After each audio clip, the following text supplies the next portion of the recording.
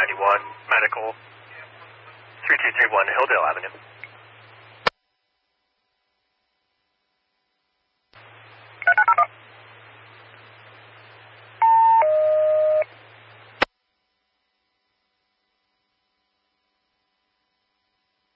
Danger 91, Medics, medical seizure, 3231 Hilldale Avenue between Foothill Boulevard and Morningside Drive, 2046.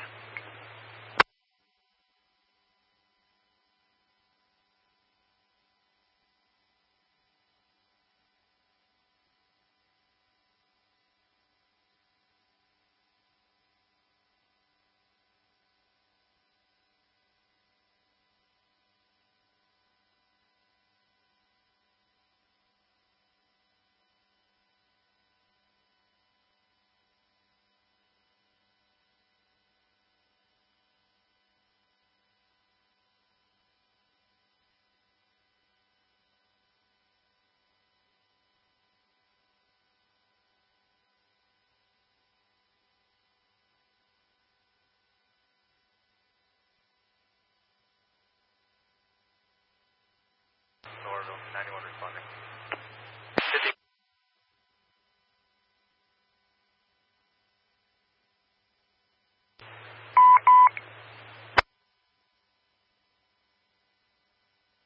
He is responding, medical 3231 Hilldale Avenue, reduced to code 2, 2047.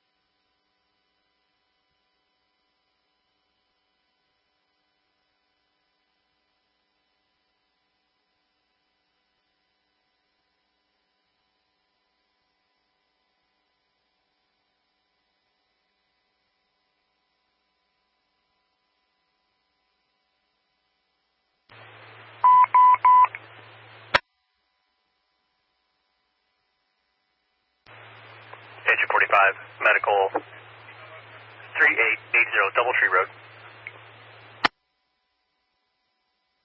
10, night operations on command.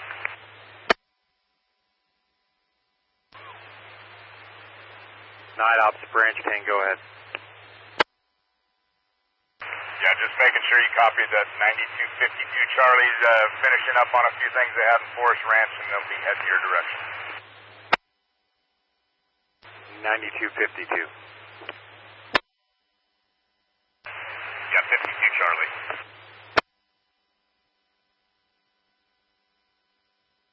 Agent 45, Company 25, Butte Medics, medical fall 3880 Doubletree Road between Clark Road and the dead end, 2051.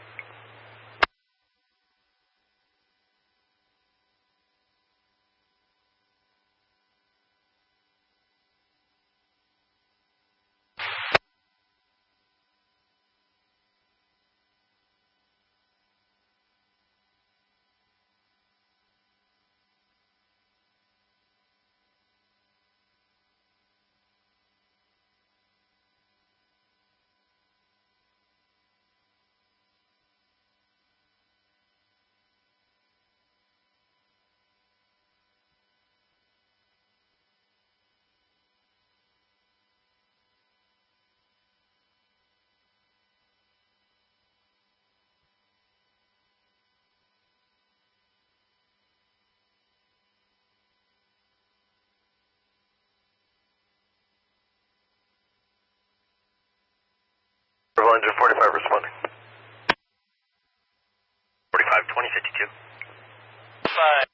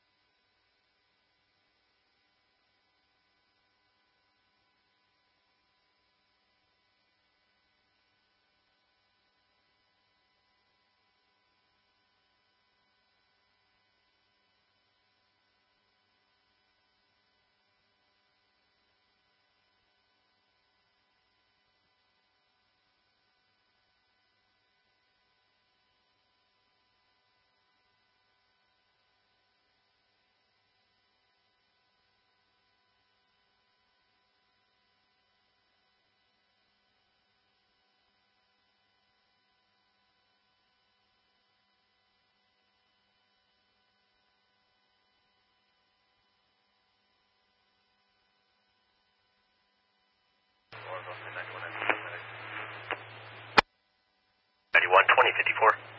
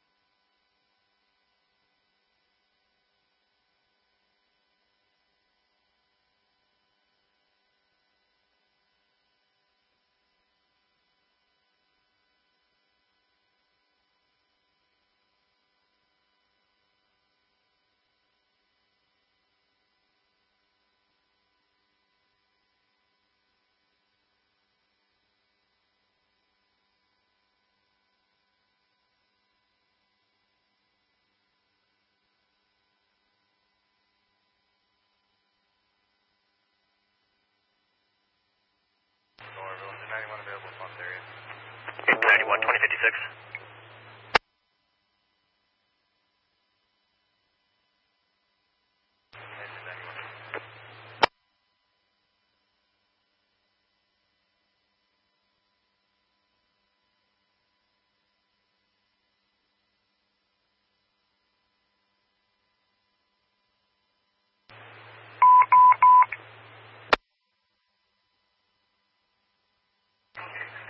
Truck 74, medical 295 Ford Avenue.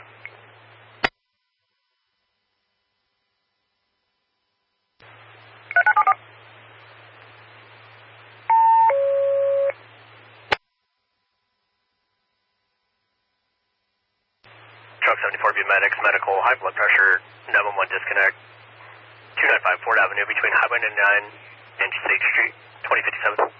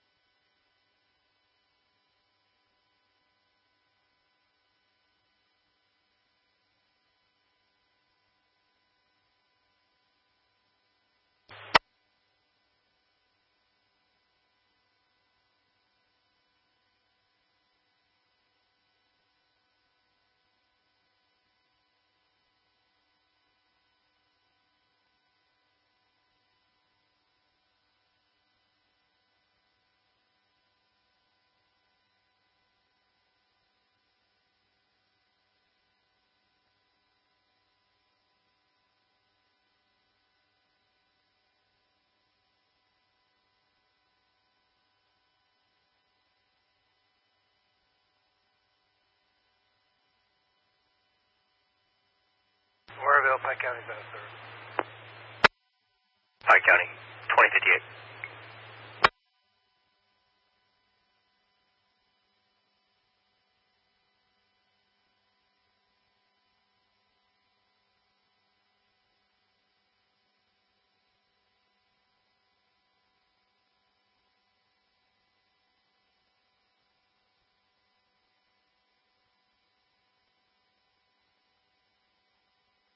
Operations, Orville, on command.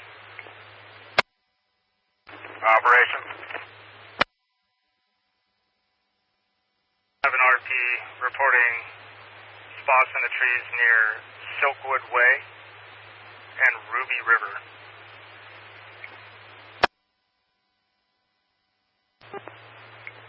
Truck 74, 2059.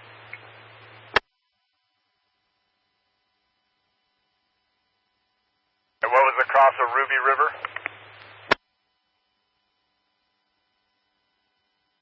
Silkwood Way.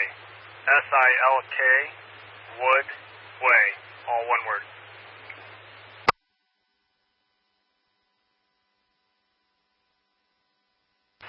Okay, I copied. Is that near the city of Chico?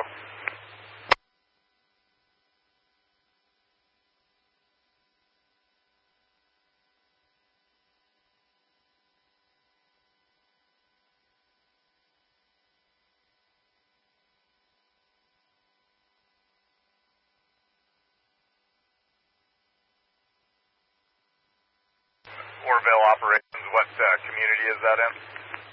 Be advised. Trying to locate. Possible.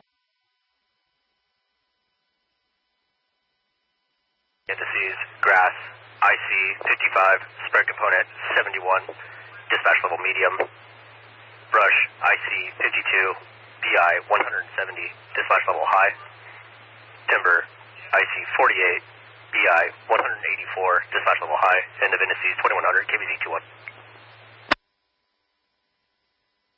Locations are in the city of Chico. In the Chico area.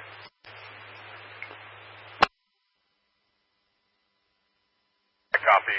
So break division Alpha or Bravo on command.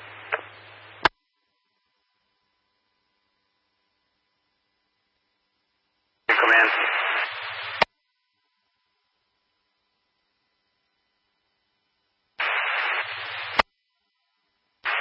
Division Charlie on command.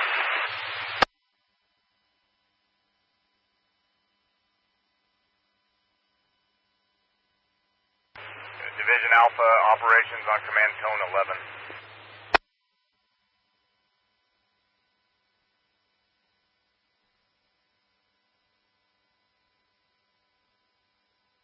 Operations go for Division Bravo. Yeah, can you or Alpha look into that report of a spot, Ruby River across the Silkwood Way?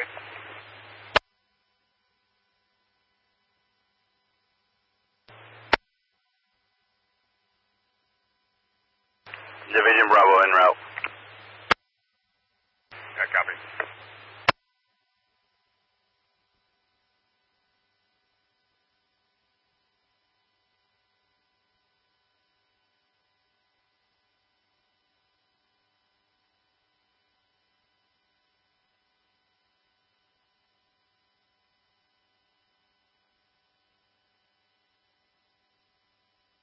Overfill truck 7450.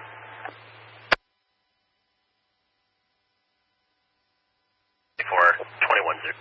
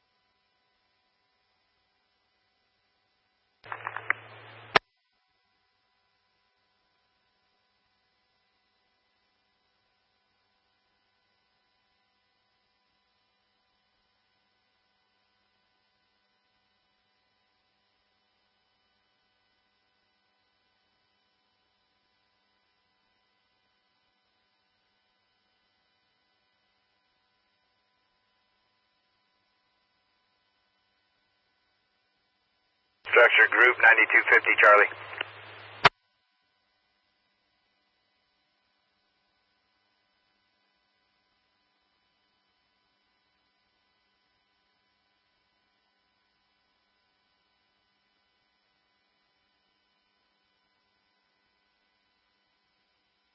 Structure Group 52 Charlie.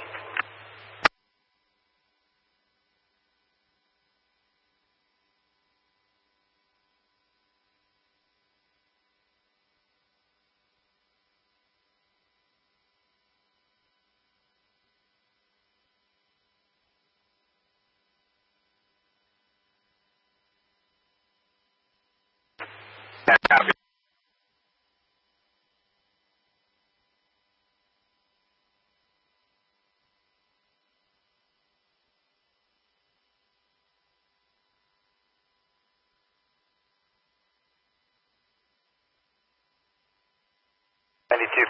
Structure Group. Just accountability, letting you know we're off your line. Thanks. There, copy Structure Group.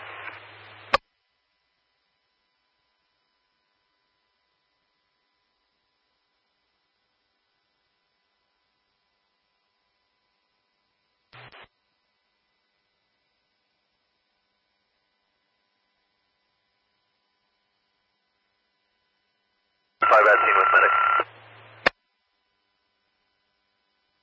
Agent 45, 2105.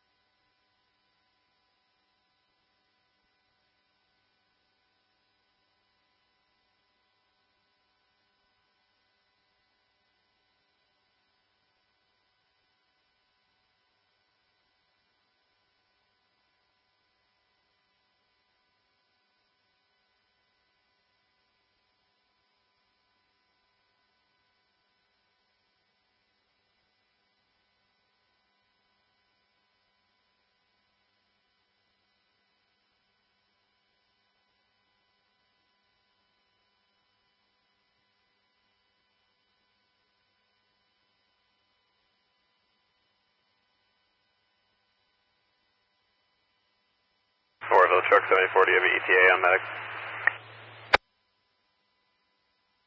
Morrow, medics responding, time at dispatch, drive time from Morrow.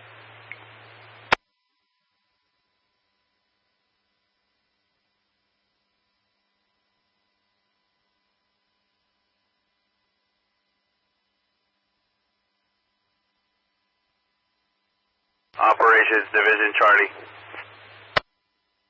Division Charlie, operations, go ahead. Operations Division Charlie, in the area. The only thing visible is just the embers up in the ridge. Everything looks good down here in the valley's edge. Okay, I copy. If you got a couple engines available, maybe just kind of patrol in there just so the folks in that area can see us out and about.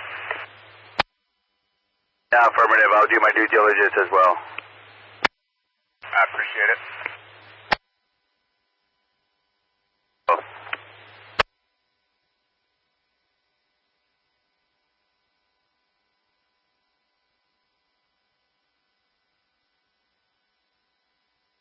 Morrow, confirming assignment, move to station 33, correction, 63, engine 972.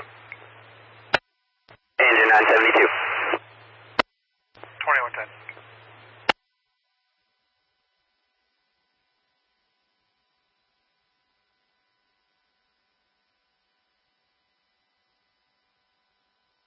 Operations, I'm in Romeo 3-1 on command.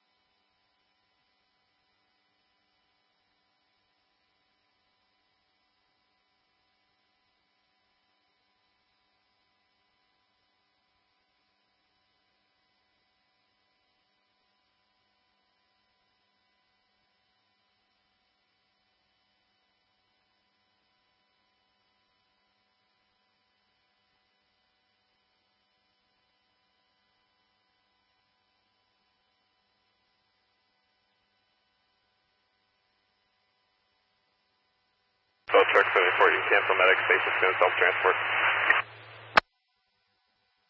Truck 74, 2111.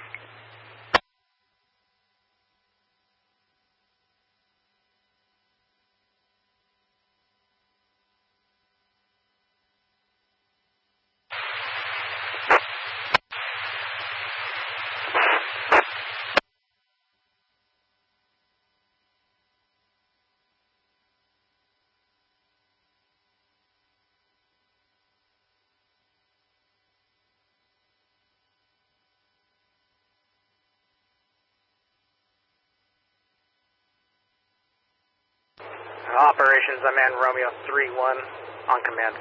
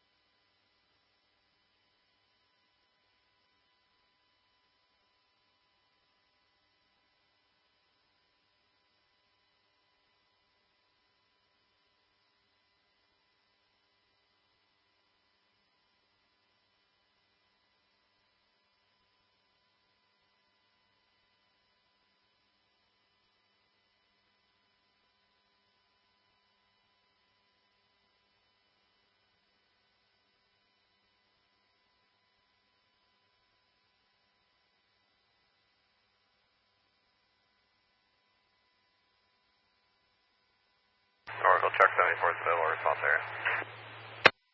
74, 2113. Truck 74.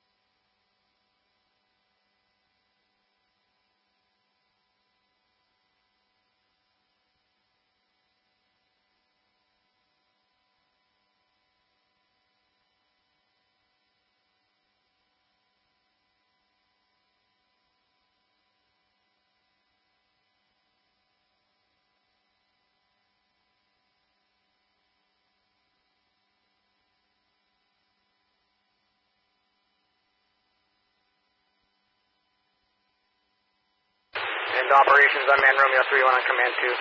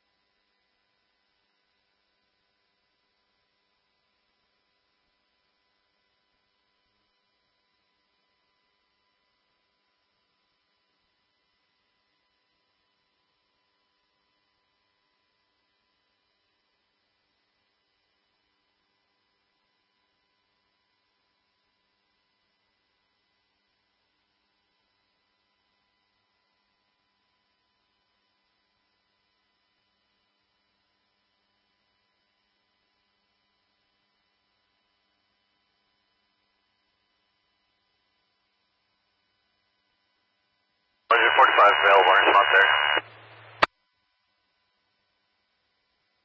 521, 21. Large 45.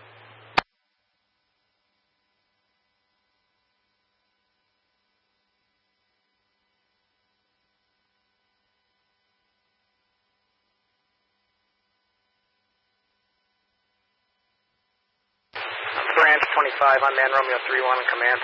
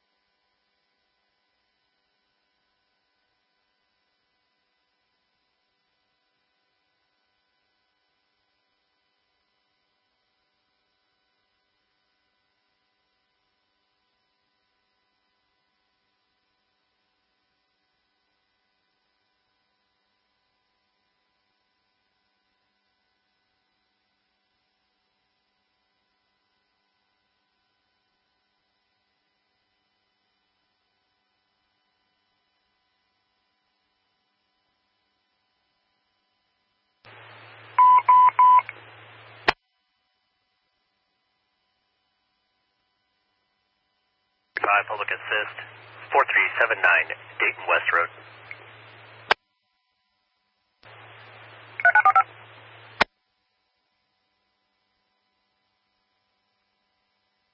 Agent 45, public assist, help up, 4379 Dayton West Road between Cartwright Street and the dead end, 2126.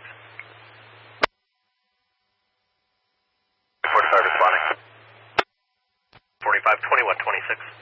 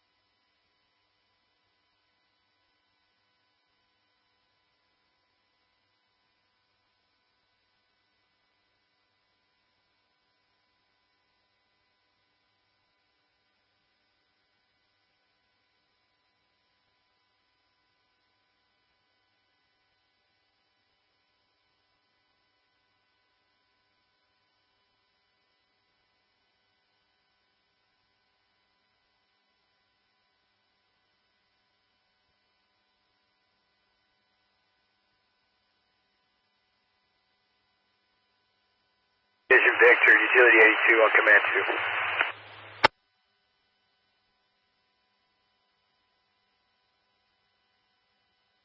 Utility 82, go for Victor on command. Yeah, I was trying to raise you up on your TAC. I think we're a little out there. I'm down with the structure group. Just want to give you a quick heads up. Haven't assumed structure group yet. Bounced behind Nopal there and got good eyes on that. If you've got crews, that's a back behind those houses. You broke off. If I have crews, repeat. Yeah, where you talked about on Nopal, if we can get some crews, we can do a quick scratch line, real live fire activity behind those houses on Nopal and go direct on that. Yeah, copy. I'll be en route to you. I'm about 10 minutes out from our where we face to face. Copy that.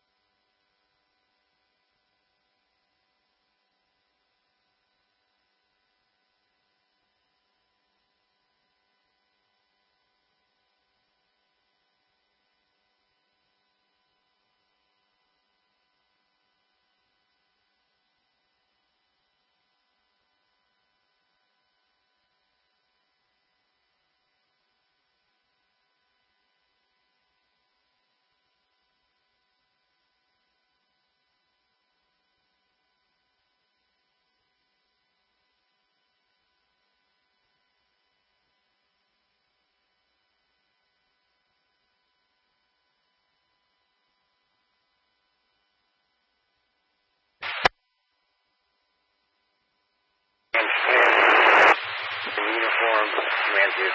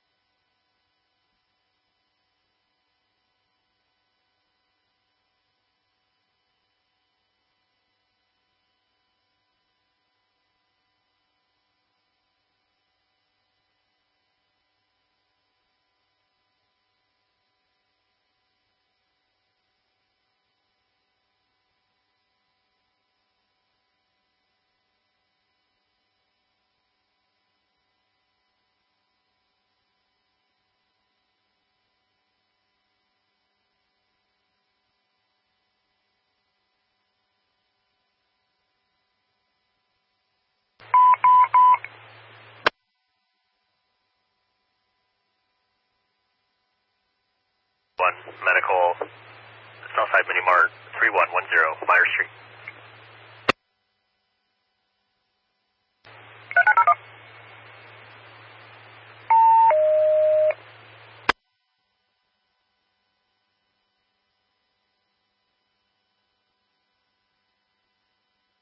Medics, medical, ill person, OPD at scene, Southside Mini Mart, 3110 Myers Street between Wyandotte Avenue and 8 Alpha Street, 2138.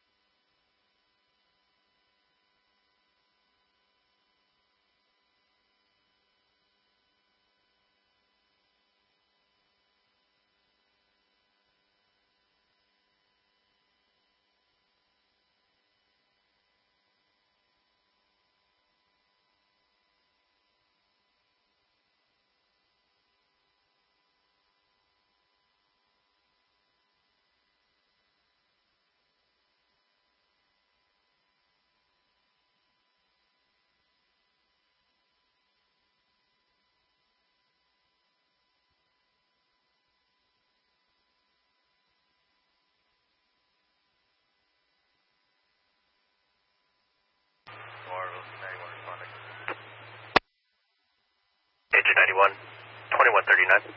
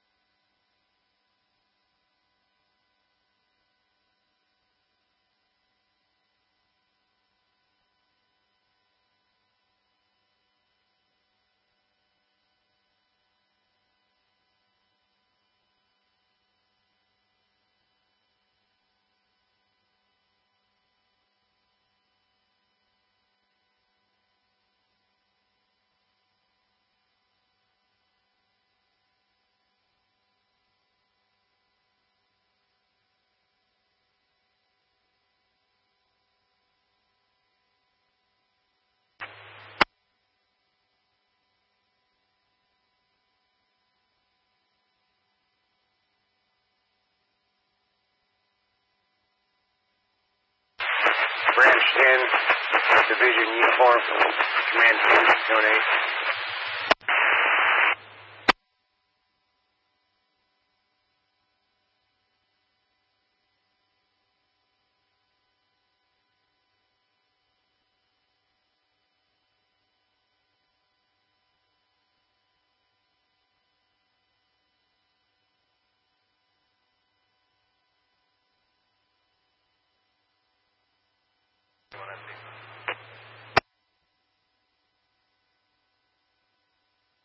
You want 2142?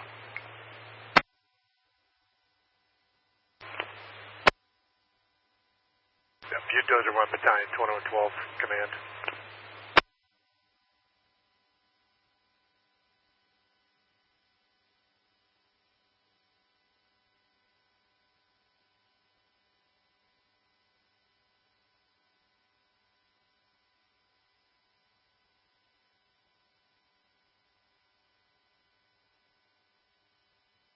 Butte Dozer 1 Battalion, 2112 on command.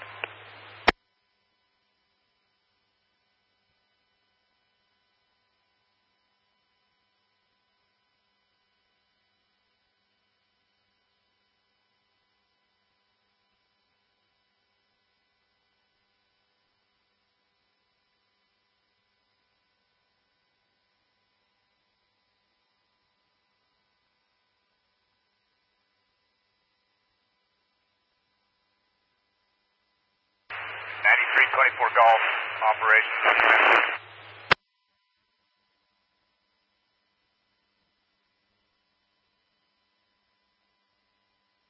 Operations, go ahead for 9324 Golf. Hey, you guys have any luck out there finding that spot? Yeah, it's affirmative. We have a side-by-side out there. They're claiming it's about an acre in size. They're going to start working it and see if they can get crews inserted. Okay, I copy. Are we going to be able to get some dozers out there, or is it just going to be crew work? Right now we're scouting it. There's a heavy equipment boss out there with our crew. We're going to identify if we can get dozers out there. I'll get back to you. Copy, thank you.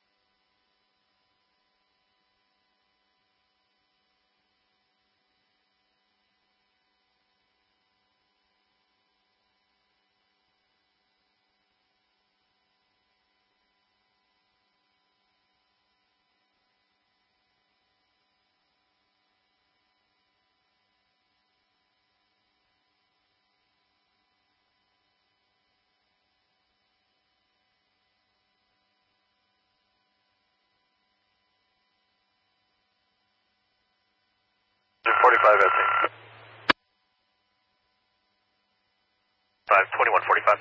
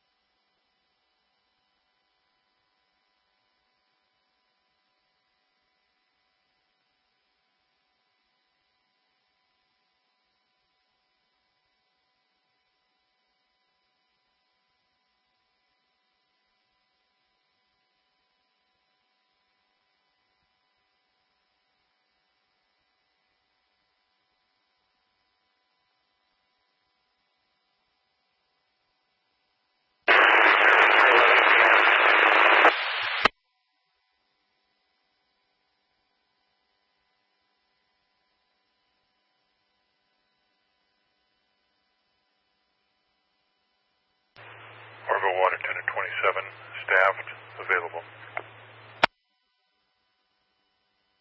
27, 2150. Water tender 27.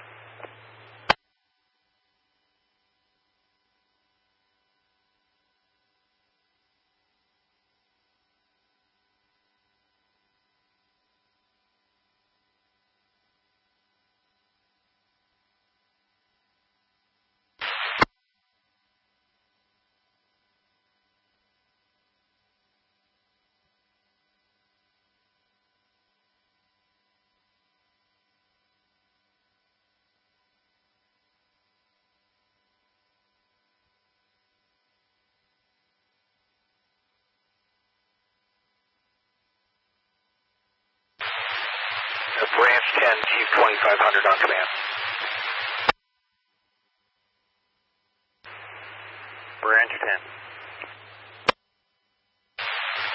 For the resources, it'll be staging at the CAL FIRE Payne Creek Station. Is there any line leadership out here tonight, other than yourself? Division Echo, which is Kenyon Officer Charlie.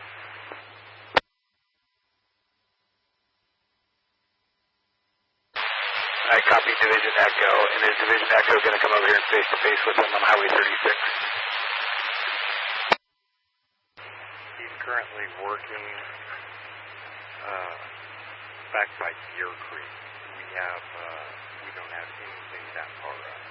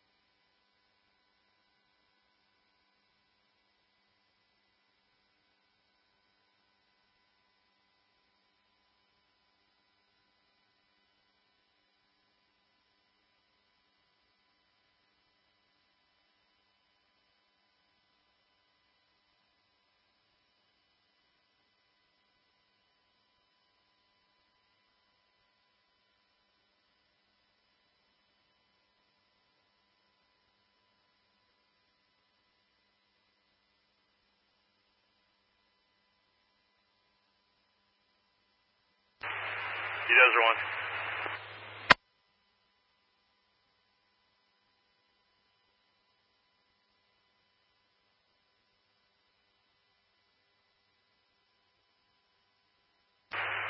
Desert 1 on command.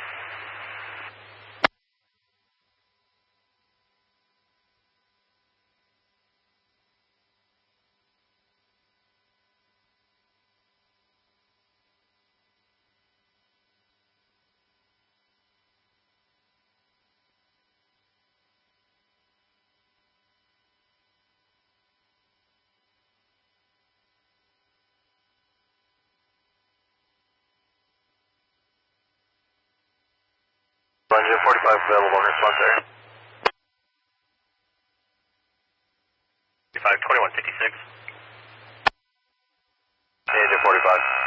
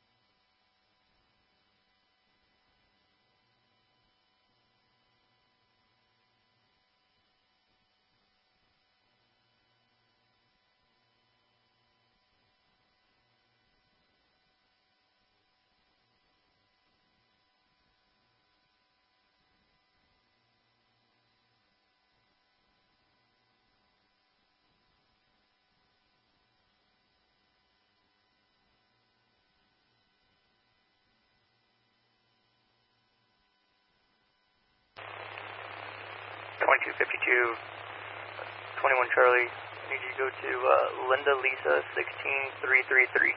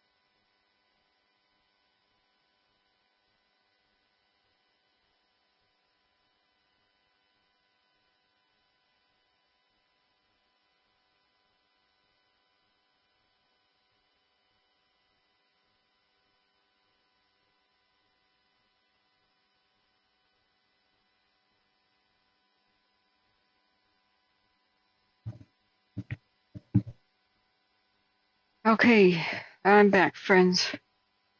I'm sorry, getting home took a lot longer than anticipated. It took a bit longer to get the food in order, but thanks to C-Probe, I got good, healthy meals in me. So if you'll bear with me, I'll turn on the camera and change camera angles in just a minute. I'm so heartsick over what's going on. I hope people forgive me. I just couldn't sleep this morning. When I saw the fire getting bigger and closer, all my sleepiness just went out of me. And I was just kind of shocked awake. I knew I had to get some sleep, so I just took NyQuil, and that snowed me over. And I just kept hitting the snooze button. I just couldn't move. It's just some sinus infection. And it caused me vertigo. The other day I just couldn't stop vomiting. So I've been already kind of weak because it clogs up my ears, and I can't sleep at night. I can't breathe very well. And I'd run out of Sudafed, and I'm just in a weakened state, and frankly stressed out about this stuff. But we'll be here tonight. I'm with you tonight, whatever develops right now. This is when the news clicks off and officials stop giving people updates. So if anything happens in the night, we'll be here to guide people. Just bear with me. I'll get a new beverage here, get on over to the computer. I just can't believe this is happening. Oh. I was really hoping Butte County could have a rest, rest from all this. So as Butte and Clemens County deserve a break. I saw they're making such great progress. Such great progress over at Portola. Now that gave me a heart attack of last week.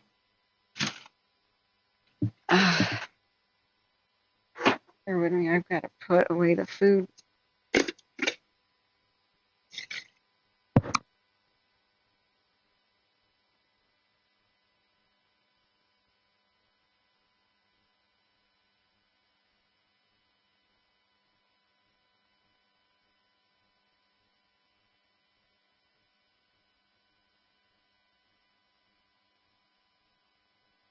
But some years, we just can't get a break. This is the next big forest fire, unfortunately, of California. Seems like they've done a really good job with the Shelley and the lake when they got breaking the weather, which that's going better than expected. They really utilized their breaking the weather as best they could. Oh no, I just screwed all this up.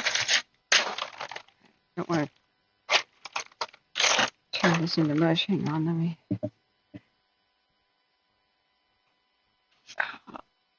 Try to preserve my food best I can at dinner. I had it in a shopping bag, and it got upside down. So please get me up to speed on what we lost today, where it moved. We'll, of course, try to look at this best we can. I just glanced at the phone a couple times. Smitty called me, and I said, Smitty, is there any way I could just sleep a bit more? He goes, we got it. We got it. We were listening to the radio. It's still on. And I said, okay, I'll sleep for 2 more hours. Called me around 6 or something. I don't remember when that was. But then C-Probe came over. Sorry, kitchen noises. And said, hey, your stream's at 12 hours. All right, oh my God, what time is it? And he, thank God, brought me some Sudafed. So now I think I can breathe again at night and hopefully get real rest. But we'll be awake tonight. We will be awake tonight. When people can't find info, they'll try to provide it. I'm sure there's plenty of the anxious right now. So what we need to be telling people is this is the biggest threat that Butte County is going to face in a long time. It's a big threat to Tehama and Plumas counties too. And really the only thing that might save the forest up in the mountains is mostly rain. In order to get control or containment of this, what would have to happen is extraordinary cooperation with the weather. I mean, unseasonable. It'd have to act more like winter right now than summer. I wouldn't count on that. The Dixie Fire was in the Caldor. Were stopped by rain. There was no way to humanly get it under control, and it's in this type of terrain. My friends for the kitchen noises.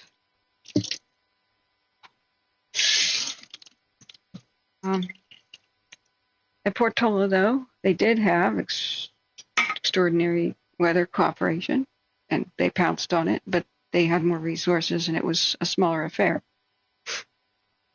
So I think, like JB was saying, John Bruno, that a retired fire captain of Shasta County, who's so wonderful and gives us so much of an education and advice. Like he was saying,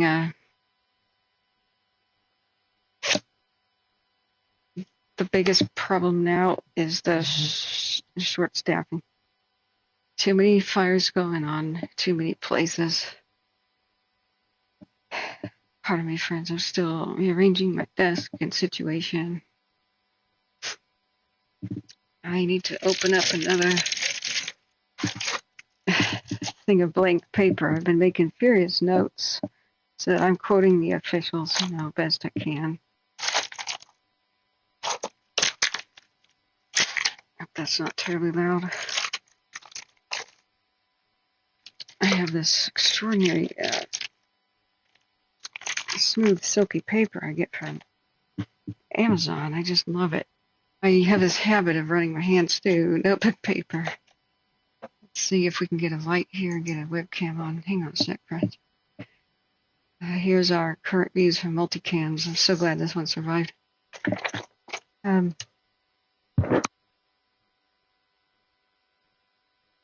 Yeah, I still thank you as for saying apologies are not needed. AC Pro, thanks for being here too, and thank you for the food.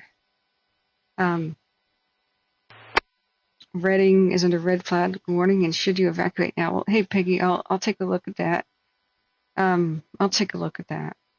I haven't been able to keep up with things today, and we'll need to check the satellites and see what's going on. I've got some relatives in the area. I would love to correspond with them and see what they think. I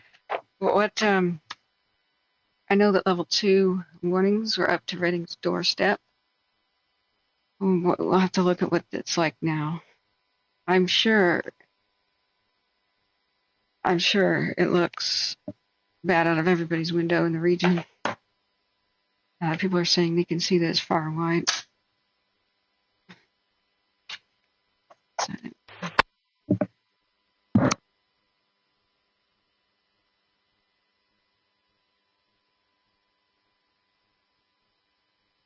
All right, let's get a webcam going. Okay. Hi. Once again, friends, wish we were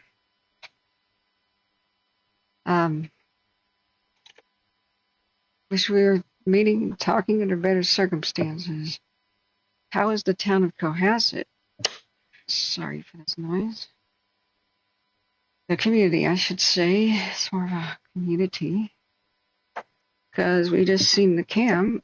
The fire reached the cam. But like I keep telling people, the smaller and closer and tight-knit your community, like if it's on the same street, the more likely the buildings are to be saved. And what we're expecting from the get-go is for them to structure protect and let the fire go past them in the first 24 to 48 hours, and then for them to try to get a strategy on how to contain the greater, broader fire as an issue. Hey, excuse me, friends, I gotta open a window.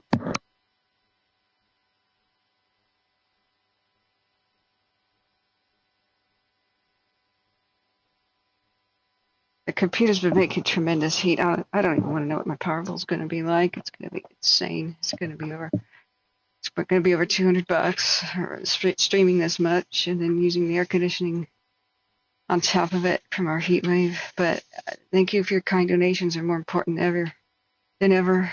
I covered this for like 23 hours in a row and then just had to pass out.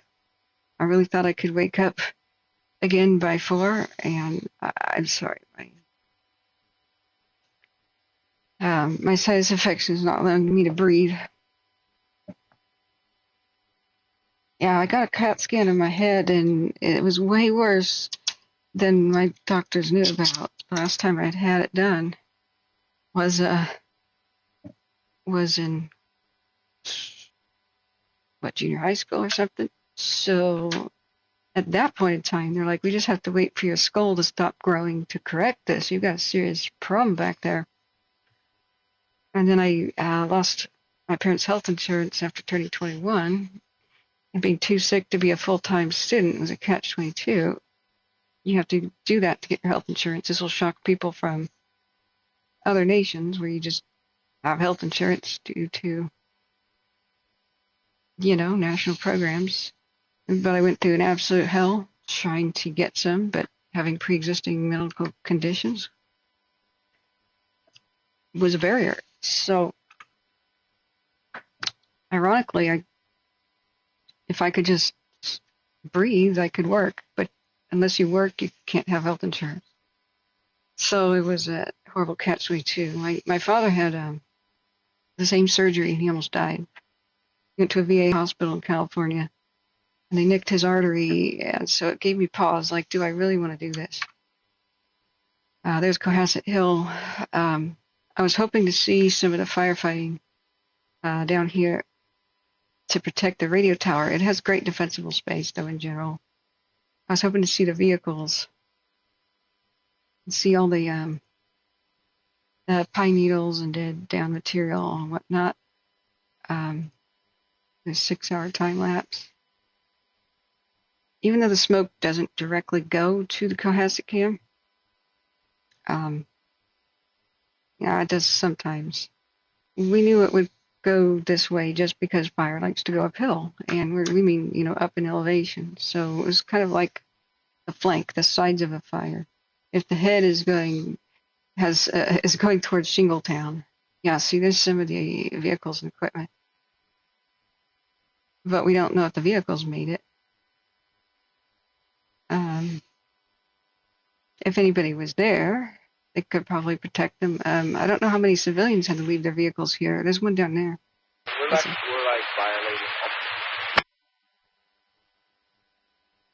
violating. There was a National Guard evacuation. There were 100 vehicles right under these towers, as far as I could tell, yesterday, and they got at least 80 out or so. Were the occupants of 80 vehicles out? Once the fire trapped them up there with Sierra Pacific opening the logging road gates, but I found out not all of it is true logging road. Yeah, see, there's vehicle headlights right there. So that's 2233.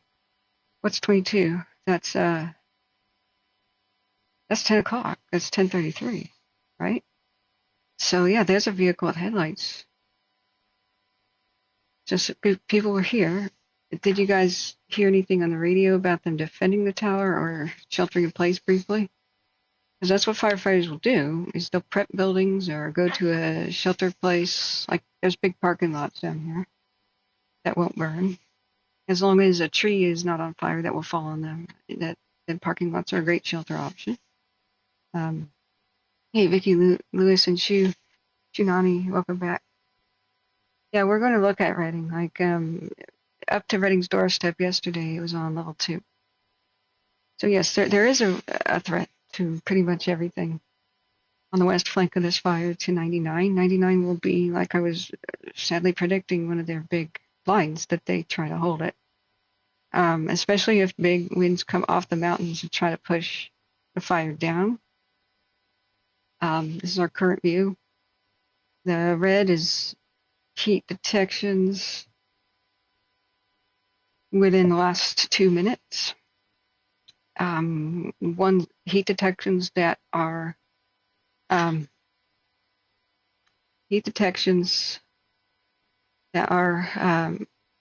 just as strong or a little bit stronger than the last time satellite passed by. Remember, these are all margins of error. See, you can see the size of the squares. That's all margin of error. There's just a heat detection somewhere within it. And if you're looking downwind, remember that sometimes it's hot drifting smoke, especially if there's a big pyrocumulus cloud, like a mushroom cloud. If, and it's a hard pushing wind, sometimes it's not there quite yet on the ground, and it's hot drifting smoke. But with the fast moving nature of this fire, it's good as on fire already. You know what I mean? But just remember that even if a tiny square, like right here, just tiny bit of road, even if it was, say, this is an example, on the east side of this road, this entire square would light up because it's margin of error. These satellites just, they zip over and they come back, and they zip over and they come back, so they don't pinpoint heat detections. Now, the little dots are a different kind of satellite, the Modus and the Veers satellites. They're much more pinpointy. They have circular margins of error with a snowflake in the center. So like this snowflake right here, this entire circle around it is margin of error. That's better than the GOES, but not that much. Still, it's better, but they only come around like once a day. So at 2 hours it came back. I'm sorry, friends. Mods, you are so amazing. Donors and everybody helping crowdsource info, you are so amazing, guys. So what I would worry about, and what I've been telling people about, like the communities down, let's first address communities in the flatland. First of all, your communities are a lot easier to defend. And anything where there's the ravines and up and down terrain. As it is right now, I don't see in the forecast any big wind event that'll come off the desert, but we know, off of the mountains and off of the deserts of Nevada. Sorry, bear with me. I haven't gotten a lot of rest.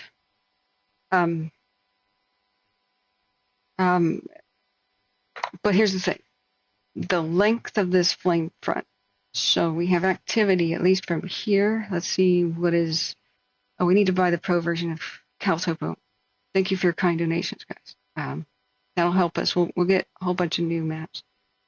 So this is kind of an old one here. There's Los Molinos and Tehima proper. These are small communities, very, very tight-knit. So A, they've got something going for them that they're small. And that most of the buildings are in one general little area. That means it's much easier to defend. But Highway 99 will be their best fire line. Everything on the east side of Highway 99, they might have to really be babysat if a wind comes off the mountains and blows it down to the flatland. However, I'm sure that a lot of the ranchers or anybody who's a landowner out here might be in the process of trying to build fire breaks. I don't know. Just to protect their own land if if nothing else. So the fact that there's irrigation, lots of water supplies, we got the big river, we got Sacramento. That's super good. That's super good for these communities. So what they would want the most is time. What would be the best thing for community prep? I don't know if that's ongoing right now. Nicole says there's another fast-moving fire in Alameda County. Okay, we got to look at that in a second. Is it threatening structures? Let me turn off my stream here on my phone. I was watching that as I was trying to eat dinner.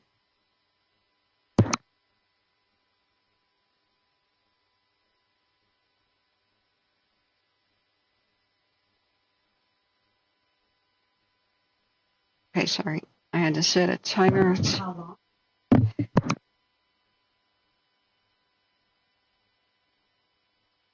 Okay, sorry. When I talk to Alexa, I try to not do that without muting myself. But I have to have a 20-minute timer to put my food in the fridge. 37 minutes ago was my last update for the Flynn fire. 100 acres with a moderate rate of spread. It was pushing hard in the wind. At first, it had a dangerous rate of spread. Now it's moderate. Highland Peak 1 camp. Okay. So the point is, like, to wrap up most of my thoughts here, the fire's edge where they don't have lines it's getting closer and closer to even, the Shasta area. Red Bluff. The more space in between the hills and up and down nature, the rolling parts of the terrain in your community, the better. Highway 99 is a pretty dang good fire break from those situations. If there's any irrigation to the east, that's even way better. I know there's orchards, and a lot of it's orchards, by Los Molinos and such, but that's not really the best kind of irrigation to fight fire.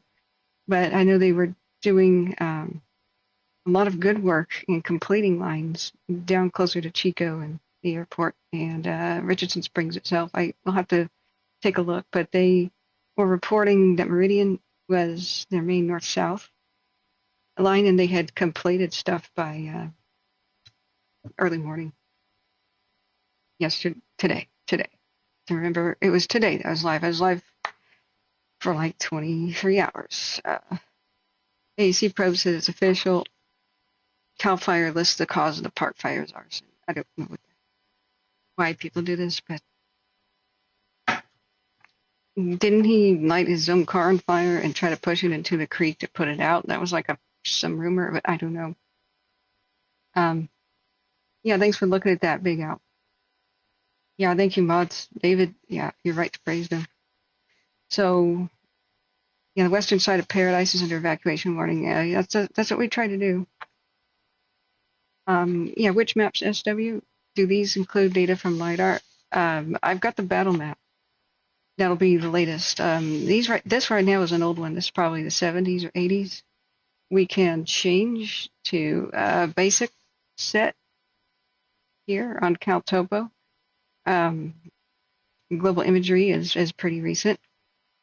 But if we pay the $100 a year, which I think we should now, we can layer and have access to a whole bunch of other tools here.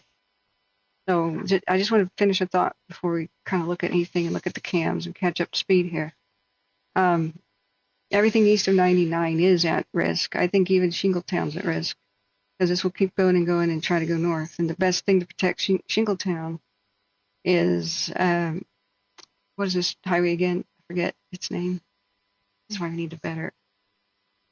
See, even the ones from the 70s, at least, whatever Scan Topo is, does a better job at labeling towns. I have to switch back and forth. What is it, Highway 36? I have to switch back and forth between Google Maps and this. Where is Shingletown? That's pretty far away. But look, fires continue until something stops them. So Campbellville was supposed to have been affected this afternoon. Looks like we'll find out if they protected the structures at Cohasset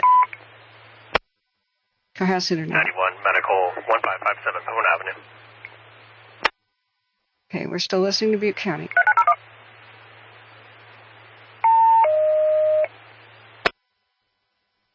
There's still a helicopter. 1591 Medics Medical Fall 1557 Pomona Avenue between Gray Street and Pine Street, 2300. Yep. There was a conference, okay. But 2 hours ago there was a conference, all right. We'll surely have to watch that. I'm just trying to look at when the last evacuations are happening. 5 hours ago for Tehama. Over 125,000 acres, my God. Let's see. I'll see about their new battle maps, but they'll probably fly over soon and then draw them up for tomorrow. And by battle maps, I mean I have some access to these types. What the firefighters use to brief each other with. And so I take furious notes from, when they report in. And then they say this place, that place, this longitude, latitude. They'll say quadrant 9, like they did yesterday. Each one of these squares. Why can't I can't use it with the grabby hand? So we looked at quadrant 9, and that was the Iron Canyon by Cape Creek. Said they were making great progress building a dozer line, blah, blah, blah. But then later, down by Richardson Springs, they explained that, and we used Count Topo to find this because they said Spanish Corral was east of Richardson Springs right here. I need my third monitor to really draw on the map again. But these I have access to. However, these are usually generated a bit after midnight because they'll have a midnight plane mapping if possible. Then they'll create these maps somewhere between midnight and 2:30 to 3:30 in the morning. And then they get printed out. They're already obsolete the moment they're printed out. But we get to see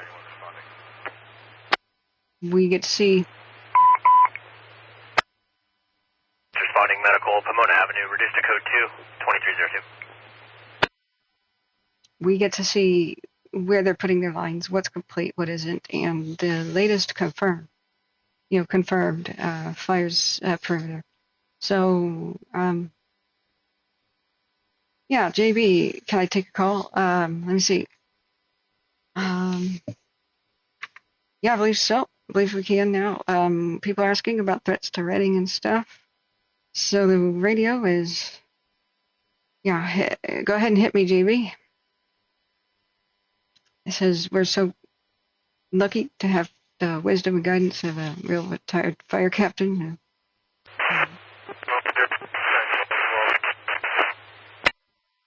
People should be ready at Shingletown because I don't know what's going to stop this from getting there. So, yeah, she should be aware that I'm not sure how they're going to get in front of it and where they can possibly stop it. We got to get up to speed. So, hey JB, you're live and on the air. Good evening. I guess you got up and I'm heading to Iraq here pretty soon. So, what I tell you, you keep tough hours. Well, I have the sinus infection. I couldn't breathe while I tried to sleep. So, yeah, it is what it is. Bad for you. Yeah, I've got some more Sudafed now. I've been here all night, so like I said, I think if I were to ask you to the best hours to monitor, I would say 1 o'clock in the afternoon until about now. Is the best, because that's when most of the activities go on. Sure. Yeah. And, I don't know. It's just whatever works for you. I just, you got to keep yourself, priority. So anyway, do you have any questions? I was monitoring this and interacting with a lot of retired CAL FIRE colleagues of mine all day. So we're kind of reliving 1994, the Barkley fire, where we were in that country, at least the wilderness and all that area there in Alaska. We had a fire there in 1990, the Campbell fire. So there's two major fires historically in that area. Yes. So people are asking, like, what threat to Reading, what threat to Paradise? Can you give any insight, like, about those things specifically? And put your questions in chat, guys, if you have a question for a real firefighter here. Threat to where now? I didn't hear you. Reading. Reading, California? Yes, there's evacuation level 2 all the way up to its doorstep. That happened yesterday. All the way up to where? The southeast corner of Reading, the town, in Tehama County. Or Red Bluff, I'm sorry, not Reading, Red Bluff. I get them confused, my bad. Red Bluff, yeah. Red Bluff, yeah. Well, okay, let me just tell you what's going on. Every day, since this fire started yesterday and today, there's a weather pattern that has been consistent. That's a southeast-southwest wind. It's not a great gradient wind. It's just an up canyon, up valley wind. That's anywhere from 10 miles to 15 miles sustained. Even more so when the fire really cooks off like that. It draws its own oxygen in and creates more wind. But like I said, many of those drainages were aligned with the wind direction, so that's why. Plus this is, I think, the fourth heat wave we've had this summer. So a lot of those fuels are really dry. That even now it's gotten into the timber, and it might slow down a little bit. It just depends, because sometimes when it gets in the timber, it's a little bit wetter fuel moisture. But it's in parts of the Ishi wilderness. Yes. Which is now a whole new ball game as far as the feds tactically what they do in there. Normally they don't allow bulldozers in there. They asked. They asked for permission. I don't know the status and if it was approved, but they were waiting on it yesterday, which is really sad. So as long as you see the activity that you see, actually it started as early as 7, 8 o'clock this morning. There was actually some good runs, and then of course as the morning went on, it appeared, I could see it from my home in Reading, and I live in North Reading, on a ridge. So anytime you see the pyrocumulus cauliflower-looking clouds, that indicates there's a lot of energy, a lot of heat, and along with that, because of that energy, you get rapid rates of spread, spotting, and you can't get people in front of it. No. So their priority today, it sounded like they were really trying to stop fire getting into Forest Ranch, which is a community on the Highway 32 corridor, and doing a lot of structured defense in there. They didn't get all the resources today that they put in for. I'm sure more have come today and tonight for coming that will be prepared to take it tomorrow morning. Cal Fire is running this incident on incident base at Silver Dollar Fairground, so more resources are becoming in, ground resources. People might ask, hey, what happens when the incident commander is asked to give up an air tanker for a new fire? That's kind of a policy, a standing 10 commandments in the air world. When a new fire breaks, especially one that's fast moving in a threat to property, they'll divert the air tankers on the existing fire and send it to the new fire, because the rule of thumb is air tankers are most effective initial attack. And then if once, like I had a fire today in Lake Napa, I think it got no more than like 50 acres, Upper Lake, and they were able to take care of that. So this is going to be a challenge. There's really no community centers. There's rural residential spots. If you were to pull up your CalTopo and enable the structures that light up in kind of an orange dot, you can see there's isolated cabins, and there's some that have clusters where there's more of a rural residential community. Those are going to get priority, because this thing is moving exponentially. It's, I think, probably over 140,000 acres now. Yeah. So Campbellville, I don't know how to spell it, but do you know what may have happened there? They were expecting it to be impacted this afternoon, but I just absolutely fell asleep and passed out after 22 hours of coverage. So well, I think your map that's probably the most accurate and up to date would be the ones that have produced by the agencies, but they're always delayed. There'll be an IR flight tonight for Red, so they'll get the detail. The intel plane will probably be flying it. So probably as far as where the fire's edge actually is similar to the Cal Topog map. Like I said, it's kind of a broad circle, though it's kind of in that general area. So yeah, Forest Cohasset was impacted. In fact, there was structure loss there. The numbers will probably be forthcoming in the next several days, but there was I think there were a lot of structures lost in Cohasset. Oh boy. And then, but there were a lot saved as well. So there was film footage, KCRA Sacramento, Channel 3, sent a copter up, and they were live the other day, and it was yesterday, and then today. Right? They filmed a lot of rural residential structures that had been destroyed. And this is not uncommon. This is very common in California. You get a fast-moving fire and heavy fuels on a hot, dry, windy day, you're going to have catastrophic rates of spread, and you're going to have a lot of energy, and a lot of spotting, and difficulty in containment. So it's not uncommon. The way it's behaving, though, is quite unique, I think, for normally this early in the year. But we've had a horrendous amount of moisture drawn out of the forest fuels with these heat waves that has hit California and the West Coast last 4 times or 5 times. Yes, so I think what people are wondering now is how far and wide should people be? I can't get Caltopa to go directly to Campbellville for some reason. I know it's sort of northeast of Cohasset or north, I can't recall. But people are trying to figure out from Red Bluff all the way to Elminor, should they be prepared? Mineral. Yeah, they all should be. Anybody who lives in California, where you have a wildland fire threat, especially, but it can also be for other types of birds. You should have a go bag, but those people should kind of be in a set mode, be conscientious.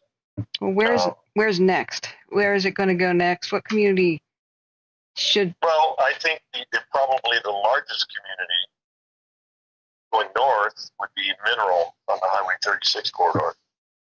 Yeah.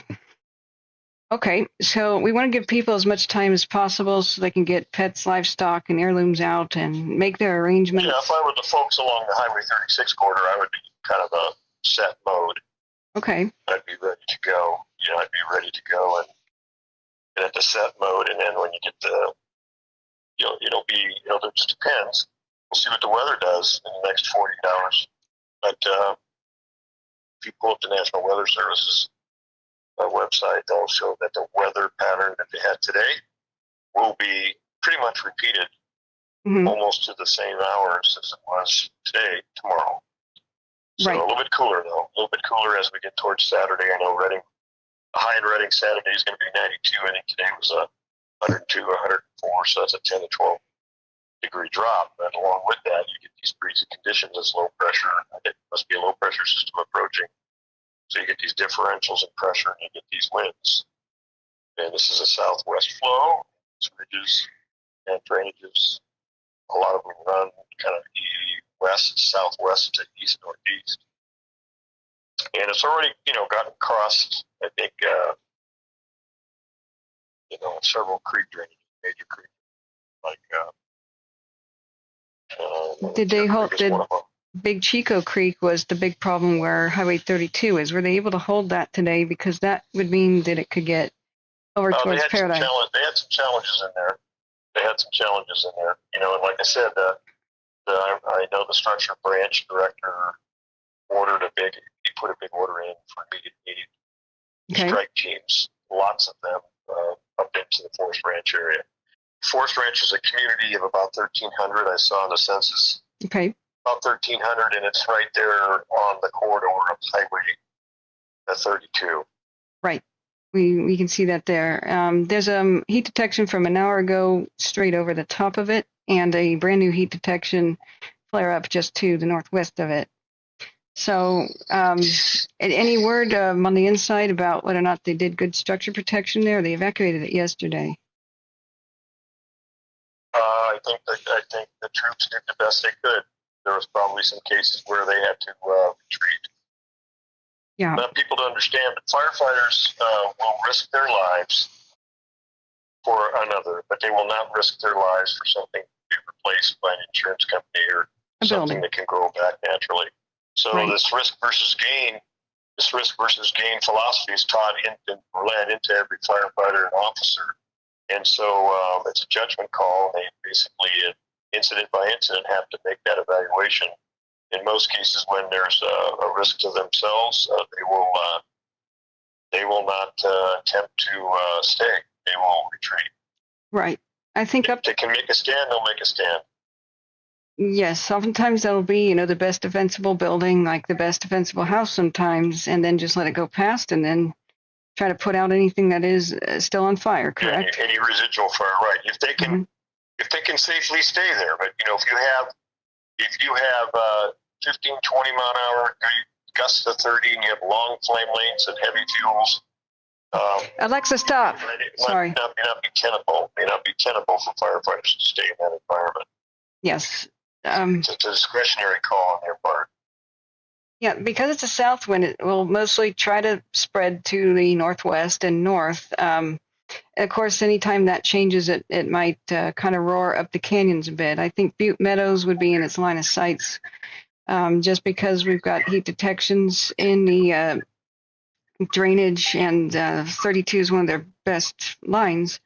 I think people at Butte Meadows should probably be on alert. What do you think? Oh, yeah, absolutely, in Butte Meadows. Yeah, and I'm sure they've already been alerted by the Butte County Sheriff. Oh. In fact, they have those all posted on watch duty. They have those all posted, which one they've already made notifications. It sounds like most of these counties have, divided their county into quadrants, and they number and letter them, and so that's how they evacuated. There is an evacuation branch director in the general staff. I think he works under the plan section chief along with the ops chief. Mm-hmm. And so when the fire officials determine the threatened area, then they give the word to the LE, the law enforcement member, and then he processes that. So firefighters, they do evac, but firefighters are focused on structure defense, physical rescue, fire suppression, where law enforcement will take care of evacuations and assisting the public and then securing the properties after they leave. Right. So I'm think what they did is they unfortunately they seem to be using the antiquated trigger point system where fire has to get near a community to even tell them what to do. Butte Meadows is not under even an advisory right now, but right next door at Lomo it is. So unfortunately, they told people to leave at 4 a.m. from parts of the northern end of the fire yesterday in Tehama County. So what I try to tell people is, who are about to go to bed and whatnot, whether or not they should just get out before they're told so they don't have to wait for a knock, because many people have livestock and pets and need daylight and as much time as possible. Yes. So if I was a homeowner in that position, I might go to bed, but just like maybe you have a pregnant dog that's ready to deliver puppies and you get up and check on them about every 2 hours, you would want to get up and check your communications, check your phones, check the news, and be conscientious of and when in doubt, go. Yeah, I wouldn't. They should be prepping their house now for doing that. Yeah. But most, believe it or not, where this head's going, if you go to the CAL FIRE website, they have a stamped outline of your fire.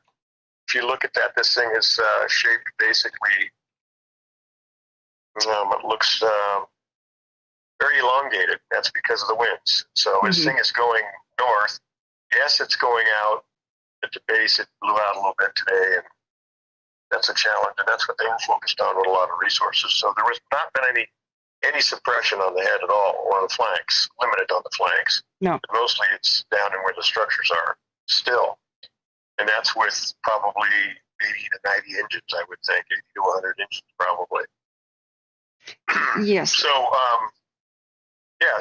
anybody, if you look ahead of the city, it's all in the open wildlands. There's no really community centers. Now, there might be some isolated cabins or something like that in there. And of course, there's valuable timber. Yeah, Tehama State Wildlife Area looks like where it's going next, and there are no real structures to be seen.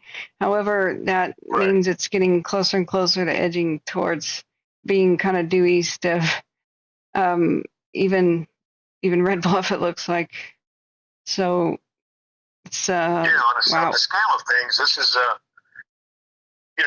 east of 99 and south of 36. But if these winds continue, it's not undoubtedly, it could go all the way to Highway 36, and that would be a good place to make a stand. Yeah, because it's way out there. Yeah. And they can improve that and hold fire there, but it just depends on how this weather cooperates with them. It could spot over Highway 36 and then keep going, and if that was the case, then it could threaten the communities on the north end.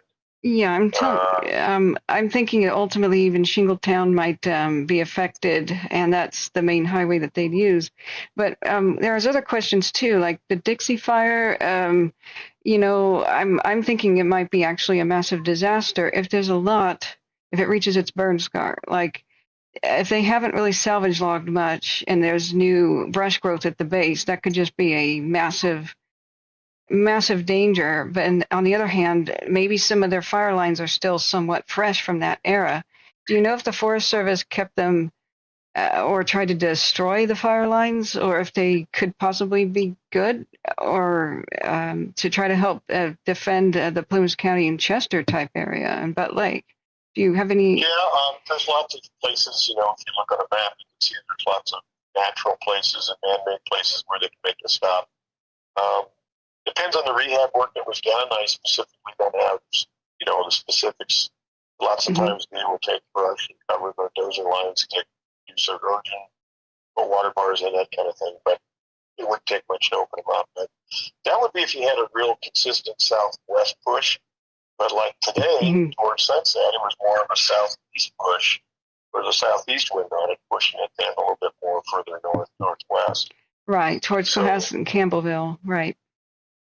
Right. Well, yeah, Cohasset, it's past, way past it. Yeah. But if it gets up there and if it makes it across, like it did, I believe it's already across Deer Creek. Yeah, it was this morning. Range. Platte Mountain. So we just watched the camera burn over the last couple hours of Cohasset, and Platte Mountain, the fire's getting really close to it. So I think there's been 2 camera burnovers. Yeah. Richardson Springs did not survive, and Cohasset just happened, and 3 because of the Pine something camera, that one survived. So this would be Cohasset was the 3rd, so Platte Mountain might be the 4th now, and this is Pine Creek cam burned over. So the only one destroyed was Richardson Springs, because like we saw, the stupid power cable burned up from the solar generator because they allowed a bush to grow up next to it in a tree. Yeah, when we were discussing that today, that man, these folks that installed these, how much weed abatement and brush removal did they do? And it doesn't take much to get heat underneath those very expensive cameras, and then now they're gone. Yeah, I'm sure there'll be a higher standard after this fire. People are saying that there was a fire tornado caught on this fire by KCRA, I guess, or it was shown today. I wanted to caution people, unless the vortex moves, it's not a tornado. Well, yeah, I don't know what the official definition, but there's a lot of vortexing, there's a lot of twisting pigtail movements, which tell you there's a lot of heat. That you don't get that unless you get a lot of heat. I've got a photo in my office here of one that occurred on the French fire in 2004, and it was caught by the searchlight. They took a picture and sent me it. But vortexes, a lot of cool air's rushing in at the base, and the heat is rising, and it causes a twisting action, And if you look at the cams, you'll see that these large hydrocumulus clouds develop. And tops of them are very white, and then they'll lose their energy and then crash, and then they'll be building up again right as fuels continue to burn and move on. Got to remember that one thing that you can't really see well is the spotting that goes on. There's a lot of flying brands going ahead. Of course, this is going from low elevation to higher elevation, so the fuels get preheated. They say for every 20% increase in incline, the rate of spread will double. So if you're on flat ground and then you have a 20% increase, 20% increase would be a rise of 20 feet over a horizontal travel of 100 feet. That's 20%. So for every 20% increase, they say roughly the fire will double in its rate of spread compared to those on flat ground. So you take elevation. Okay. That's in alignment with the winds. So if you have a drainage or a slope that runs from the southwest to the northeast, and you have a southwest wind, then that's when you have a kind of a design for disaster. Yeah, it looks like it was confirmed by the weather people at KCRA. I'm just looking at, or actually CBS Sacramento. It was caught earlier on one of the cams, and it does appear to be moving. I didn't unmute it, but that's what I've got on the stream right now. And it's overheaded. That was over by Highway 132. There's no way that a fire crew can survive being in front of a fire tornado. They run from these.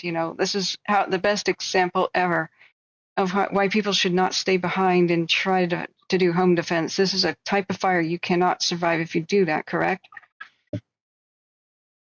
If it gets that bad? If you're directly in the path of where this fire, you should not stay whatsoever. This is a dangerous fire. This is a very dangerous fire. People should be vigilantly praying and thinking about these guys and gals that are out there doing the job. I mean, this is a dangerous fire for the aircraft. It's dangerous because of visibility and because of other hazards in the area. Lots of aircraft. There's visibility issues. There's a lot of heat in this thing. And on the ground, you're talking about driving hazards on these roads. You're talking about, rapid rates of spread. People could easily get trapped. Right. Somebody did not evacuate Cohasset, and so they called 911 this morning, and the firefighters had to stop everything and go rescue that person. So this is what endangers your community, is staying behind, correct? Absolutely. Law enforcement officers are not firefighter trained personnel. Lots of times they do the physical rescues. And Santa Rosa, there were several of them that risked their lives to go in and get the public. So, when someone asks you to evacuate, really, can't make them do it. I mean, unless you arrest them, I guess. But that happens sometimes. Lots of people who live in the wildlands, and they haven't got that much experience living in the wildlands, they cannot discern what's dangerous and what's not. Some are concerned about the security of their property. That's a big concern too. Yes. That's why, Give your property a fighting chance by leaving, correct? Right. I mean, you may wait too long, and then when you wait too long, you can't get out. Visibility issues. You might get trapped by the fire. You might run off the highway with your vehicle. Your vehicle may be overrun. You may get lost. All kinds of things. You'd be trying to get out of a narrow road, and engines are coming in, and you're trying to get out. It complicates things when firefighters are getting distracted from firefighting. They have to help people find their way out. They should have found their way out hours or days before. Right. I think they've been pretty good about warning people on this thing. It seems like evacuation is a real top priority now since the Santa Rosa fires of 2017. So a lot more. Notification was the number chief complaint. People were saying, "Hey, we never knew." Sometimes there's people though that live out there and they're off the grid. They have no radio communication, TVs. They have no electricity where they're at. They're living literally off the grid. they don't like to be found. They don't want anybody to find out where they're at. So that's difficult. That's very difficult. Well, we have people come in our stream, ex-firefighters in Harney County, that woke up, smelled smoke, came in on the stream, and had no idea the park fire was even burning because they had naps throughout the heat of the day. So there's still terrible issues with notifying people, and too often now you have to have social media and like 5 tabs open to see the different evacuation maps, and you have to download apps to get notified.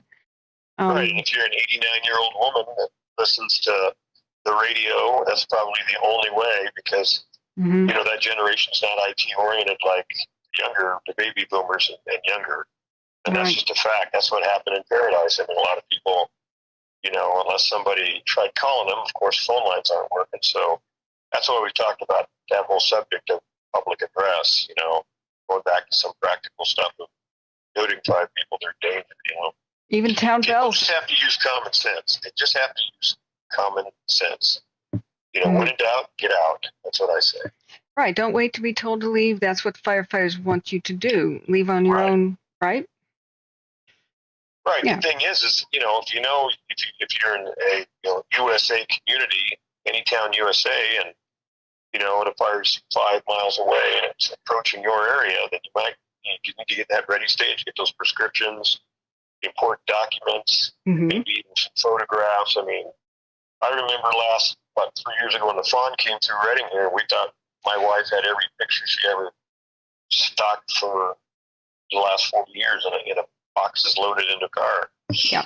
You know, but yeah, people should be proactive, and people should be, you know, if they have an RV and they want to take it, then get ready and launch it up, get ready to go. Button their house up, lock it up. You know, if they got like a couple days notice, I mean, they should do some clearance if they can. You know, throw the wood piles away, break all the woody material away, blow the gutters out, whatever they can. If they've got a couple days notice, you know. Yeah, take as much fine mesh as possible and make sure that staple gun the soffit and roofie vents, correct? Right. But this is just like people in Florida that live by the ocean. When you live by the ocean, you are at risk for, you know, storm swelling and hurricanes. If you live in the California wildlands, you are at risk, because fire naturally has always gone through that country. Just because you have schools and churches and strip malls and homes built there doesn't mean it's going to stop. It's done this for the last thousands of years, you know. Yeah, we have 40 million people in the state now. Yeah. And they don't live on the national forest. They live in between incorporated cities and the national forest and the other federal lands like Parks lands and BLM lands, and also they live on private property. Okay, what do you think about it threatening Paradise? I know the wind isn't blowing directly to there in Skip Magalia, Stern City. But Paradise is more from the base of the fire. Paradise is more due east. Unless there was open line and there's a wind shift, and we started getting a northwest wind, which, you know, I haven't seen that yet. But probably too at night. Normally, what happens if you get down canyon winds, it would be pushing that fire to the west.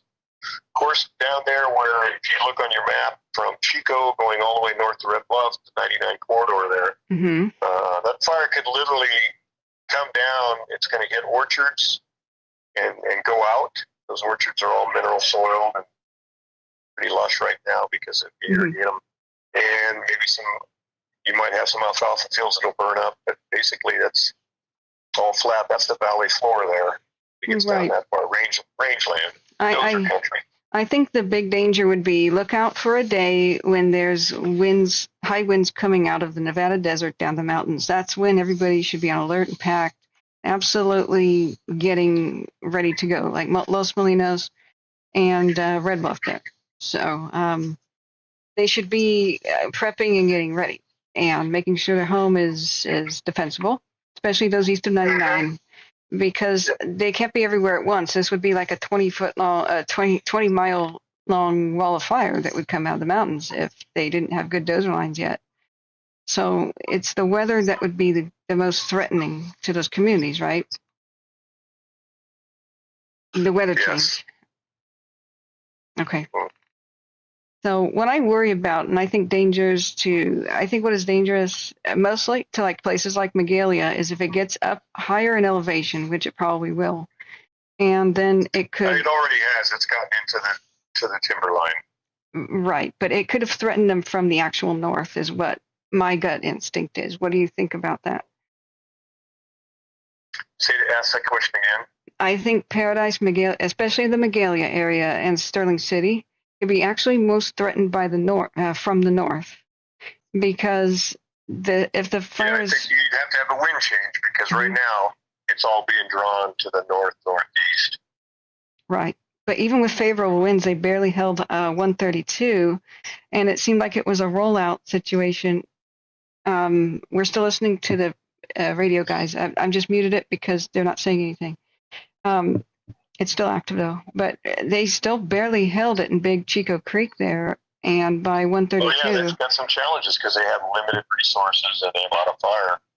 Mm-hmm. Lots of fire, and the fire that is burning is very, very active, very critical. Mm-hmm. Very challenging. So yeah, I think the worst. As far as predicting exactly what's going to happen here, I can't do that for you tonight because I don't know all the facts. I don't have all the data.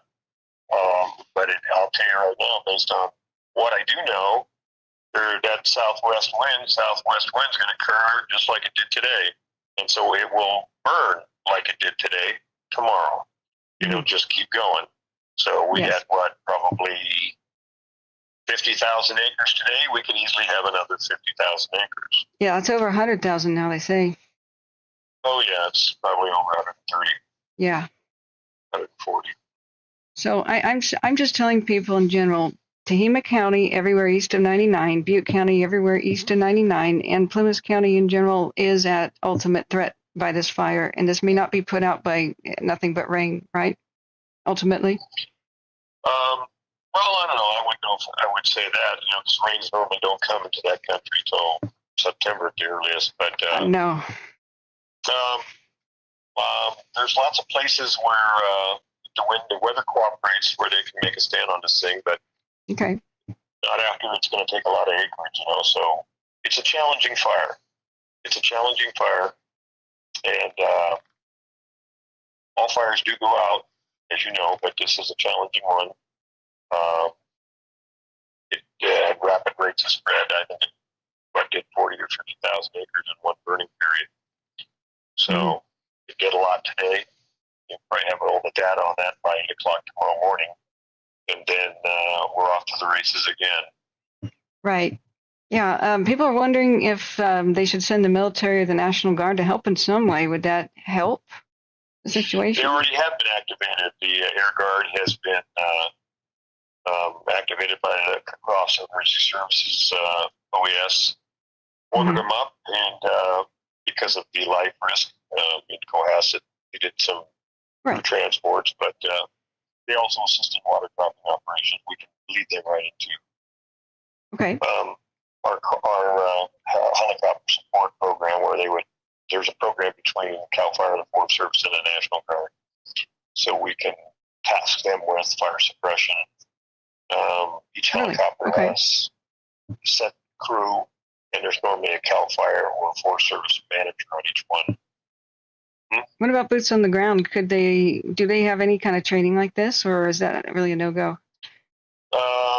No, the National Guard doesn't really normally fight fire unless they're attached to a facility, like in Reading. There's a National Guard unit, and it is a firefighting crew, yes. But not in general. Maybe not across the board. Maybe they can support logistically, and they'll help law enforcement with roadblocks, etc., that kind of thing. Right. Yeah, roadblocks and keeping order and keeping track of people, welfare checks and patrolling, the like. Patrolling neighborhoods, only allowing people that need to be there, because that's a big concern people are really afraid of. So a lot of people are afraid of not so much, they want to stay anything. The fire is going to burn their house up, but they're concerned about their property and their animals. If they got their animals already taken care of, which they should, if they're going to need heating, but they're concerned about their property and the security of it. Right.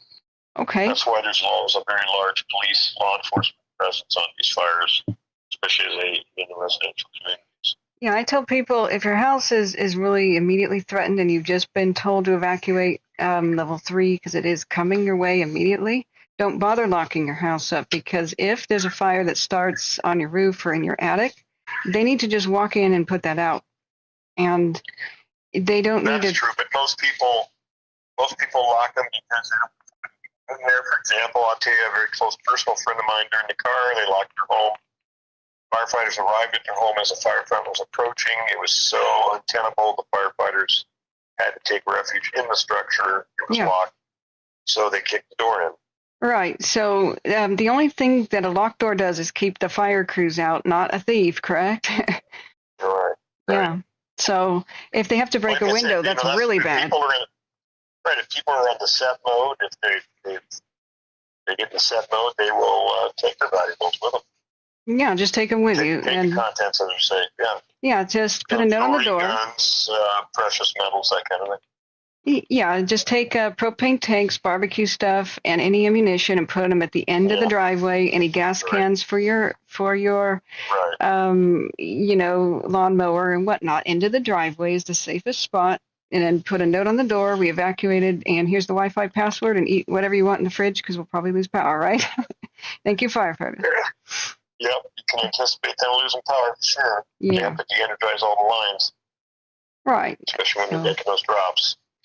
Yeah, that's pretty much the best thing I think people can do. Staple gun your soffit vents and with as much screen as possible. Don't even allow a toothpick to penetrate your gable and soffit vents, and then maybe take the cover off your laundry where the those vents are just meant to keep birds out, not embers. Take the little cover off and then stuff that, shut it somehow, screen it shut. How did you know that? Because believe it or not, I'll never forget this. In 1993, one of the engine companies from our unit was in Malibu, during the Malibu fires in '93, and a flying brand entered the home through the dryer duct and lit the lid on fire. The lid carried through the hose. Yeah. Started bringing it back, and that's where they got in and were able to find it, knock it out, and overhaul it. I found out due to a bunch of fires that happened in laundries, especially in New York, where I was just watching these videos, and it looked like a blowtorch coming out of the roof vents. And I went, Then I got suggested to me all these videos that showed the professional lint and vent cleaners, and the incredible amount that comes out of there. I now have teaching videos. And I just put two and two together that hey, when this amount of lint, and this is the side of your house, comes out, that lint is one of the most flammable things on earth. It's plastic, micro and mini plastics, and then cotton from your clothes. It's all super flammable. So unfortunately, and if people don't have this cleaned every year, like you could have gigantic snakes of it, mostly clogging. So I found out through speaking with Germans that this is a design flaw of laundry, pretty much all dryers in the United States. In Germany, lint is not allowed. Like, it has to be sealed better inside, and it's not allowed to go into the dryer and then into the ductwork like this. So this isn't a problem in Germany. It's too much of a fire hazard. So later, when I saw these lint cleaning videos, I just put two and two together and went, oh my God. Because the only excuse me, that's the wrong image for teaching here. These are only supposed to prevent birds from nesting in there. There's just a little plastic cover or these little flaps. And so take them off with a screwdriver and somehow seal that, and then order fireproof ones. This is probably the way that a lot of homes are burning down. So there's a way fire can get into the home. Right. So anyway, this is not going to be in any way, shape, or form wrapped up quickly. This is a fire that's going to burn for several days, and as the weather cooperates and more resources get into fight the fire, they'll make progress. But it stays in the open country, and that's what you want. You don't want it to get near any kind of community center or rural residential area. But if you, like I said, if you put up Cal Topo, you can see where a lot of the structures are. Yeah, Big Al, that's a true statement. Sorry, I have to talk to my moderator. We did have an explosion that was confirmed in one of these fires, and what explains it is probably a propane tank. We're not sure. So that's the importance of it. Could have been something as small as a barbecue thing. We don't know, but that's the importance of putting them at the end of your driveway instead of keeping them at the side of your house on your barbecue, correct? Yeah. Yeah, I think there was an arrest already made on this, or some type of, I think there was a press release I saw earlier, just I didn't get to read it, I was on the phone here with you, but it looked like there was some kind of action they took against the responsible party, so. He was arrested, the alleged suspect. I don't know the circumstances of why his car was on fire or why he pushed it down the embankment. Maybe that'll come to light later, but I can't believe it, you know? But yeah, if you had it in the parking lot with asphalt all around him, if he was going to push it anywhere, you could push it in the center of the asphalt away from other vehicles, and chances are it might have just been confined to the vehicle and never even got near the vegetation. Yeah, I don't know if he was trying to push in the water to save his own vehicle and put the fire out, or if he lit his vehicle on fire on purpose or what, but that might be a charge of reckless arson if it's stupidity and true arson if it's not. But they had to do tests. I want to show people what's on the screen. Firefighters have long been puzzled down, since the 40s and the 50s. They used to assume that that the roofs were the ways that homes were catching fire and burning down in big conflagrations, everywhere from Pasadena to Oakland. So California, contributing factor. So California banned wooden roofs for the most part, and then it still kept happening. So when the Lahaina Miracle House survived all alone, and around this time period, they started. They investigated why.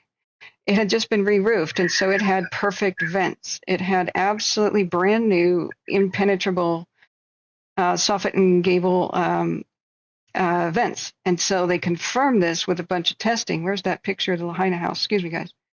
My tabs have gone to sleep on me. So it had a metal roof, of course, not wood. And I guess I lost it. Yeah, here it is. And it had defensible space, and it was unattended, and this house took care of itself. So I did look up their actual tests where they built fake homes in a warehouse and put an ember blower in, even like 30-mile-an-hour winds. So they found out that even if they did everything to protect the home, made it totally fireproof, the one fatal flaw is embers getting into the attic and lighting it in from the inside. That's the number one way that homes burn down, is from these attic vents. So I wanted to add, of course. They get in from the turbines. They get in from the turbines. They get in from the gable vents. The soffit screens. You got it. Yeah. So all it takes is one. Right. And if you have these firestorms that are like, these ones with pyrocumulus clouds and fire tornadoes, then you can see that as it nears your neighborhood, they may be blowing 100 miles an hour. So the amount of embers that could enter are by the thousands per second. So, it's like snowflakes in a blizzard, right? You got it. Yeah, so this is actually the best thing a person can do at their home is use staple gun, as much fine metal mesh as you can, put on order the fireproof ones that are to replace your vents totally. But as they're on order, this is what you can do and then leave. And your house just may take care of itself, and fire crews may wet it down. I told you about my friend in Durkee. He made it out of 1,300 homes. He was one of the only ones left. He had a metal roof. He had his trees limbed up. He had no brush. He had the actual combustible pine needles all rigged up. He had a wooden deck. He found a 2-inch hole, burned through it. If he wanted to improve that, he would pull it out and put some tracks in. I'm sorry? Decks, wooden decks. Oh, your wooden deck. Yeah, I don't have one. Yeah, wooden decks. Paver stones. That's what I recommend. He had a metal roof with no gutters. Yep. Gutters can be a primary place. The gutters. That will lead to the destruction of because a gutter's full of dry ground litter. Let's say the last rains hit in April or May. Now they've been cooked and they're just a bed of flammable flashing fuel, so when they ignite, they ignite the surface below like a composition tile roof, and Right. that's all tar. It's all basically, that is a hydrocarbon, and once the roof starts burning, that burns the house down. And they did a test here, and I'm looking at the warehouse. Remember, these are fake homes, guys. I'm sorry, it may be a little triggering, but they did a test, metal versus vinyl gutters. The vinyls melted off and then started homes at the it starts the home on the siding on fire. So metal gutters were better, but once the gutter guards and prevented the buildup of the needles and all that are pretty much essential if you're going to have them, correct? I didn't catch that question. What was that now? Okay, for one, you have to pretty much have metal gutters because they did a test and the plastic and vinyl ones actually fueled a fire. Well, metal or whatever, if it is full of leafy ground litter, leaves and twigs and pine needles, whether it's metal or plastic or vinyl or whatever, it will contribute to the destruction of your home if that ignites under windy conditions. Unless somebody's there to suppress the fire as it begins in your rain gutter, that fire will burn that house down. Right. So what a person may not realize, even if they have gutter guards, is stuff like moss and stuff can be in there and dry out. But it's so important to not have any overhanging trees that dump the pine needles in there, correct? Yeah, they should limb those trees away. You know, they should be vigilant. There's different safe ways to remove that debris. I mean, I'm still at a stage in life where I can get on the roof and I have Ego 56-volt battery blower that blows all that leafy needles out of there and keeps it nice and clean, but you got to stay on top of it. A leaf blower, that's a great idea. Yeah. A lot of people have real deep rain gutters because of the volume of water that they get where they live. And so those deep gutters, metal or vinyl, get full of leaves and twigs and everything you would need to start a fire. All you have to do is take a match, light it, throw it on top of that in the middle of July, and you're off to the races. You'll burn a house down. Yeah, a lot of people don't. Contributing factor. That was a contributing factor in the 1991 Oakland Hills fire, because what happened is in 1990, a year, 9 months before that, there was a very hard freeze, and there's a lot of eucalyptus trees in the Oakland Berkeley Hills, and those leaves fell, and there was a big leaf drop factor that year, and all those people's homes had rain gutters that had leaves in them, and the homes are close to one another, and when one home burns and you have a 50-mile-an-hour wind, it will burn the next home and the next home and the next home. They said that at the height of the rate of spread there, every 2 minutes a new home was catching fire. And 3,200 homes burned, and it was only a 1,600-acre fire. Right, and that was mostly the embers of one house drifting into the attics and gutters of the others, right? Right. It's flying brands. That's why it's so important to screen your house. When you ever see a neighborhood where some houses are fine and the others are gone, they had good screening, they had good metal roofs. That's pretty much and good defensible space, the best determining. Yeah. I actually had a guy here today that sells a product called, Leaf something. They warranty all their work for lifetime, but a leaf guard? They also guarantee leaf guard, yeah. Okay. It's not cheap, but they did it. I watched the demonstration a couple weeks ago, and I told the gal, I said, hey, I'd like to have a guy come to my house. I'd like an estimate, but I'd like to look at what they've got. They're very well built. It's going to keep a lot of that ground litter or tree litter out of their gutters. So. Right. Anyway, I haven't looked at any cameras tonight, but if you can see it, just like the Dixie, if you talk to anybody who was on the Dixie, they'll say it burned just as good in the night as it did during the day. That's because it was very poor humidity recovery. Right. The winds continued, and there was the available fuels and terrain. Right. But and if you were to go back, since you started this business of tracking fires, if you were to go back and track all the way back to 1923. Okay. I think it was the first conflagration of I-zone fire in the state. It was in the Berkeley Hills. these fires that take out lots of homes always occur on hot, on dry, but windy days. The wind is the most destructive variable. Yes. The wind is the main factor. The only thing that's different now from the Dixie versus today is we're not in the middle of an epic 3 to 5 year drought. We had good waters, so the mature trees have soaked it up. But on the other side of the realm here, what happens when you have heavy snows? A lot of brush and grass growth, which will assassinate the living trees above. Right, when you have heavy snows in the timbered areas, yeah, it normally leads to a lot of breakage, storm breakage. Oh, yes, so that's limbs, right. The limbs on the ground. Yeah, you're right. I didn't even think about that. Yeah. So, and we've had, like I said, I think we've had 4 official heat waves, at least in the Redding, Sacramento Valley, Upper Sacramento Valley. A lot of the West Coast has had heat waves. We've had at least 4. And so it was so hot yesterday, I couldn't believe it. You know, we're 6 years almost, well, to the day, the 23rd, I'm going to a memorial for Jeremiah Stoke. He was killed during the car fire tomorrow morning. He was killed 6 years ago tomorrow. He was a Redding fire inspector. He was a co-worker with me at Shasta College at the Fire Academy. He was a firefighter for CAL FIRE when he started, and he died in the line of duty. He was the only firefighter line of duty death.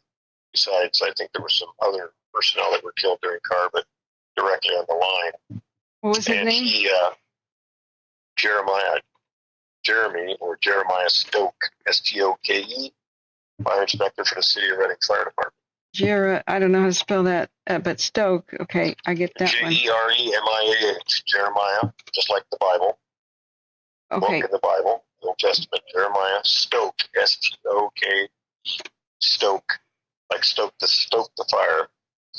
He was killed in the line of duty, along with other people that were killed. I think there were like 11 people killed, civilians and some other folks. And yeah. It said he died while trapped in the fire tornado. Right. He was on Buenaventura Drive when that giant fire whirl came across and ejected him from his vehicle. I didn't know one of them was caught on film, but it looks like it is. And we just had that today with KCRA's coverage. Or I don't know if it was KCRA, but we watched CBS Sacramento, which confirmed a fire tornado today in Butte County. Right. The difference is the one that came across the Sacramento River by the Keswick Dam that day was right in urban city of Redding in your subdivisions. Well, it erased neighborhoods. Right. So, do they have a true memorial to him now? They had a small one, I hear. They'll have a tomorrow. Yeah, tomorrow will be a remembrance memorial for Engineer Stoke. Well, we have to remember the epic amount of danger, the constant danger that our heroes are facing, and the unsung heroes, including dozer and water tender crews and the like too.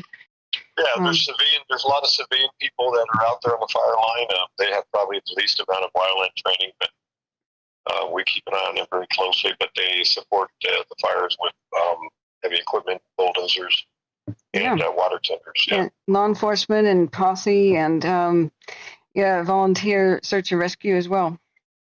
Yeah. So, yes. But okay, well, thank any more you. questions? Yeah, I think we covered most of them. Somebody was asking about leaving their whole house fan on, and I believe that's not good at all. Probably you're not going to be able to because your power is going to be gone. Mm-hmm. People say, well, what about everything in my freezer and my refrigerator? Well, unless you can transport them, that's going to be a loss. And insurance companies are pretty good, depending on your deductible, about reimbursing you for any loss during a fire. I just had a friend of mine in the Rio Doce, New Mexico, a conflagration, and everything he lost because the power was out for a week. Everything he had, his freezers, his refrigerators, anything that was damaged by the smoke exposure. I mean, his furniture, his clothing, his carpets all had to be treated, ozone treated. Didn't need to paint the place, but he definitely needed it treated chemically.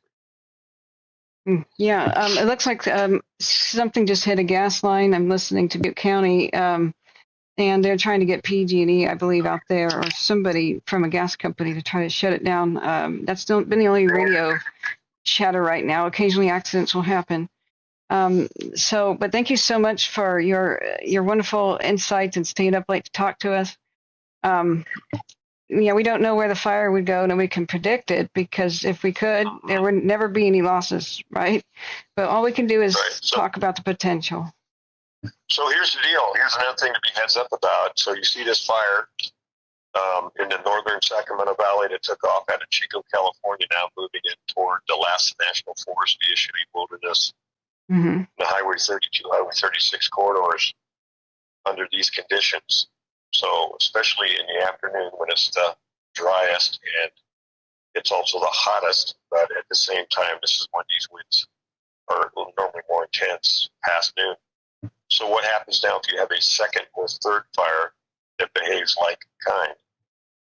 Right. The system gets really taxed for resource. That's what happened today. They caught the fire. It was in Upper Lake near the casino on Highway 20. Really? And it had good initial attack, right? But they diverted, I think.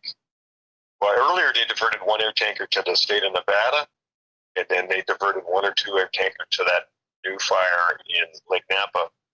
And a lot of people don't understand it, but the most effective air tankers are an initial attack, not on a major fire like this. Yeah, initial and this happened where they had the retardant base and all kinds of aircraft on Chico's doorstep, but it didn't matter. It was very close to power lines, very hard to work there. And all the King's horses and all the King's men just couldn't help. They're not stop it, at least, Yeah, you have an air attack and an S2 air tanker at Chico. I don't even know if it was on base at the time. It might have been on one of these other fires. So, well, they took off. Look at the big picture, and when Predictive Services talks about the potential for major fires on a daily basis, they look at the weather and they look at the fuels, but they also look at the availability of resources. And when you're at PL5, I think the feds are at PL5, preparedness level 5, in the North State. Yes. And in Oregon and Washington. Yeah, we are. Right. That's DEFCON 5. Yeah, we see a push at Highway 32 right now, just verified on the cams, like the Platte Mountain cam. I hope that they can hold it, but it's pushing to the northeast. Yeah, they're going to get some challenges. They're going to have some real challenges. Yeah, near this Portuguese Point and the Platte Mountain cams. We may have another one or two different cameras burn over today. The one at Los Molinos East, which is the northwest front, and this is more like the northeast front. So thank you for your especially your home defense advice, JB, and check in with us in the morning. All right, take care. Thank you so much, JB. Thank you for your service and advice. Bye-bye. Thank you. Okay, whoever was complaining about our fire coverage, who else has on speed dial? He checks in with us all the time. Retired fire captain who is extremely respected. Go ahead, and the complaint desk is over there. I'll let the complaint secretary take care of it. That happens to be a pit bull, and whenever I hand him the complaints, usually he just kind of chews them up, and I don't ever really see them. But I will take it.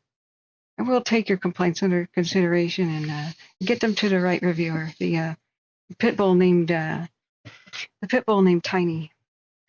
So we are so lucky to have Captain John Bruno, retired Fire Captain John Bruno, give his advice. He is retired, so he can talk to some people in the field, but doesn't have he's not there, He can give the best generalized advice and answer some questions.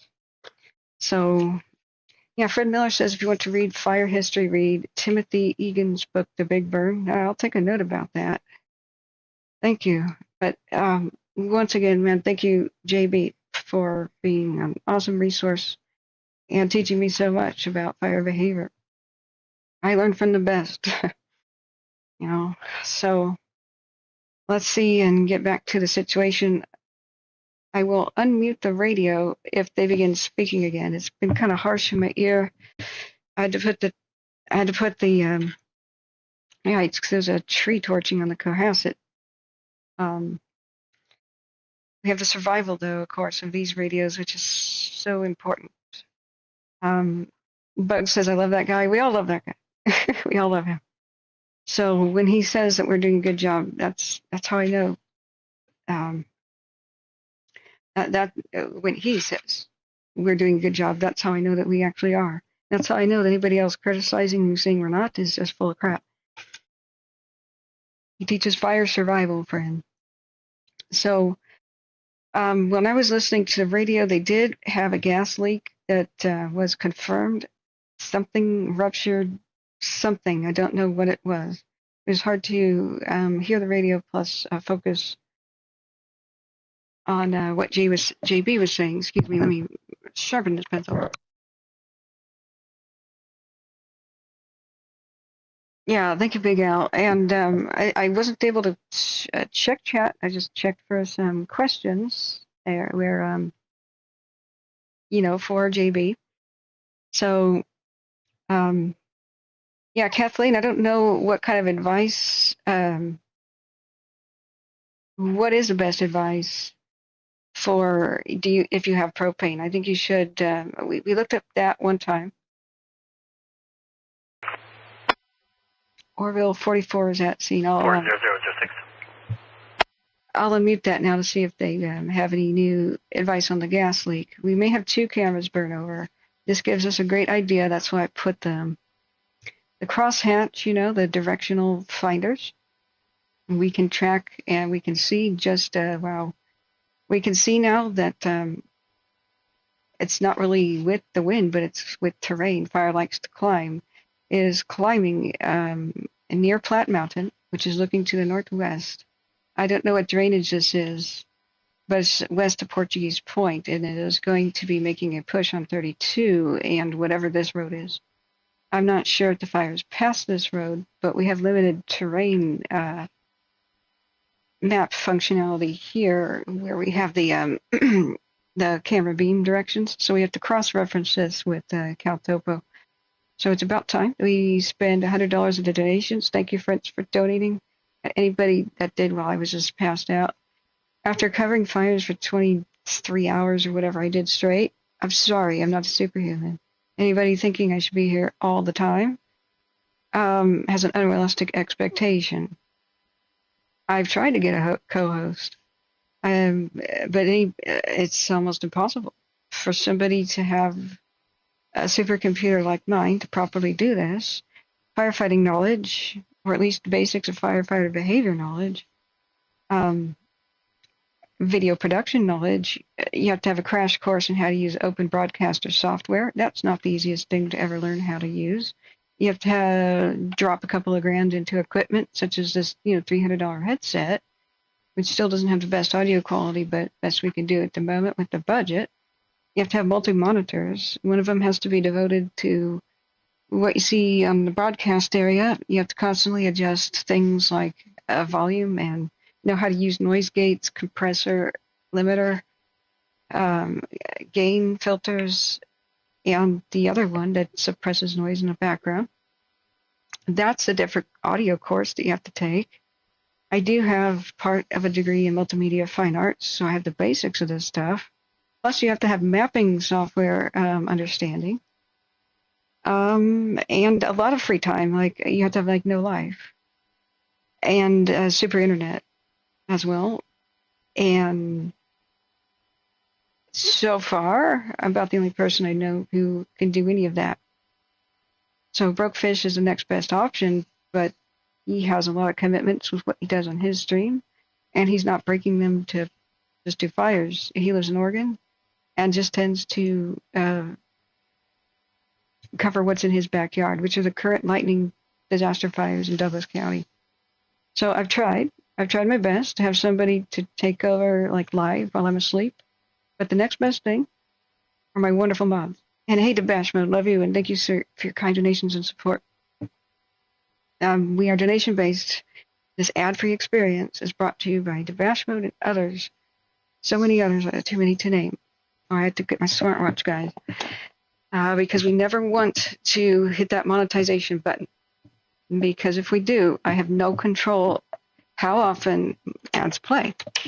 One moment.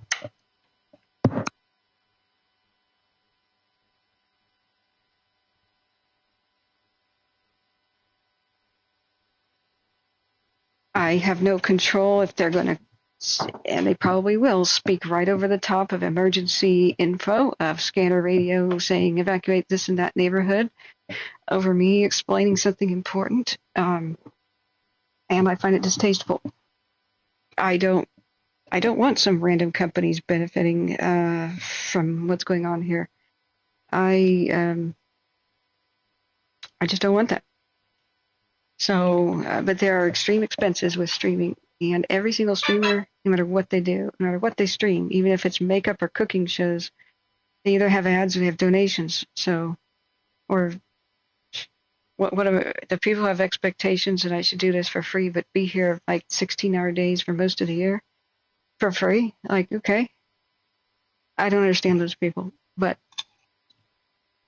there are extreme expenses, many behind the scenes, and I'm so grateful for all of you who have helped.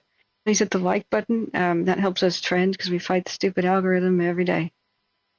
We must restart the stream every 12 hours because YouTube will delete videos that really go a little bit beyond that. So I want this here for the historic record. You can go back to 2020 where some of my videos were deleted, unfortunately, because I would stream for 4 days in a row. That would give us the, unfortunately, YouTube thinks we're all entertainers. But after a week of streaming, thank you so much, friends. After a week of streaming with a lot of interaction, we would be promoted high in the search results. It's all an automatic system. It's a mathematical formula that's designed to promote popular videos and make them even more popular. It's called trending. So every time we restart, we go to the bottom of search results and people struggle to find us. So if you hit the share button and share the stream and suggest, especially walk old timers, do it, how to subscribe so they can find us again. And hit the ring bell, you'll hopefully be notified every time we restart the stream. If you don't want to have a YouTube account but want to find us again, then there's a clever way to do that too. Just regular good old-fashioned bookmarks. So you would click on the logo with the K here, and it'll take you to my channel page. And then the new video will always be up here when we are live, or you could sort through the archives. So if you hit the live video and sort through oldest, you'll see how we kind of first began. Red Monday, Labor Day in 2020. And back then I didn't accept any donations whatsoever. I just didn't think that the crisis would continue and continue for months until winter. I thought I'd be live for 2 weeks, and I would just volunteer my time every day, almost every night. But it just kept going and going. 2020 was 2020. And after 3 or so months, I realized, oh my God, I can't go 3 months without income. You know, I used to build and repair computers for people and help them with their computer problems remotely for the cash on the side. I completely quit that to be 100% available for Firestream. But last year we didn't break even. It's a feast or famine thing. We have more subscribers, which we had more subscribers at the time of the Dixie and the Caldor, and 20% of people give a couple of bucks per stream. We can live on that. Of course, with the super supporters too. But we need more subscribers. So we're fighting this horrible system where YouTube doesn't have a category for what we do. They don't have a charity and emergency broadcast help category. They don't have that. So news and politics is an entertainment category. We're not the news and we don't do politics. So unfortunately, we're fighting against its algorithm. And when we have, say, 3,000 new subscribers, because of epic fires for 1 year, we sometimes lose them at the end of the year. Where I understand people don't want to hear about fires anymore. They've just been traumatized. But what does the algorithm think when thousands of people suddenly unsubscribe? It thinks you have offended people, and that your channel sucks and you're a jerk. So the algorithm puts you at the bottom of all search results, and you have to start from the beginning every year. And we fight this every day. So even if you don't want to hear about fires in the off season, you can hit the notification button and just turn that off. You could be subscribed without notifications, and then turn that back on in the next fire season. But this all helps. Making little comments, even if it's I like dogs and this is what the weather is right now. Keeping chat alive helps. Hitting the like button, of course, does. But best of all, just help us grow. That's the free way to help the channel. Because YouTube is not designed for this. I just do it on YouTube because everybody has YouTube already installed in their phone. Because, monopolies. But other channels do it better, like other platforms. Twitch.tv is better because there's only one video. You're live or you're not. You're live or you're not live. But there's one website, and people find you at the same spot all the time. I would love that to be a part of YouTube, but YouTube is not designed for live stuff. So YouTube makes you restart and have a brand new video every 12 hours, where it deletes everything you do once you stop the broadcast.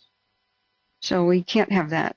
The viral video that would have been viral, where I was at home during the end of the 2020 crisis, when the October storms rained off the Oregon fires, lightning struck my house, or right outside. And that would have been so viral, But we had been live for 4 days.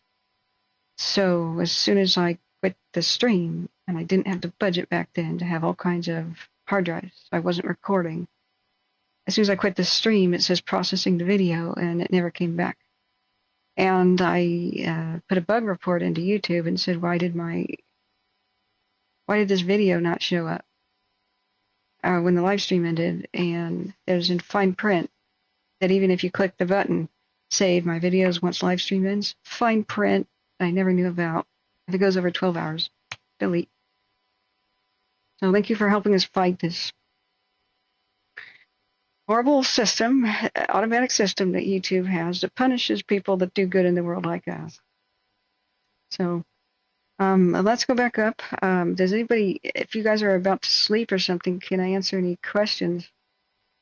Oh, thank you so much, Debash Mode. Let's do it. Let's before I forget, let's order Cal Topo. Thank you. You're a super supporter. And even $1 to $5 right now super helps, guys. But Debash Mode, you got quad hearts. No, you got quintuplet hearts. You have kept us alive during the off season too. Hey, thank you, Moscow. Just keep patting me on the head, and the mods too. People don't realize I'm personally. Victor, structure group on command. People don't realize I'm personally affected by this. This is where I grew up on fire. Group, go for Victor on command.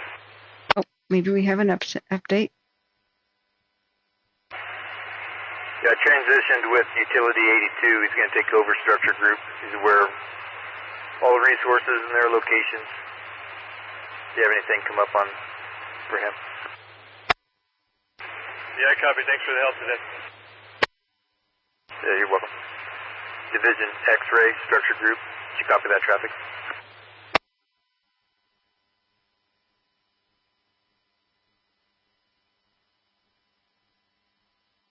I was hoping to know where that gas leak was. I think they may have handled it already. Okay, priority. We are going to get CalTopo professional so we can identify exactly where the fire is and where it's going. We know right now from looking at the cams. Division X-ray structure group command. That it is here. Structure group X-ray. And it may challenge 132. Yeah, just so you're aware, I transitioned structure group to Utility 82.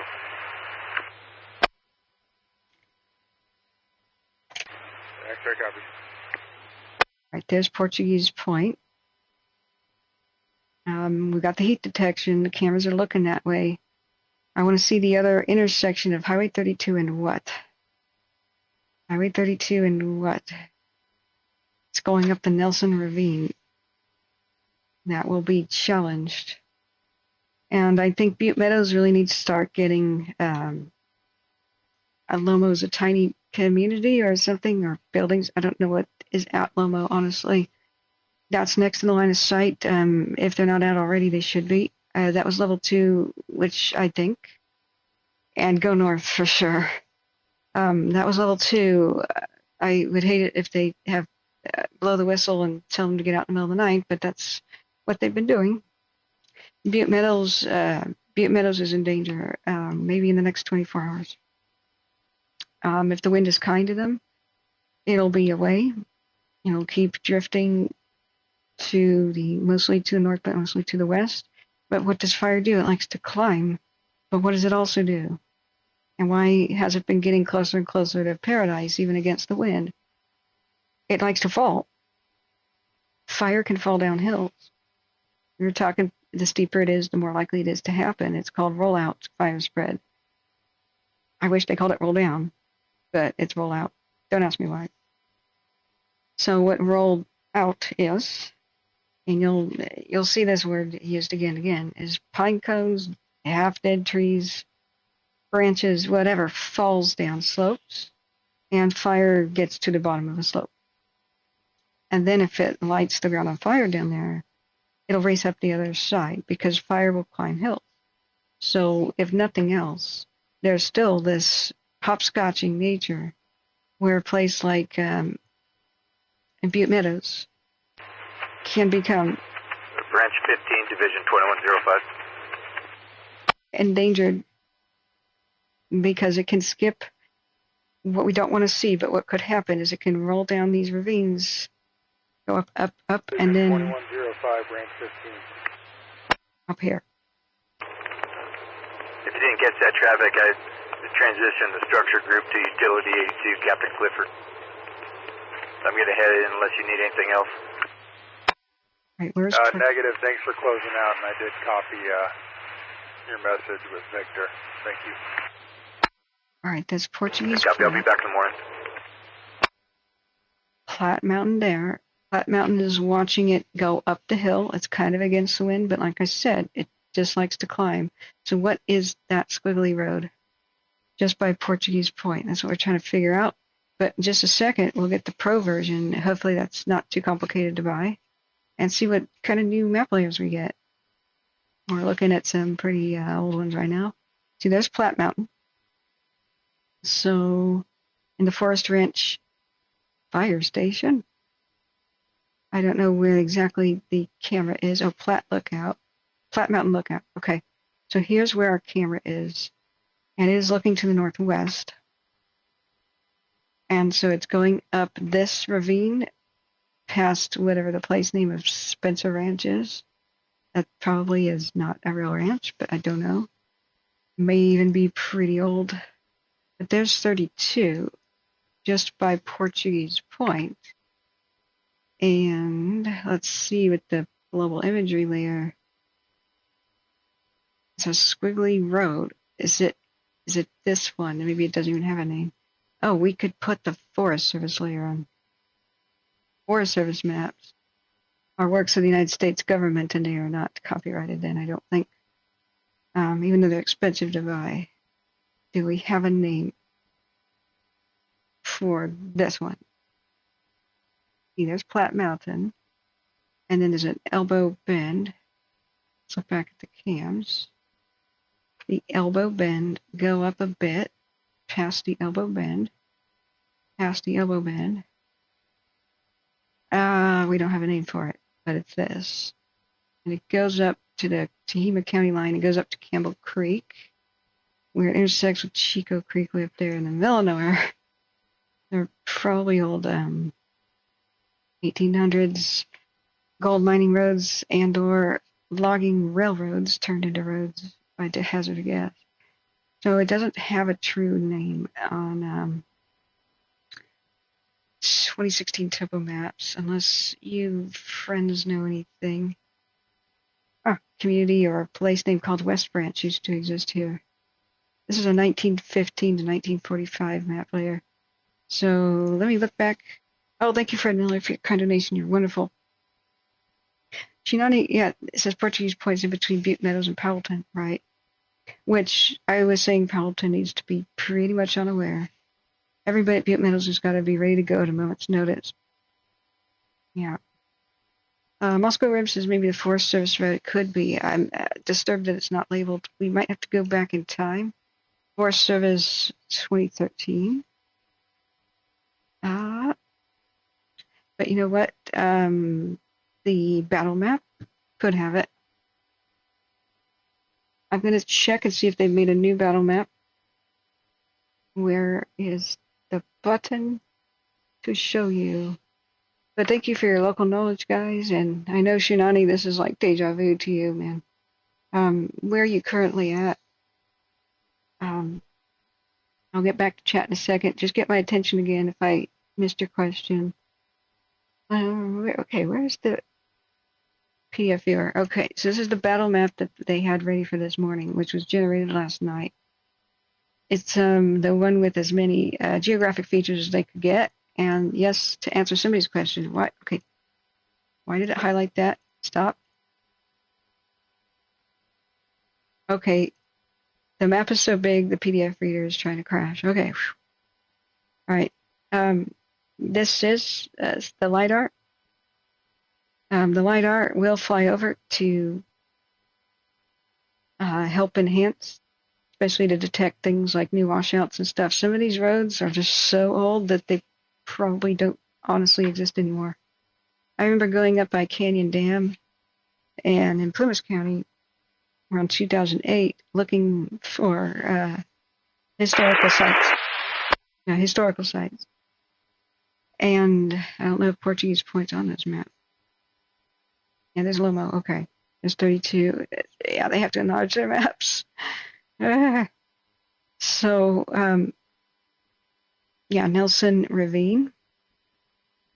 And F-line is to the east. F-line, I wonder if that was a Dixie Fire affair. They were saying that they were referencing ancient maps on the radio to get some of the names of some of these places. That the older topo maps are better, and I agree. They're way better. But topo maps in the countryside have really taken a hit to quality, where there's just not that much demand for them because logging is like on life support as a job, and so is mining. It's almost extinct. It used to be pretty prevalent. Those are the two main sources of employment in mountains. And so when that goes away, companies stop surveying and making high quality, and the other map creators like Rand McNally and whatnot stop purchasing that. And they just basically take older topo maps and copy and paste them and with a new date, and they don't go out and verify these roads exist. But they put them and sell them to like Garmin and such, and places like Google. So I remember I've had many different experiences where I drive out to the middle of nowhere with multiple different digital and paper maps. I get somewhere, and the roads do not exist, or they fade away into nothing, and they probably haven't existed well since 1930 or earlier. So, for case in point, by Canyon Dam, 2008, when we were camping there, rest in peace, Canyon Dam, it died in a Dixie Fire. Let's see, we're looking at the battle maps too. Where right now we're looking at where the fire is currently. It's headed towards Lomo. Let's see, go down a little bit. Campbellville. I think I zoomed in too much. I was going by Canyon Dam, and I said navigate to this or that ghost town. And it hadn't been a town with any surviving buildings for a long time, but just for my ghost town database, never history, not paranormal crap. I wanted to take a picture of where it was. So I plugged in the coordinates and said, Garmin, navigate me to there from Canyon Dam, Loomis County. And it said, take Ford's Wagon Road, turn left. So I look left. I'm in the middle of the woods. What? Wow, guys, this is the Ponderosa Way.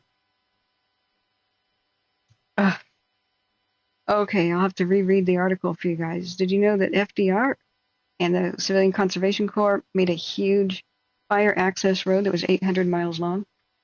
A fire break and fire access road that went from Shasta County to Bakersfield, 800 miles long. It's called the Ponderosa Way. And after FDR died, they defunded it, and the Forest Service took over instead of the feds, and they just decided not to pay for it anymore, and it rotted and went to hell. A lot of people at Paradise could have used the Ponderosa Way to evacuate. It had bridges and stuff that were out or dilapidated. Butte County had all kinds of opportunities to take possession, but they didn't want to because whoever takes possession has to pay for its maintenance. So Butte County got a bit of a flack for that. And as I read yesterday morning, I read people the history of the Ponderosa Way, huge fire break road, and how we need to revitalize it.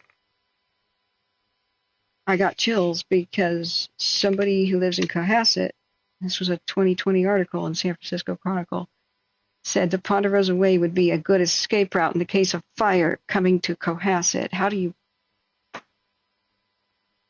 Weird things happen to me. You know, maybe my subconscious mind remembered the details about that article, but that was eerie. So Ponderosa Way,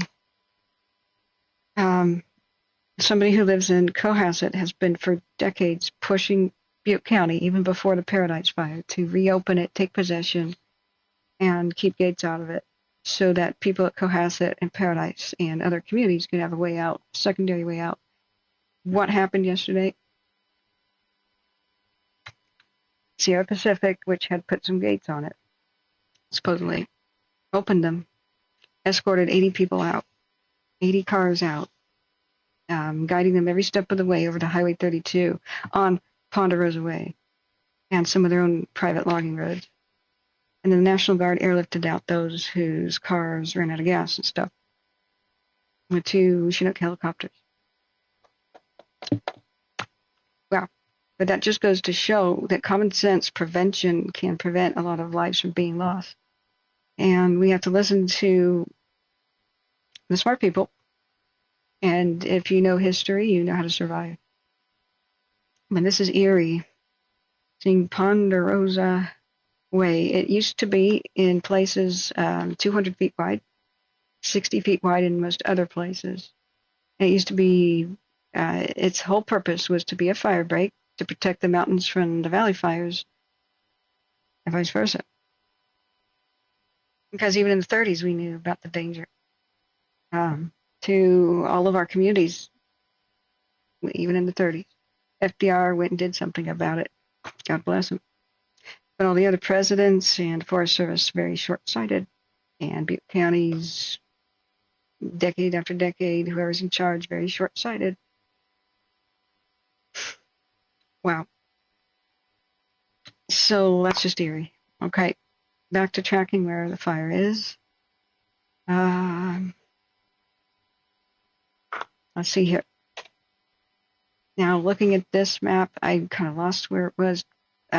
Portuguese Point and 32. The Ponderosa L line. All right. Yeah, it's 800 miles long, but it's broken now. In some places, it needs to be restored, and I think we should all be pressuring. State of California, whoever, all of our counties, feds, state, whoever, take control and man this, the Great Wall of California, basically. It's not like for China the Mongols ever go away, or the steppe nomads. You either maintain the Great Wall or you die. Right now we have a stupid system where we make fire roads after we already needed them, after the fire begins. It's too slow, and it's dumb. We just need to spruce them up. They always need to be there. So there's a mess of names here of where the fire is currently going. And if I had to imagine, since we can't hear everything, this is pretty remote.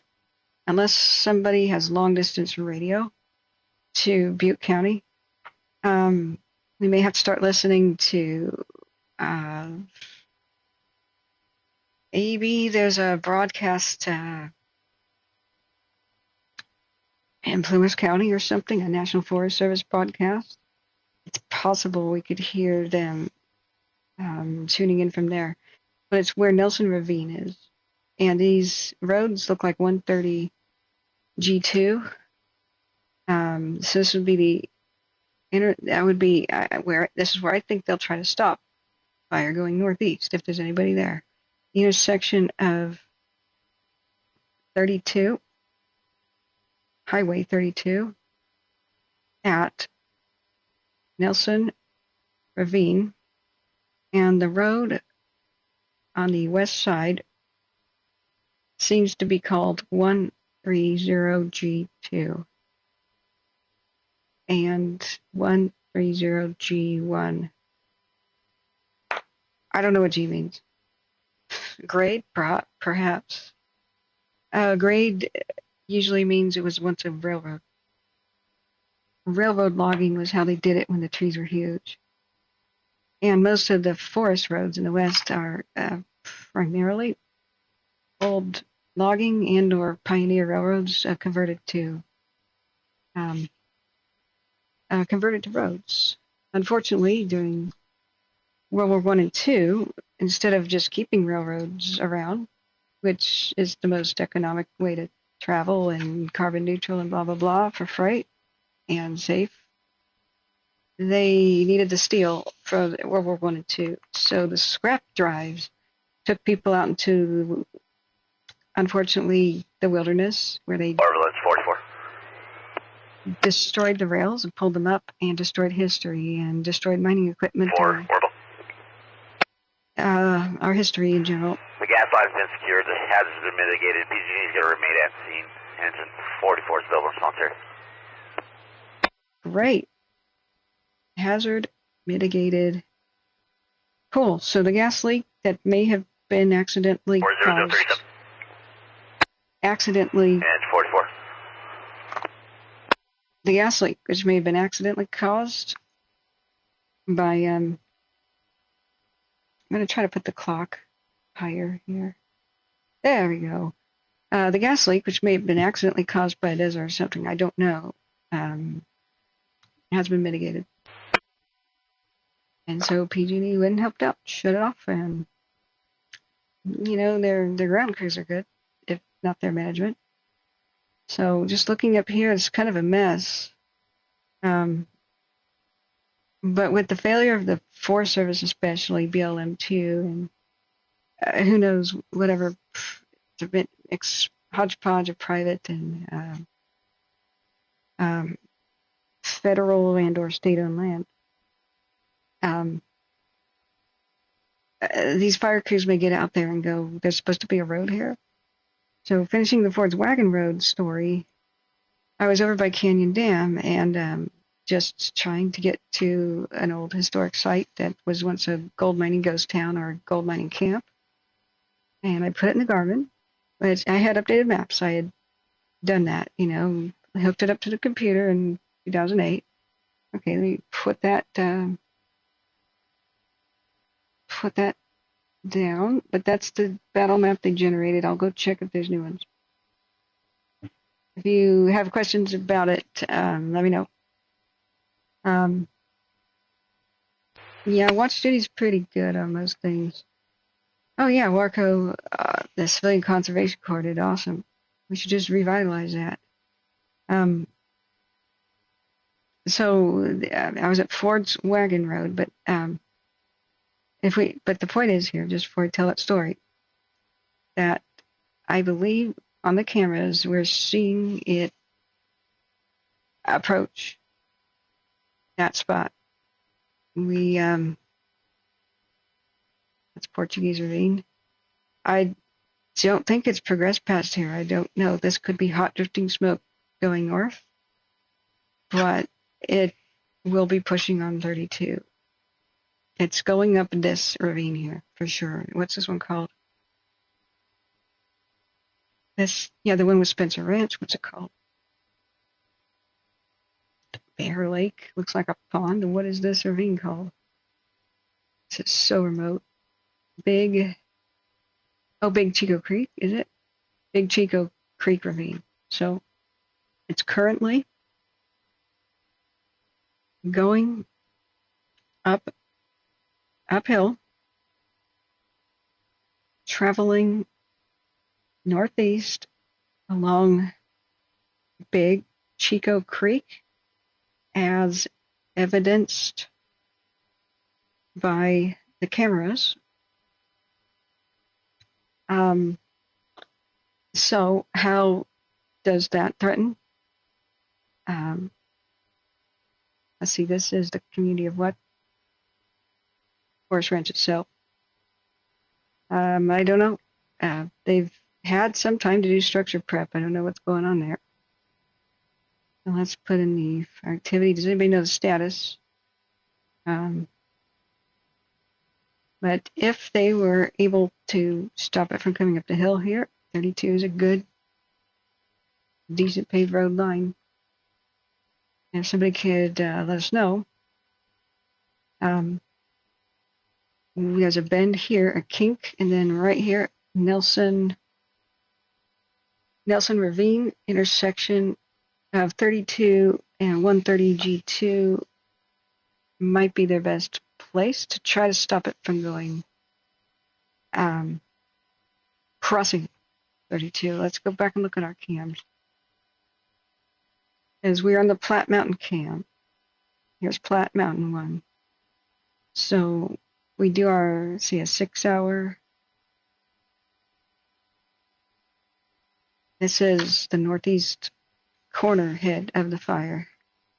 So which direction was it facing at this moment? We may have to go into the other wildfire alert system. This is it passing Platte Mountain. This has got to be Big Chico Creek Ravine. You can see it traveling. Ooh, it has wind going up the canyon during the day that way. Hopefully, now that's after midnight, the wind will shift back and start blowing it the other way and slow it down. But remember, fire likes to climb. This is uphill. So it doesn't particularly matter if down canyon winds begin to push it that way. It might just be a minor speed bump. So that's our current. We can see which way where's the camera looking exactly right now? The intersection of these two creeks. Past the L kink right there, it's headed for that road. The one that goes across. That might be where they would stop it. Right there, see? The one we identified as G130 G2. Let's look back. Nelson, whatever that's called. There's the kink in the road going up here. Intersection of the creek. Yep, they don't call it anything right there. What's my watch saying? That's an update on the Burrell fire. It's over in the Sequoia National Park, I think. The fire's made it up to the top of the ridge in the area of Breckenridge Road. On the eastern side of the fire with an ember cast over the sides towards southeast. So hopefully, maybe this could be some sort of a line, but I wouldn't count on this truly kind of existing. That's one hell of a steep slope right there. Sort of. Maybe it's good. The satellites show that it might be wider than I thought. Maybe it's good. I don't know how old the satellite image is. I'll look back at chat in a second. Just sorry, guys. But it's headed for right here. And so we put our activity map back on. Remember, some of this red detection is probably just hot drifting smoke. I don't think it's there yet. Going up the canyon, that's the way the smoke is going because of what we're seeing on the cams.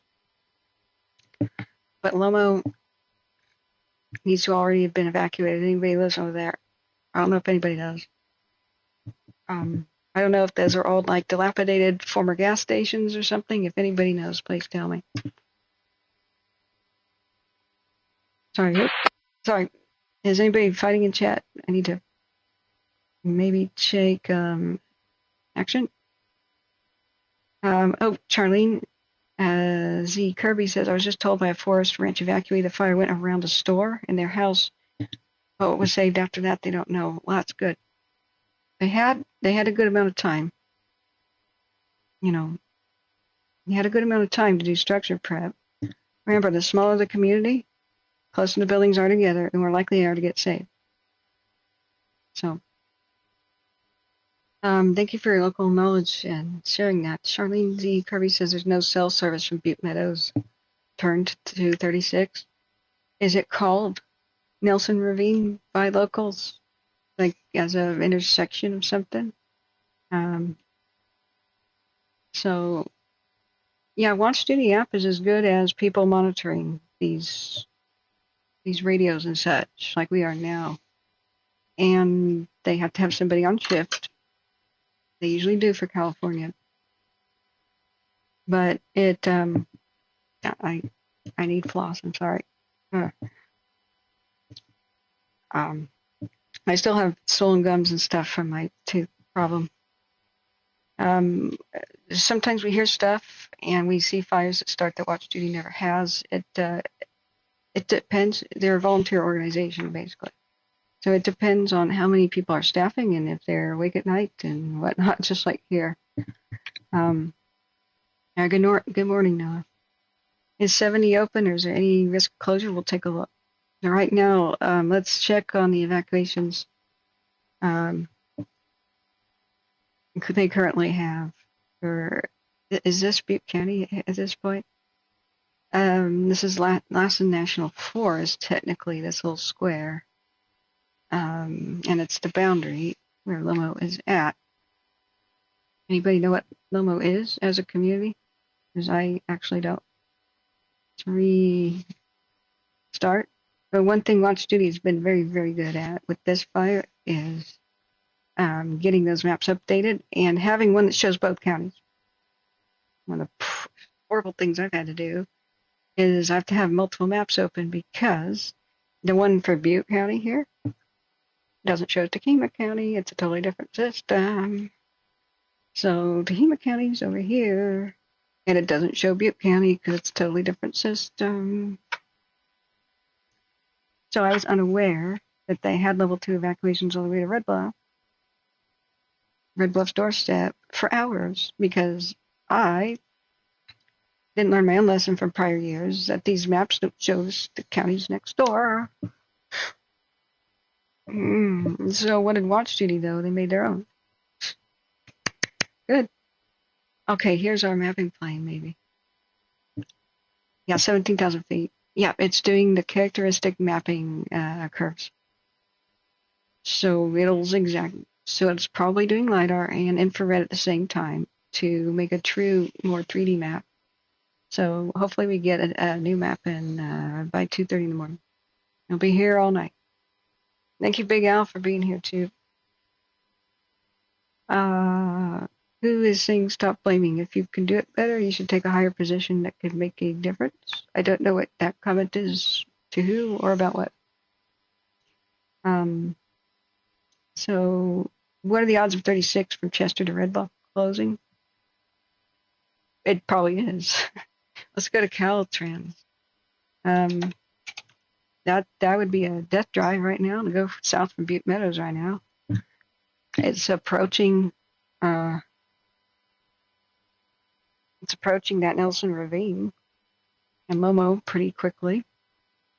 So yeah, we may even see eventually the burning up. But that Fred Miller, what we just used was the cross beams of cameras to find out where it is.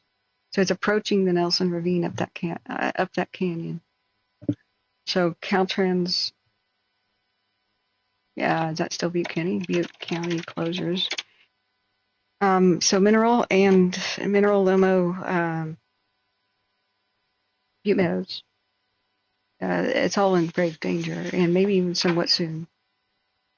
I don't. This thing has been spreading fast, but not as fast as it could have gone up into the mountains because of the southwest winds pushing it towards the northwest. The southeast winds pushing it to the northwest. But like I said, there are microclimates. Like we saw in the Caldor, a south wind all the time. But the Caldor didn't just travel north. So people came into the channel. I'm sorry, I have to get some sort of a... Let me just get this out of my tooth real quick.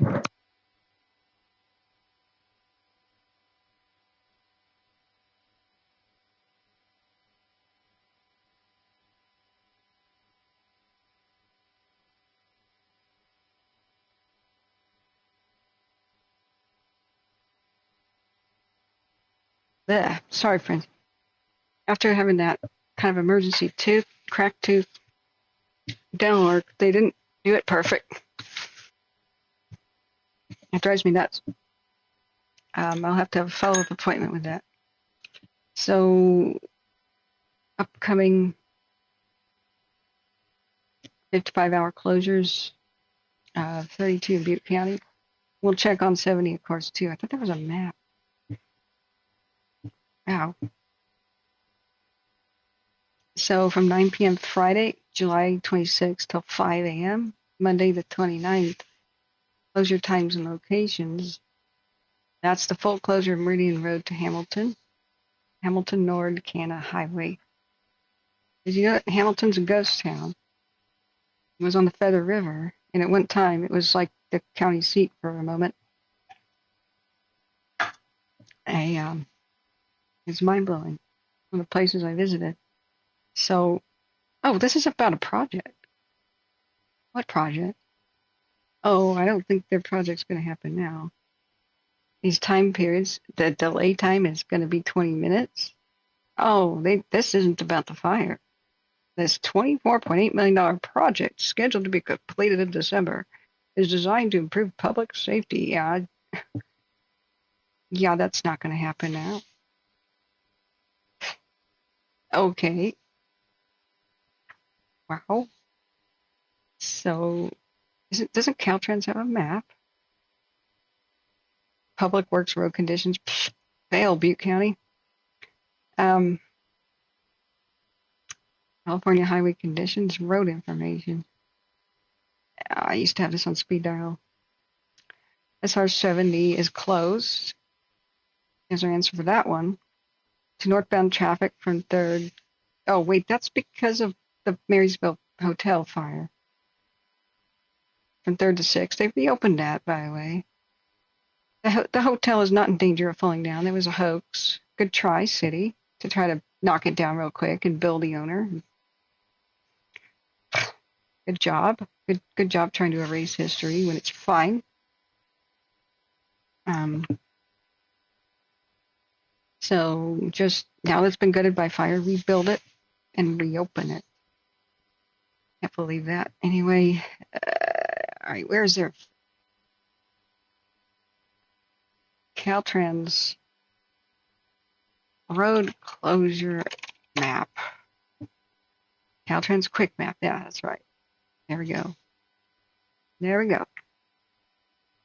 So this is the best way to just quickly figure this out. Bueller.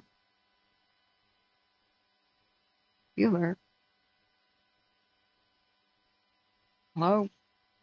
Why does it just show it then disappear? Bueller.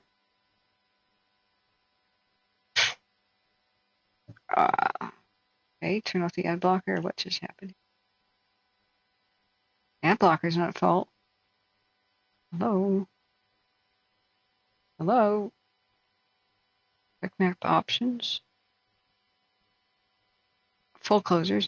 Okay, I guess we turn it on. Lane closures. Incidents. Highway information. Yeah, chain controls. Not something. Oh, cool. It has hazards. Road closures from ways as well. Okay, yeah, it's kind of the bee's knees once you remember how to use it. So here it is in the chat. Okay. Durkee, welcome, says, as you drive north on 32, get to the Humboldt Road intersection to your Butte Meadows. There's a house to your left and to the right. Okay. Like inhabited, though? Seasonal, or some of these, yeah, 32 is closed at the intersection of 36. Division Vector, Branch 15, command. Hopefully we get an update, because that's a death highway. You can't go south on 32 right now, south of Butte Meadows, unless you want to run straight into fire. At least they've got a paved road to quickly respond to it. And hopefully they might hurt it around or stop it at that intersection where Nelson Ravine is. So, but thanks for the info. 99 is closed at Meridian, yeah. Yeah, 70. Division Vector, Branch 15, command. There's a one-lane road traffic control at Jarbo Gap due to construction. That's updated. That's updated 2 minutes ago. Caltrans Highway info. So you go up past Polga to Cresta, bridge work, one-way traffic at Cresta. Up to Rock Creek, utility work, one-way traffic. So it's slow, but you could go there right now. Belden, utility work, one-way traffic. So you could still get up to the Indian Falls area and whatnot. Yeah, take 70, 32 is a no-go. But you can still go from Red Bluff, I think. I'm surprised that 36 is still open to Mineral if you needed to. That would be a super detour if you had to go Singleton. Like, my God, that would be so many extra hours. You'd have to drive over the mountain. That's not Lassen. Yeah. That takes an SUV if you're or at least an all-wheel drive vehicle, man. So at the moment, 36 is open and 70.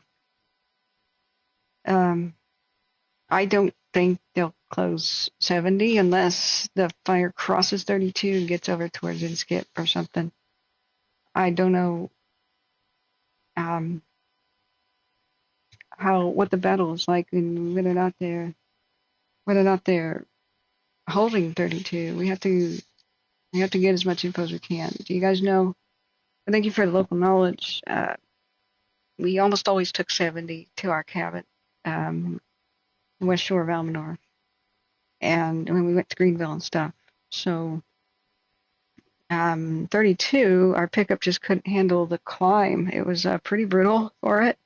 We broke down once, and it became like 107 degrees. My parents were actually worried for our health and safety.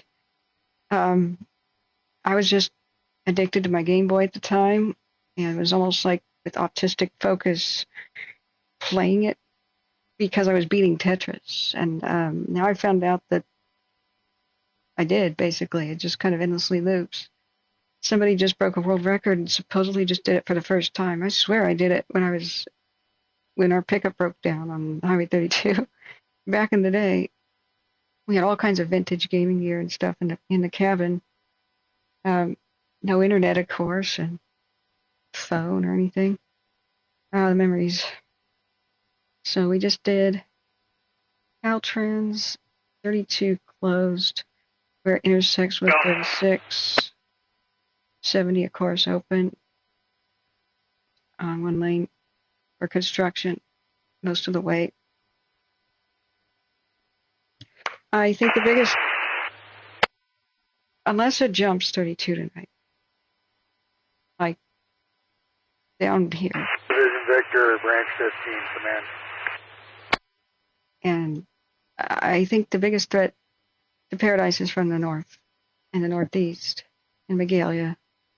all those places. I think it's going to get up and established up in the mountains and then kind of spread out from there if they can't stop it at certain ravines. If it gets over to north of Sterling City, I'm very worried for that place. I think the mountain, a good wind coming out of the Nevada desert is the biggest threat. This will change, of course, if it gets over 32. I think Centerville are at dire risk right now. Centerville and, like I said from the get-go, Centerville, Irishtown, Hilltown, everything in this ravine is that barely managed to survive Paradise is in grave danger. It's steep, so if they can't stop it at ridge lines, the rolling flaming debris down to the bottom could cause it to cross and go up the other side and be over here. If we get north winds too, totally different story. We have to check out weather. But as far as I know, North Ops weather is a video that we should look at. But I am thinking that since there's so many structures down here, Forest Ranch has it and the like, and Richardson Springs and these inhabited zones, that's where they're focused, structure protection. And it's also, they can't, except at nighttime like now, where it's relatively milder, they can't confront the head. And this would be like the northeast head of it. It's traveling northeast up, we tracked the fire northeast up the Big Chico Creek Canyon. It's headed for Lomo and stuff right now. So the best scenario is they keep it on the west side. I remember I have numbers dyslexia, so it's like a very difficult time memorizing numbers. It's not like I see them upside down, but I can misremember them. So when highways are numbers, what were you just looking at? The one going to Butte Meadows, 32. Okay, 32 goes to Butte Meadows, right? I need to narrate myself. And the one by Chico is 30. It jumped 32. Where, though? Thanks, Jeremy. 36. 36 is by Paradise. 32 is by Butte Meadows, right? This will be endless confusion. Please correct me if I ever say this wrong. Go back to, let's just buy the new map so it'll show highways. Oh, I don't have to zoom in on crap. Yeah. So 30, which one goes up into the mountains by Forest Ranch? This one is 30. Man, there's so much crap in look at it. 32. Wait a second. So is it 36 that goes by? Wait, 32 goes up to Butte Meadows, right? Okay. No, it's in 44 committed to go fire. 103. Okay, 32 is by both of them. What? Okay. Well, what I mean is 32 down here. It went down. Yeah, to Big Chico Creek. Okay, then what was I saying? The this ridgeline then.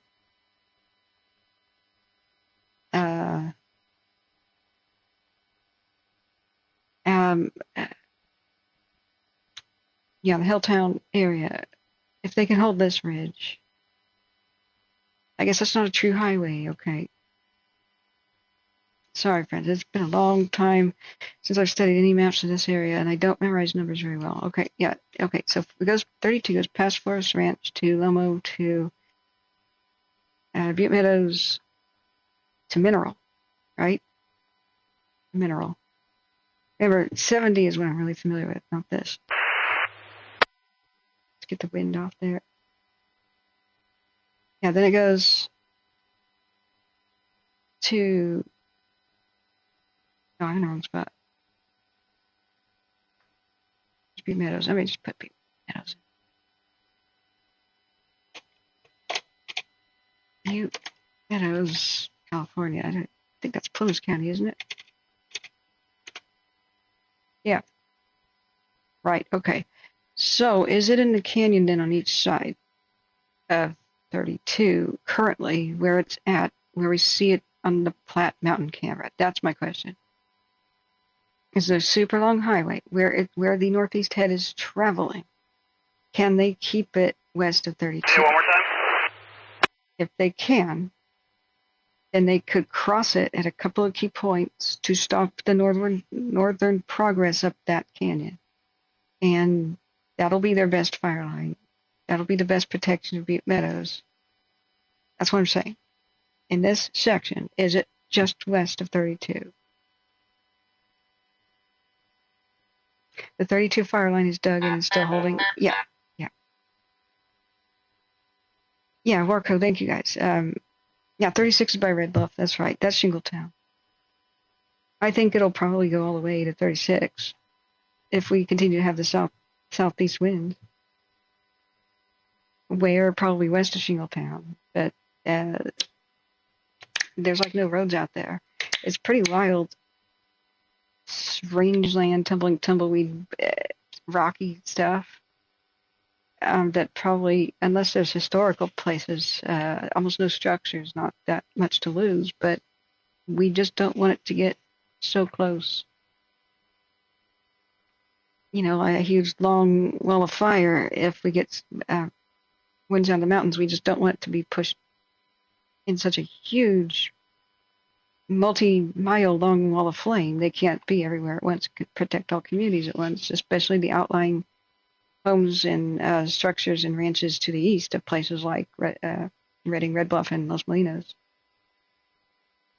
So if I were any sort of rancher or rural property owner, I'd be on my tractor right now just making dirt, screw the crops or whatever, dirt lines, but not just solid dirt, right?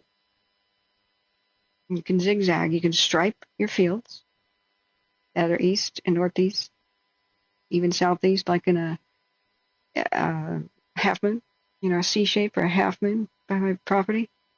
And you can do a strip and then have a little grass in between it, and then do a strip and grass in between it. And if you have animals or cattle and they still need to graze, they still can. But should the fire be coming, firefighters will look at that and go, perfect, we can light the strips in between your little fire breaks and make a big, solid, impassable area due to the tractor work, the pre-existing tractor work. Yeah, the Ishi Wilderness is where they can't get, I don't know if they got permission now. You can't use motorized equipment in a wilderness area. It's so stupid. They never, when they wrote this law in 1964, they didn't even think about firefighting equipment and make exceptions. So they have to call somebody. They're ready to make a dozer line to keep it out of the wilderness. In general, yesterday, they said, okay, I'm taking my dozer line there. They go, stop. We have to get permission. That means federal permission. Somebody back east in Washington, likely. And it didn't come in time, so they stopped. They're not allowed to make roads, not allowed to make dozer lines, not even allowed to use chainsaws, and not even allowed to ride in there with bicycles in some cases. That's considered to mechanize. There was this pie-in-the-sky stupid idea that a wilderness area should be totally free of development, including free of roads, trails only. You can only go in there with mules, no bicycles, no motorbikes, no cars. Even to make the trails through these wilderness areas, saws, hand saws, mules. And we wonder where our money's going. Why they have no money to do other stuff, and that's important in the forest, like maintain forest access roads, is because they still pay these people to construct trails in the wilderness zones, the same wage hourly, and they're not very efficient. They're using technology from the 1600s, whenever steel saws were invented, 1700s, right? In general, or iron saws. A blacksmith, literally, a trained blacksmith has to sharpen each tooth. And one of these breaks, a blacksmith has to fix it. Or have to send it back east to the people who still know how to do this stuff. Unreal and unimaginable. But when they get public comments on this stuff, you get all these whiny little bastards that say, I went to a wilderness area and I heard a chainsaw. That's unacceptable. Just make roads, just make trails with a saw. Screw you, dude. Go to a different wilderness for the day. Come back when the trail's done. What the hell? You think we have infinite money to just pay people to build roads, build trails like it's $17.99? Get real. If there's no fire access roads, firemen go in on the trails.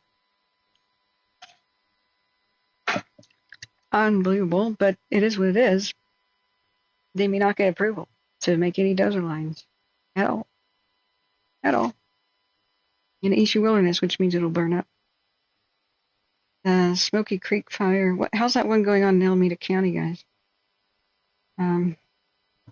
Okay, that's in Malheur County. That's in Grant County. We'll have to check on Oregon too. But we want to see about this. Let's look at the cams again.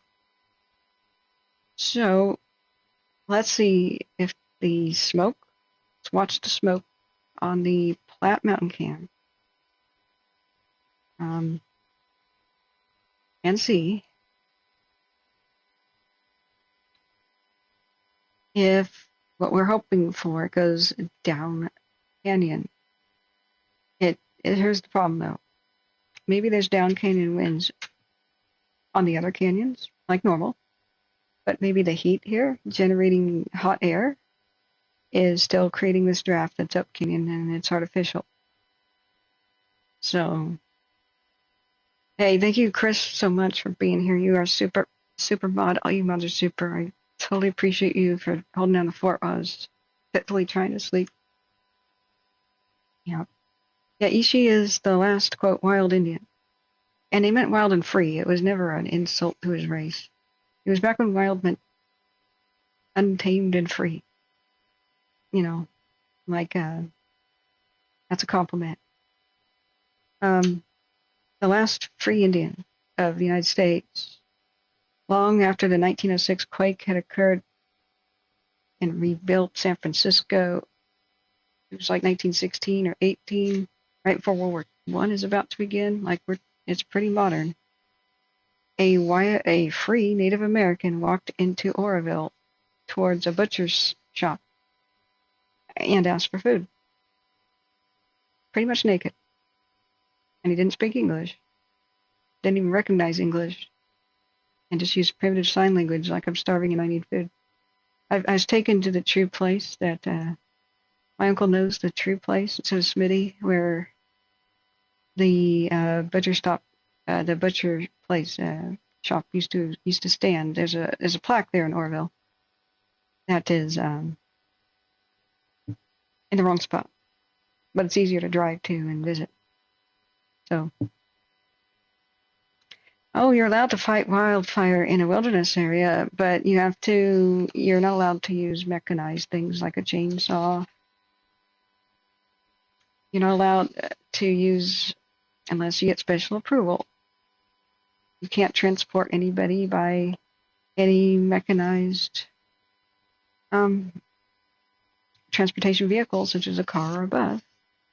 The pre-existing roads that existed before 1964, if they were maintained, they're supposed to walk in or ride mules or horses. So the Forest Service still has mules. The Marble Mountain Wilderness west of where the Shelley Fire is at, in Siskiyou County, I think that's Siskiyou County, they were taking pack mules in there, because there's generally no roads good enough for it either. And then they're supposed to use cross-cut saws to take down big dead trees. They're called misery whips because they broke the backs of so many loggers back in the day. And that's a skill job. It's backbreaking labor. They're supposed to do that. You know, it's 103. It's also extremely hazardous. Hey, thank you, Terry. Thank you for your kind support. Thank you for everybody. I want to get our laptop and our better gear and go down to California for sure. They're supposed to party like it's 1899. Oh, look at the people here on the lookout. I didn't notice there's a person. See, watch to the right. It's an actual forest lookout tower. Huh. That was 17 minutes ago. Wow. Welcome to, what is it, Friday? Welcome to Friday. It's past midnight now. I gotta make a new folder for the 26th. Save my screenshots and my information. So we currently have, you just tuned in, the mapping plane is circling around. And we'll hopefully get new battle maps soon, which will have a new fire footprint, and we'll have it as fresh as it can be, where the fire truly is right now. The plane is making passes. They'll beam that information to the ground or unload it when they land or whatever happens. They'll generate maps by 2:30, and hopefully I'll have them in my inbox real soon.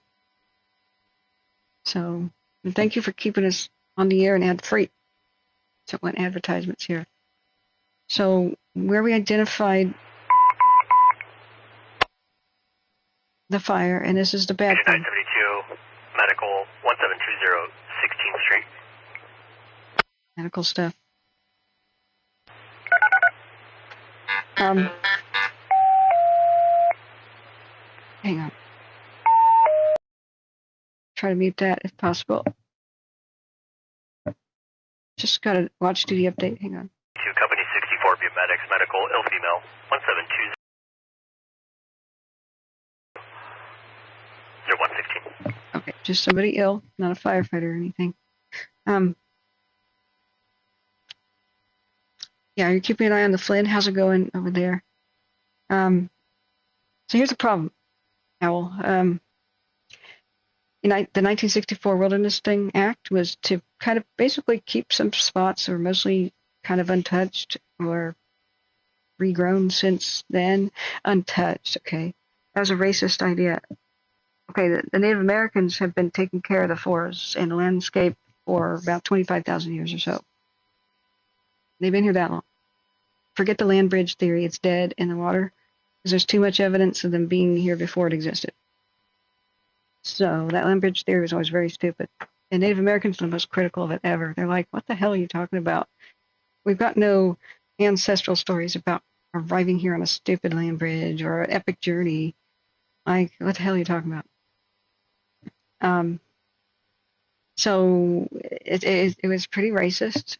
It still is racist to assume that the old growth that was here when white men came around was nature's accident. No. Old growth is a product of humans grooming the landscape to make it ideal for man and beast and preventing mega fires by lighting smaller fires and brush clearing and the like.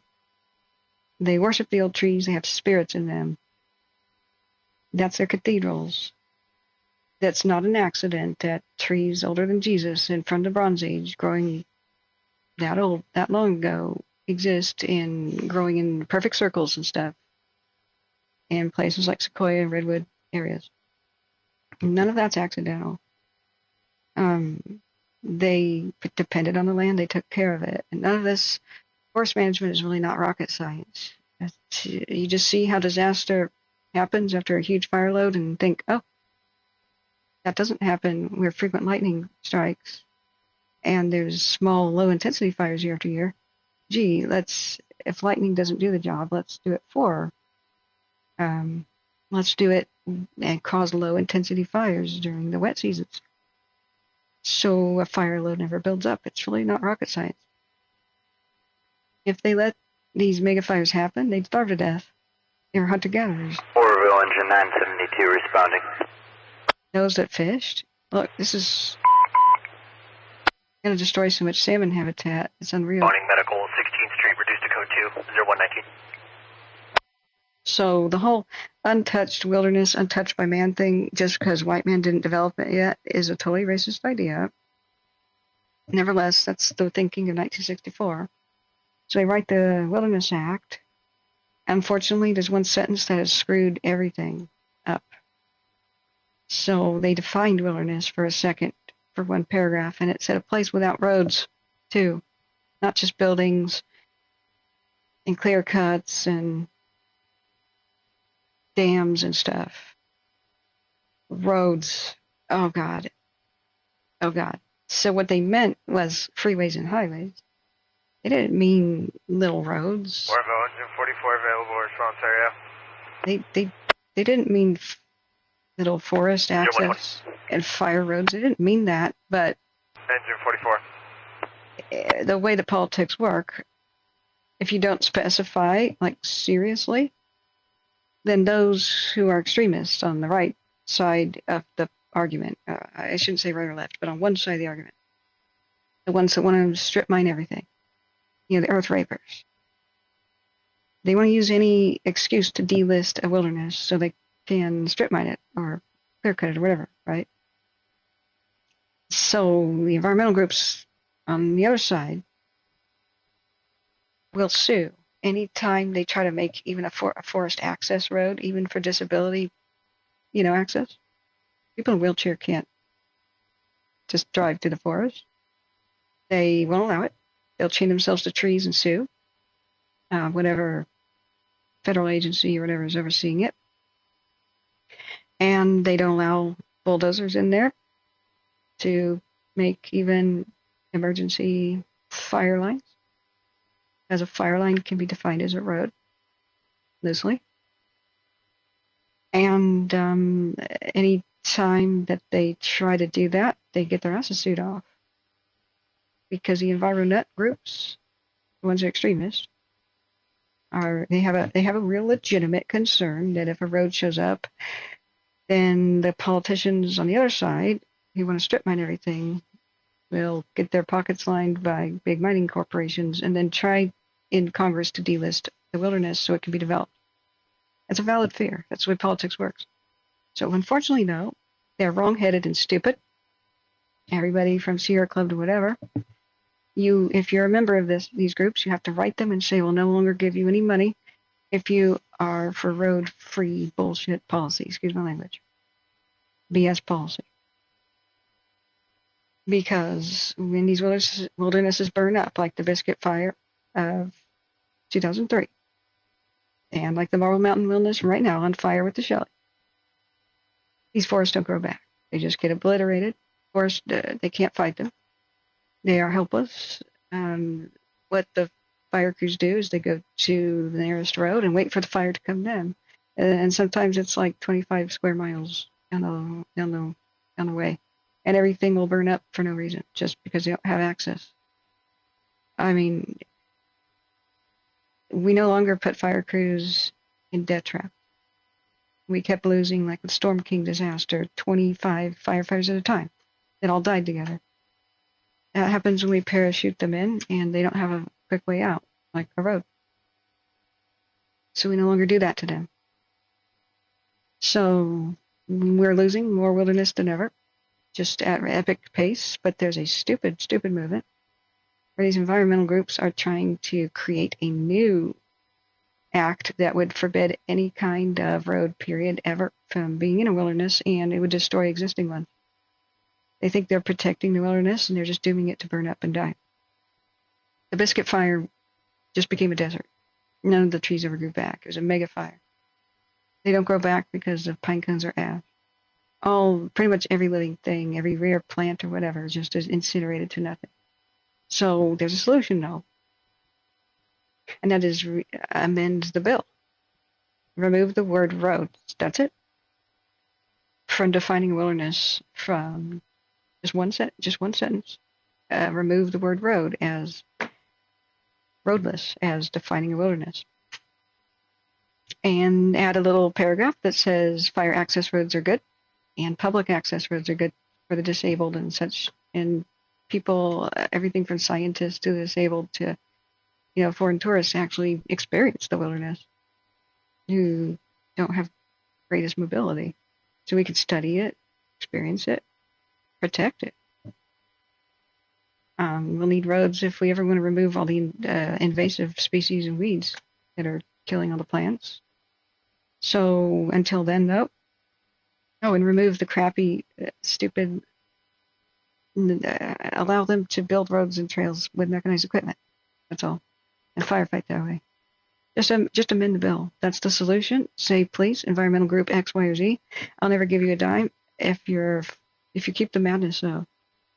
If you want to destroy roads and you're anti-road, screw you. I can't support you because this is how we're losing the wilderness and it's burning up in front of our eyes. So that's the big problem.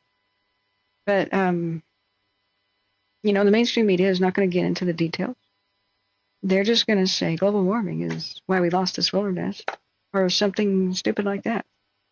They don't really do good journalism anymore.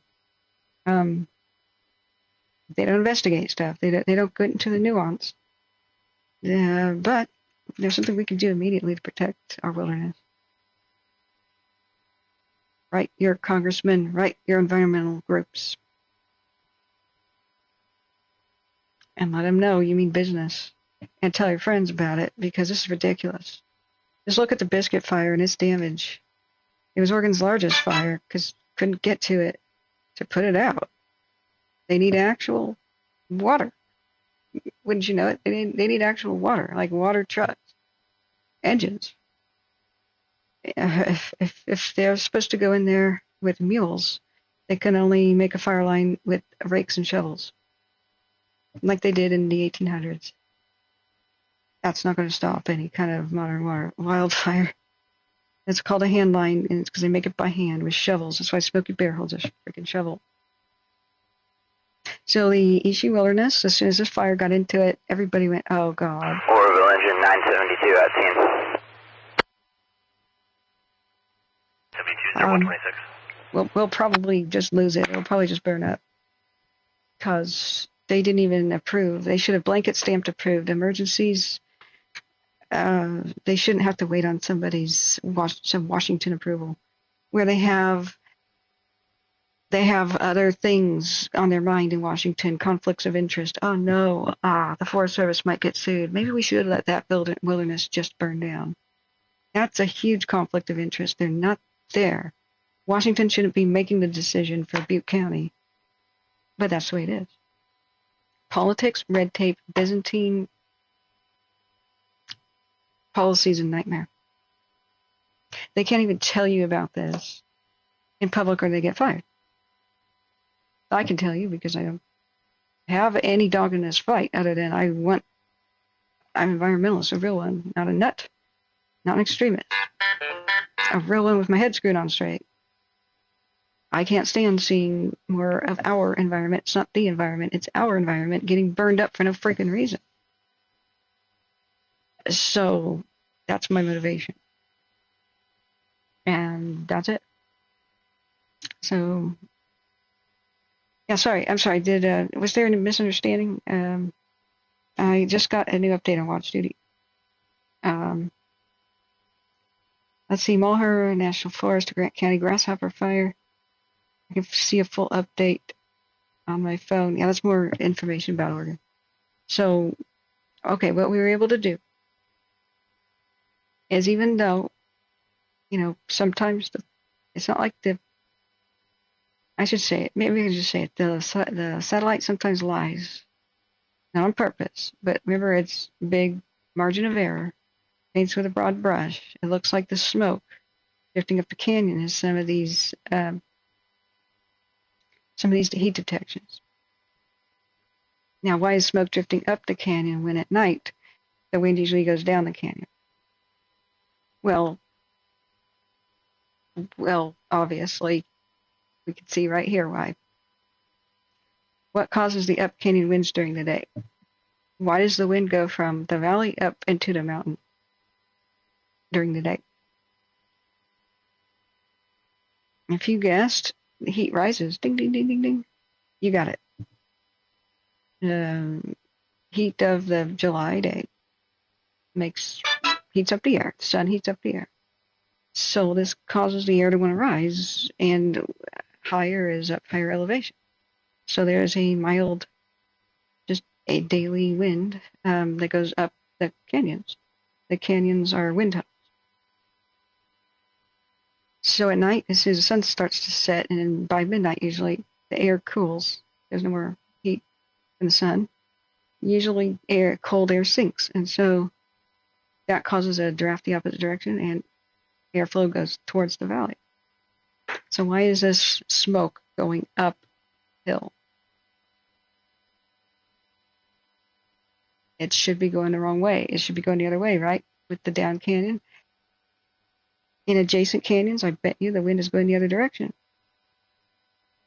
But this one has a lot of fire in it. Hot air. It's creating its own weather against normality. This is a mild example of how fire creates its own weather. So it is traveling that direction. And we have a good example of spotting right there.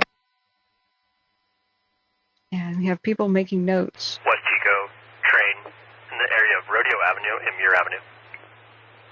This has spotted uphill.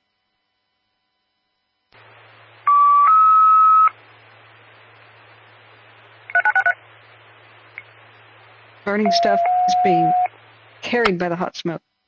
And it went over a hill. You can see how it did that. That little bright spot. Flaming debris like sticks and leaves.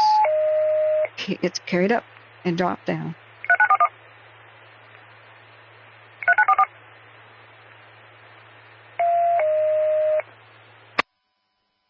It's a great image of a spot. That's oh, I hate that sound. So, if we hit show on map, we can see where it's looking, and it's at, it's just gone past now the intersection of the two creeks. There's our road. That's the best chance they have of kind of stopping it, if they can hold it, at this individual spot right here. This we have identified as Nelson. 2115, Chico engine 12, engine 41, rescue 44, company 42, water tender 42, water tender 45, train negative derailment, second locomotive on fire. What? In the area of Rodeo Avenue and Muir Avenue, first unit at scene, Rodeo ICLP fire 22, stand by first loss, check back, 0132. A train derailed on fire? Muir Avenue? What? What? There's a train that just derailed and it's on fire? Okay, stop the presses. I'm sorry, if there's a debate in chat, yeah.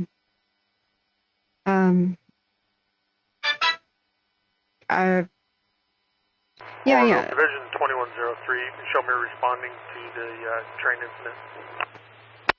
Whoa. 2103, 0132. Yeah, where did the train derail? Rodeo Avenue in Muir or something? Oh, damn. Okay. Of course, climate has changed, but we don't want to debate that because there's no real point to it. That's not an issue that we could solve. That's a big, broad, socio-political, global, whatever thing. We just have to adapt. I don't like the whole blame game.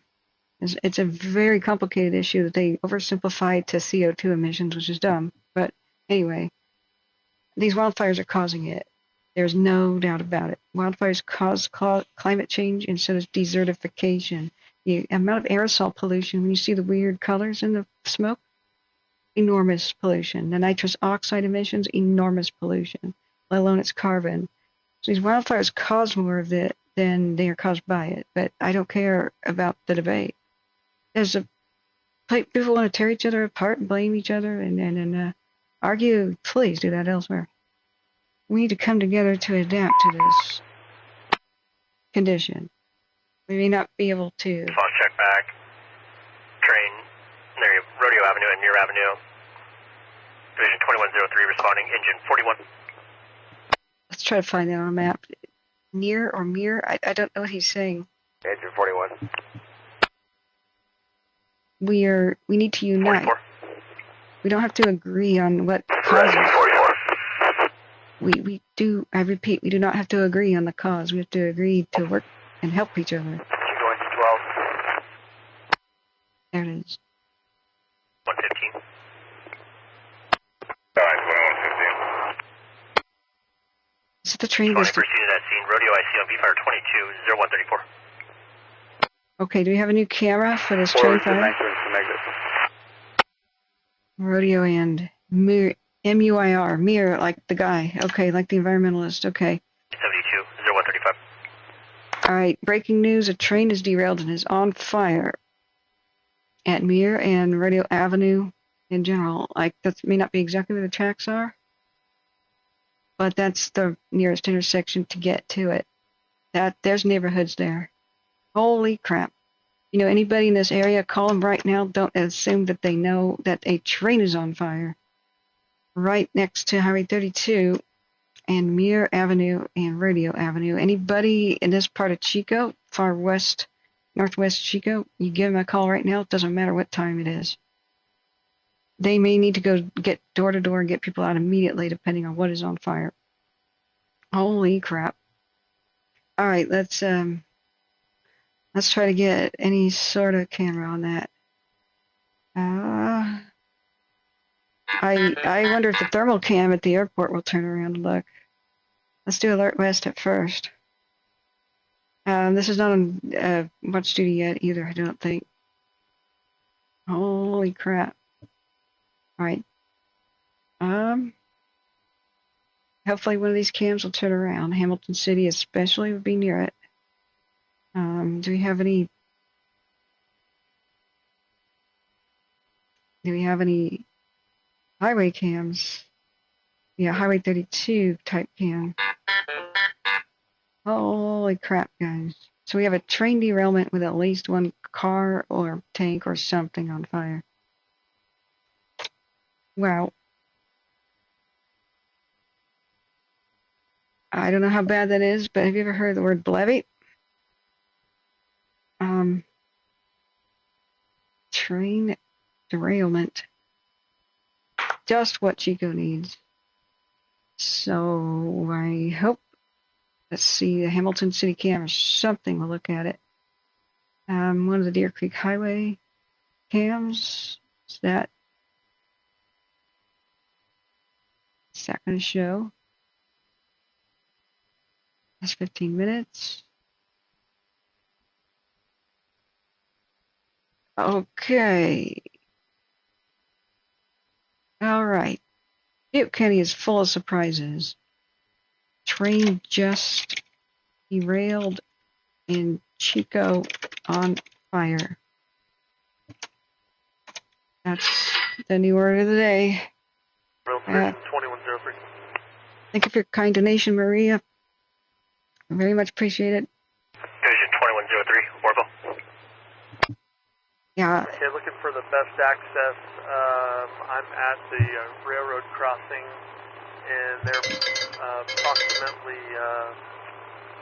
3/4 of the way back towards Mud Creek, to the west of Butte Rodeo. And I don't know if access is going to be gained on this because the side alley's blocked off, so we'll have to determine an access. Oh man. 1030138. Firefighters know how to get to it. Okay, Hamilton City 2 may have just looked. I think it's a rotation. It's a rotation.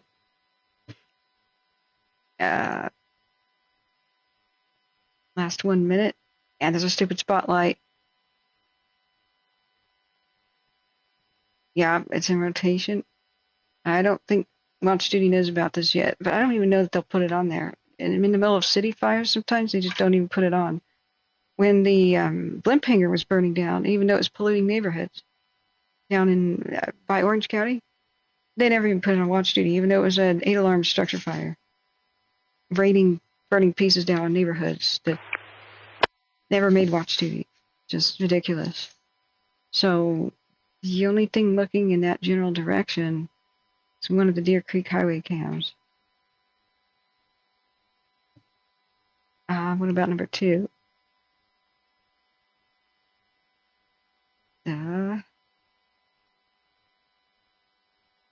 Okay, if you don't know, we have a train derailment in Chico at Orville, Waterton, and 27 staff. at 32, 0139. next to Highway 32. 27. Okay, Hamilton City, what is looking at that direction? Hamilton City 2. Division 2103. I'll be on foot. I'm going to walk down and meet with the train rep. I don't have any visible fire at this time. Get you a further report here in a minute. Phew. 103, 0140, break.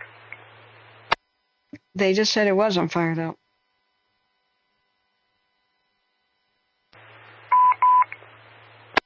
The Mace Fire by Pollock Pines forward progress has been stopped. Rodeo Avenue, Muir Avenue, Division 2103, Rodeo IC on B-Fire 22, 0140. No visible fire from somebody near it. But somebody just reported there was a fire, so did they just put it out? Did the train people put it out? Did it burn itself out? A train derailment caused sparks, of course. So if somebody was astute and alert, maybe they just took care of it.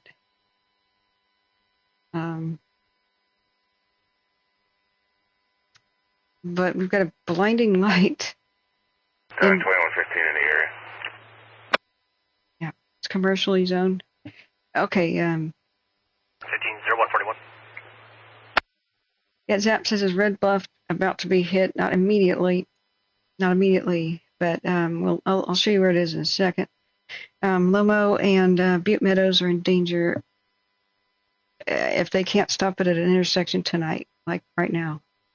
If they can't stop it at Nelson Ravine and Highway 32, which we were just tracking, then Butte Meadows could really become in danger. Who knows what time frame? But it's trucking that way, and it might split off. It's a Y canyon, like a peace sign. It could go in 2 different directions, one of which is towards Butte Meadows. That's the place in jeopardy right now. They're battling, of course, right now to save structures by Cohasset and Forest Ranch. We don't know the status. Yet Zap says we are a small community. We only have one way in and out. Yeah, Red Bluff. Let me see. Yeah, Red Bluff is which are you on? Are you east of 99? Are you east of 99? If you can give me a general intersection, you don't have to tell me like where you live. I can give you a little bit of an assessment, at least from, I drive through there. I never lived there. But at least from that sort of level of local knowledge and looking at the satellites. Rancho Tehama is well out of the evacuation warning area, but easterly winds would not be good. Exactly. If you have two things are really bad that you don't want to see. Currently, the south-ish winds, right, are the best thing for this fire. If you're going to have wind at all, the south wind is the best thing for it because where it's going, it's progressing to the northwest. Unfortunately, it's also going up to the northeast, but mostly the main head is progressing to the northwest. That is going to be rural Tehama County with almost no structures, with a bunch of rocky rocks and grass and stuff. So that is not heavy fuels by any means. Now, it'd be really hell to try to build a fire line in a bunch of rocks, but nevertheless, protecting communities means buying time, right? So the problem with that is it's creating a very long fire edge, like 15 miles long now.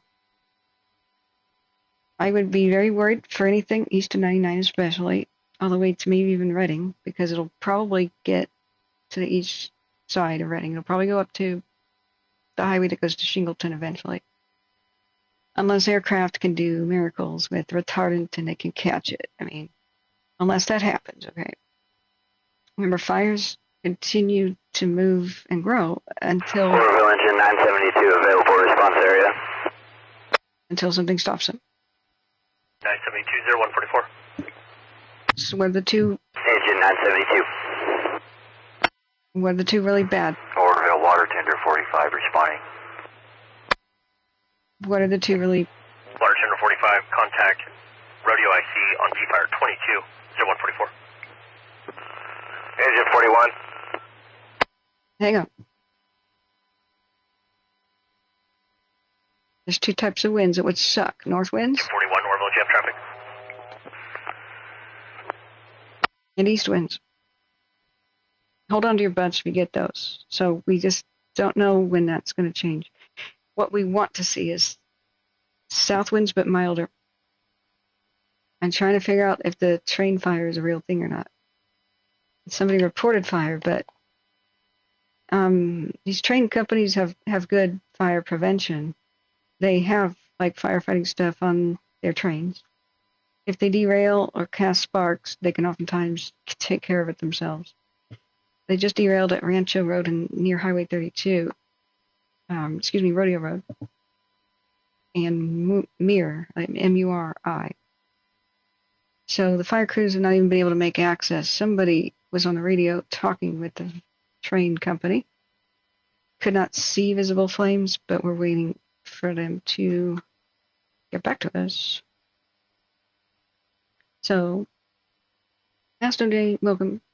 And by the way, guys, hit the like button and subscribe if you ever want to find us again. And thank you everybody who has donated, especially while I was asleep. I have to check on that. There's still no information on my end about the train situation in Chico. Okay. Yeah, we did hear derailment. We did. So, Rescue 44 station, rodeo and 32. a lot of times derailments are 146. really mild affairs. If they said the word not, I didn't catch it. So, derailment happens pretty frequently. It just means the little wheels went off the rail. They're pretty mild. When they're going through town, this is low speed. So town derailments are pretty common. It's, oh dear, get the crane out in the morning, put it back on, maybe take off a damaged car. 41, 0147.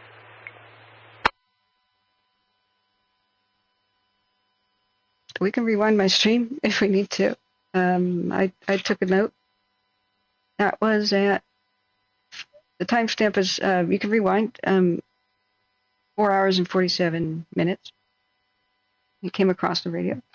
So we are at 5 hours and 2 minutes right now. But remember to hit the live button to go back live. Montero fire, forward progress has been stopped. Threat to structures has been mitigated. Was that the one in Alameda County? Calaveras?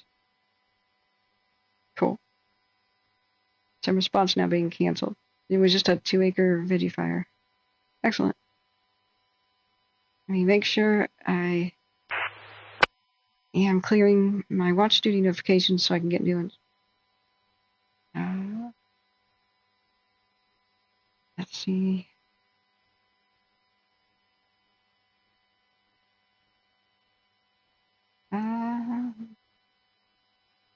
There's no cameras showing anywhere near the train derailment. We could go back to looking at,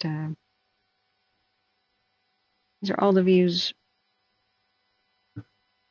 that were prevalent today on the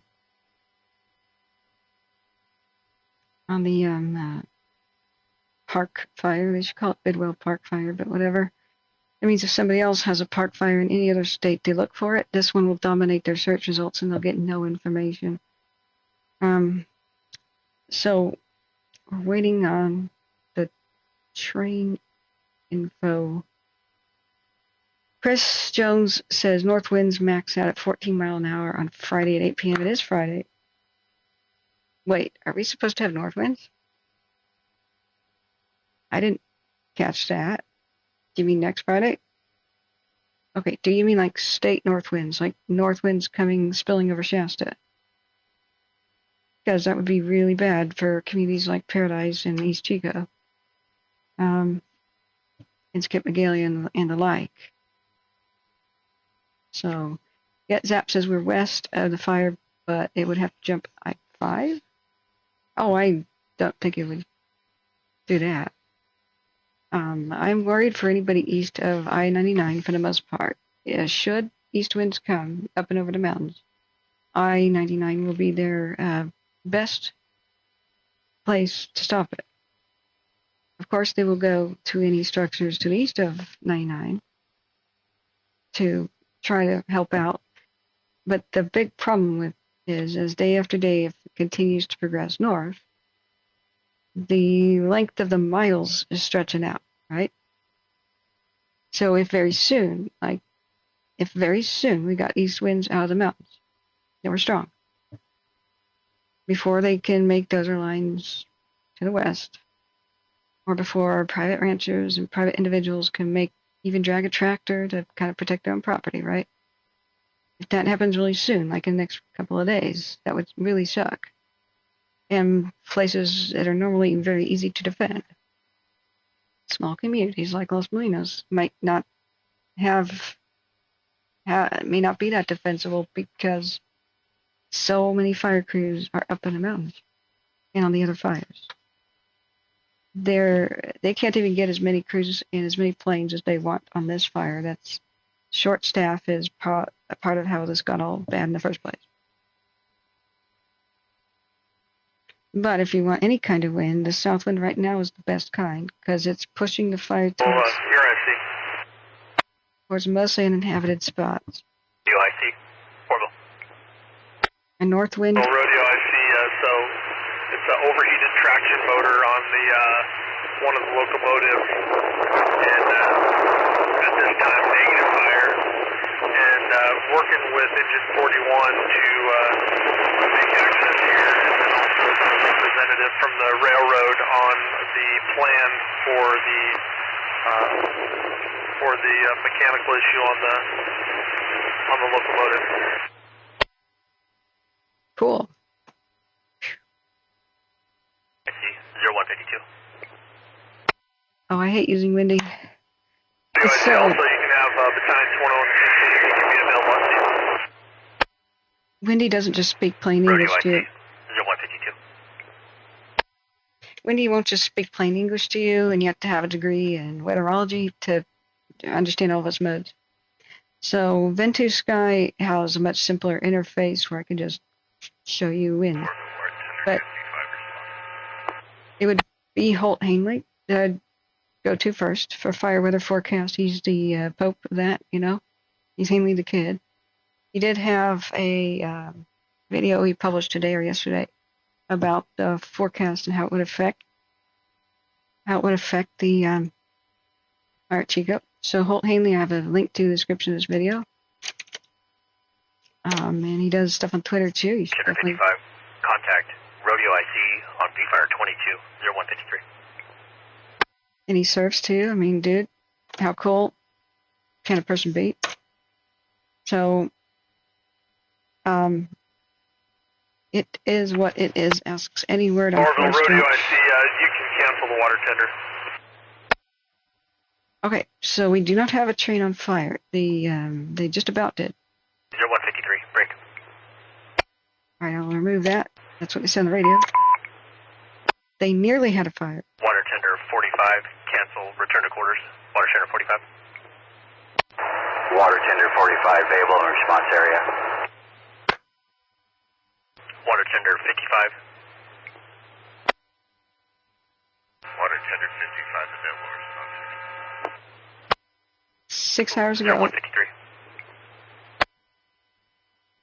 Now, this is one of the people I gladly promote. We love each other. You know, we are some of the top 6 people to get information about the Dixie and the Caldor. It was me, Holt Hanley, a couple of journalists like Craig Philippott that drove around to fire areas. Daniel Kearns in Taylorsville, the retired firefighter there, volunteer firefighter. Me, help people like Craig Philippot, Daniel Kearns, Zeke Lunder, and he has a blog called The Lookout and sometimes a daily podcast thing. But we were those informing the public when the public was fed a bunch of beep, by the officials and kept in the dark.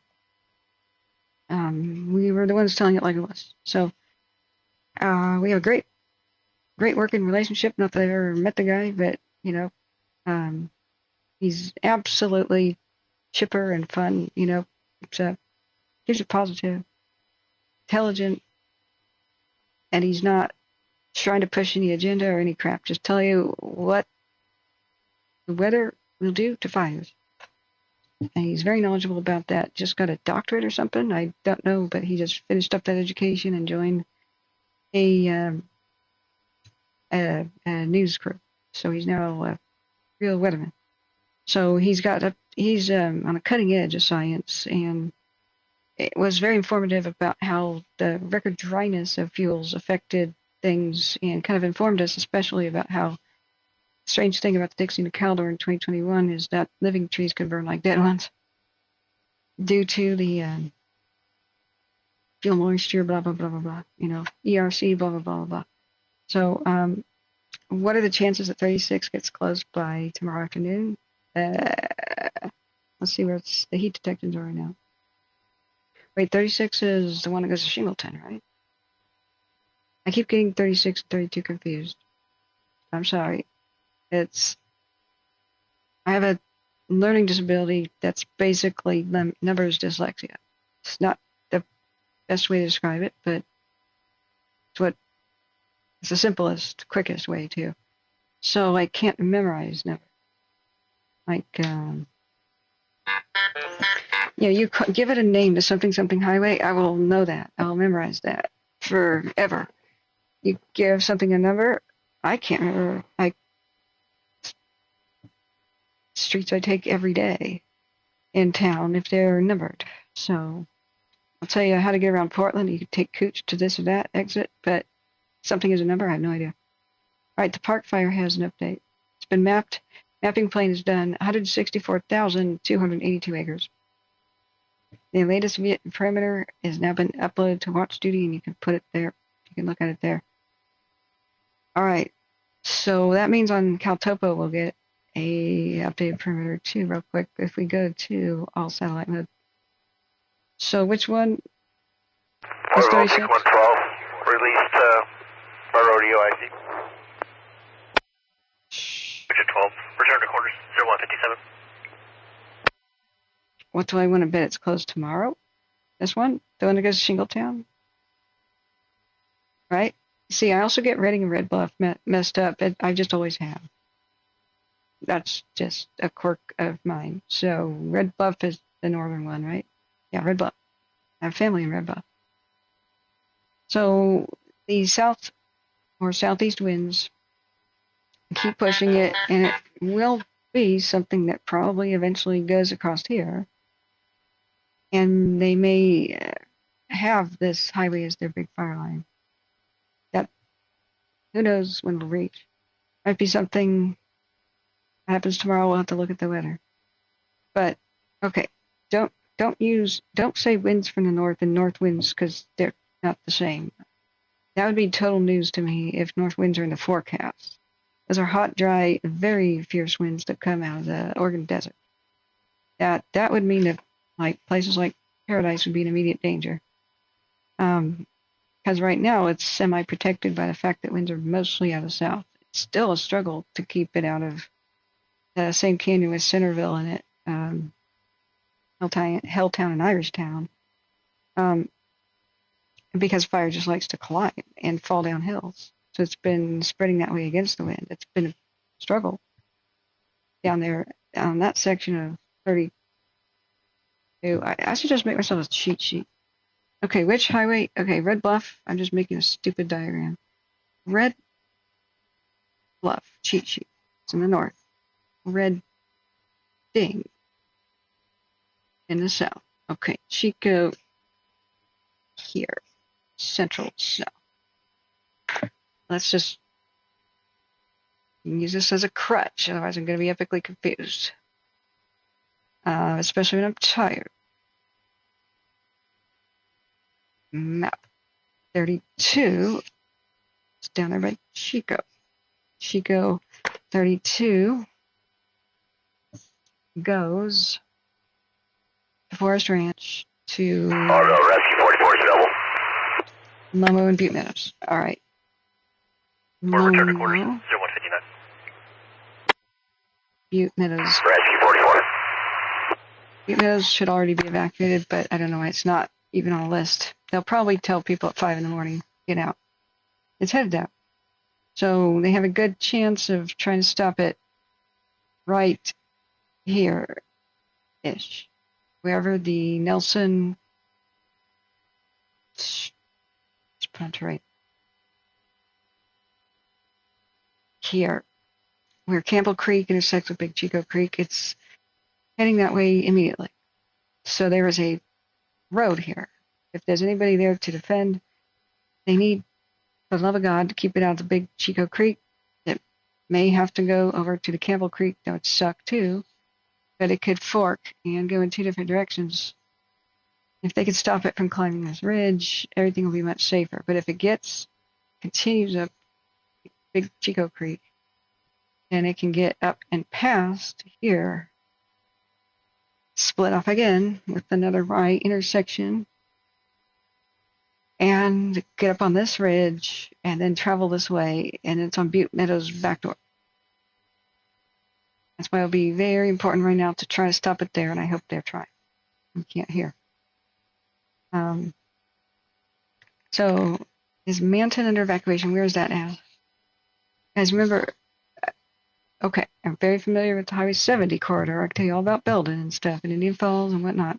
Teddy, whatever. Indian Dam, Greenville, Indian Valley. I have no idea what you're talking about. We only took sometimes the Chico Way to our cabin at Eleanor. I barely have any working memory of what Butte Meadows is even like. I barely have a memory about Mineral. I have no memory of Drake's Bad, even though I've been there.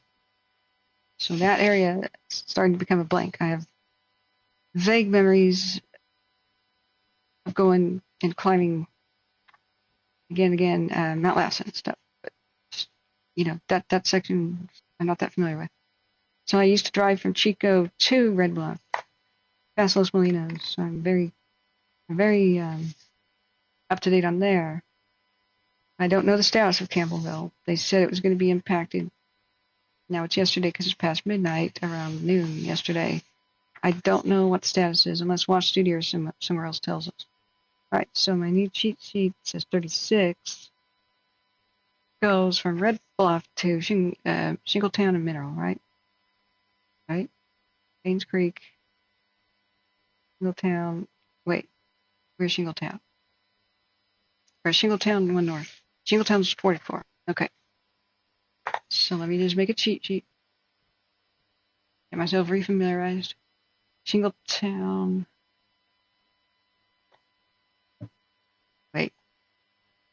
Wait. Red Bluff is the one on the bottom. I screwed that up. See. It must have happened like when I was a kid. I memorized the map wrong. It's still like seared into my brain. Yeah. I'll have to make a rhyme. Like a rhyme about why Red Bluff is south of Redding. Like something stupid like that.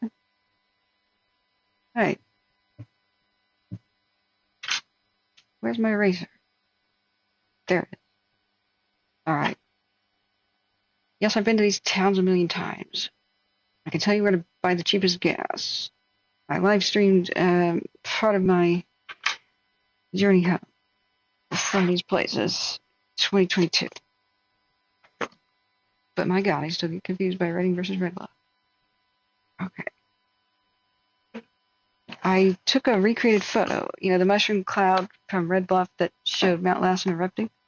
I recreated that famous photo. I'll show you that later if you have free time. Okay, so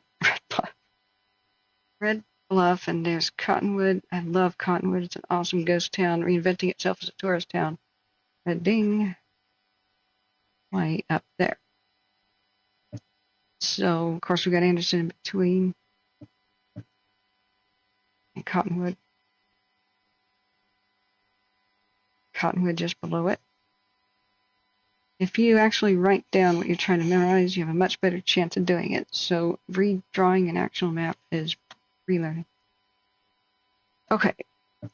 So if you go from Reading and you take 44,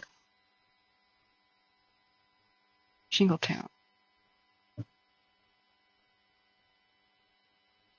Just south of Shingletown, Manton. Is there a main road to Manton? That sounds very remote. From Red Bluff. 99, of course, goes that way. 99. From Red Bluff, it splits off. Goes to Paynes Creek, Mineral.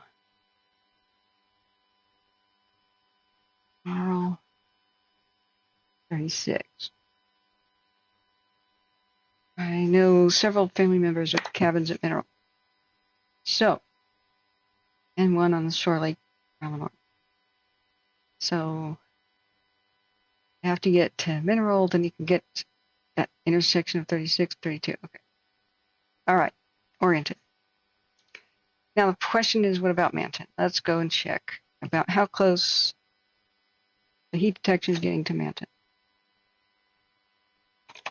We're still listening to Butte County, but I think we should probably try to see if anything is going on in Plymouth. I'm going to add a feed right now. Maybe there's a Forest Service something up there. I'd love to know what's going on in places like Butte Meadows. If there's not something going on there, there should be. Overtime 2115 available. Okay, Plymouth. 2115-0206.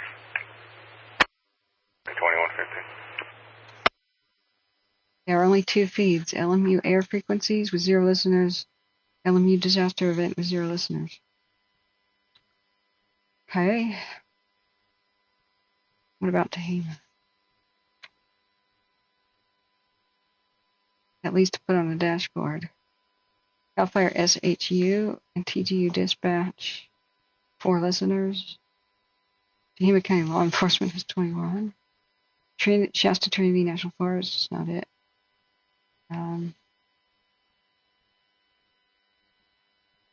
I'll just add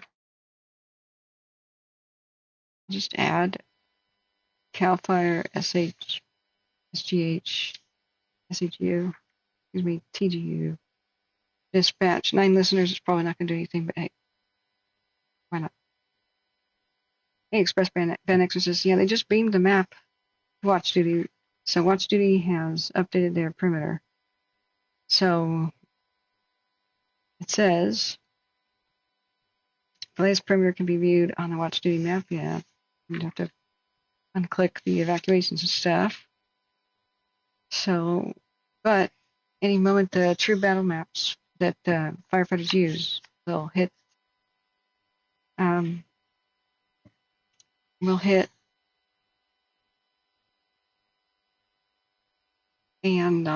I'll be able to show the really awesome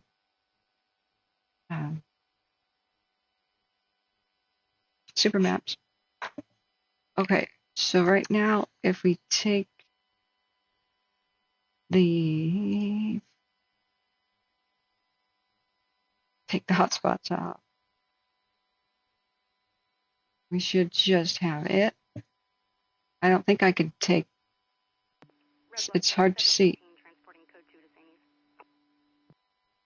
Oh, the Tehama County one just gurgled. Medic 718-0209. Okay, there's some life in it. Alright, I can't take off the evacuation one, so you just gotta trust me that the brighter pink is their fire perimeter. Now that we have that, we can answer, like, how close is it to, say, Manton? There's Manton. If we have all satellites, CalTOPO's own fire perimeter should upgrade too. I don't know how it does that.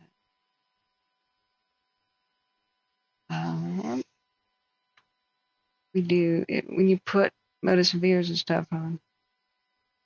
So that's usually a big yellow thing, but it's not updated. I don't know when and how it gets updated. So I don't want to just use Watch Duty as our map. It has a very primitive mapping layer system. Because even if we put street map and stuff on, communities just tend not to be named. And neither are roads.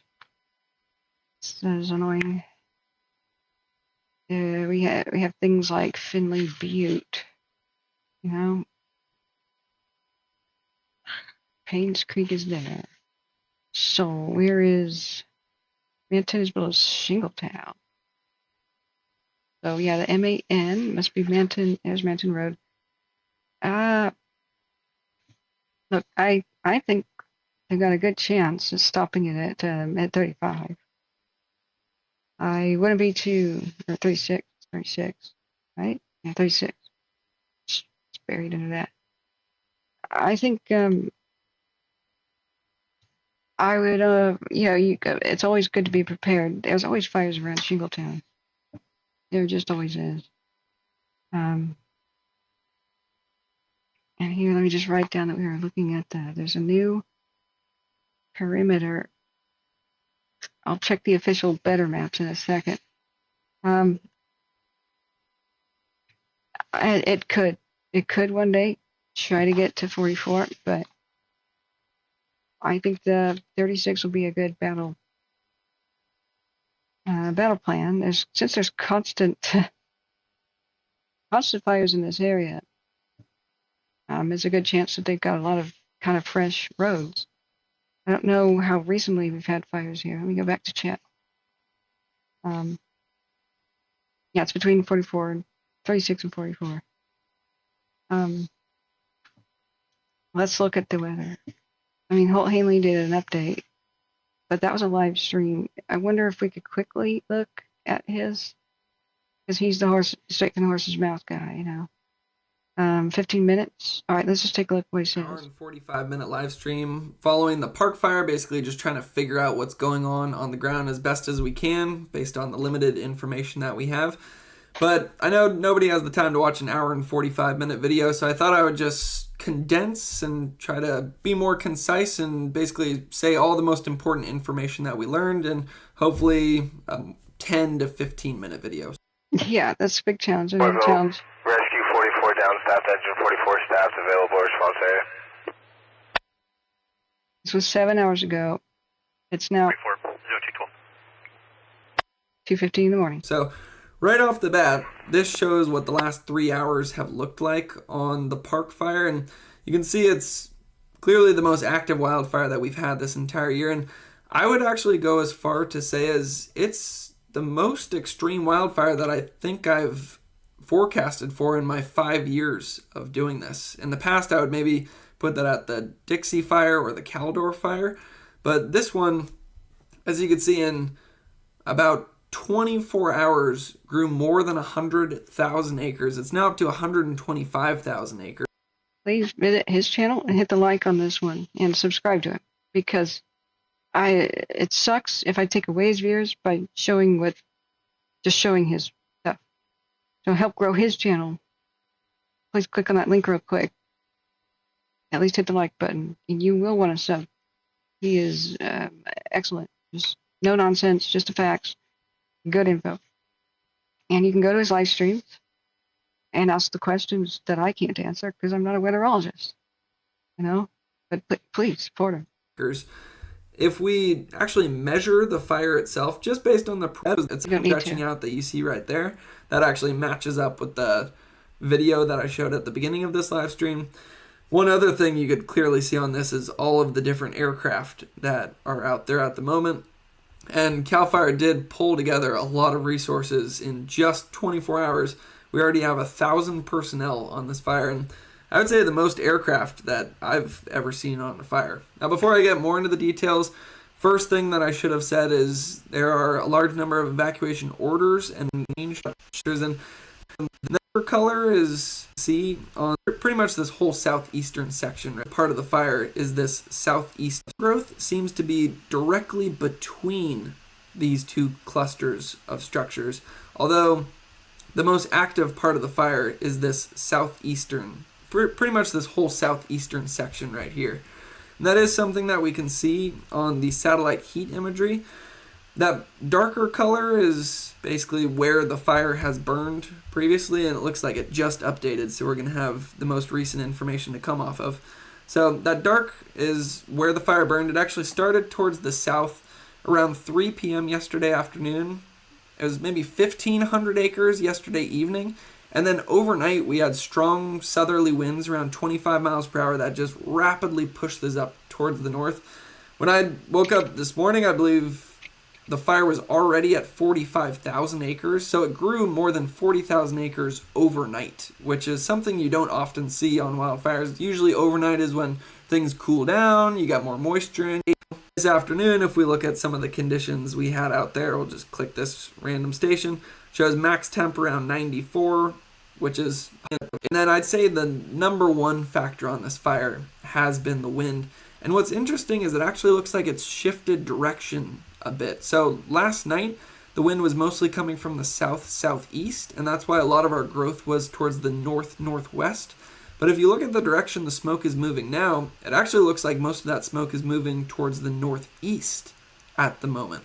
Now that might not make a lot of sense, but it does start to make more sense when we think, or we zoom in to this little finger right here. So the reason I'm focusing on that, well, there's a couple reasons, but first one is that you can kind of see that this fire is split in two.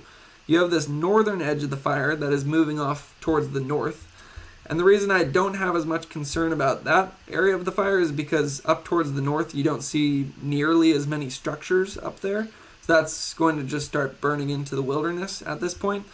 It's on this eastern side of the fire where you see the largest amount of structures. And that's actually the part of the fire that appears to be the most active recently. See how bright that orange color is, how much smoke is coming off of the fire? And the fact that it's going towards the northeast would mean that this part of the perimeter would be going directly towards these clusters of structures. Now, that sounds pretty alarming until we match it up with this map right here. This is the Watch Duty app, and it's a little hard to see. There's a lot going on at first, so we'll just zoom way in here first. And we've seen a lot of aircraft just going non-stop on this section of the fire down. This is like the very southern edge down here.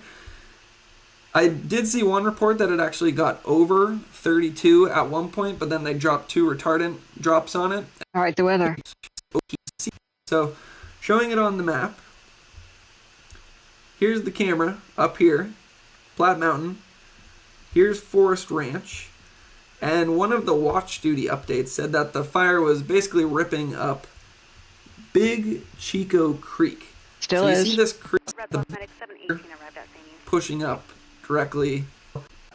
And then when you get that much rising motion, basically what's happening here, I can actually draw on this, you get all of this fuel here that hasn't been burnt out in decades. It's dry, but if let's actually look at it from the south. So this is going to be Doe Mill Road, and instead of looking the weather, notice how that perimeter doesn't actually extend into the streets or down like they should happen from here on out. Here we go. Well, based on the wind forecast, this is actually a bit concerning because as we go to 11 p.m., instead of the winds dying down like they should at nighttime, it actually just looks like they're going to be just as strong, if not even stronger than they were last night. One piece of maybe good news is that it does look like the winds are going to be more southeasterly. So what that's going to do is try to, or hopefully, just push the fire back into itself. And that would be the best situation for us on the southeastern edge. If we get more of a southeasterly wind that basically pushes the fire back into where the fuels have already been burnt out, and then it loses a lot of steam. that would be good news for us there. Northern edge, I expect that to just continue to grow, because when we look at fire history, not a lot of fuels have been burnt out on that northern side. Actually, not on this eastern side either. So we have fuels that haven't been burnt in decades. Even where we do have a burn scar, the 2013 Deer fire, looks like the perimeter is going right through there. So we must have had enough fuel grow over the last 11 years that that burn scar is not really helping us out. So there's a lot of fuel still to burn up here. We're still going to see strong southerly winds overnight, so that's going to continue to push the fire towards the north. It does look like the winds slightly calm down tomorrow morning, but then unfortunately it actually looks like tomorrow afternoon is going to be even windier than we were throughout the day today. So that's why we do have a red flag warning over this fire, at least the last time I checked, through Friday night, and then it looks like things will finally start to calm down a bit more overnight on Friday into Saturday. So basic prediction there, we're going to continue to see activity on the park fire, especially on the northern side. The main area that I'm concerned about is still that southeastern finger that is closest towards the largest number of structures right here. And then with the strong winds continuing overnight, definitely going to have to keep a close eye on this, not only overnight tonight, but even through tomorrow afternoon, as well as conditions remain hot, dry, windy. And I mean, like I said, I believe this is the most maybe intense wildfire that I've ever covered, and I've been doing this for about 5 years. Never seen 20 miles of growth in one day. And unfortunately, the day's not done yet. Every time I look at this acreage, it continues to increase. If we need a silver lining, as of right now, I mean, based on the information that I've been able to find, it doesn't look like it's gone through some of the communities that we're able to actually see here. But again, I can't really confirm anything. I can only go off of the best information I've found. So definitely take all the evacuation orders and warnings seriously. And okay, but like, when are the winds going to change? That's what I was hoping for. Like, that's a good fire roundup and like what happened, but how long are the winds going to come out of the south? When are they going to change? When are we going to get an east wind? When are we going to get a north wind? Because east winds threaten all the communities. It could push the fire out towards 99 because it comes out of the desert, the Nevada desert. A north wind also comes out of the Oregon desert, and it roller coasters and gains acceleration over the mountain passes, the Siskiyous, out Shasta area, and those are extremely hot and dry and dangerous and gusty. So he's not explaining that. So we're going to go to North Ops next. I will definitely have more updates for you tomorrow. So okay, we'll go to North Ops. So that's Holt Hanley's awesome. Please go there, like and subscribe to his channel. If I'm not awake or something, he probably is. He's one of the best people to get fire info. He's got no agenda. Just the facts. So what we'll do is we'll go to North Ops every day. They have fire potential. Explain why. So we have red flag 2. We're going to read that real quick and then listen to North Ops. This is what I was on when the train was like going to derail and when JB called. So we got a red flag warning that was issued out of Sacramento. Is that big enough to read? I hope so.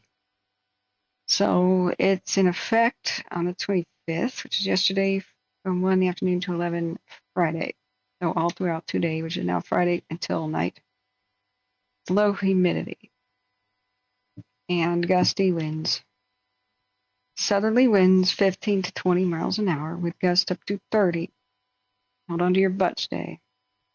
I don't plan on sleeping today at all, so we're gonna, the way to keep energized and keep charged is constantly eat.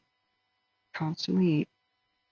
Yeah, thanks, Moscow Ribs. That southerly winds will persist through Friday. Thank you for your contributions too. I'm really happy about that. Winds will begin to taper off after Friday evening. That's why they will cancel the red flag. Minimum daytime relative humidity. Remember, anything below 40 is bad, like really bad for fire danger. Minimum humidity will be 10%, maybe 20. Hold on to your butts. Nighttime humidity recovery is poor. It'll only go up to a maximum of 65. Yeah. Nighttime humidity is so important because trees and plants don't just get water from rain and groundwater.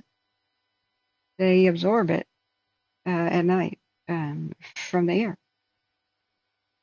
So the more they absorb at night, the more humid it is, then the more that they resist fire. Smoke check in the area, Bader Mine Road and Skyway.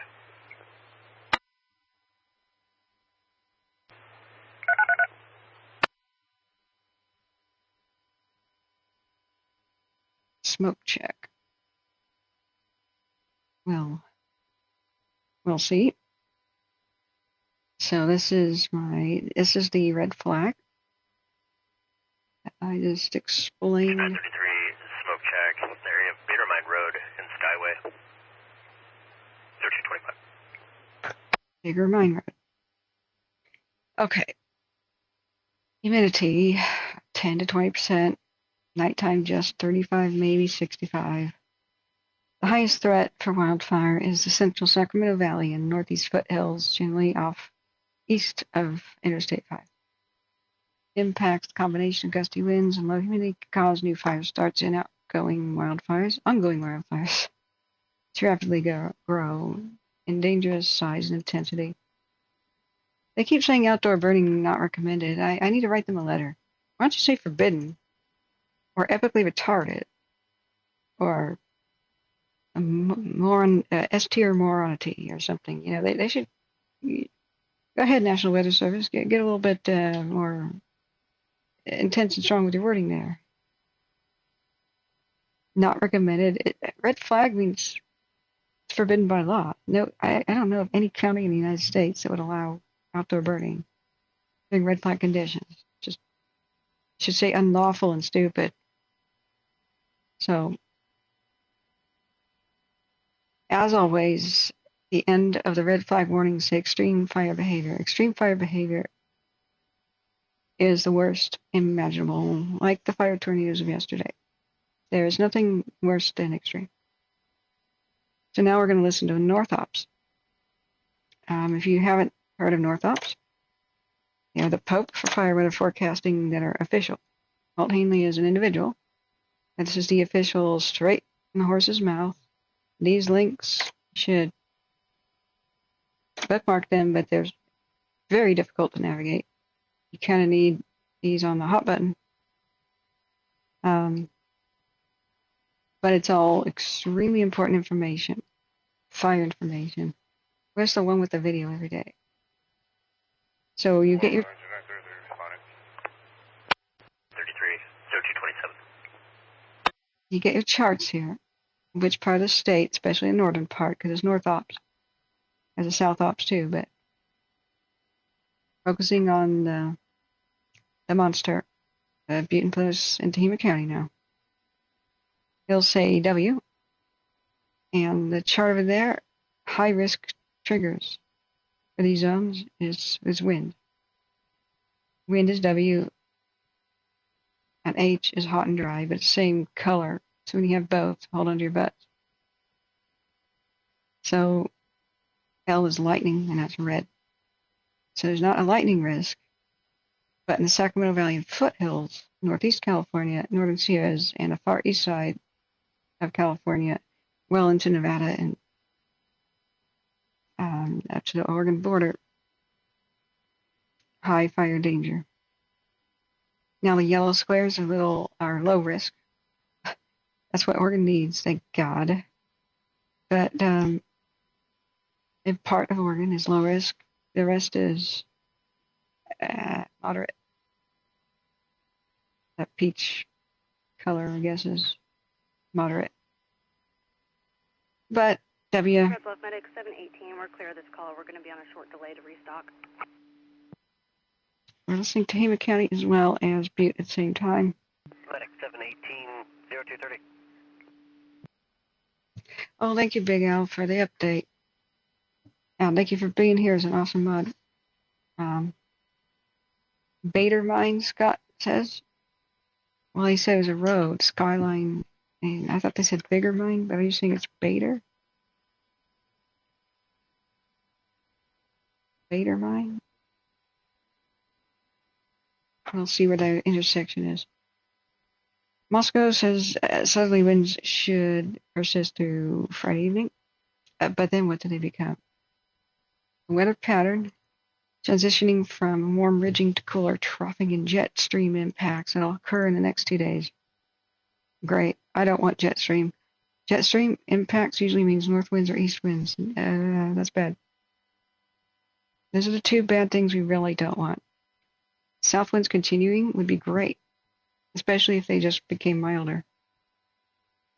But an east wind can blow the fire towards the communities east of 99 on the flatlands. A north wind could blow it towards places like Paradise and back towards Chico. So high temperatures will be near to above normal today. Starts cooling on Friday though, so more so during the weekend when readings become near to a little bit below average temperature. But then rising temperatures expected by the middle of the week.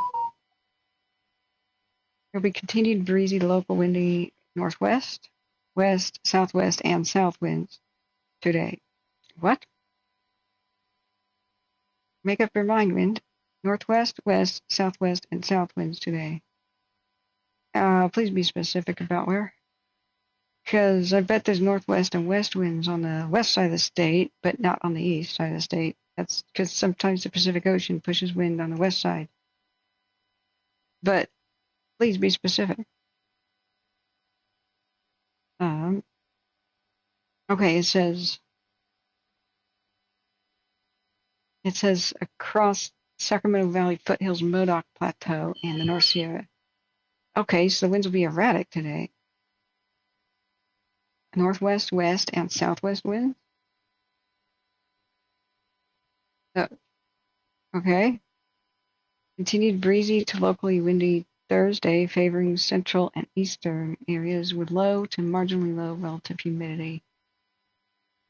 Away from those coastal influences. So what they're trying to say is the humid air comes from the Pacific Ocean. But we ain't getting any of it. Not much. Not much of it will make it to the east side of the state. Great. Friday is an interesting fire weather day. Interesting. Due to a distinct wave passage over the Bay Area, with gusty winds found on the southern and eastern edge of it, including impacts to the greater Bay Area, portions of the Sacramento Valley, the Modoc Plateau, which is the far northeast corner of California, northern Sierras, while relative humidity values remain low across the eastern half of the area with some single digits possible. Oh my God. Single digit humidity possible across the upper Sacramento Valley, Modoc Plateau, and far east side, while readings increase across the coastal Bay Area though. Holy crap, that means like you could fart and start a fire. Don't do any kind of yard work like whatsoever, friends. You could drop your pruning shears and start a fire in single digit humidity. That's nuts. I'm very worried now that other fires will start and peel away resources from the park fire. But there's more moderating conditions during the weekend. That's the good news, especially across the western and central areas due to cooler temperatures. More onshore breezes and a rise in humidity from the bay breezes is what it sounds like.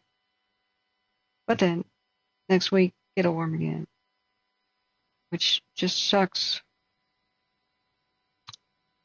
Fuels and fire potential. Significant fire weather signals creating a heightened potential are showing up for today and Friday with enhanced winds leading to near record BI readings. What's BI again? I forget. Oh, sorry, I have to pop my knee. This is hurting me. Ouch. Red Bluff, medic 718, clear, en route, post 4. All right, most of the team of counties, a bunch of medical stuff, but still listen. Medic 718, Red Bluff, cover post 1. Around 1,000 lightning strikes have occurred. Copies, available 1. Have occurred across the east since July 20th in the breezy, dry conditions. Medic 718, 0235, break. Medic 714, commit interfacility transfer to Enloe. Contacted John in the ER. 0235. Oh, that's better. Around 1,000 lightning strikes have occurred across the east since July 20th, and the breezy, dry conditions today and Friday could wake some holdover ignitions up. What does that mean? Lightning from like a week ago? Medic 714, 0236. Lightning from like even up to a week ago. Strikes a tree, but maybe a little bit of rain hit it too. Dead tree or something. So it takes a few days for that dead tree to kind of dry out. Or for fire inside of it to eat it up from the inside out. Then when you get wind on it, boom, you get the smoke finally showing as it spreads to the rest of the trees nearby. Because dead trees will take a few days for low intensity fire to eat them up from the inside out. And it'll be low intensity because it probably rained a little bit on it too. Then you get a few days for it to dry out, hot temperatures, wind, boom, all of a sudden it's there. So that's why they call them sleeper fires. They're using the word holdover, but I guess you can use that interchangeably. They're technically called sleeper fires. A holdover is generally used when a fire can be an extremely long, a sleeper for a very, very long time, like months, undetected for months, or even over the entire winter. Sometimes with even snow on the ground, there could be a tree that fell over, for example, with roots sticking up in the air, and say a big fire like the Dixie or the Caldor goes by, and so the fire can be up underneath it, just enough oxygen, just enough fuel to survive underneath snow and whatnot for months, and then show itself in the spring. That's technically what a holdover is. When that term is used, holdover from like another season or another month. Sleepers are short term, but hey, who cares? I mean, I don't make these. Firefighter slang is like Chinese, and sometimes there's a bit of leeway with its usage, varying from state to state, crew to crew. It's kind of like the police codes. It seems like 10.9 means something in one state and something else in another. As says, if there's already a ton of smoke in the air, it's hard to detect those until they actually turn into a fully fledged fire. That's really true. Yeah. It also says I'm unable to hold in a fart for very long. The pressure would build up. Yeah, that's another good term. Zombie fires.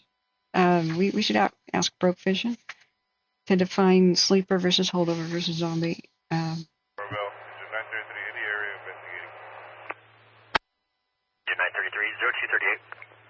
Okay, they're still investigating the smoke check by Skyway and either Bigger Mine Road or Bader Mine Road. I can't tell.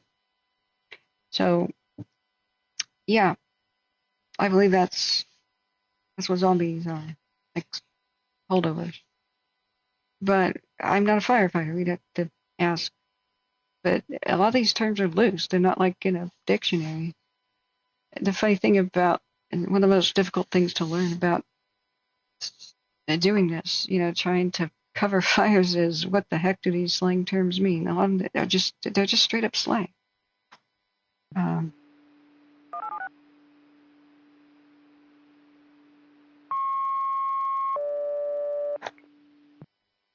Hang on.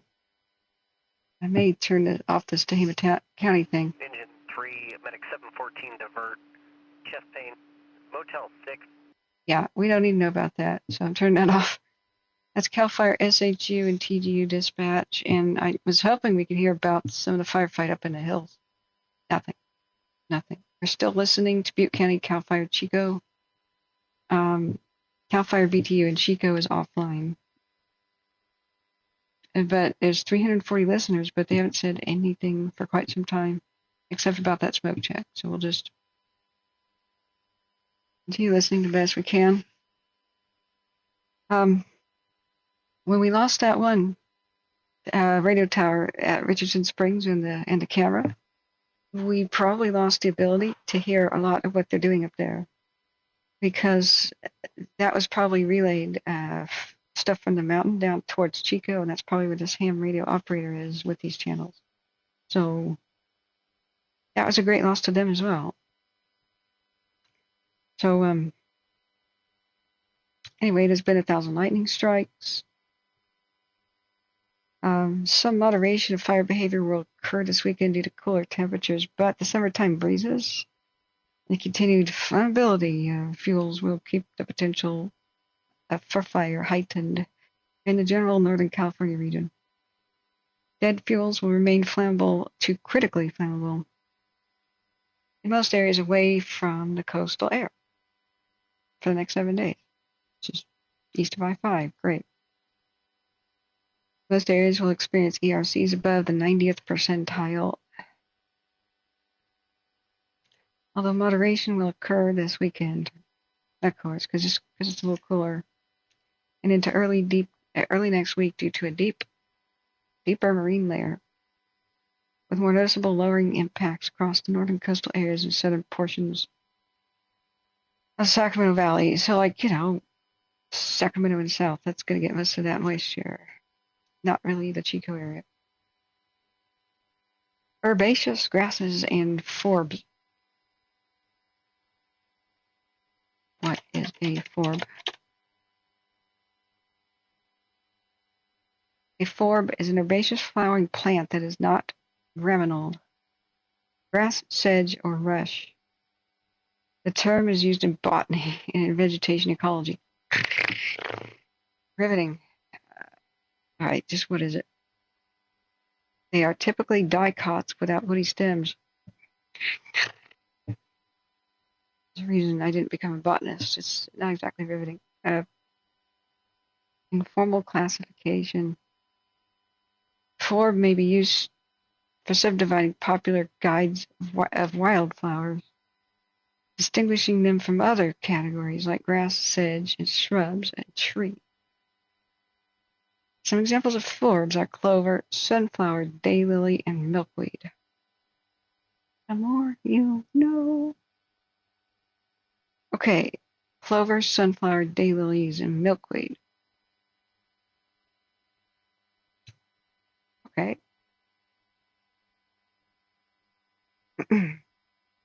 Grass and forbs are generally mostly cured below 5,000 feet, depending on exposure.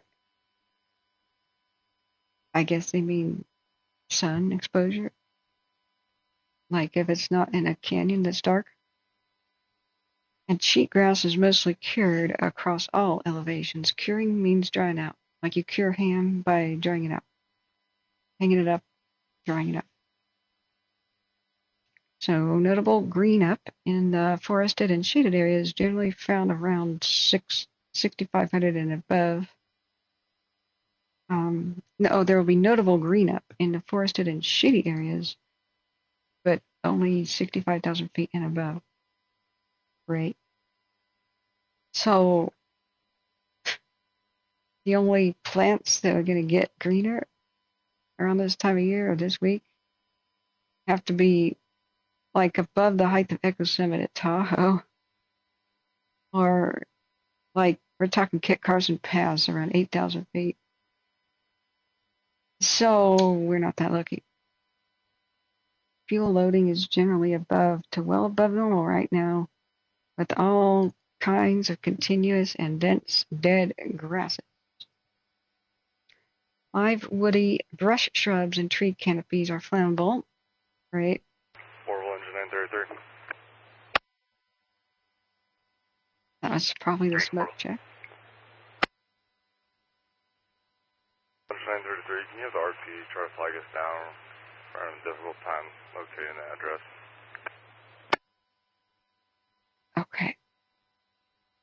It might be a smoke check or something, I don't know. Live woody and brush shrubs and the tree canopies.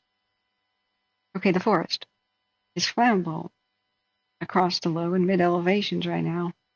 Yeah, we know. 33 Orville. RP calling from 13625 Skyway. However, he refused wanting to meet with the engine. Reported visible from Badermine Road and Skyway. Check to your satisfaction. Check to your satisfaction.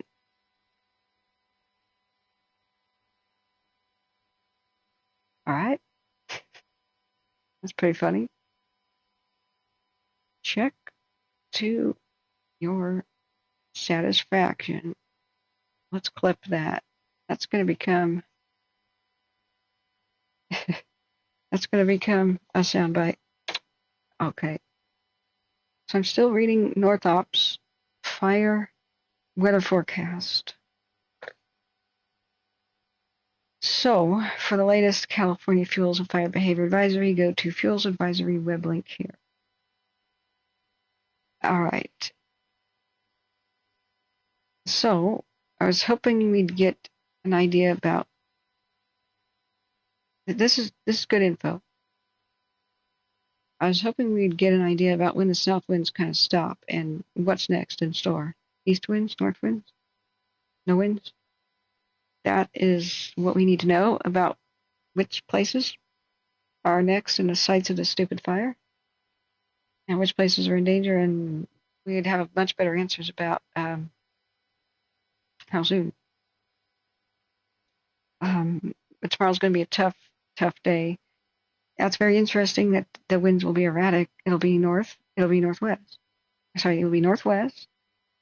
So wind means blowing from northwest to southeast. That's what that means.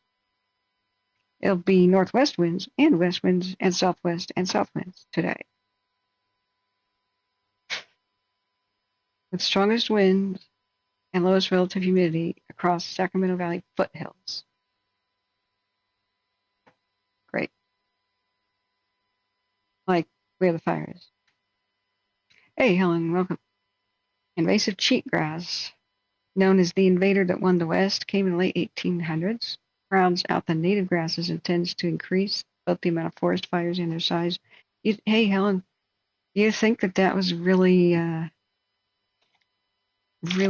factor in the explosive growth of this today? This crap is everywhere. It's the sticker stuff that gets in your shoes. I believe we need a war on this weed. California native grasses don't do this. But decade after decade, as this stuff spreads and makes California's mild wildfire, that healing and low intensity stuff extinct. That's part of the reason we're seeing this intensity. These are known as a sticker grass. You put on regular tennis shoes. It can be waist high, sometimes even nipple high. You put on regular tennis shoes like newbies do when they go for a walk up in the foothills. Just take a few steps in this stuff and you come out and it's stuck to you everywhere. And especially your shoes. And then sometimes it has little burrs. Is this the stuff with the burrs? And then you go to pinch it off of you and you prick your fingers. Yeah. Especially found in eastern Oregon. Yep. Yep. It grows in dry areas, promotes fire. What are the sticker bushes? Those are similar. Yeah, why is cheatgrass bad? Working lands for wildlife.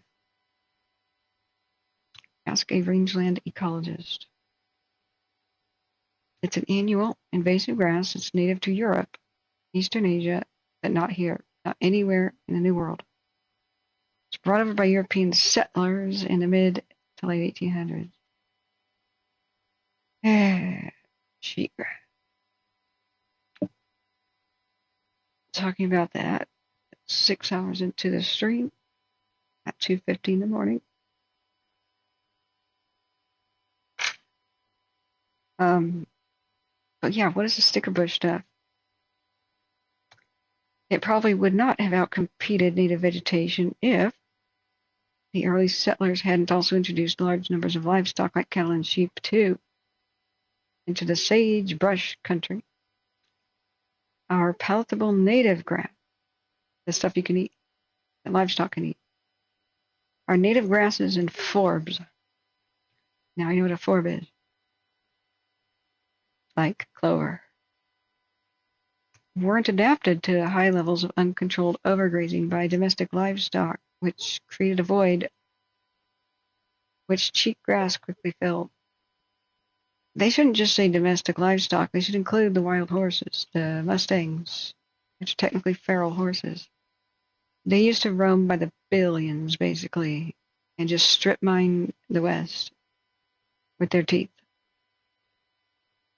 And so they have no predator, no natural predator. When horses used to be here, before their extinction in the Ice Age, they had predators like the American lion and the American cheetah, etc. But now they don't. So the reason they have to be rounded up is they will just eliminate all of their food source and all starve together by the millions. So it's controversial, but that's a fact. So cheatgrass is now found in at least 49 states, although it's mainly a problem in Utah, Nevada, Idaho, Oregon, California, and the Great Basin.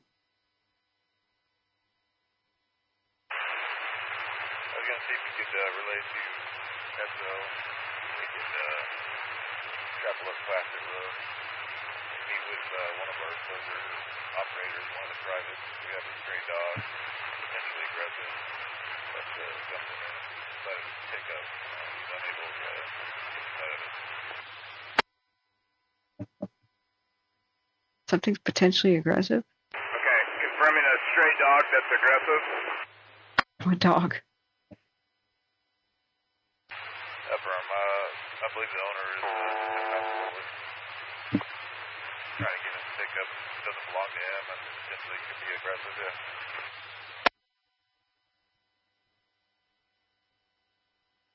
Why is cheatgrass bad? Wildfires. It's got a neat little chart. 2017 fires. Oh, the one where my friend died.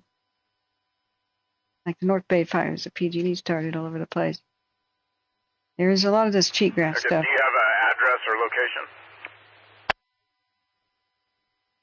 It's going to be Glassy Road and Hollow Oak Drive.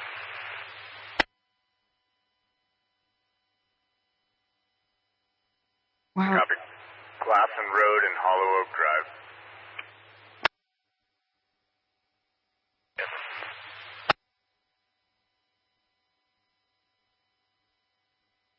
That's sad.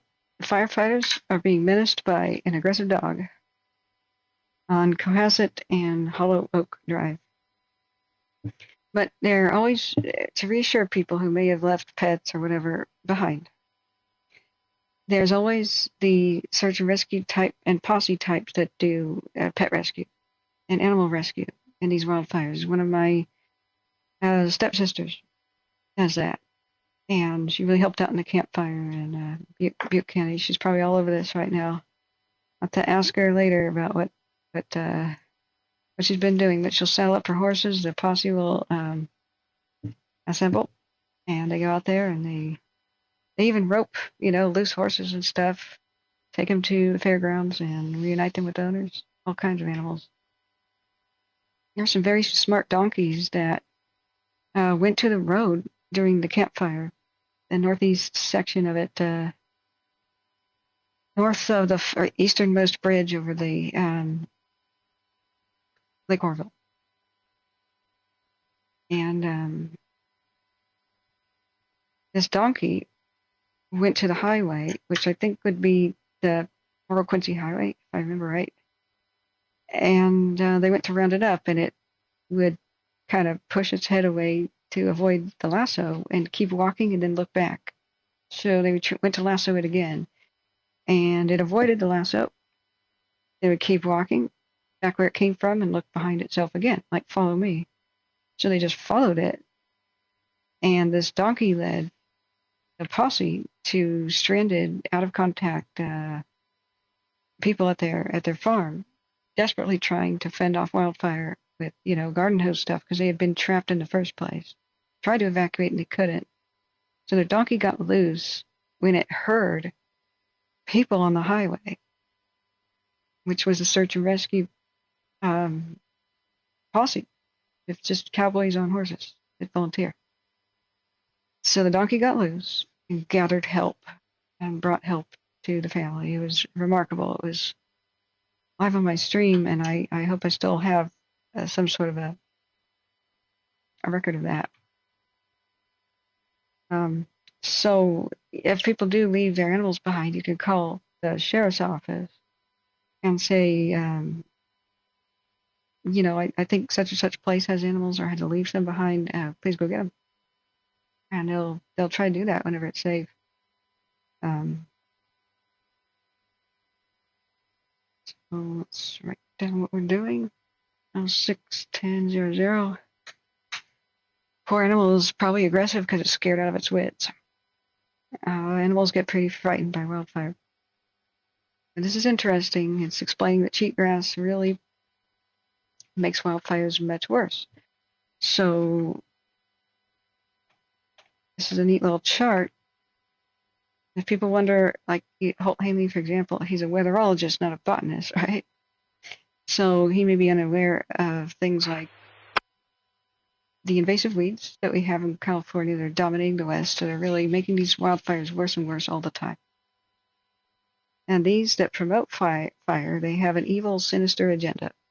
Some plants are just like parasites. They have an evil, sinister agenda for survival. That's just the way nature is. I'm using the word really loosely. It's not like I'm saying it's evil. The problem was isolated to a overheated traction motor on the locomotive.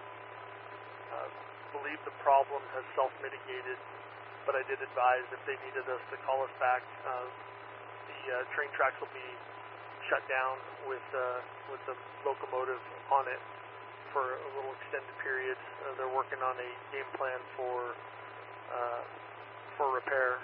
So engine 41 and division 2103 is available. Well, that's good. The engine finally cooled down.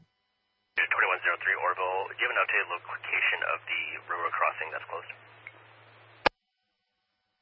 Yeah, I believe that we are between crossings, but it will be between Bell Road Muir Avenue and between Meridian, but I do not believe the crossing guard arms are down over Meridian, but I'll validate that in place to call the command center. 2103, 0257. Well, that's good.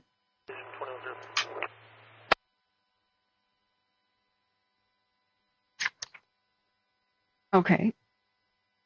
So the cheatgrass, it's talking about 2017 fires that burned its greater... Agent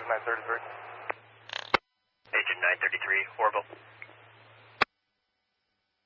933, we traveled down Bader Mine Road.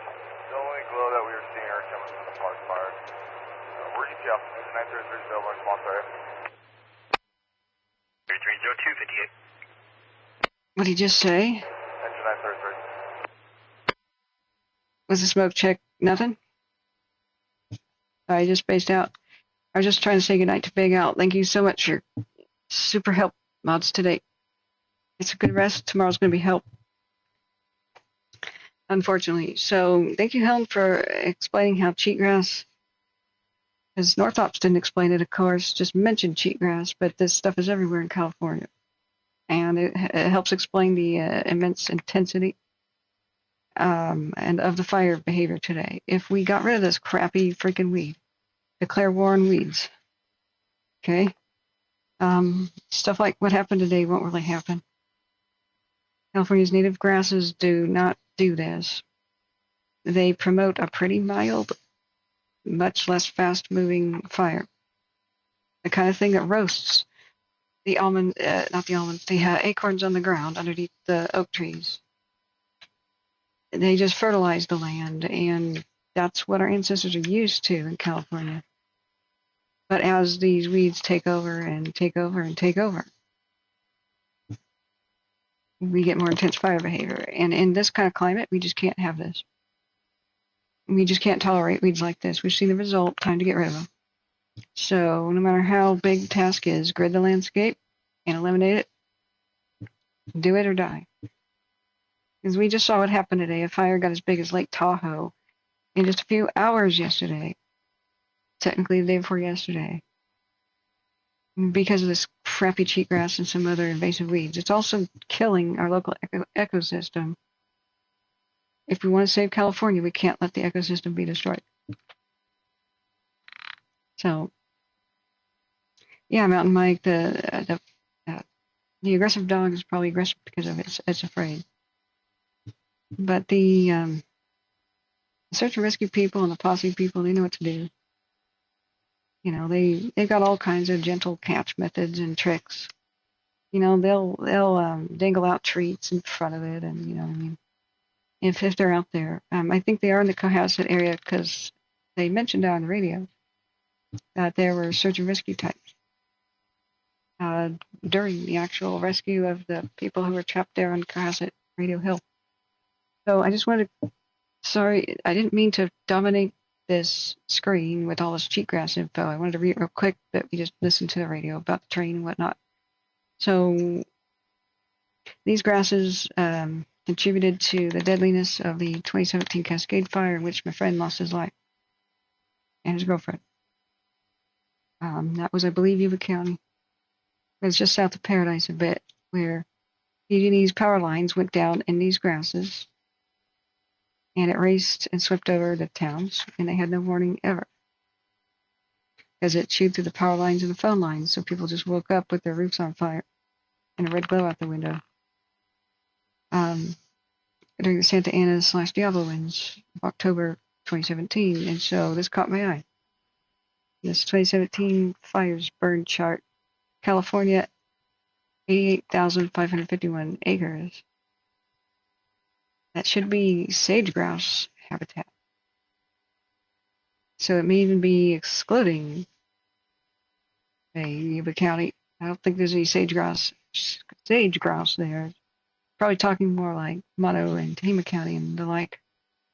But you get the picture that it races so fast, it has such an intensity of fire that it just, I was talking about the evil strategy. Call it evolution or whatever you want. But different species have a different strategy for getting ahead, surviving. So some species like moss and lichens are completely benign, benevolent, and don't want to hurt anything and can't hurt anything. These grow on other plants and benefit them in symbiotic bliss. But then you get some creatures that are parasites. You get your lamprey and your flatworms and your flukes and your tapeworms and the like, and they're there to get ahead by weakening and destroying other life forms. Parasitic scumbag strategy, okay? So I keep trying to educate people that there are a lot of plants that are there to kill other plants, murder them with fire, to get ahead, to destroy the competition. Eucalyptus, the king at this, okay, at the very top. And you got cheatgrass and other wannabes. And the way that they destroy the competition is they want to kill everything else. They want all the soil, they want all the light, everything to themselves. As they kill themselves by being very flammable and promoting extremely hot, fast-moving fires. Extreme intensity. That destroys the competition. And even though they died doing so, it benefits the species, because the nearby species making the seeds, where the fire isn't exactly, or maybe their seeds survive fire, or just travel long distance in the wind and blow back in the wind, whatever. it'll recolonize much faster than the native or the other plants it outcompetes. It's that evil parasitic suicide strategy. And some plants are like that. So pines are like that too. Pines want to murder the cedars. They want to murder the oaks. They want to take over. They want to murder grass. They want to take over. They don't want to be, they want to take over grassland. They want to take over the plains. They want to colonize. Just they survive. They wrap themselves parasitically around other slower growing trees like oaks and kill them. Steal their nutrients and kill them. And they kill themselves by promoting fire, by dropping all their little dry pine needles, just like eucalyptus drops all their little papery leaves. And they promote fire. Why? Because they grow faster than everything else. So when they grow back, they have eliminated the competition. They have outcompeted it for light. So that's why the Native Americans never allowed the pines to get down into the California valleys. Kept them out with low-intensity fires every time these little seedlings and stuff happened, because birds would crap out seeds across the landscape, or they'd kind of come down the mountains. The way to get rid of it was with renewing the fire cycle, putting fire in the landscape to fertilize the grasslands. Just burn it off, and that would burn the seedlings of pine. Same thing with the Willamette Valley of Oregon. Pioneers did not show up onto a landscape of no human intervention. Human intervention had been going on for at least 10,000 years. To keep the Douglas firs, which are like a pine tree, out of the Willamette Valley. In doing so, they kept it an oak savanna habitat, which supports the greatest amount of life, the biggest life forms. And even though mammoths and stuff went extinct, and the bison that used to live in the Willamette Valley of Oregon, what did not go extinct were the deer and the elk herds. They were there by the billions.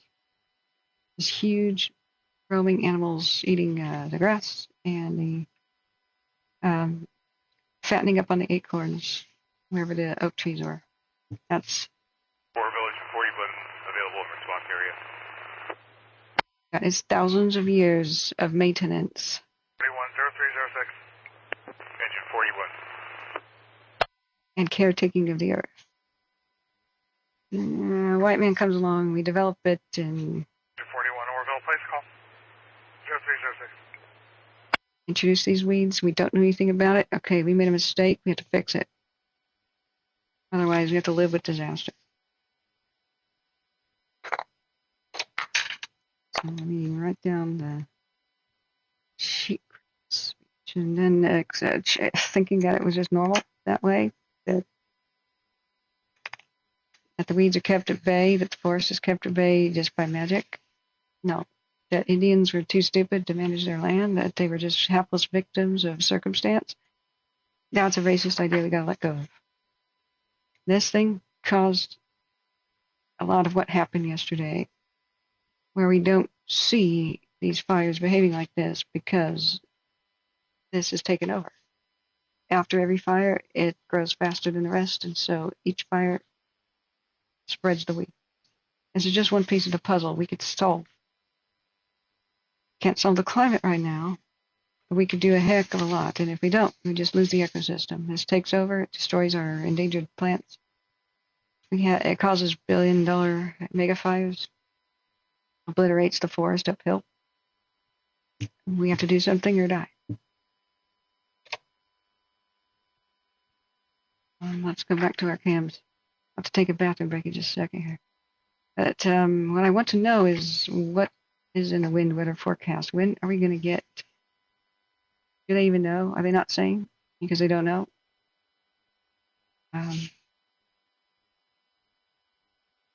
When are we going to get east and north winds next in California? When will we get change in wind patterns in Northern California? I don't expect a Google result to do anything. I just want it right now. That's March. When will the winds weaken?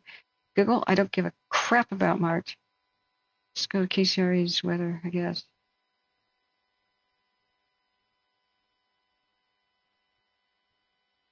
I'm really worried that tomorrow, with the tinder dry situation, that new fires will erupt, especially dumb people recreating or trying to do yard work. Don't. Freaking don't. But single digit humidity. I need every crew possible on this park fire. If they don't really get a handle on it soon, like before really big wind changes happen, then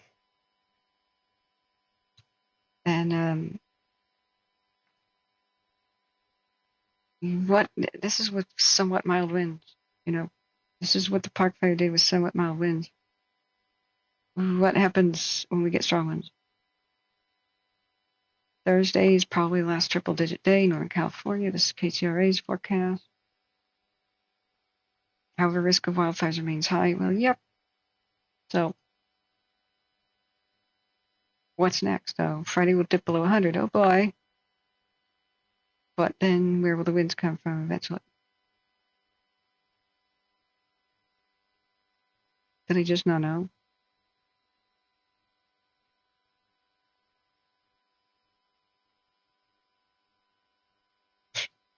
Lichen's a mix of an algae and a fungus, comically known as a marriage on the rocks. You get Eccles salute. Helen, that's awesome.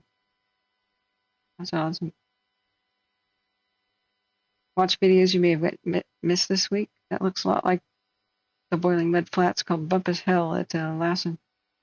Now to a KCRA 3 investigation. A massage therapist in Roseville charged with sexual.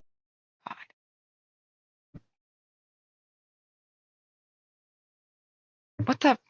Why is that playing? I didn't play it. I just scrolled. I'm sorry. I don't want to know about it, so I scrolled away. I want to sue. Auto-playing videos. It's a bunch of crap. Like, I just scrolled away because I don't want to know about that. Why is that on the weather page? We should not be forced to watch anything. But that's the way browsers are and apps. Screw you and the horse you rolled in on. That's why I just don't even like looking at the news. Buzz off and die. Sorry, that was like maximum volume too. Just mute that until you start talking. Butte County starts talking again. Now let's look at the damn cameras.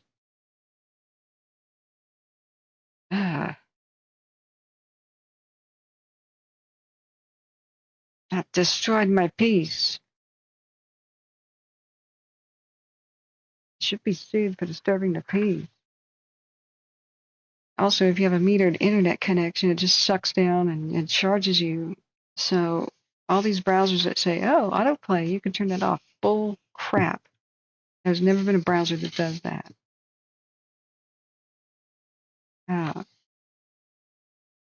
So let's see here. That's Ballbats in Butte. Right now, fire's a lot less active. It's a blessing. But that's the fire tornado thing. That's Amy's thing. We'll shut that down. We've got road conditions. We should put that there. A forb is a wildflower type thing, kind of like clover. Cheatgrass is bad. Where's that article I was reading about cheatgrass? I'll save this one. There we go. Why is cheatgrass bad? Tag it with the park fire. Under miscellaneous. Sorry, I'm rearranging my windows. So many tabs. Way too many tabs.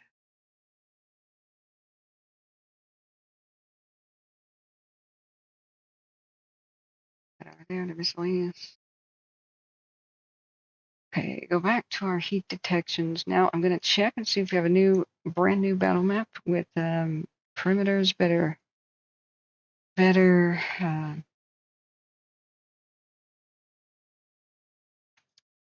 see the most activity back where we were looking at it on the flat cam. I don't think it'll burn over tonight, but what about the other one that it's getting close to?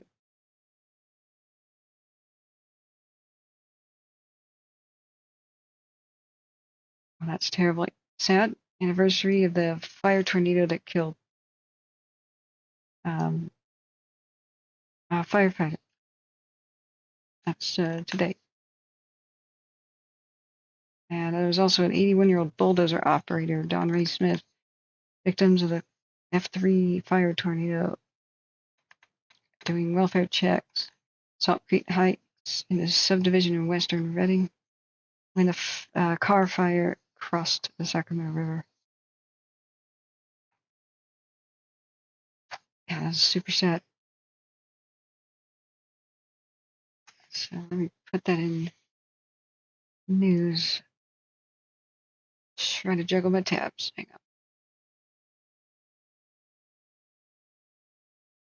on. Okay. If we have any questions now about where the fire is and what it's doing, it's so frustrating we can't really hear them doing a firefight right now. But everybody who could possibly be broadcasting what's up there right now is evacuated. We can only hear them talking back down to dispatch. They've already switched to their tactical channels and whatnot. We are at the mercy of what ham radio operators can do.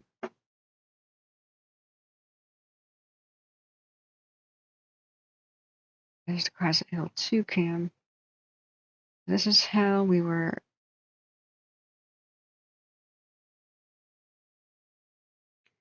cross-referencing where the fire was going, and we saw it going up Big Chico Creek.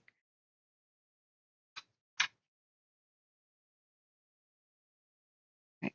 Now 1 in the morning. Cams again. The East Los Molinos was at risk of burning over. Let's do our 12-hour there. Okay. What I want to know is, like, what has survived at Cohasset and other places. I would hate to live look at the some of KCRA's. Hey, Larry, thank you so much for your kind donation. Wonderful. I would hate to show that, live on stream, but I need to know what was lost in what areas and watch these videos that people are talking about for myself. I can't show much, copyrighted stuff. The news media is pretty tolerant to clips like that, and we really appreciate that. I try to link, we're watching news media stuff, but I can't believe they had a confirmed fire tornado today. It's absolutely insane. How are you doing, Larry? Lichens, a mix of algae and fungus. Fungus and mungus. That's proof that fungus can be totally symbiotic. There's some evil fungus and there's some good fungus. I thought algae wanted full direct sunlight, though. It kind of doesn't. It likes to be in the shade. I was thinking of pond scum, algae, and red tides and whatnot. So let's see. We can see from this camera the direction that it's going downhill. Backing downhill. It's just mostly against the wind, a slower rate of spread. Fires back downhill. Just think about walking backwards. You can do it, but it's slower than walking forwards, right? So it means against the wind or downhill. And this is both, so it's a lot slower. This is a good example of backing. So if we look at the Los Molinos cam is looking to the southeast. East Los Molinos cam is. It's looking southeast. Do my sheet compass thing. That means this smoke column is going to the northeast. That means winds out of the southwest in general. South by southwest, which we can verify with Ventusky.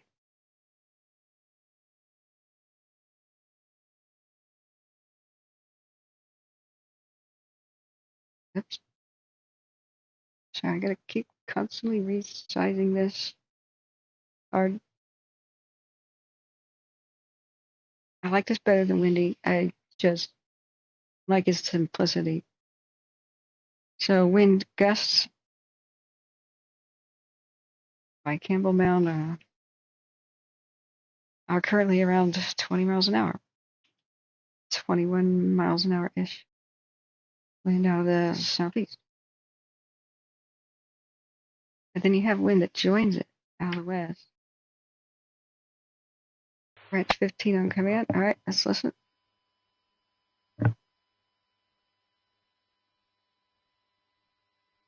True, you can walk backwards quickly until you run into something.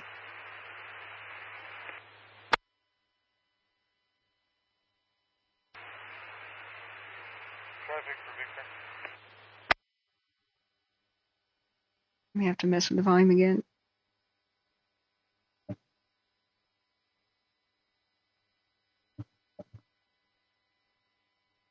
Well, I'll look at the battle maps right now and see if we got any set. We'll know where branch 15 is exactly.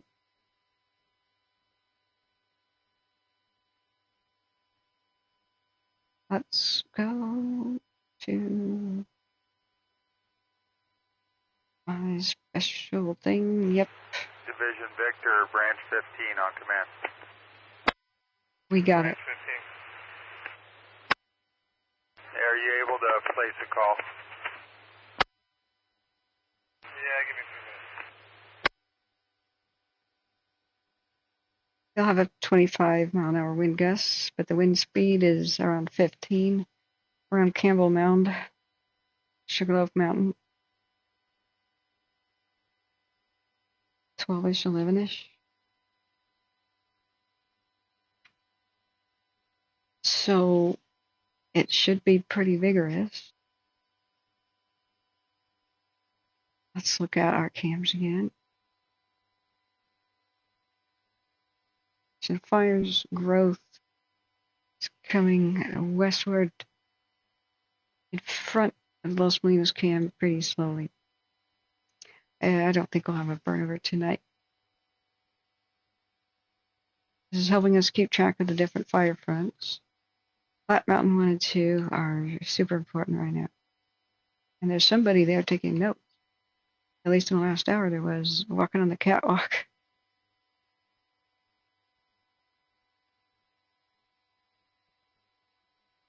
So, Flat Mountain 1 is tracking it pretty well, and that's very valuable. All right, we got maps galore, guys.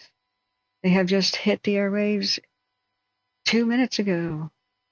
These are hot off the press. All right, let's get the briefing maps. They got different branch maps, too, because this fire is so huge. So branch 10 just queued up on the mic, though they didn't say anything. So, all right, I'll download the branch 10 map first. Okay. July 26th. Welcome to Freaky Friday. Park. Battle maps. All right. Saving that one. We'll have the brand new fire perimeter map. Public information officer map. Yeah, it shows for sure where the EC Wilderness is. And when we should buy the pro version of Caltopo real quick.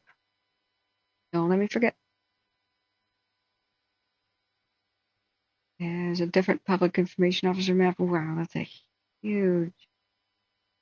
huge fire footprint. The new one is going to be mind-blowing.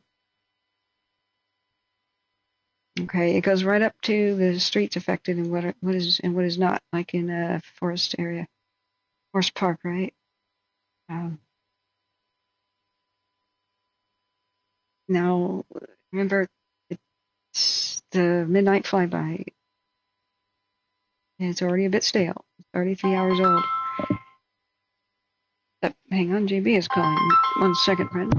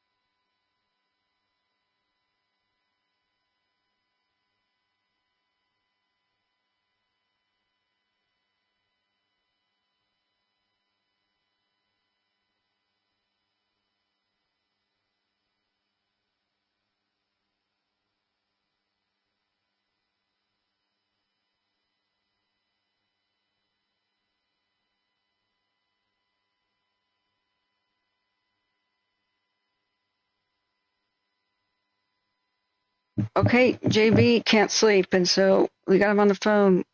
Thank you, JB, for being here. Even if you're in sleepy mode, you still have wisdom. Go ahead. Well, as I said probably 4 or 5 hours ago, these fires can burn just as well during the day as in the night because all the components are there. There's low humidity. You have a wind on it. The fuels are already dry. Right. They're milder than I expected right now. Right. So, the rates of spread, for example, the first night, I think when I went to bed, it was like 4,000 or 5,000 acres. And then when I woke up by 8 o'clock next morning, it's 45,000 acres. Yep. So you said 50,000 acres. I know you did. And we went, no, couldn't be. And all of a sudden, it's 50,000 acres. Yeah. And now it's probably closer to 140. Mm-hmm. So anyway, more than that, probably. We just got the brand new battle maps. If you want to see the screen, I just downloaded them 3 minutes ago. They hit. So the mapping plane went over at midnight. Let me go to my office and. Yeah. Are you talking about the incident action plan? Briefing maps, and I've got the official branch 10, 5, 15 maps, public information officer maps, air operations maps. Right. Stand by, let me move, okay? Yeah, sure. So, where's the briefing? I just not download the briefing map. Hang on, friends.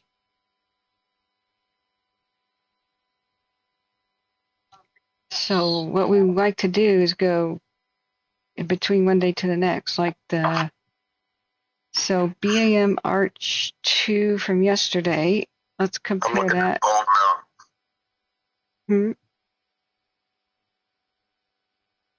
This is our this is our yesterday map that we're looking at so far. They just got dumped on the internet.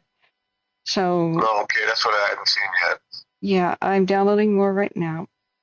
I have a person who puts them in a little place for me to get these, so I'm just waiting. So the briefing map, that's 36 by 36. Wow, that's huge. Let me download that. Yep, so that one's just been generated. This will be what they do to, and 16 by 9 is a little smaller. This will be how they, go ahead. So you can look at this thing, it looks very similar to a large fish, right? The south end being the head and the north end being the tail. Yeah. So that's indicative of fast, what we call wind-driven fires. Now, this is wind-driven, and it's also fuel-driven, and it's also slope-driven. If you see, the drainages are all perpendicular to the linear portion of the outline of the fire. And that's why it's difficult, because dozers can be working down on the southern end, but in order to keep going north, you can't do it. Dozers can't cross those drainages, and that's why they have to, when they take a stand, they have to sometimes retreat, load back up on their transports, and move to where they decide to put line in. Yeah, there's more of a flanking action on this thing.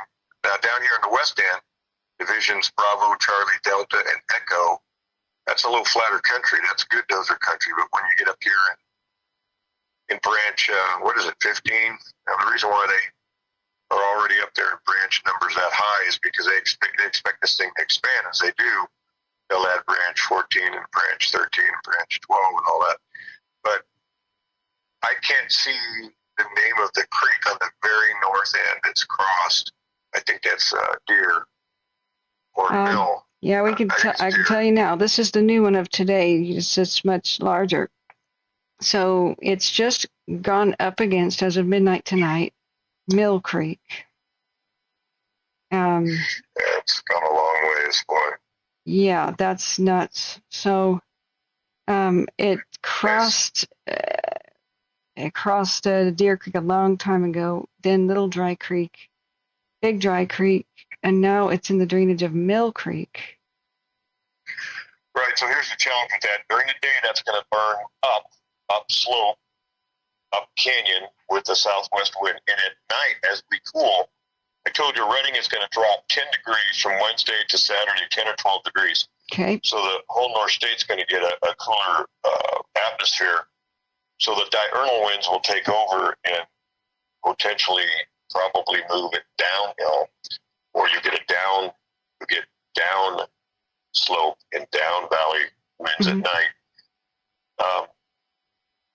Putting a line in on that left flank, or what we call the left flank, or what would be the western flank, will be less challenging than, of course, the eastern flank in the head. So I've been also monitoring this with the cams, and so we know exactly where it is on the northeast side with a couple of the cams showing it. It looked like one of those cams was going to get nailed, but it seemed like the fire penetrated all the way up to the top, but then it looks like that was brushed for a while, so it went around. I'm trying to think which one that was. I just saw it tonight. Okay, so here we are. Thank you very much. Yeah. See, it's across Dry Creek, Sulphur Creek, Wildcat Creek. 9243 Charlie. Structure group on command. That is Mill, which is a lot of salmon habitat there. And of course, to the right, or the right shoulder, we see, as you can see it, it's kind of like split in the very top, on the top, going north. You can see where. Let me listen. Sorry, maybe pause. They're about to say something. 9243 so Charlie. Anytime you see group on command. established roads that are named, you can almost bet that there's residential all along there. That's why that's a critical area. Go down, keep going south. You'll see.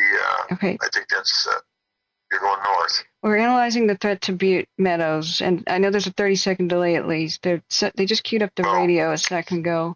I don't know if we'll be able to hear anything, but what we've been able to see from the cameras right now, and there was a guy who was in front of the cameras. Group, Victor on command.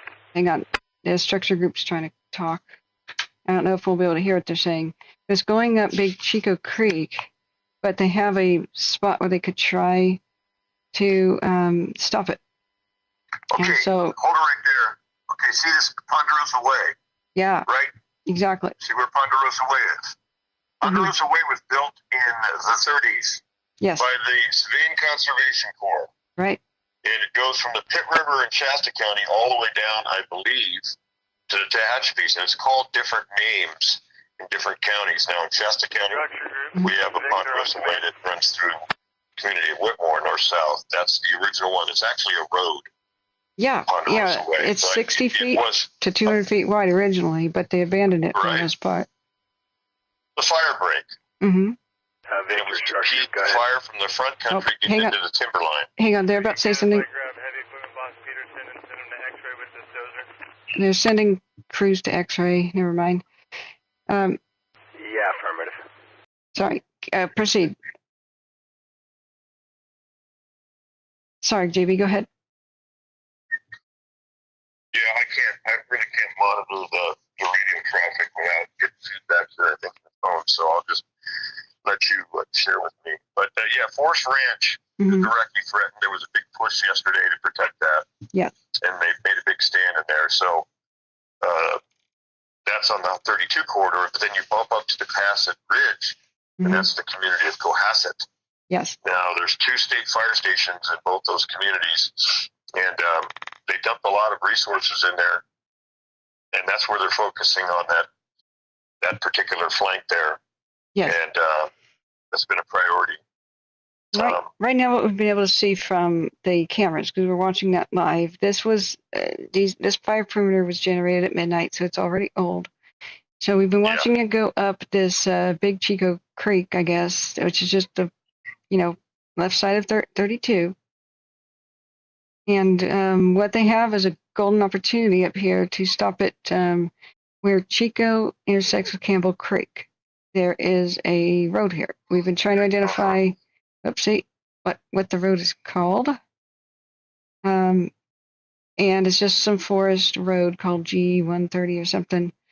I think I don't have a lot of zoom control. But see, this is the only one that crosses the creek. Now, if they don't stop it right there, right here, and it's called, I made a note, let me see. It's on that spot in the topo maps, it's called, Nelson Ravine, where this intersection is, Carpenter Ridge Road 32, and that crosses Big Chico Creek. If they don't, then it will split off in a V direction, but it's already up there by Ponderosa Way, which is, sorry, there's a 30-second delay by Campbellville. But I'm worried that it might continue up Big Chico Creek. Lomo is next to its sites, even though there's just 4 structures there.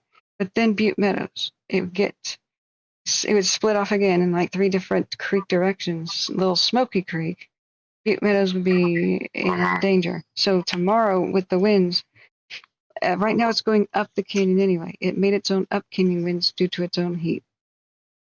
So the down canyon winds are not a factor. They're not even happening in that one particular canyon. No, they're not tonight, but Lord willing, they'll happen through the weekend as the temps cool. Mm-hmm. That'll be to their advantage. If you get a copy of the incident action plan on the first page, okay, you will see a section that's called Incident Objectives. Okay, let me go grab it. The team will tell you that their objectives, the first objective will be safety of the public and firefighters, and the second objective would be keep it north of, south of, west of, east of. That gives you an idea where they think they're going to hold it at. Or yes, it does not necessarily means they're going to make the lines there, but that's their goal. I'm kind of interested to see what's going to happen on the north end. I know that they've been focusing a lot on keeping it out of this 32 corridor country. So, but it's like I said, you know, it's wind driven, and then when it's wind driven, especially in the afternoons, or especially you watch 9 or 10 o'clock tomorrow morning, that thing will blow up. Right. But what it does is it ember casts and carries up into the convective columns and lands and stops spark fires. Spot fires can land in any of these drainages, and then now you have a new vein or a new spot fire taken off ahead of the main fire. And you're not putting anybody in front of it. There's nobody going direct in that area. But where they go direct is toward the heel of the fire and then the lower shoulders on the left and right flank. You know, we're coming up both sides with, you know, dozers and engine companies and working their way through there. Right. And crews where they can't get the dozers. But it has to be tenable. Otherwise, they're going to go indirect, build line, and then fire. Unfortunately, pretty simple. Yeah, unfortunately, there's no incident action plan. They may not even have one yet. Just maps that are available at this time. Yeah, I'll see if I can get one. I have a contact that might help me with that. Well, that'd be awesome. Because I'm at the mercy of whoever gets, you know, put in my thing. Yes. So we know that it breached 32, but is it back on the correct side of 32? It appears to be, with the current fire prevention. Well, the briefing from the chief, from the unit chief yesterday was that it was still pretty much on the west side of 32. Yeah. I'm sure they've had some spotting issues. Yeah. So if you go down lower on 32, you might be able to see that where the fire meets 32. Yeah, it's on today's map. It's on the correct side. On yesterday's, they didn't have a really great one. I guess I could check the other one. Yesterday's, yeah, I'd have to check a different yesterday map. Hang on. They didn't have. So in 1990, the fire called the Campbell Fire started out of that Campbell Creek area. Burned along with 10 other major fires in the northern region of Cal Fire. And I was on the Devil Canyon Fire in that siege. I was a helibase manager in Big Bend, California, and it was a very significant incident for me because I had a line of duty death on that fire. It was one of my emergency workers. She was my driver. 47-year-old Lloyd Dollarhide, worked for the Pacific Telephone Company. He was my driver because we had so many resources out. I was using a private vehicle that they hired to go from incident base at Anderson every morning up to Big Bend, and after about 8 or 10 days, he had a cardiac arrest. And we flew him out of while eating lunch, and we flew him out of the spike camp directly to the med center at Mercy and Redding, and unfortunately, he did not recover. Oh, I'm so sorry. You know, smoke does a number on the heart. and just after wildfire smoke, there's a lot of cardiac calls that you hear. Yeah, he wasn't exposed to a lot of, but he was only getting about 6 hours sleep. And he was a little bit obese, but he was a hard-working man. But he had a pre-existing heart condition. Oh no! Okay. And he was my driver, but I had him doing other things. He was doing a lot of logistical stuff for me. But you know, I served as a fire chaplain. That was my first line of duty death memorial service, and nobody at that time had any idea how to do that. And so I created my own objectives of what I wanted to do to honor him for what he did. He was a volunteer in fire prevention, which was a program that was very active in CAL FIRE at that time. So they educated children and they educated the public on how to, you know, be fire smart. And it was a group of volunteers in fire prevention. We call them VIPs. That's good. Is the program like continuing, or? Say again? Did you start a program? Is it continue or just for yourself? Yeah, that program was pre-existing, you know, in the late 80s, and so him and his wife were part of that. And his wife especially, went to multiple schools in the Shasta County area and educated children to not play with fire, and et cetera, and how to stop, drop, and roll, and all the safety things. So, yeah, you can see where it's currently being held. On 32, like you say, this is a little bit older. I think it got into downtown. This is now. This is now as of midnight. This is the new one. The map I'm looking at right now. Okay, well, it looks like it just got right there on the edge of town. I know they put a lot of resources in there. Right. We saw the burnover today at the Cohasset Tower location. I'm trying. I wonder how Richardson Springs came out. That is a Youth with a Mission youth camp. Really? Richardson Springs. It used to be owned by the Assemblies of God Church years ago, back in the 70s. Really? 60s. Yeah, so I don't know if the fire got into those buildings or not. I hope not. They were a very historical hotel, so it's big, like a big, huge 5-story historical retreat, and it was bought by the Christian organization, and I think they remodeled it. Structure group is talking. 43 Charlie's pretty committed on some structures right now, kind of scattered about. Okay. 43 Charlie's committed on structures right now, and kind of scattered about. Sorry. What's scattered? 43 Charlie. Sorry, I never know when they're going to say something really important, so I had to I'd pause it. They're not talking much. We lost the ability to hear most of what they're saying. Yeah. So Charlie, you know, that's an engine strike team of Type 3 engines, which is an engine designed to fight wildland fires and smaller structural fires, not commercial structure fires. Whereas a Type 1 engine is designed to fight structural fires up to the commercial level. They're normally pavement queens, we call them. But pavement queens. They're not designed to go off road. They do go off road, but they're not designed to. Okay. Probably similar to the nearest fire station to your home there in Portland, Oregon. Oregon. Type 1 engine. Okay. All right. Now the super map, that is like super map. It's called Ops Overview Arch something. I'm trying, you know, it has the incredible levels of detail with a lot of color. And I'm trying to get that one right now. I don't know if it's been generated. I guess the non-detailed maps are easier to generate. But you can zoom in, and if you keep zooming in, not only can you see street names and watering holes and windmills and stuff, you could probably zoom into your mother-in-law and find her tattoos if you keep zooming in. So, wow. That one's amazing, and it gives all the branches, divisions, and everything. But that one's called Overview Archie something. There are these, there's these folders I don't understand what they're called. And they're empty right now. So they're called stuff like, let me run it by you if it makes any sense to you.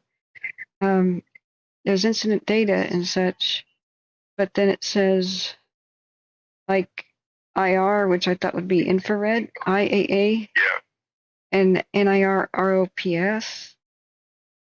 You ever heard of NIROPS? What that might be? Would that be the What does it say again? I didn't hear you. I'm sorry. Oh, there are two mysterious folders that in general get made. So you go into IR, which I thought might be infrared, but it could be incident resource or something. One folder is called IAA. One is called NIROPS, near ops. Does that mean anything to you? NIROPS. Right. Something infrared operations. Okay. I don't know. Yeah, probably. I don't know. I didn't see it. Okay. Well, they're empty. So this is branch 5, which is the south end. Yeah, so Bravo and Charlie, it's all dozer country, man. They can really make some good progress there, although they do have some drainages that they have to deal with. But as you can see, they're looking, I think Ponderosa Way is what they're looking to hold the line with. Yeah. Unfortunately, it looks like Cohasset, it burned through a lot of surface streets off of Cohasset Road. So I don't know what the structure loss is. They'll have to go in there with a damage assessment team and evaluate. And those numbers will start coming up. You'll see that on the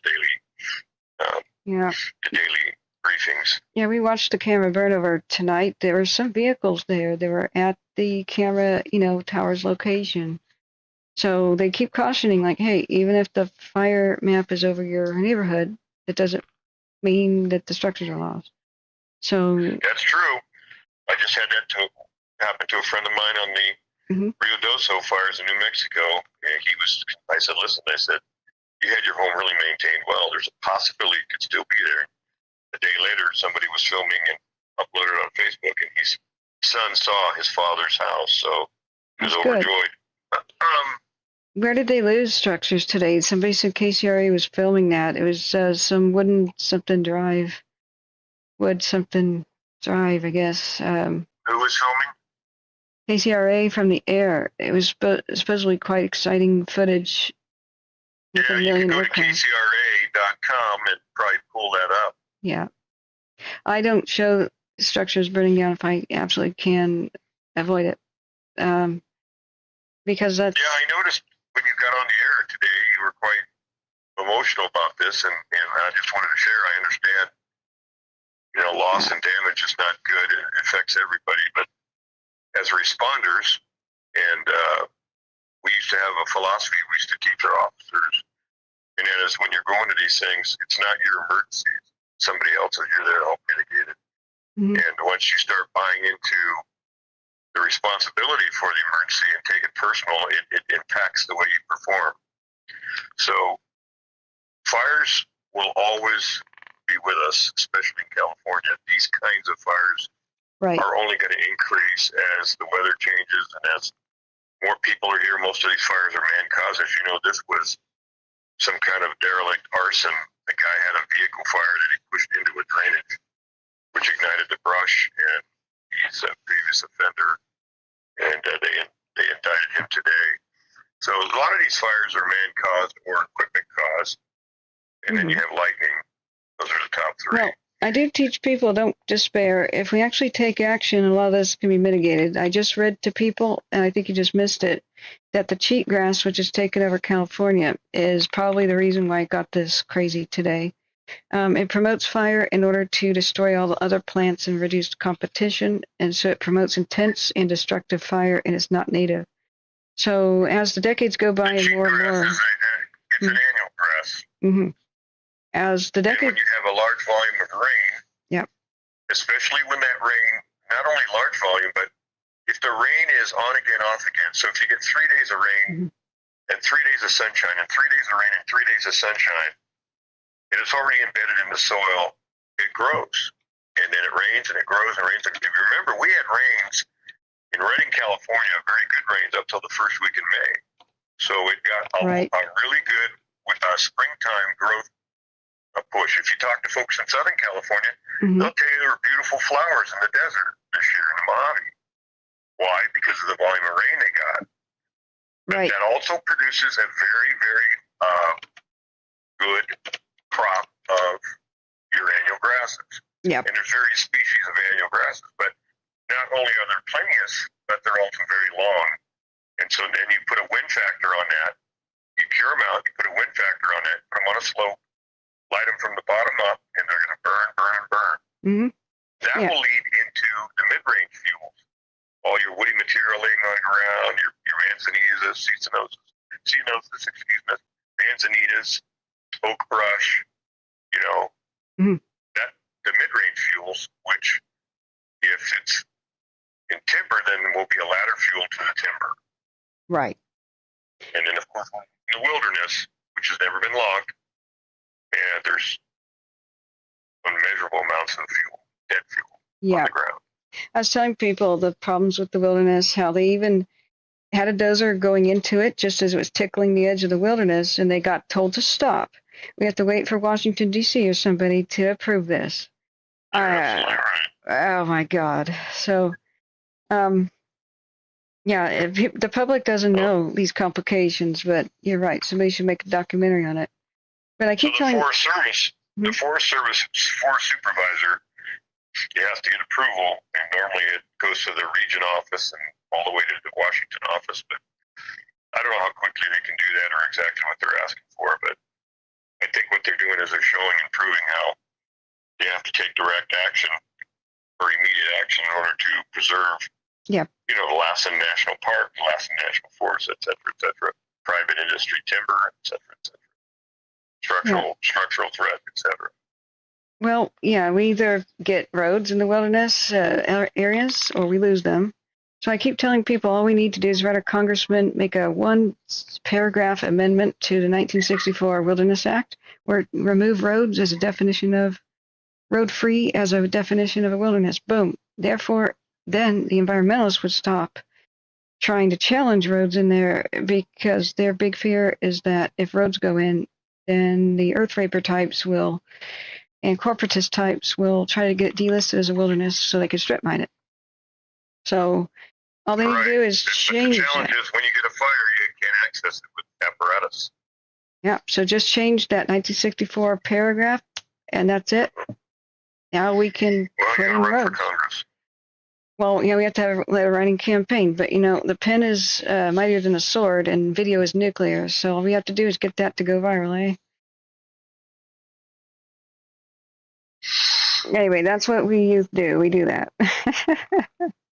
Youngsters, I should say. Not that I'm youth, but we need to inform the youth, and they'll take action. But right now, there's any way you could text me this map? Is there? I can email them to you. These are huge. They're big files. So you got my email address, CaptainJB@Turner.net. So you could send it to me. I can. I can definitely do that. Sure. I'll just stay by and I'll get that to you. But just so the folks in Butte County are very familiar in the last 20 years with active, rapidly moving fires. The people that would be prudent citizens. There's a lot of people that live in these areas that are off the grid. Let me just say it that way, and they are off the grid for a reason. Okay. And so they might not be in tuned as much, or they might not be as aware as much, or they might be more resilient to leave, et cetera, but resistant, yeah. But as you can see, the fire behavior is pretty consistent. Maybe not as intense as the daytime because you get the solar radiation. It's warmer, but it burns very well. Fuels have been dried with these heat waves. Now you have up canyon, upslope winds parallel with the drainages, and you're going to have some good rapid growth. I mean, if you look at today, I think by 2000 hours, that fire was a good 125 to 130,000 acres, whereas 24 hours or even 12 hours before, it was only around 50. So you can see what the growth was right yesterday. Well, with no lines put in, with that same weather pattern starting today, it could even go higher. It will go higher. Yeah. Okay, listen, I got to go back to bed because I got projects I got to work on in the morning. Okay. You keep up the good work. All right, thank you very much. Thank you so much for checking in, JB. And I'll email these to you. Bye-bye. Thank you very much. Take care. Good night. Okay. You know, I don't think, to answer your question, Mountain Mike, I don't think tree huggers are a problem. I think they're the milder environmentalists, you know. I think that's kind of a semi-affectionate name for them. Environuts, the extremists. I hug a tree every once in a while, man. I love big trees. I think they're majestic and sacred, and unless there's something wrong with them, don't cut them down. That's they're treasures, natural treasures and wonders. But environuts, that's what I call the extremists that are embarrassing to my kind. You know, nut is a word I use for a reason. They're nuts. They're like zealots, you know, like religious zealots that want to kill all the infidels. They don't think law applies to them. They commit things like eco-terror and arson and/or espouse that or justify it. There's a big difference between somebody who hugs a tree and somebody who spikes it. People who spike a tree don't care if a logger, for any reason, say the tree's on fire later, they don't think this through. They put a metal spike in a tree, and if a logger or anybody tries to cut it down, either wildfire or whatever reason, their chainsaw will hit the spike and it might just bounce back and cut their own arm off, you know. Like that is a different kind of thing. That's nuts. That's borderline eco-terror, you know. He says if they can make it rain, why don't they do it? That was a big pipe dream of the 60s. The whole cloud seeding thing. The problem with California is clouds pregnant with rain don't usually come by. Not much, not often. The vast majority of California's liquid comes from snowpack. And snow begins to fall in the upper Sierras in early October to mid-October. So the snow melt fills the reservoirs. They catch as much as they can, send it to other water catch sites like smaller reservoirs, irrigate with it, send it all over the state with canal system. But in order to cloud seed, for example, you have to have clouds that have moisture in them. All it does is make a cloud drop the moisture instead of, it doesn't make moisture. I'm not sure how cloud seeding works, but it was everybody just chalked that up in the 60s. And so there's all these old videos you can watch, newsreel type videos, super enthusiastic about how we can control the weather now pretty soon because we figured out cloud seeding and maybe nuclear weapons will have a civilian use in the future. They were so gung-ho about that. I'll have to find that video. There's this pro-nuclear weapons video where they're excitedly talking about the possibilities of destroying hurricanes at sea before they hit land as a destructive, say, Category 5 by nuking them with enormous hydro bombs, man, at the larger type. Not the atom bombs, but the H bombs, hydrogen stuff. That was a pipe dream. Cloud seeding is real hit and miss. I mean, we wouldn't have deserts anymore. We wouldn't have droughts if that worked very well. So mostly, California has a wet and a dry season. So dry summer and wet winter. And unfortunately, California just cycles between extremes due to the El Nino and La Nina cycles. So what happens with California is, or used to, the way it's supposed to work, is rainforest and forest make their own rain. So if you have a desert, you have small plants, and even if you get a lot of rain, it just runs off, right? It goes to rivers, it goes to the ocean real fast.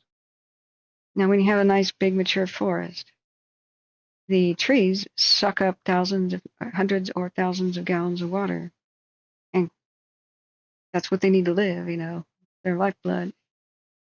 At night, if you ever study photosynthesis and the creation of oxygen cycle.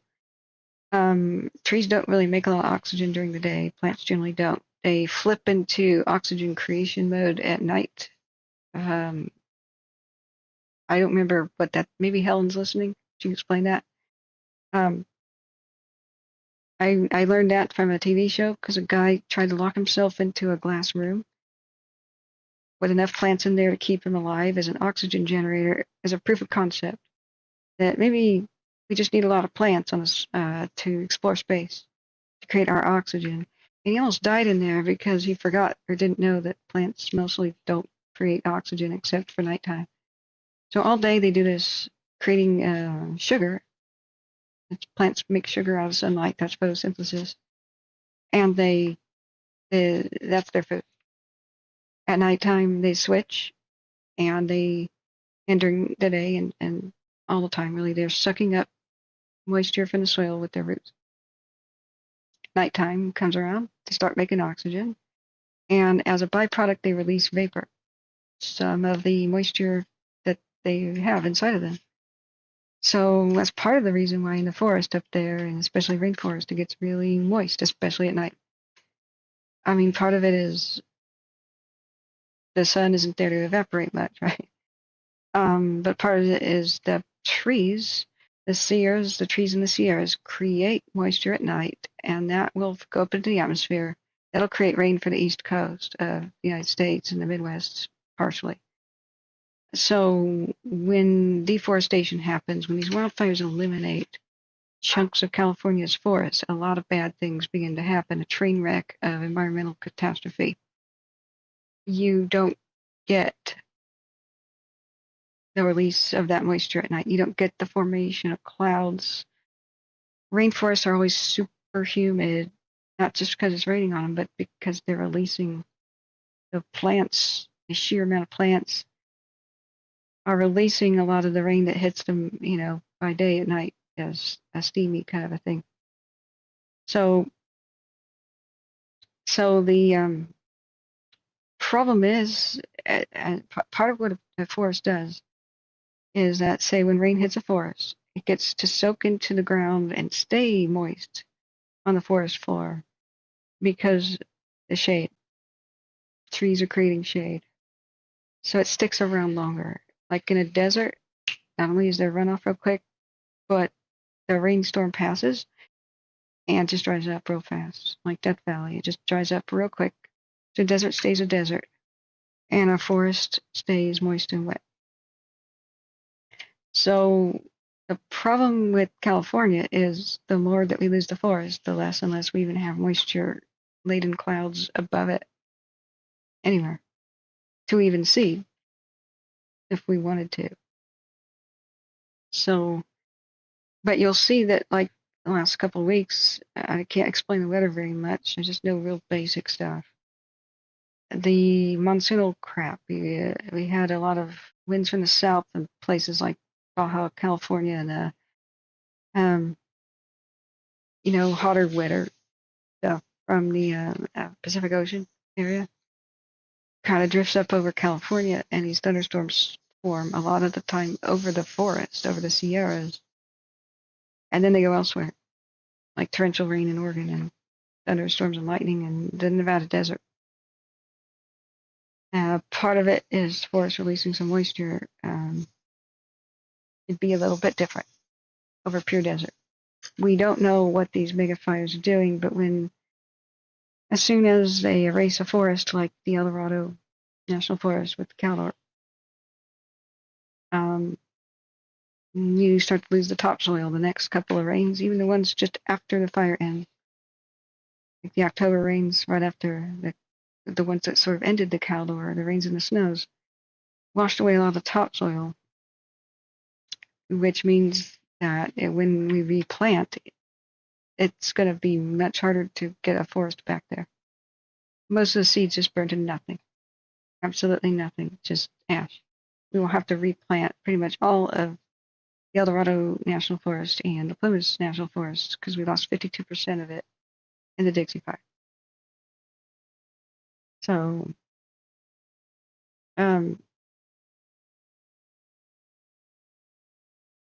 No, they're not direct energy weapons. When you see car rims melt, that's because of the tire next to it.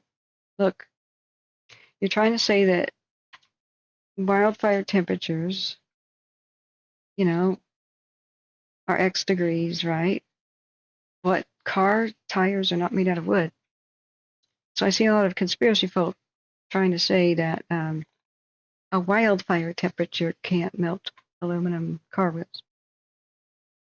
That's because it's not a wildfire temperature. It's vulcanized rubber impregnated with oil that's burning next to the car wheels, and that's why it melts the aluminum. Aluminum has a very low melting point, and it's pretty easy to melt aluminum. You could do it in a campfire, actually.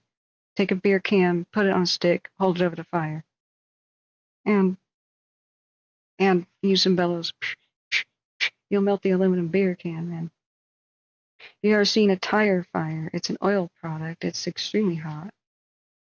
So all it takes is a little bit of flaming debris to roll up against a car, and the tires get going. And of course, you're going to melt the rims. Of course, you're going to melt the rims. That's the tire.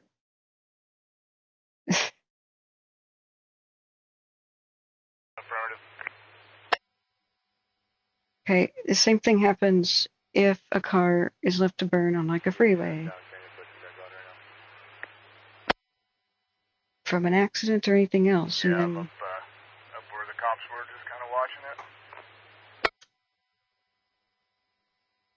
let's listen to, hopefully they're explaining where the fire's at currently.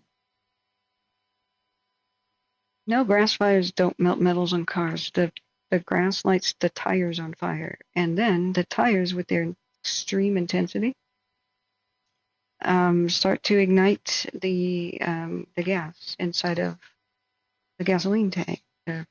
So then what happens is the gas tank will kind of have a mini explosion, because inside the gas tank, which is a closed environment, the gases expand until there's a rupture. That's what heat does to gases. So then there's gasoline fueling a fire. So it's really not a mystery. Direct energy weapons do not need to occur to start a car on fire. That's kind of, I don't know how else to say that. So when I teach fire survival, look, I can't teach you how to survive a direct energy weapon. I don't know how to survive one of those. I hope we never enter a war with that. But that's kind of inevitable in the future. Warfare, advances in technology. But I can't teach you how to survive a wildfire, because what you need to do, if you're in your car, but leaving by car is a window of opportunity that's just closed already, there's no way out. You can oftentimes go to places that don't burn, like big clearings. You can go to things like big box store parking lots, or even a high school parking lot. Just make sure there's no tree on fire that could fall on you. Just be aware of this. A construction site doesn't, have a lot of flammable stuff there, cleared land, short grass, at least. Hopefully it's green. Golf course, baseball diamond, track and field. Ram down a fence if you have to, but get there. Pay for the fence later, or say IFC. And then what you should have is a wool blanket, 100% wool. It'll save your life. And in the car, you should also have some sort of a metal pole, like for a Swiffer. That'll work. Even if you don't have a metal pole, even a broomstick with the end cut off is better than nothing. Just get creative. And a big jug of water, as much as you can. N95 mask would be good to help you breathe. Even just some sort of goggles, even if they're swim mask. If you get out of your car, you're going to get this hot ash that goes in your eyes and you can't see, and it hurts really bad. It is like getting hot sand thrown into your eyes. I've experienced that. So what you need to do is you need to park and stay cool with your back of the car, okay, the back of it where the wind is. Stay cool, ride it out. double-decker parking garages and the like, perfect, no matter what you're on. Just nothing to burn on big, recently plowed field or these kinds of locations. People in Paradise survived in Ace parking lot, Ace Hardware store parking lot, and grocery store parking lots. So what you need to do, though, is wait and be ready to jump out of your car if flaming debris rolls up against your tires. That's when you could die. When your tires light on fire, you're done.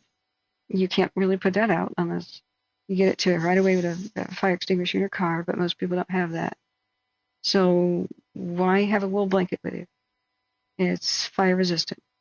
A lot of embers have to hit it, and it'll just kind of char instead of really be on fire. So especially if you can get it a little bit wet, if there's flaming debris that rolls up against your car, you have to ASAP jump out. You could push it with the pole, or if you have to kick it, wrap that wool blanket around your leg. Kick it away so you don't get burned. Get back in your car and chill. And this is a way to survive. But you can't if those tires go, because tire fires are some of the worst things with crazy intensity. Once they get going, it's very difficult to put them out, even with a lot of water. So if you've ever seen the 5-alarm, stacked tires on fire at recycling plants and stuff, that is some of the craziest fire footage you'll ever see. So what happens in fast-moving grass fires and other types of things is there's all sorts of stuff being pushed. It's on fire. In deserts, it's tumbling tumbleweeds. They are not native to the United States. So tumbleweeds on fire will stack up against a car real quick. You better have a metal pole or something to push them off to save yourself. And this is the same thing you need to do in a neighborhood, because as these fires start to get hotter and hotter, they suck in more oxygen as heat rises, right? So they push all their heat up to the sky, and they'll suck in air from below, which will feed that fire, giving it more and more fresh air, which will create more heat, burn stuff faster, create more heat. It's a self-perpetuating cycle. So what does that do? That suction, it sucks flaming debris, everything from trash cans on fire, and the trash cans fall over and the flaming debris rolls out of them, cardboard boxes and stuff. Everything, like even propane tanks off people's barbecue grills, are going to be bouncing around and just thrown around by the high winds. We saw a fire tornado being generated today because the forest was on fire. When a forest is on fire, it creates that amount of heat. That amount of heat going up into the atmosphere creates twisting patterns. So that tornadoes are over 70, 75 mile an hour wind gusts, I can't remember. So there's stuff that's going to be flung around, okay? The reason why after a fire it looks like an energy weapon or something might have been used is because what was on fire had burned up already. So whatever, like a tumbleweed that fell against somebody's car, burned up. It's no longer there to see. So that's why it looks so weird and suspicious. But I could tell you how to survive, If you listen to me and consider other options, if you think that a laser or something did it, don't listen. You're not going to have your survival skills you need to know about this stuff. So that's all I can say. I've seen stuff that made me wonder, I know laser weapons exist. Mostly, I'll tell you what they're for. They're not that good at doing things like starting a wildfire. They're not that good at it. They created a tremendous amount of energy to be the kind of lasers that will do that. Make a lot of heat. It's tremendously expensive. The equipment is usually very large. It's put on things like fighter planes and ships, especially smaller ships, and it can be to protect cities from incoming missiles. Because that's the best thing. Missiles are really fast. Missiles are super fast. And you have to stop them from getting to blowing up your ship or blowing up your town, right? Your city. Like we're talking what's going on in the Middle East, what's going on in Ukraine, your missiles. Missiles, heat-seeking missiles fired at other, like fighter planes and the like. So in the past, there were a couple of options you had that were not that good.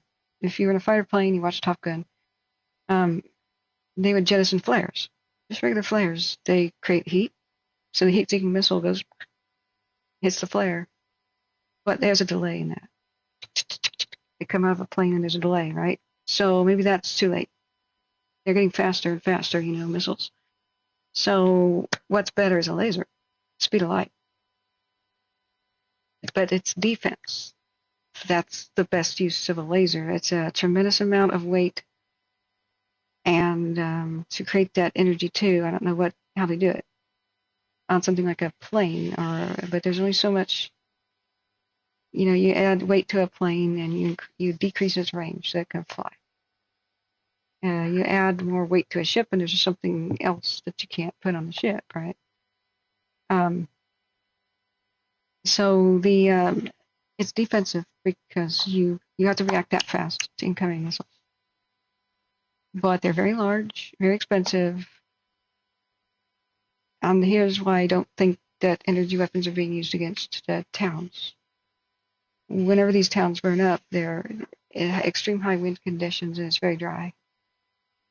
And a $5 road flare would do the same thing.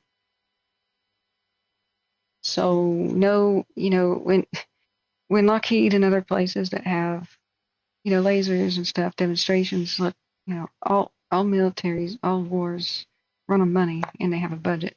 There's never infinite money for war, clandestine, cold, hot, or otherwise. So when the military brass sit there and they see a weapons demonstration, it better do, in order to get new funding, new development, especially if it's expensive, it better do something extraordinary. And so it would get rubber stamped. Save a city from incoming missile strikes, especially in a place like Jerusalem or Kiev right now, Pearl Harbor or something. Places that are targets, traditional targets, Air Force bases, naval bases. They'll get approval for something that expensive, and they'll get their money to develop that because more and more threats are quick and fast and through the air. I think lasers can also shoot down drones pretty well with a little zap. Now, incoming drones carrying a payload, we see Russian troops getting blown up by those. It's crude but effective and sad, but we see that in the Ukraine. And a little DJI type civilian drone armed with a little payload, a grenade or whatever it is, or poison gas canister, whatever it is, needs to be zapped quick.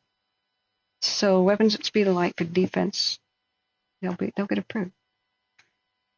But no military brass is going to approve when they do the sales pitch here. Okay, what's your new weapon? Lasers. Okay, they're satellite based and or airplane based or whatever, right? Okay, what can they do? Well, they're tremendously expensive. They'll take trillions of dollars because launching a satellite in secret and creating satellites is usually, almost every satellite's at least, God, they're like 150 million bucks each to 500 million. I mean, they're crazy. Even if they're the size of a toaster, I never knew. Plus, there's the expense of launching it.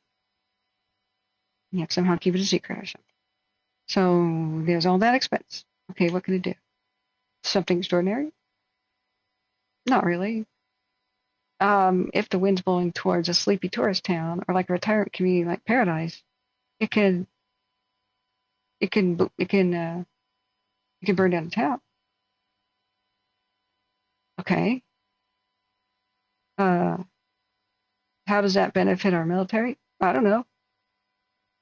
Okay. Wouldn't a $5 road flare do the same thing? Yeah. in high winds and dry conditions? Yeah. Okay, so we could just drop one out of a helicopter or insert a spy and a saboteur for a lot less money? Yeah. They're not going to get funded with that. I think that there are lasers on satellites, but they are to shoot down other satellites. I do not buy the story that lasers on satellites right now are there to zap space junk. Do you think we're stupid? There's now weapons in space. But that's because in a future war with so much navigation right now being completely GPS based, satellite based, unfortunately the United States has weakened itself by turning off a lot of the radio stations on the coast of the Pacific, like Alaska to Mexico. We used to have all these little radar and radio stations. It was the old way of navigation by radio. Our ships, our warships, planes used to have a system of pinging radio towers and stuff to know where they were before the GPS. They've been decommissioned by stupidity. So right now we're kind of satellite dependent to navigate our warships, planes, our warplanes, everything. So that would behoove other governments to put laser or whatever kind of weapons on satellites in order to destroy our GPS satellites in a future war. That's what we caught China doing. China even tested it out, shot down one of its own satellites. That was really scary, but nobody really noticed. I noticed. Weapons in space were banned, but that changed within the last 8 years. Now there's a space force. So the day will come in the future when all GPS and everything goes offline. Nobody can navigate anymore. And we have to go back to paper maps because... Or the 41 committed Chico fire. Jeez, that scared me. Because our satellites will be turned into dust up there. So... 44 committed Chico fire. That is what I believe in. 440429. It makes sense. But I do not believe places like Paradise or whatnot have been targeted by weapons because I know that PG&E has gotten away with killing people for a long time. And Butte County investigated them for burning down Paradise. They found their internal memos and they are psychopathic a-holes. No other way to put it. The ones who were in charge at the time, decade after decade. The internal memos, the private notes said to increase our stock price and value for our shareholders, let's stop power line maintenance. Let's cut back on tree trimming and everything we're legally required to do to deliver power safely to California. Let's stop that. Let's stop paying for maintenance and just put the money in our shareholders' pockets and our own. Because every board, and CEO has stock options of its own company. So they had a fiscal incentive to stop maintenance. And the power line that failed and just about killed my brother in Paradise was 96 years old. It had 96-year-old components that failed. 96. It had not been inspected for like 100 years almost. Or fixed or anything. It's totally illegal, but they did that. So,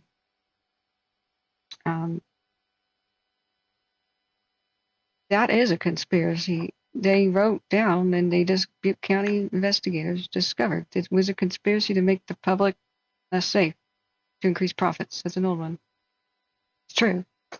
Butte County caught him in the act. They had to kill 85 plus people.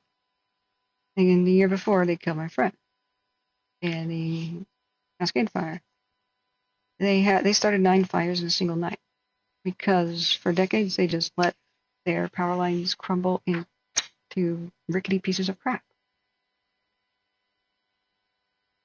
And they were so greedy that they told their employees that you can never shut the power off, even if you think a wildfire is being started right now, without visually going and seeing one, or we'll fire you. Because this is why these power companies keep their rickety ass neglected power lines on during a big storm, high winds. If they shut it off, they can't bill people that day. They can't bill people for power that they didn't deliver. So in the memos, you can go look it up for yourself. It's really sad. The Butte County investigation into PG&E, and they pled guilty to 85 counts of manslaughter. Those memos said, hey, sometimes wildfires will begin though. And the reply to that memo was, who cares? We have insurance. The ones that start during wintertime, usually rain prevents a wildfire. The ones in summertime or whatever, we'll just pay out the victims with our insurance policy. A-holes, psychopathic, murdering a-holes that are in a conspiracy to enrich themselves at the cost of our safety. You see Hawaii Electric do it too. You see SoCal Edison do it, and Pacific Power and Pacific Core did it too in 2020. That wildfire got really close to my mom, the Beach Creek. When people witness all the power lines going down in the middle of these storms, it's really not rocket science what's going on. But you are targeted. If you're fearful of wildfires, God, everybody is. This is insane. I mean, these are insane. They're getting worse and worse because, like this, what we're seeing today is cheatgrass that mostly actually, when the day that it started, it was mostly cheatgrass on fire, which is an invasive weed, came from Europe. And it has a strategy of burning so intense and so fiercely that it kills every other type of plant in competition with it. Just look up cheatgrass. You can read this article. And it's there to obliterate all other plants, to burn that crazy fast and hot, because it grows faster than other plants after the fire. So it then chokes them out and deprives them of life. So cheatgrass was introduced to California in the late 1800s. And with every wildfire, it's accomplishing more of its own stupid evolutionary goal, which is kill more of the native plants and then take over more area. Kill more native plants after every fire and take over more area. So every single fire in the grasslands and hills of Eastern California here, which is where paradise is, gets worse and worse because that's all that grows back is the damn cheatgrass. Same thing with the invasive weeds that are oily, such as the Scotch broom in places like Oregon. And the blackberry vines, there's all kinds of invasives and eucalyptus that are out here too. And that's the strategy. These weeds take over via fire. They promote it. They are spreading and spreading and spreading. We got to get serious. We got to get serious about getting rid of it, or this will be worse and worse and worse year after year. And to add the current climate conditions into the mix, we can't tolerate this BS. We're just going to lose the environment. So we're all scared about this situation. I'm totally scared about the situation. I'm watching my homeland where I grew up burn again. This is endangering my own family now. And all I could give you is a sense of power that we can stop a lot of this. We can make this a lot less bad. But we have to know why they're this bad. I'll teach you how to survive, by the way. Survive it for now. And then we all have to pressure Congress and our local everybody have a war on weeds and other things, because we've seen the result. And just defund PG&E and get them broken up as a company, because they'll just continue to murder people. Right now, they have no incentive to stop wildfires because the governor, California, signed right before he left office, right to paradise, that they have the ability to raise power cost, to raise the power bills on the victims to pay the victim settlement. So nobody can afford power in California anymore, like air conditioning. So they didn't lose anything. None of these CEOs that killed everybody with their stupid decision making ever went to prison. The company pled guilty to 85 counts of manslaughter, which would be life in prison. But did any CEOs go to prison? No. The company did it. The company's guilty. So we have to change the law everywhere in the United States to put CEOs and board members in prison if they make decisions that are that criminal that get people killed. Just like you or I would go to prison if we started a fire that way. It's called reckless arson. You know your power line is rickety. You haven't maintained it for decades. You know there's leaning trees and rotting trees all over it because they keep notes of that, but they don't send anybody out to cut them down. That's what happened with the Zog fire. A tree that was rotted and had been rotting for decades. It was noted year after year after year by PG&E. It was leaning and half rotted. That fell over on power lines at high winds. It killed more people after Paradise. Live on my stream when we saw that fire erupt. There is a conspiracy. It's right in front of your face. But you get these people that want to scare you and terrify you about dues and stuff like that doesn't quite make sense. Because they're profiting off of you, frankly. Scary, fear-mongering bullcrap sells newspapers, it sells clicks and likes too, and they're laughing all the way to the bank at putting advertisements and stuff on their stuff. They are yellow piece of crap, liar, asshole journalists, okay? People playing at it, taking advantage of people already scared, and telling them shadow governments and whatever are targeting them. Scared people are vulnerable. People who are bereaved, who've lost a lot, are vulnerable. They want an explanation. And I think they're just total assholes. I'm sorry. The ones who know that they're lying and they set up pictures that look like this or that, or say this or that doesn't have an explanation. Assholes. Screw you. Charlatan pieces of crap. I will debunk you every step of the way. But they are selling fear. It sells. They get money. They get the clicks, the likes, the subs, their commercials. YouTube writes them a paycheck, and so does every other platform. They're lying to you. And if you believe them, the real conspiracy, the real killers, they get to walk free and laugh their asses off at all of us. Our company starts all these wildfires and kills dozens and dozens of people all the time. We cause trillion-dollar disasters. We erase towns and neighborhoods. And we got people to believe in space lasers. Chink our champagne glasses. Let's get back on our corporate jets and our yachts. Those fools. We kill their families, and they don't come after us. I'm coming after them. I'm educating the world. We need to come after them. Little golden handcuffs. Little golden handcuffs. Death penalty on the table. In China it is. You know, China hung by the neck until dead a bunch of a-hole corporate executives who manufactured fake baby food. Is all I gotta say. Good job.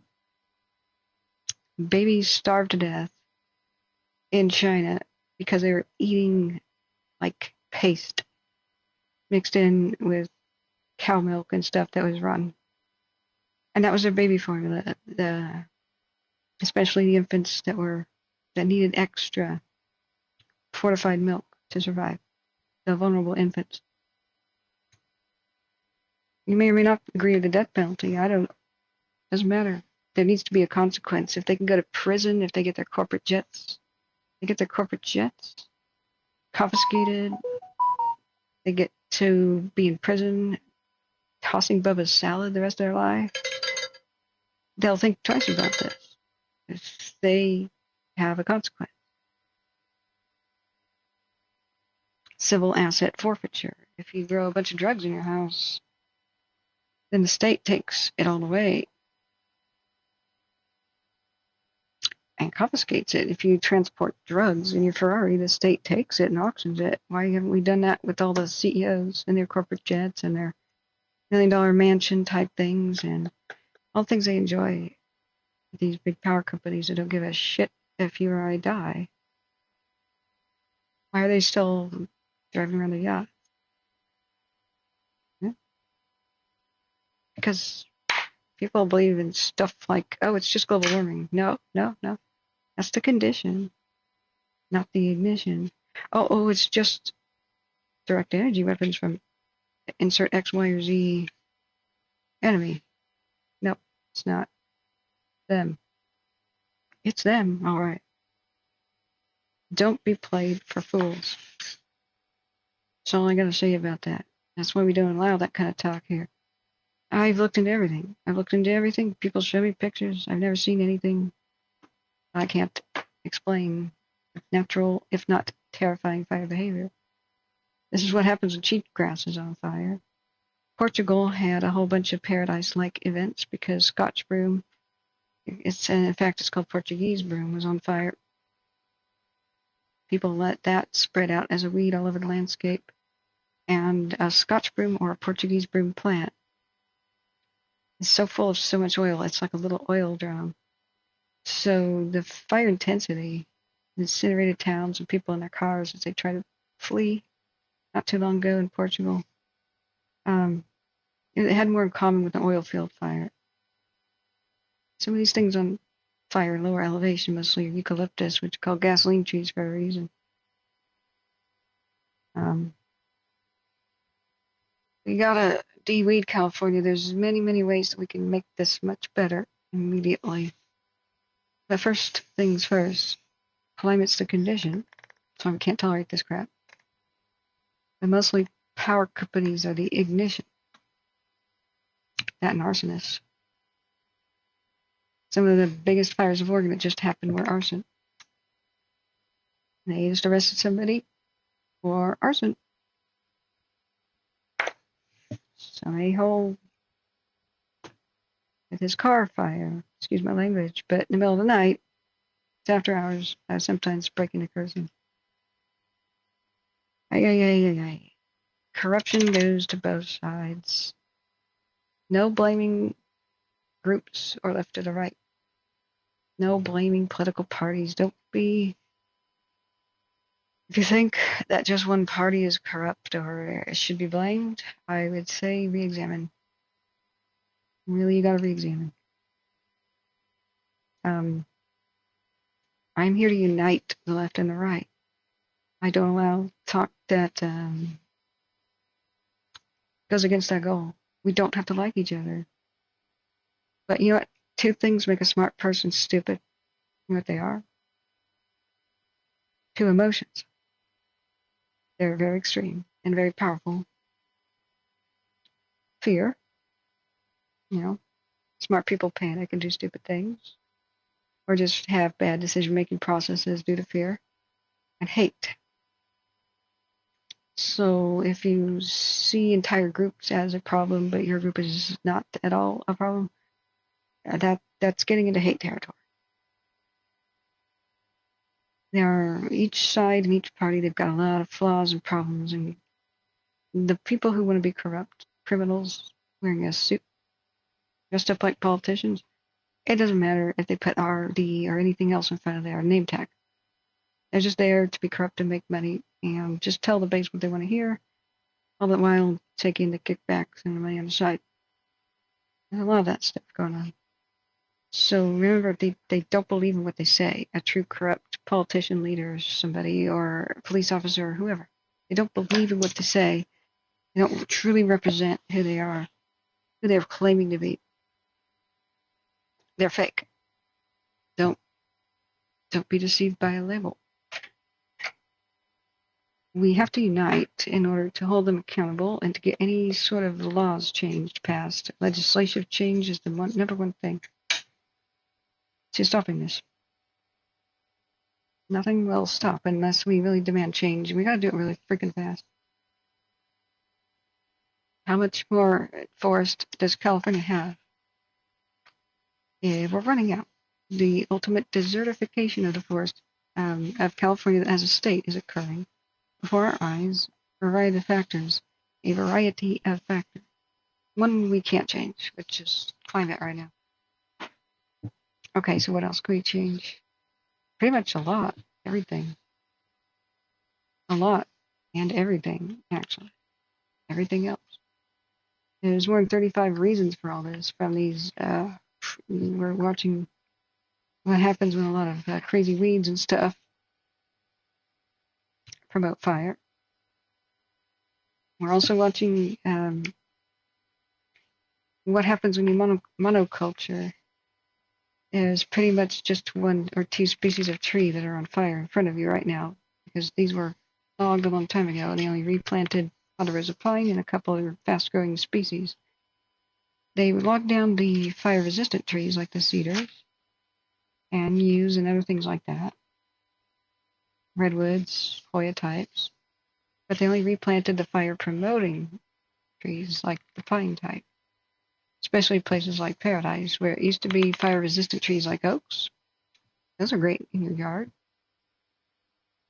But the timber company, I believe it was, put pine trees up there where they don't belong. In order to harvest them later, instead of harvesting them, they just sold the land and said, hey, retirement community. Well, land is cheap for a reason. It's a giant fire death trap. Especially now with pine trees all over it. But the Paradise fires are a heck of a lot less likely to happen if they just replant the damn oaks. Don't replant the damn pines. We're also seeing mass beetle kills in the forest, promoting wildfire, because a lot of the forest is like the same now. It's like the same brother and sister trees. So you have the same genetics. Not only same species, which means a massive attack by fungus that kills its neighbor, which kills its neighbor, which kills its neighbor, leaving it open to pine beetle attack because the tree immune system is busy doing other things. And that's what monoculture does. We got a lot of things we can change about the situation, but only if you actually believe we have the power. Your pen's mightier than a sword. Viral videos are nuclear. Everybody's welcome to believe whatever the hell they want. Go ahead. I'm not here to control your mind. I tell you what my point of view is. But I know that if we don't unite on this hill, we die on this hill. It takes both sides. It takes everyone. Nobody wants to see this, except for a few that benefit.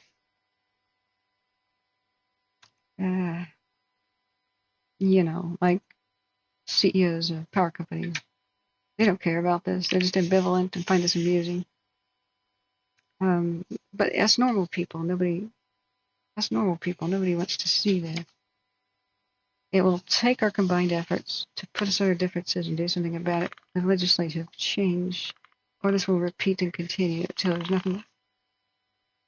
So, I don't allow something, and that is conspiracy theory talk that can't be verified. Well, the PG&E one is verified.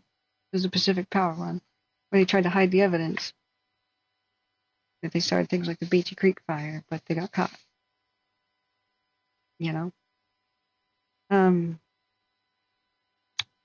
Conversations that go nowhere. Things like debates over who caused global warming and who's to blame. Whatever, no blame. We can blame the problem. Don't blame groups in general.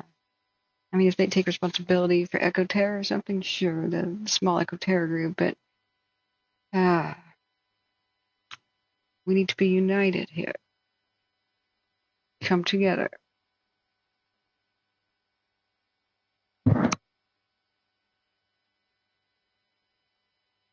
To reduce the stress on the people who are evacuated and wonder if their homes are still standing, and I was asked to not really engage a lot of conspiracy theory talks, and we just don't. Because I don't want to stress people out. But I do want to explain who I am and what I'm about. What is my agenda? Stop these damn wildfires. Save California. So that's me. If you can find this life-saving information somewhere else, oh man, I would hope so. I would love to retire. I don't like wildfires. I don't like covering them. I don't like looking at them. I hate them. Thanks, Mountain Mike, for being here. Yes, corruption. Ding, ding, ding. Correction. Correct. Excuse me. And when Arnold was in power, I don't know. I'd love to ask him things. He was one of the last Republican governors, but I had an opportunity when the California recall was happening, mostly because people hated Newsom's response to wildfires because they were so awful. He just didn't really help people. Not like he should have. He should have really, really helped people. All he did really was blame global warming and sneer at Trump and refuse to work with him. Both he and Trump disappointed greatly at the time because they just sort of both threatened to withhold aid to paradise victims and blame each other. They should have rolled up their sleeves and just worked together, no matter how much they don't like each other. That's been very disappointing. I had the opportunity to endorse a candidate that was challenging Newsom during the recall effort, and oh boy, did I want to recall. Yeah, I did. He protects PG&E, takes their money and protects them and funds them. Benefits them all the time. But the Republican, I just wanted to find out one thing about it. Should I endorse or like him? I just want to know one thing. Does he take PG&E's money too? He did. Okay. Stayed out of it. I stay out of the politics. I just know what needs to change. I don't tell you who to vote for, but I can tell you the issues and what you should prioritize. I've been absolutely crushed and super disappointed that none of the presidential debates have mentioned wildfires even one time. But we can't just have trillion and billion-dollar disasters. Thank you, Larry. Thank you for your kind donation. We can't just have the environment implode and disappear until there's nothing left and expect to economically survive. California is the biggest economy of the nation. It feeds much of the world. We can't have ecosystem collapse. We are charging straight for it right now with the wildfires, with all these different problems, making them this bad. No, taxing cow farts and reducing carbon emissions will do nothing. Nothing at all. Sorry, nothing. Stop this. We need immediate results. Immediate results. They're right there. We just have to know about them and grab them. And tell our politicians, I'm not voting for you. Town hall meetings, whatever. People come, we need new fresh blood. Okay? Those who you want to vote for, you just ask them, what are your plans? What do you support to mitigate wildfires so that they're not this bad anymore? What's your plan? If they don't have one, say, come back when you get one, real quick. If they say tax the cow farts, wrong. No, what's your real plan? Like Ponderosa Way. That was FDR's 800-mile-long fuel break that went from Mount Shasta to Bakersfield. And it was left to go to hell. It rotted.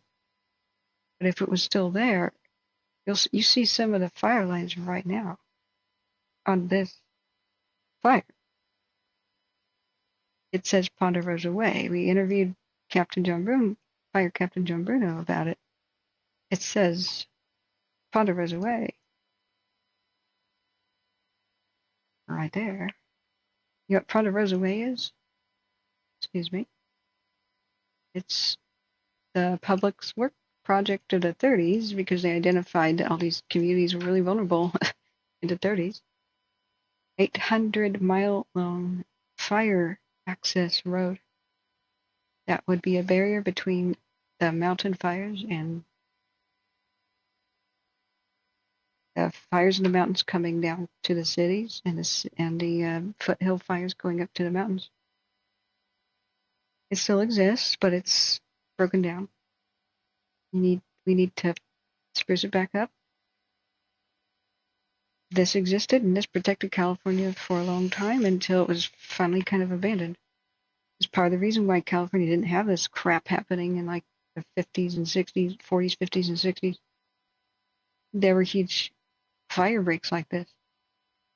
This is 60 feet wide, dirt strip with a road, quick fire access by fire crews and engines, and in some places was 200 feet wide.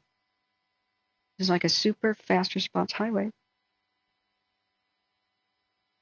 41 available. And it was just used. Order 0457. Engine 41. They are wasting time right now improving it when they could have just kept it nice and effective since it was built in the 30s. We'll have to spend a lot of money to rebuild it.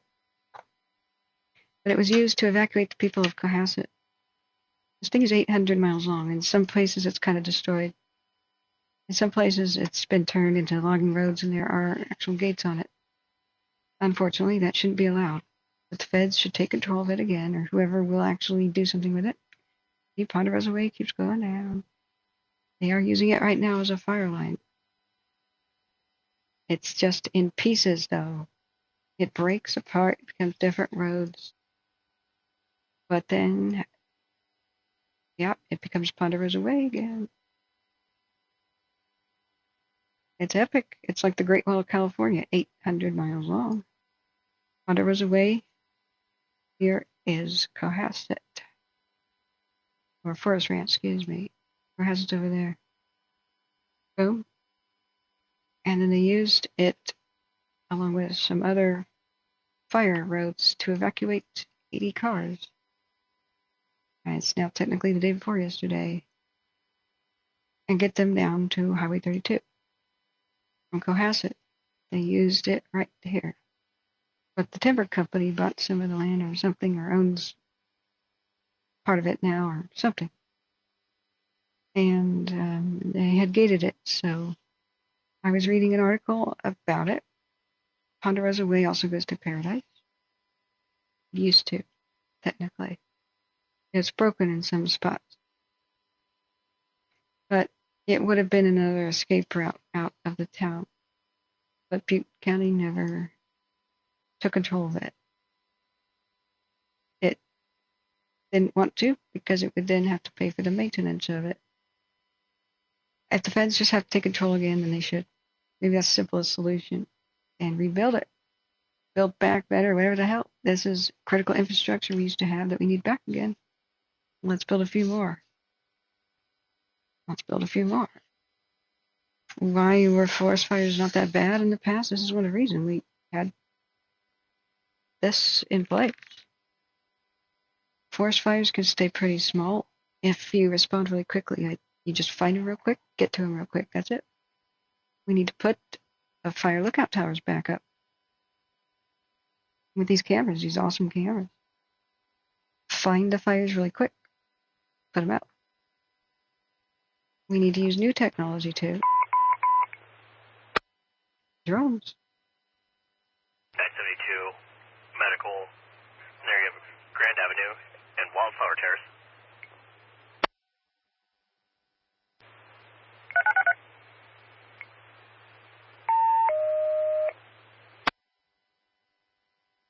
There are many wildfires that would be absolutely hideous and huge, but they got stopped while they were small. Good morning, driving suit. Patient 972, biomedics, medical, difficulty breathing.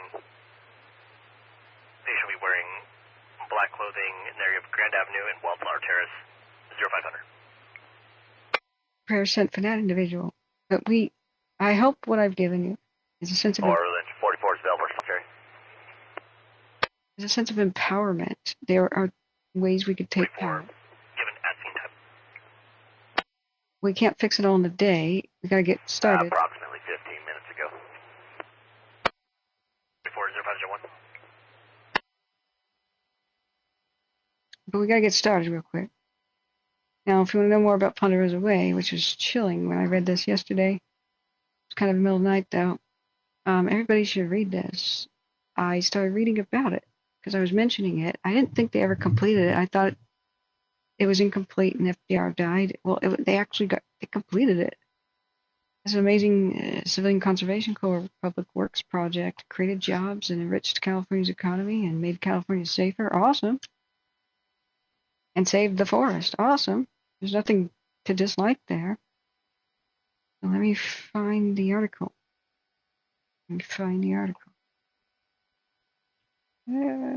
Got too many tabs open. Got too many tabs open. 1 second. 1 second. We were discussing that part of the reason why this fire got out of control so quickly was cheatgrass. Is an invasive grass, an invasive species. That's how how fire lookout towers used to put fires on a map. There's a cool disc thing called an Osborne firefinder, excuse me. When these towers existed, they have these little topo maps. So they literally aim the disc at the fire and put it's almost like artillery thing, slider up and down. And then they pull a thing back and they know exactly where fire is. It's really genius. They're trying to put more of these back up on the landscape. Where's the San Francisco Chronicle article? This is what we're learning about cheatgrass. Cheatgrass is replacing California's native grass, which burns really low-key. And it creates like what we saw today. Does this look familiar? Well, this is a different area. Cheatgrass does this. And also these invasive tumbleweeds do this. Oroville engine 972 responding. It's all over 972-0503. California's foothills. This stuff is not native. So, Yosef says, does Scotch broom make pretty flowers? Yes. Mustard, orange, and yellow flowers, which are kind of pretty. So it was, unfortunately, something that some people planted on purpose in their gardens and stuff, but it's poisonous to all wildlife of North America, basically, and cattle and the like. So it doesn't get grazed, it doesn't get eaten, and its job, just like cheatgrass, is to promote intense wildfire. It kills itself just because it wants to kill all the other plants, too, as it grows back faster after a wildfire than the other plants. So it will. That's the nature of weeds, to be evil, right? That's how they take over. So every wildfire that California has in the hills, more cheatgrass explodes and expands on the landscape, and more of the natural California native species go extinct, which is causing ecosystem collapse. Who knows how, even. But we lose wildflowers and things that are supposed to be there. Who knows? That's probably responsible for a lot of the bumblebee and stuff decline. They're in steep decline, even worse than the honeybees. They need our native insects need the native plants. So this is part of the explanation. Why is cheatgrass bad? Why these fires are behaving like this? It's not because of energy weapons and whatever. Stuff we can solve. Sorry, where did I put this? Oh, here it is. San Francisco Chronicle. An 800-mile-long fire break once protected California's forest from the flames. And what happened? What the hell happened is what I would say. So I read this yesterday. And this was what chilled me to the bone. Now here's it under construction in the 30s. It's either 60 feet wide, 200 feet wide in some sections. And they completed it. Brought jobs to California and the mountain towns. They had a quick fire access road and a fire break. This is why towns and stuff didn't burn down that much, in my grandma's time. This thing was brand new, and so were the power lines. And people maintained this. The feds maintained this for a while until they sold it back to Forest Service, who didn't care or give a damn about it and let it rot away. Whoops. Time to bring it back. But the remnants of it are still helping. They're still using the remnants right now to stop this fire. But it's not working that well because it's gone to shit, honestly, excuse my language.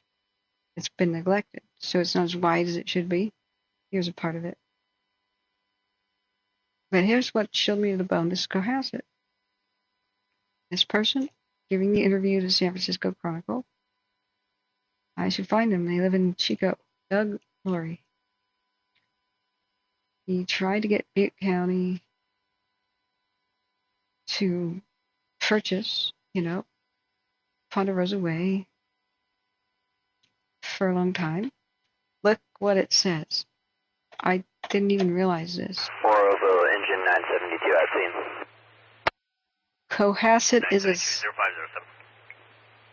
Cohasset is a sitting duck. It's the next one to go for Wildfire. It's a 2020 article, I believe. I'll have to look up there. Residents in this dusty town have one way out, Cohasset Road. If fire chokes off that 2-lane thoroughfare, the old Ponderosa Way could provide an alternative escape route. That's what they just did yesterday. So here I Googled up, can't make this up, weird things happen to me. This coincidence is just... This coincidence is freaky to me. Maybe my subconscious mind, I read this article years ago, and it remembered Cohasset, but here, as the National Guard was using helicopters to evacuate the people trapped under the Cohasset radio towers with helicopters, and as Sierra Pacific came to unlock the gates, they did lead the people out of Cohasset through the old Ponderosa Way. I didn't know that. This was in this article, but I Googled up. I thought about it myself. Wouldn't it be good if the big fire break that used to exist in the 30s to the 60s still existed now? Wouldn't it protect these towns? Because I read articles about how it could have protected Paradise, or at least been another way out. But Butte County did not take possession of Ponderosa Way, and so it's been rotting. It has potholes in it the size of bathtubs, and it's not that useful as a fire break. It needs to be widened and fixed up. But is this not chilling? Holy crap. They did use Cohasset. The people of Cohasset, did use Ponderosa Way to get to Highway 32. And Ponderosa Way is, right now, the fire line in many spots. Look.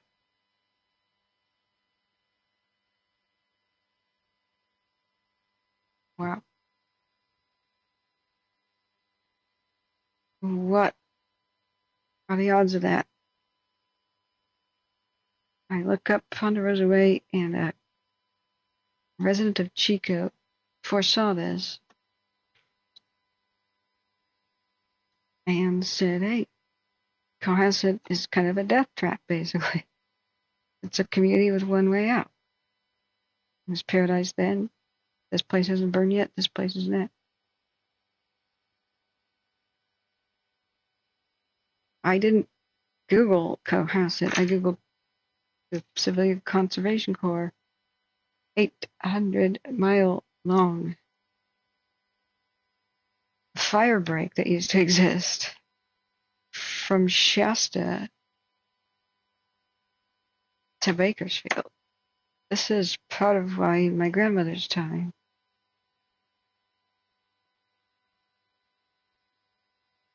We didn't have this crap happen. This existed and protected the communities, protected the mountain from the mountains from the foothills fires, and the foothills communities were protected from the mountain fires. Wow. Mm-hmm. He also says they say in the military that one is none, but two is one. Oh, that's a cool. I like that. Is there a specific quote there? Like, is that a maxim of a specific branch in the military? Like, like the Army or Navy or something. There's one, so I'm writing this down. In the military, saying that 1 is none and 2 is 1. Perfect. That perfectly describes the need for teamwork. Not the desire, but the need. What does it mean? That means you need a backup or an extra.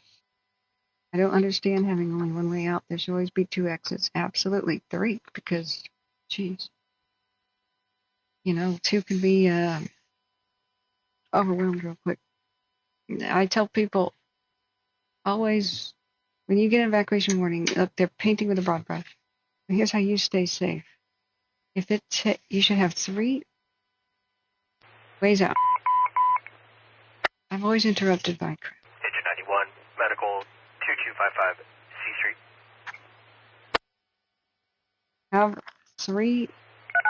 Shut the hell up. I hate those sounds. Sorry. Sorry, I'm getting cranky. I need to eat.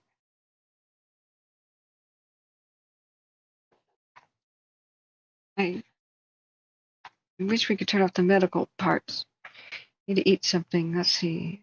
I need to get some blood sugar in me. You just heard it somewhere? But not when you were in the military? Well, looking for a service. When were you in the military?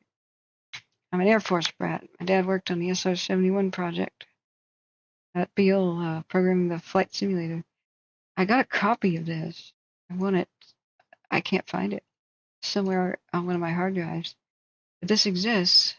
The 1934 letter from the Assistant Fire Chief to the U.S. Forest Service detailing how the Ponderosa Way 800-mile-long fire break fared during that fire season. Wow. And on the right is a map. There's a big handbook thing. So that's in the California State Archive. So with fire, we know exactly what's going to happen, actually. If you just kind of... Civilian Conservation Corps. Yeah. Well, here's the article. Maybe we can dig around pretty soon here. I think I should speak with this person in Chico if we could find him. This article, November 19th, 2020. So hopefully this person still lives around Chico and is still with us. Seems like an old timer. Doug Laurie, a Butte County resident who's been for a long time lobbying to revitalize the roads to use them as fire breaks. He gives us a tour of Ponderosa Way. I want a tour. It's all kind of burning up right now, but afterwards. This is incredible. San Francisco Chronicle sometimes does some amazing work. And they do stupid things, unapproved things I don't approve of, I should say. Like endorse Newsom.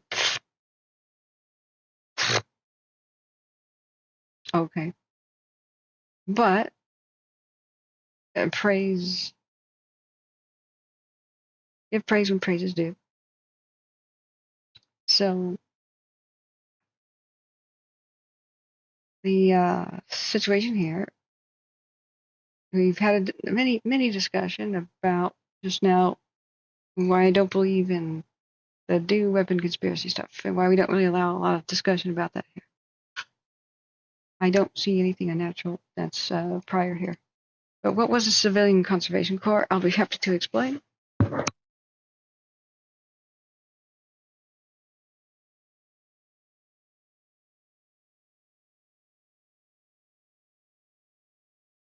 Right when I get back, but I gotta use the bathroom. Let's give us a cam look at the Platte Mountain has been tracking fire really well for us. I have the battle maps. The airplane flew over at midnight, and then Watch Duty, for example, has the new perimeter. I think this is showing the new perimeter on UC San Diego. Oh, we gotta buy the new. Remind me, guys. I gotta buy It's $100. We'll spend it. The pro version of Caltoba. Put the multi-cam view up again. But the Platte camera didn't have a burnover, but it's going up the creek. So even though at midnight they made the new perimeter map, it's already obsolete, of course, the moment it's done.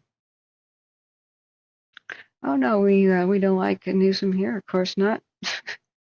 Nobody who knows anything about how he protects and hugs PG&E all the time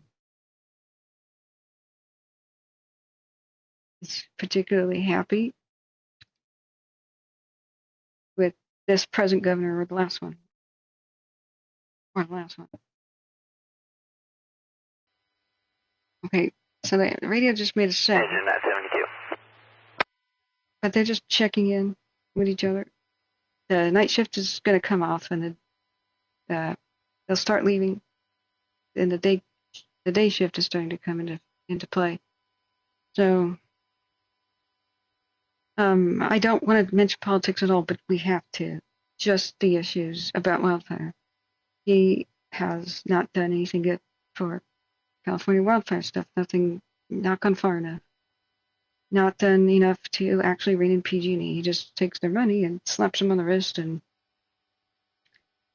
he's an advocate for PG&E. He's endangering California by keeping the Diablo Canyon nuclear power plant open. And any moment a tsunami can hit it, and we have a nuclear meltdown, Chernobyl in California. It was supposed to be decommissioned next year, but he grabbed $1 billion from the feds and Biden and gave it to PG&E to keep it open, even though they've been neglecting it with maintenance because it was supposed to be shut down next year. It's because it's a tsunami risk. It's just like Fukushima.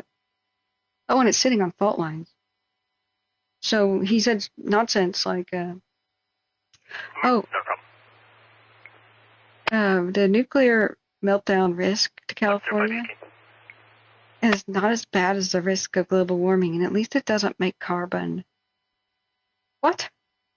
That's nonsense. Under no circumstance should California have a nuclear meltdown of any kind or a disaster like Chernobyl. You idiot. I'll translate that. I just gave $1 billion to PG&E because they fund me. That's it. We could have taken $1 billion and put it into renewables that wouldn't make carbon either, but now there's not $1 billion for renewables. There's a rickety, tsunami-vulnerable power plant that's going to be kept going that at any moment could get a tsunami or an earthquake and completely melt down and turn California into a wasteland. Yay. So no, we don't like him. Not really. He could have set up a system where all the trees that died in the Dixie and the Caldor were quickly logged, and we just revitalized California's economy before they rotted to nothing. And that would save all kinds of living trees that wouldn't have to be logged, right? And they could have rebuilt everybody's homes that were lost in Paradise and the Dixie and the Caldor with those logs. And that's what those communities need. But they didn't do anything. They're just sitting there. And they're ready to cause a second wildfire because they rotted. All that wood was wasted.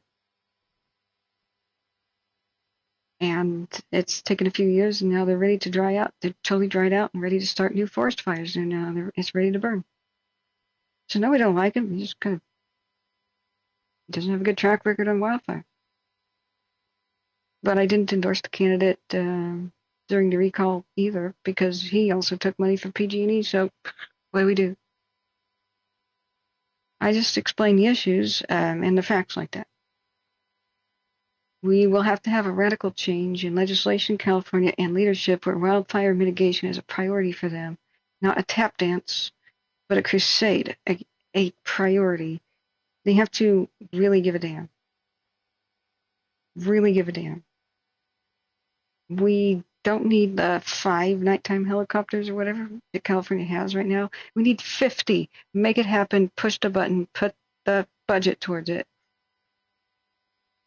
Not keeping dangerous nuclear power plants open that are going to melt down. What the hell is that? We needed $1 billion to fight epic, unnecessary man-made megafires. That's cutting carbon. Okay? Stop the megafires. That'll cut carbon emissions, not the stupid nuclear power plant. That's why we don't like it. That's it. So we need a radical change in leadership, or we're going to get more of the same. I'm not here to tell you who to vote for. I'm just going to tell you why things are the way they are right now. Leadership sucks. Legislators as well suck, but there's some good ones out there. As you go and vote, you should just ask the big questions about, okay, what is your plan for mitigating fire? They don't have these answers. Next, not voting for you until you got a good plan, man. The first one is holding those who start wildfires accountable. We also don't like the way California's run because California has special rights for arsonists. I'll tell you about that in a second, but I got to use the bathroom. Yeah, you'll get this. California has special rights for arsonists, so they don't get discriminated against. I'll tell you about that in a second. You won't believe it.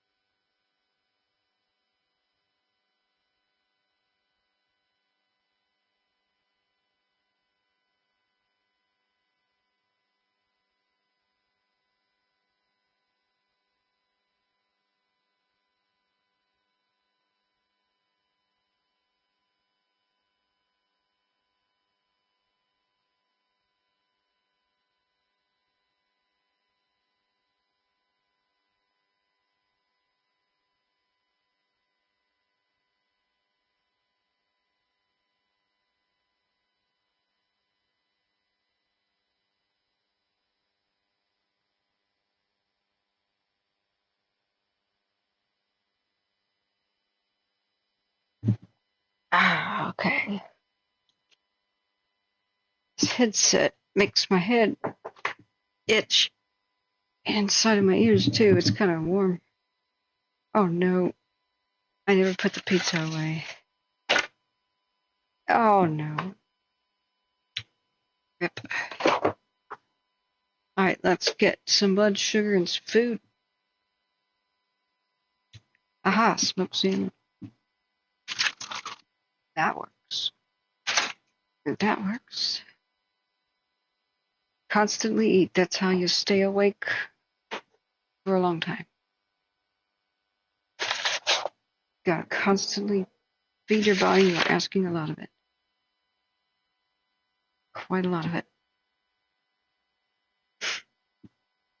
Don't forget to eat. How are you guys? Today should be a pretty brutal day, honestly,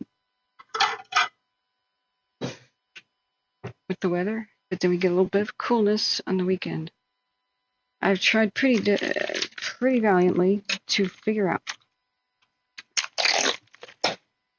which communities are vulnerable next, and a possible, best as we can guess, timeline for their impact, and/or answers to other things like how big is this going to get? 4 of them, 91 medics, I think. 100% of these answers depends on the weather. So, wind. I can't get a lot of answers though about after the south winds stop. When do they? What's next? North winds? East winds? Because those will be bad. As bad as these south winds are, they're the best thing.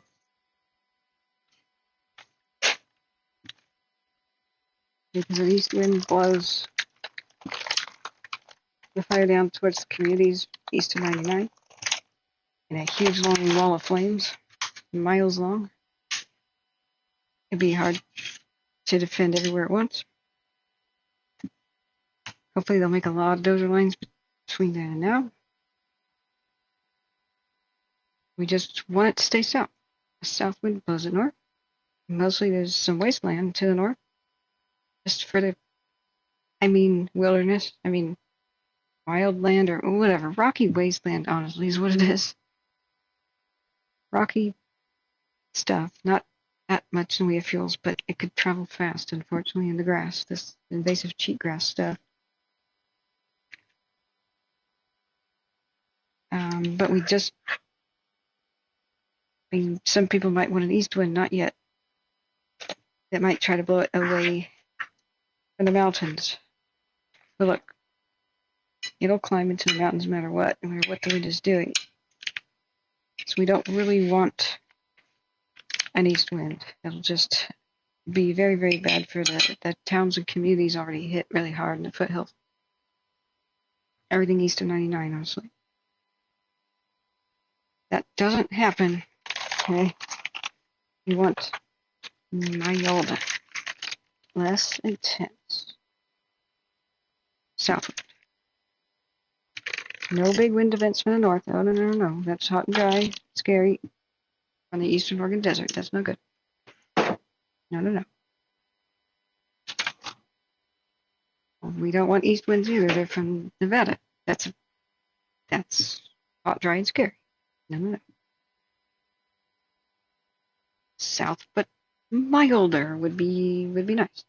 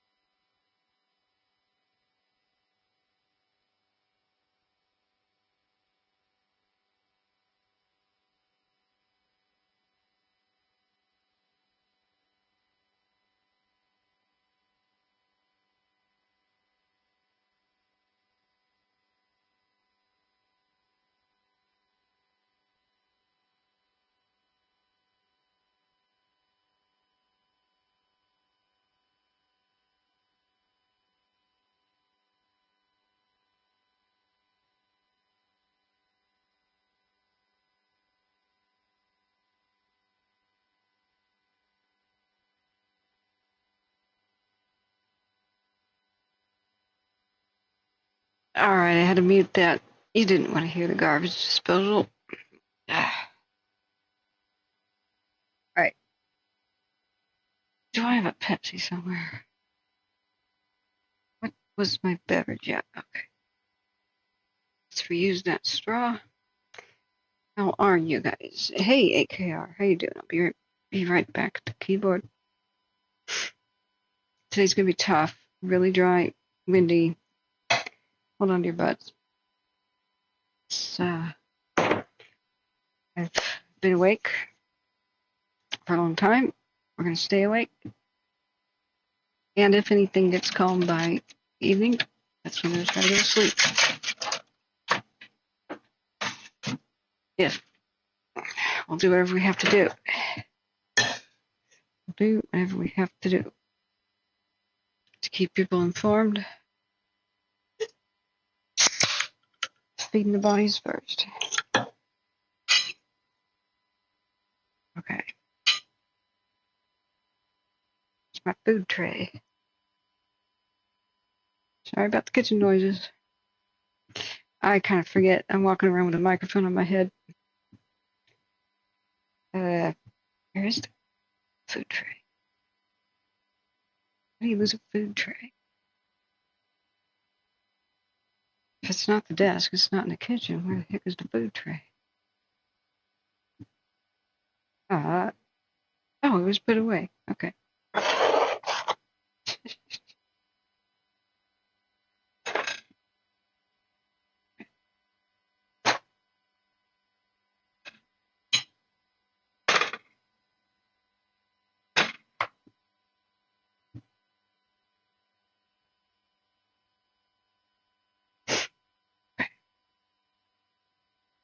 It was a pretty mild night, considering. But prepare for Hill Day. AKR says, good morning, Kathy, good morning. And mod staff, I kept the stream up on my PC, so when I wake, I see the status. Also, if you're new, don't forget to like, subscribe, comment, and share. Much love. Good seeing you, AKR. And driving suit, everybody else, too. Yeah. There's a lot of, environmentalists, too, Joseph, that don't believe in nuclear power. The environmental community is split on that issue. Can you really call something that generates nuclear waste green? I mean, there's 800 square miles of wasteland where all the animals are suffering and radioactive. In the Ukraine still, that caused trillions of animal deaths, billions if not trillions if you count insects. No reason. How can that be considered green? It almost ended the world. We are all still eating radioactive food. From the era of nuclear tests, nuclear accidents as well. And we're all still getting a lot of cancer from those accidents. The CDC says at least 12,000 Americans, and this is what could be verified, per year die from mostly thyroid and blood cancers, like leukemia, due to the nuclear accident and nuclear test legacy. When they wanted to figure out how much radiation Fukushima was putting into the Pacific Ocean, they had to weed out the, quote, background radiation from the era of the nuclear tests and accidents, because it's everywhere. The world can't agree on anything, really. But the entire world, everybody, every leader of the entire world, communist or not, even North Korea, signed the above-ground nuclear test ban treaty because we were poisoning the entire planet, radioactive fallout. We found it in Antarctica and everything. So it's part of the reason why this cancer is common now. It used to be super rare. Very difficult to find any mummies or any bones of any human remains ever, anywhere on the planet, that have any sort of cancer before.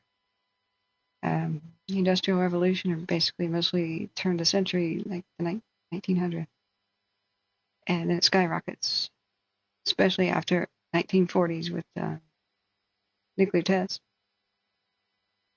So, what is the status of it? I will be happy to explain. This camera is the key. It's one of the scary ones, but it's also the key, and it is tracking the northeast end of the fire, the one that is outside of the maps. So here is your status. Sorry, this fish I have to continuously eat because it's going to go bad in front of me. So let me take a bite. I have for you the battle maps. Drum roll, please. I have a secret source. At midnight, the mapping plane zigzagged around. So watch duty has the new perimeter. So do we. We can zoom in as much as we want on these maps. It's huge. But remember, this was at midnight when the plane mapped things. It then beamed a map and status down to Earth, I guess, while in mid-flight. It seemed to still be in mid-flight. And at 3:21 in the morning, these maps were generated. So the camera that I was just explaining has been following the map up a certain canyon, and that's the northeast traveling flank. I'll explain that in a second. The other camera that's MVP right now is East Los Molinos, and the fire is slowly going towards the East Los Molinos camera. Of course, these maps had camera locations, but it's generally over here. We'll find out.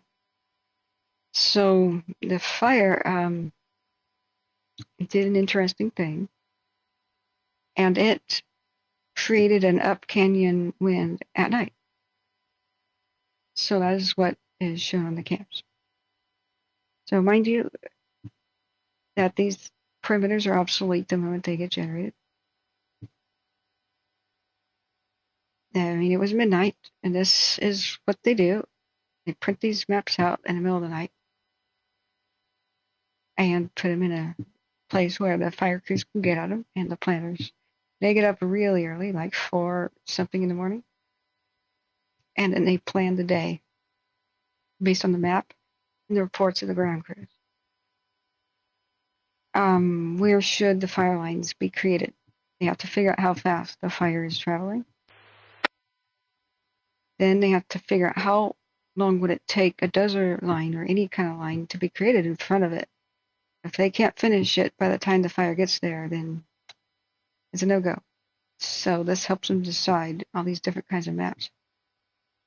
So 7 o'clock in the morning, all the crews get ready for work.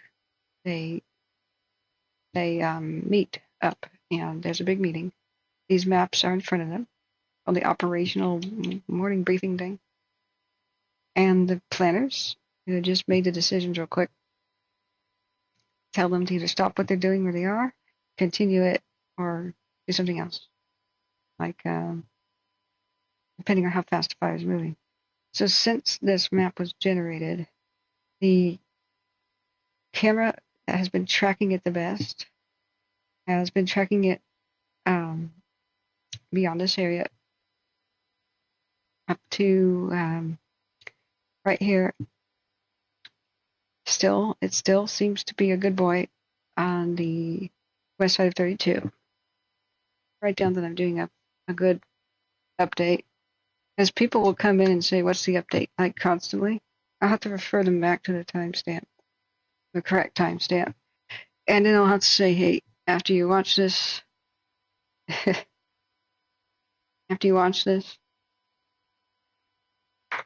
the live button so you're with us currently. Like, don't be an hour behind the broadcast. So let me take a bite. 1 second. I think I got this framed correctly.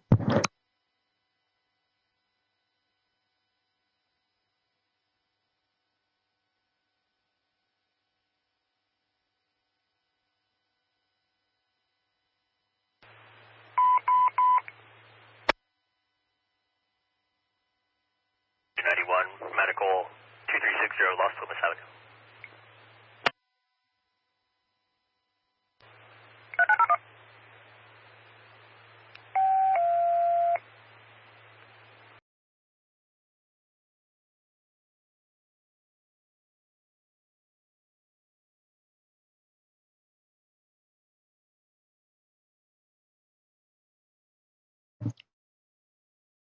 that's a medical call, so I just muted it. I'll unmute it if they say anything decent about the fire.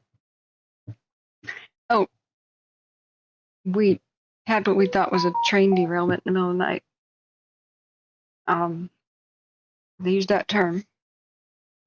When the fire crews got there in Chico, it was an overheated train car that could have started a fire, so they wanted fire crews to respond, but it ended up not. Either the people in charge of the train got it stopped in time and put out any little sparky thing happening, or they got it stopped in time and just prevented a fire in the middle of Chico. That was, the train's still stuck there. It's not blocking any crossings, but it's at 32 and Muir, like M-U-I-R, Street, in Chico itself. Chico dodged a bullet. Okay. So what the MVP camera is doing. Hey, SoCal Squatching, everybody, welcome. Oh, I know all the lines should be underground by now. Absolutely. Why are we partying like it's 1899? If we have 1899 infrastructure, like above ground power lines, then they haven't changed since then. We're going to have 1899 problems. No, there's not really a problem with every method of electricity, no. Not everyone. There's pros and cons. I mean, I would clarify what you're saying. Excuse me. Not dismissing what you're saying, there's pros and cons. So there's a type of electricity generation that fits every environment. You just have to choose the correct kind. But anyways, a different kind of conversation. I want to get people up to speed. Please tell me that there's no loss of life. Yeah, I've heard that they caught the guy. I was trying to get as much info as I could. I'm still kind of confused as to what happened. Like either his vehicle was on fire and he tried to push it into Bidwell Creek to extinguish it and it went through dry grass. I tried to find the witness testimony, but it was like a link to TikTok that took me to like porn sites instead. You know, Twitter became a cesspool of chronic postings of porn bots, so I couldn't really look anything up. But I believe, if I had to guess, he'll be charged with reckless arson. I don't know how intentional something is or not, but even when it's obvious that arson's intentional, you won't believe this, there's special rights for arsonists in California. I found this out just last year when we saw obvious arson on the camera at Peoria Road in, I believe, Yuba County, off of the Marysville Highway, just north of there, near Browns Valley. So there were two different fire starts at that point near Peoria Road, one after another. And then as they were wrapping it up, like fighting it for 2 or 3 hours, 911 calls in. We heard it all live on the channel. It was a crazy day. It's still there in my archive. Camera pivots, and there's new fire underneath the power lines by the main road. And 911 callers said a car, and they had a vehicle description, everything. Description of the occupants. Somebody got out of the car and lit the grass on fire. So there was like a roadblock and everything. And the police were checking people's backgrounds to dispatch. And they didn't catch anybody. But weird chaos happened at the same time on the radio, where citizens tried to arrest somebody, it seemed like, and somebody went into cardiac arrest, and CAL FIRE had to stop fighting a fire to go resuscitate somebody. I have no idea what happened, but then we all got gaslit and BS lied to the next day when the officials of that county told the Appeal Democrat that it was probably just somebody dragging the chain, and somebody said there was a separate fire, but Nah. Oh, really? I told the appeal Democrat, listen to my channel, listen to what happened, and you explain what happened. That is not what happened. Somebody doesn't drive around their neighborhood for like 4 hours dragging a chain in a circle. Are you kidding me? 911 callers don't report that. Like, so that's when I was puzzled. Like, here's a roadblock. There's not that many roads there. Why did it get past the police that checked everybody's information as they passed? So I did a little research. It turns out California has special rights for arsonists. So if you are under the age of 21 and commit an arson crime, the police can't even see that on your record. They can stop you. There could be a suspicious fire.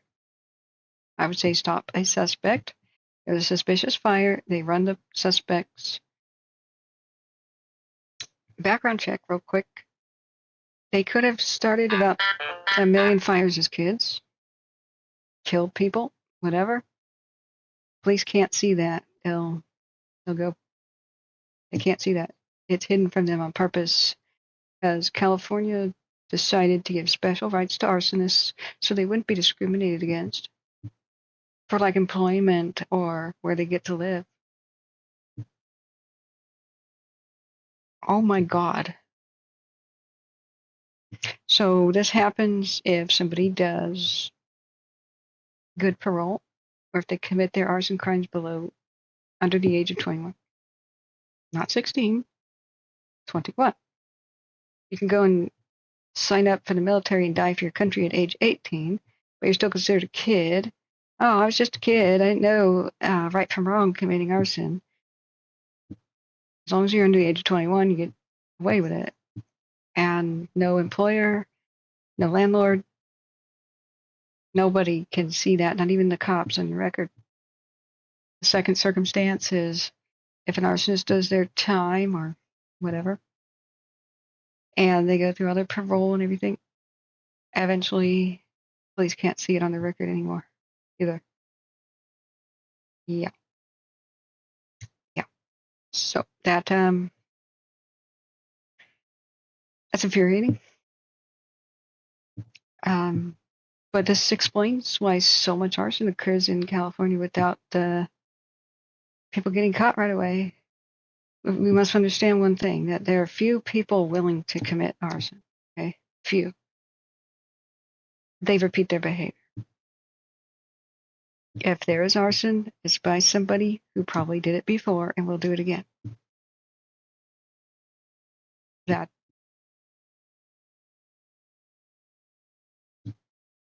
is a statistical fact. So if you want to stop the majority of them, you have to catch the very few individuals out there who do this. I don't think any of them should see the light of day anymore if they commit a horrible arson crime. The justice system is very flawed, but that explains some things. So if the news media or anybody else is looking at the background check of this fellow that's accused of starting this park fire, can't see it. They can't really see it.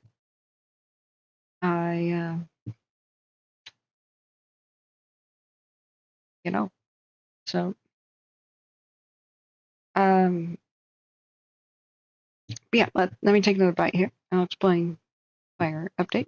I just realized that I had promised to explain to people right before you came in, one of the update was how arsonists have special rights in California. If we want to stop wildfires, that's the goal here.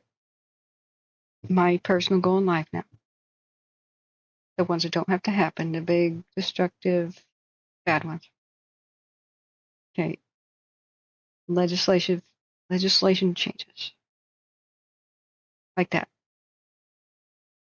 Extra hard time. Like, there's things like people have minimum sentencing for drug possession, where you get 3 drug charges and you have to go away for 10 years no matter what.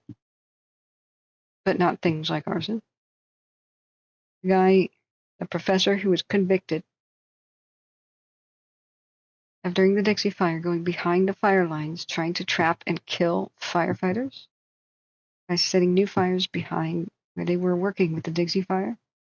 They put citizens were key to catching this ass guy. Donkey.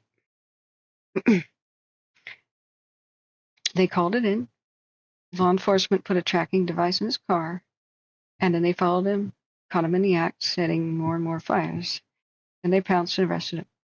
So he has been convicted, but his sentence was only 5 years, and he's going to be out again. There's something terribly wrong. California's justice system, it just plain old sucks. So that I wanted to complete that thought before we go on to the next thing, which is the update. That was the special rights for arsonists. You do not have the right as a landlord to find out if somebody is an arsonist. You do not have the right as anybody at all to know if one has moved into your neighborhood. Even if suspicious fires have occurred in your neighborhood, like they keep occurring by Peoria Road in Browns Valley. People keep writing me saying there's some beep going on here. Really suspicious beep. And when I tried to take a day off and go to Tahoe in 2022, I couldn't, because there was another one. It was real. It was real. So, yeah.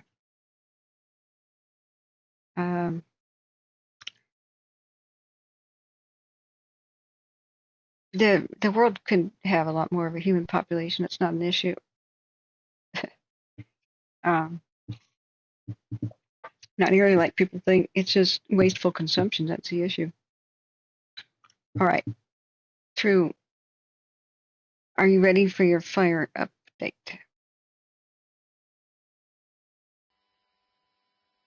Okay, the radio's crackling. 10555.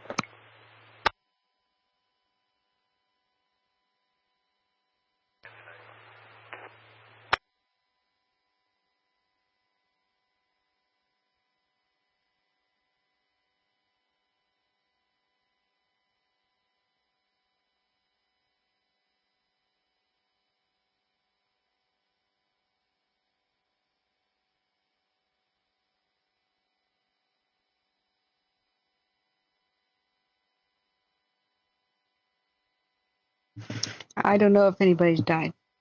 AKR. We may not know for a while. Sometimes wildfires are declared death-free until a logger or a hiker goes out into the woods and finds a strange thing. And that'll be, if it's not just obvious human remains, something odd like a wristwatch, a ring, a necklace, the metal parts of a belt buckle, the eyelets of boots or shoes, laid out like a person had went to sleep there. And then above the necklace, earrings and tooth fillings. That's sometimes all that's left of people that have to run outside and try to flee on foot. Or people camping alone. Just, they're a missing person, but 2 and 2 doesn't get together. That's some of the grim stuff that firefighters tell me about. There's a lot of people who survived Paradise who were never even listed as ever living there, and they couldn't prove it because all their mail and stuff burned up. I've met Paradise survivors, and they were never even, they got no compensation from any victims fund or anything of the sort, PG&E, because they couldn't prove they lived there. How many people lived there, died, and just... The Paradise Fire's body recovery was interrupted and never completed due to torrential rains. What they were doing is sifting with screens and sifters, looking for teeth in the ashes. and things like I just described, like people tended to die on their bed, giving up, putting their blanket up over their head, or hiding underneath it. So they sometimes just confirm people by the way I described that jewelry can be laid out. But when it reaches crematorium temperatures, sometimes just teeth and stuff like that are left. So,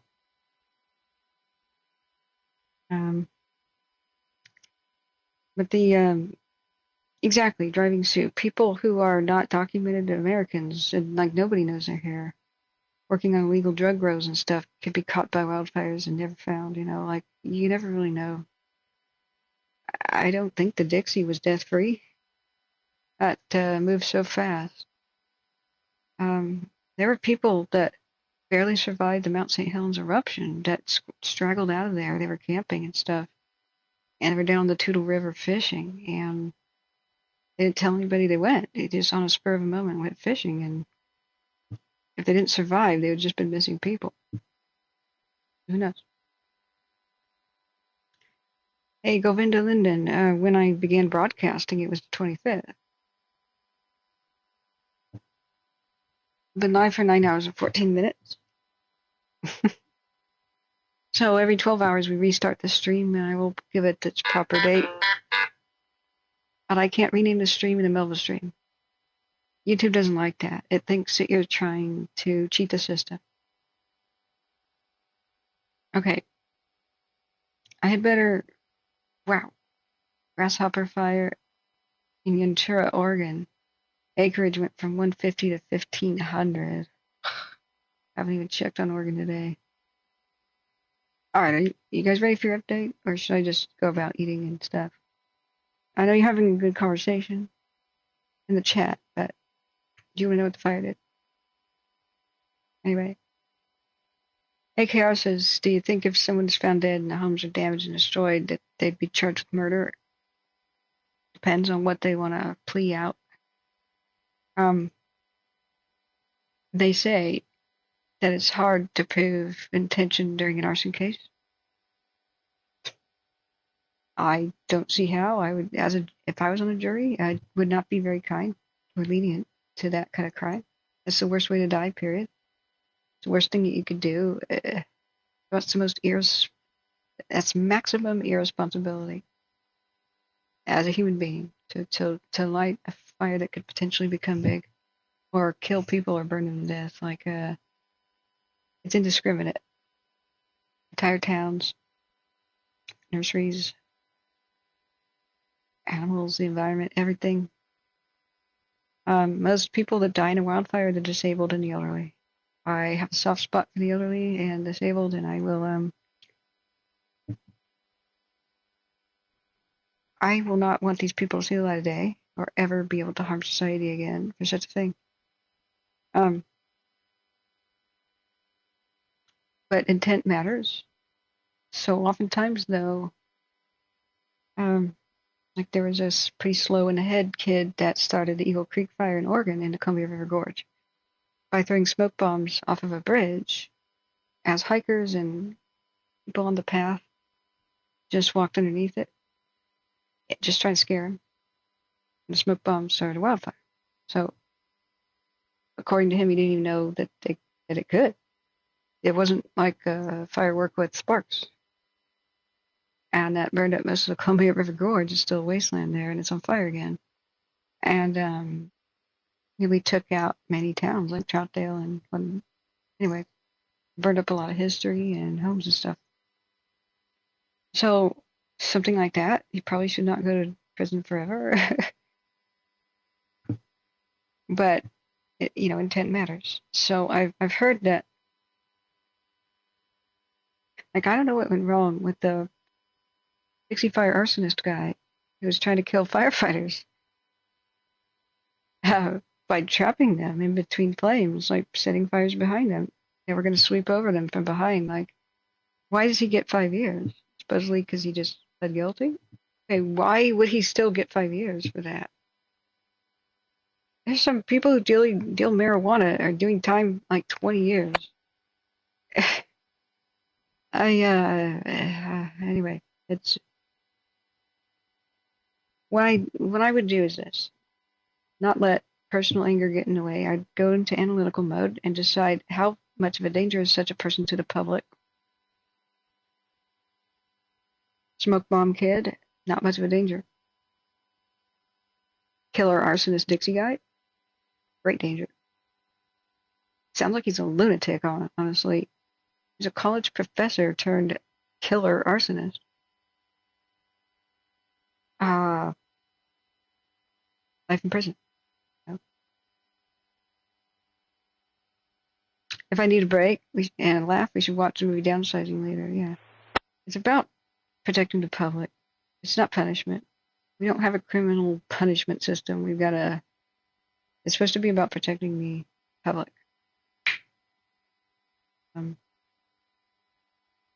Every once in a while, though, the dark side of me wants King Solomon justice. But look, we saw ISIL terrorists, do King Solomon justice, which is,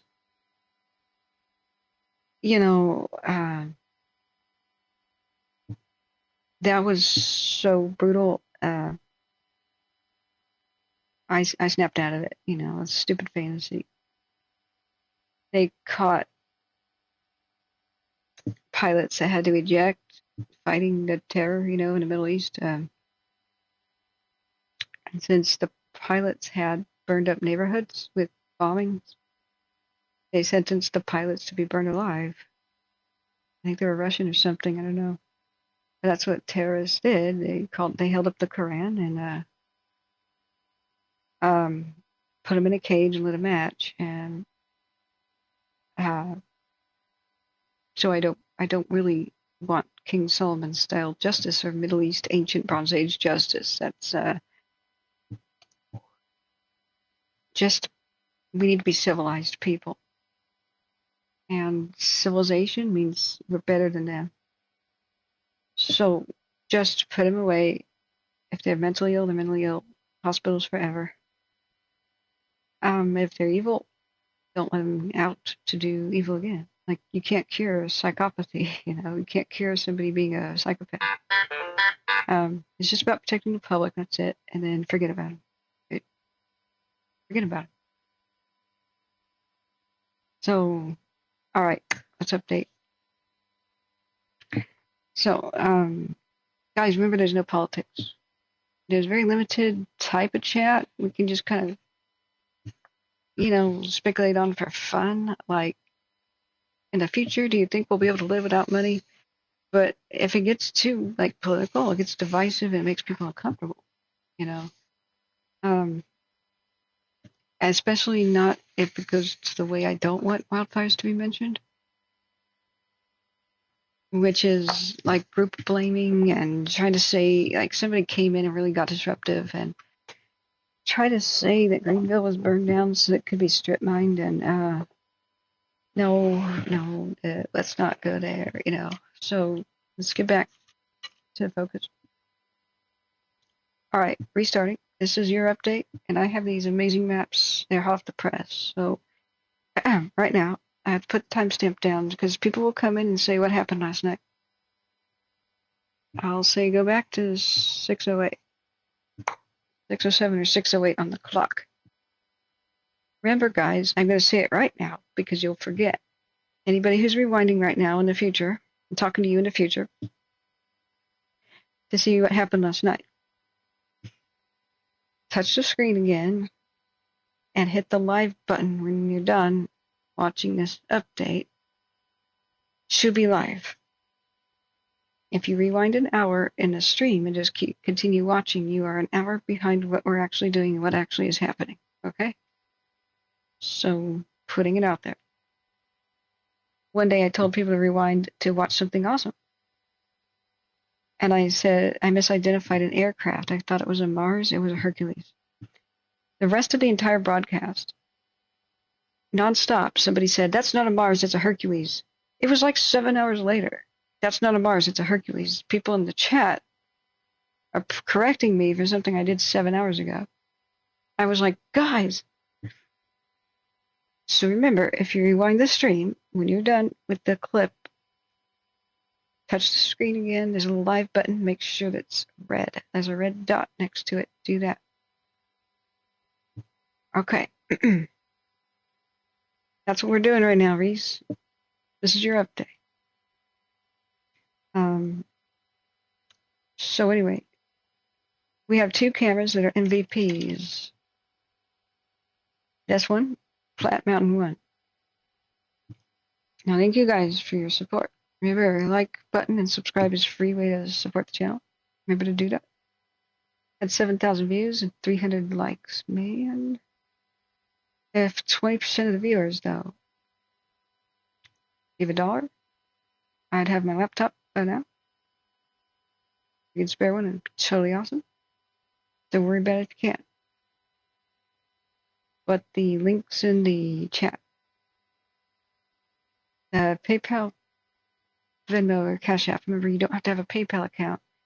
That they won't take a cut out of your donation. But YouTube donating that way, Super Chat, Super Thanks, they take 30%, and they make me wait 30 days to access the money. So that's why we couldn't buy a laptop last month. Really, is YouTube is sitting on $700 now. I can't have it till August 31st. So there's that. But if you can't swing it, don't worry. Just share. Hit the share button and text the stream or my channel page to anybody you think should know about this that we can help with info. So, Yosef says, according to Star Trek, there'll be no money. I know, it's a fun show, though. Now, this camera is MVP. Flat Mountain 1. And the other one, Los Molinos East. Both of them show where the fire is heading pretty clearly. Now, here is our battle map. At midnight, the plane did its thing. It flew over in a zigzag around 17,000 feet. And thank you for your kind donations. We have a pro version of Flight Radar 24. We could track it. So at midnight, it beamed down images. Watch Duty has updated the fire perimeter map, and now it's huge. It's hard to fit it all on the screen. Now, remember, I don't give a damn about acreage in general. Sometimes more acreage is good, but people always think it's bad.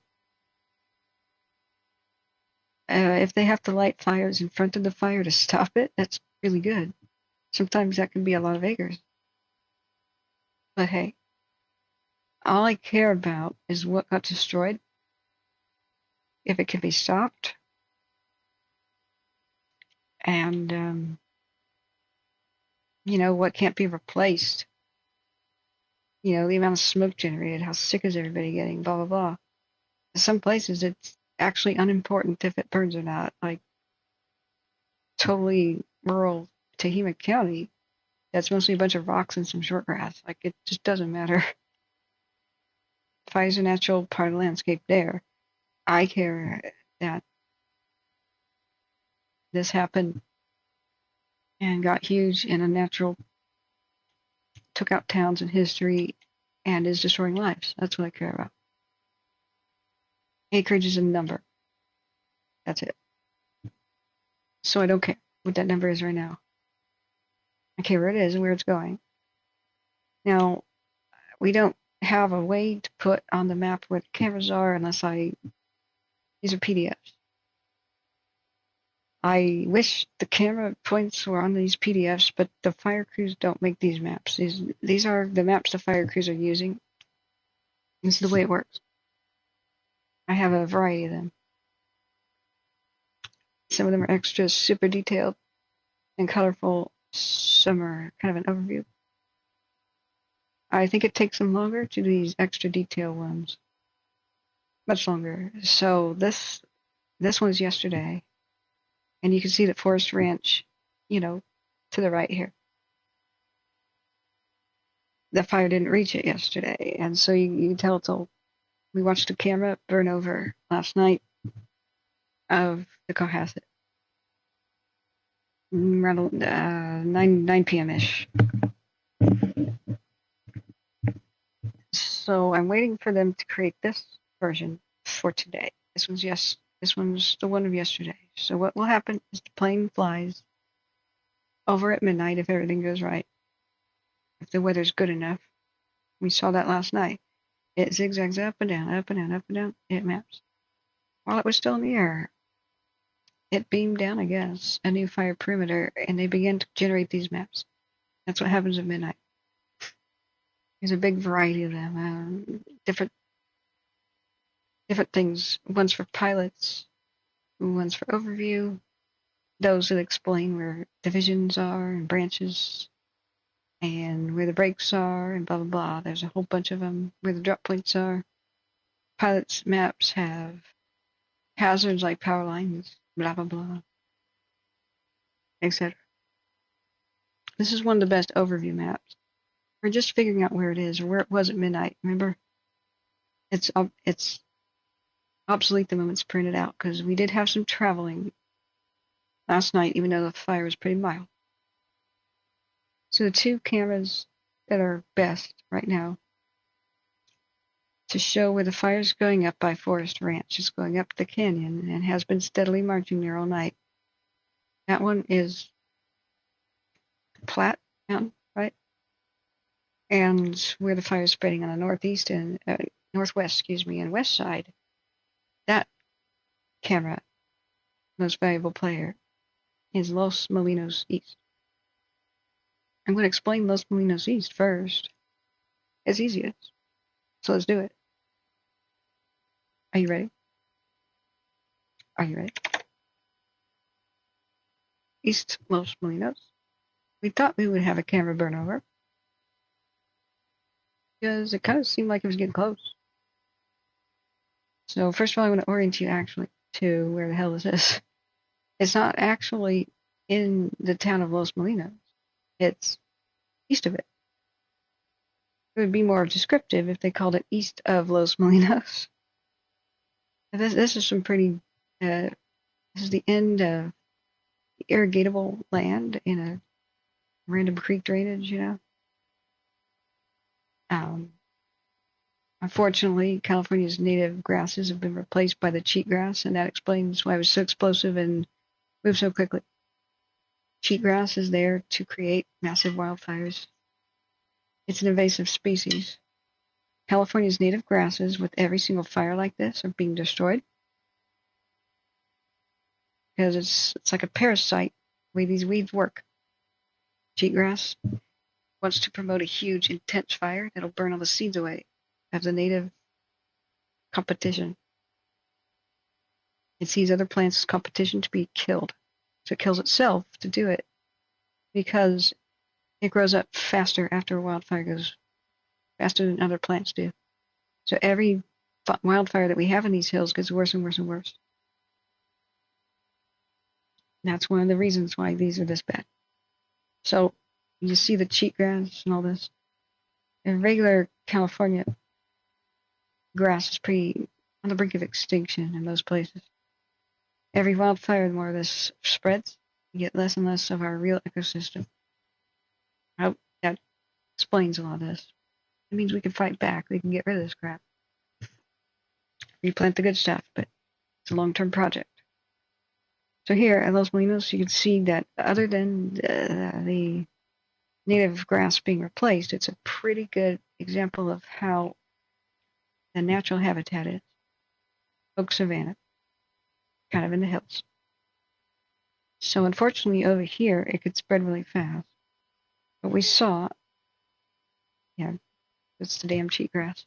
But what we saw in our 12-hour, where we thought we might have the camera burn over, is pretty slow progress against the wind down closer and closer to this camera.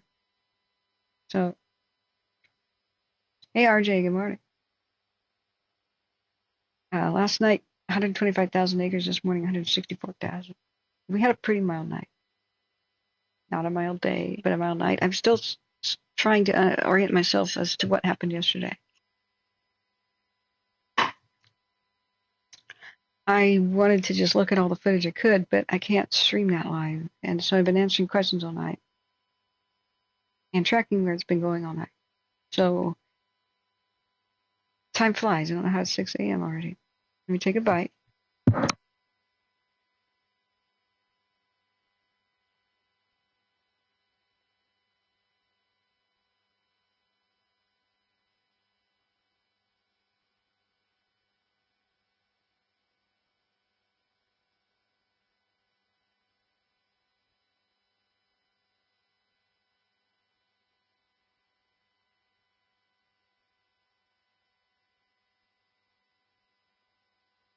This 12-hour time lapse is about all you need to know for this part of the fire.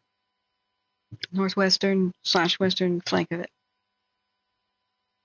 If you'll note, we are looking to the southeast.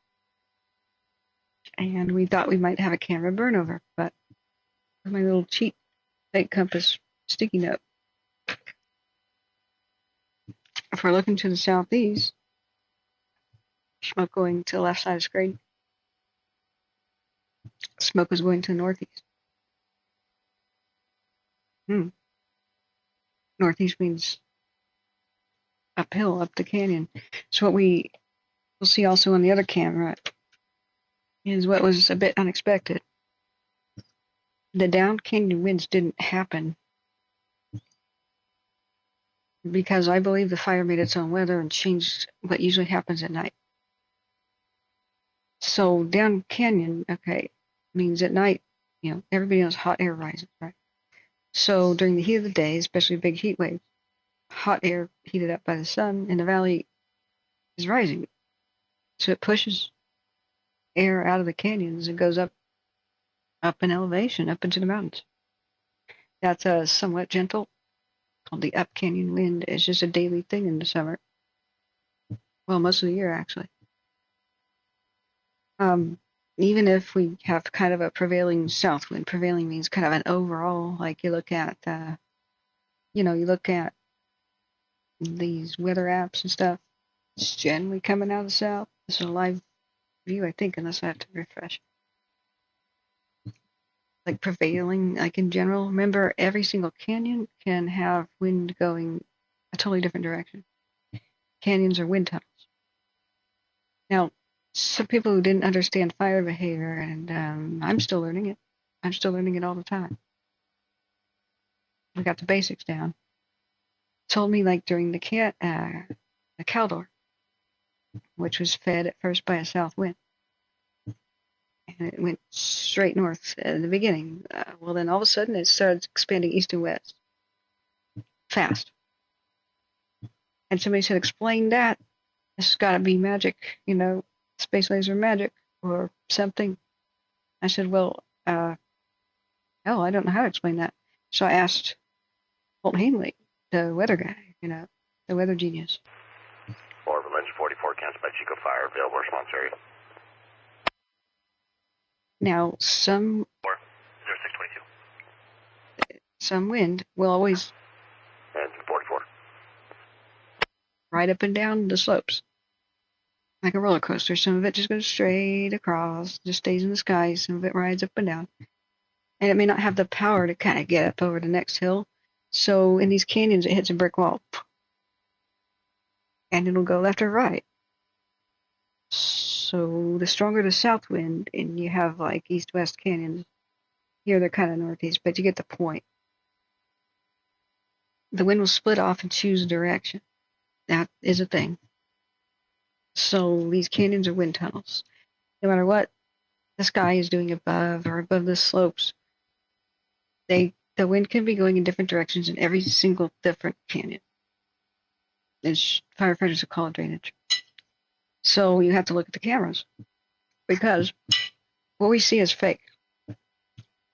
You ever see a wind plot? It's totally fake. Absolutely fake. Okay, somewhat fake. There's no magic camera in the sky looking where wind is going. This is a generated animation. All these weather apps, all the graphics on the news. Sorry, I have to explain this so people understand where the fire is going, what it's doing. This is an animation made by a computer based on data from weather stations. They are not everywhere. There's certainly not one for every canyon and then up and down the canyons. There's very few weather stations in the mountains. We have to rely on the cameras and reports of people there. Where is the wind going in that canyon? That's where the fire is going to spread the quickest. That's why the cameras are key. We listen to the radio. This is a animation that's generalized. Don't think that it's accurate. That is a critical mistake. That's why these cameras are the most valuable players. So here, what we've been seeing throughout the night and what we might see during the day. What is this live? It says 3 a.m. It's almost 6:30. That's what I don't like about these. It's like, well, is this a prediction or is this live data? Just refresh to be live data. Aha. We can rewind it though. Aha. I had to refresh. So if we rewind back to 3 a.m. for example, I'm going to increase the animation just so you can see it better. We had an intersection of winds. First there's that prevailing south wind coming up from the south, Chico, Paradise area. But in the valley, in the flatlands, we had a wind coming from the southwest and the west in general. So that explains what we see and why this camera didn't burn over. We're looking to the southeast. These winds that came from the southwest that intersected with the south winds was keeping the fire from spreading downhill on the west side. It was kind of pushing it back the wrong way. So instead of a quick camera burnover and quick spread to the north, which we thought a south wind would do, the intersecting winds that were coming in from the southwest were pushing it back towards the hills. So here on the west side, this is the most easy to explain. This is very, very slow progress towards the camera and towards the west. Remember, the west is the right side of the screen. Okay? West is the right side of the screen. Here. West. Because we're looking southeast. This is west. So the town of Los Molinos and stuff would be here. Right side of your screen. So it slowly came that way against the wind. Firefighters are going to call that backing. Just remember it this way. Backing fire is slower moving stuff. But it's inexorable. It's kind of... Inexorable means just steady. Just steady progress. But it's like the turtle, not the hare. Yeah, I like that analogy. It's the tortoise, not the hare. And so slow and steady wins the race still. But it's either against the wind or it's down a hill. Or both. We see both. So in order to figure out where the fire is going to impact next and how quickly, we have to know how is the wind going to change the next couple of days. You know, today I have struggled to get more detailed information about the next couple of days or next week. What we don't want an east wind from the Nevada desert that'll push this fire into places like Los Molinos and Red Bluff, Redding even. They don't have time to build the fire lines yet, but this was perfect last night. This was great.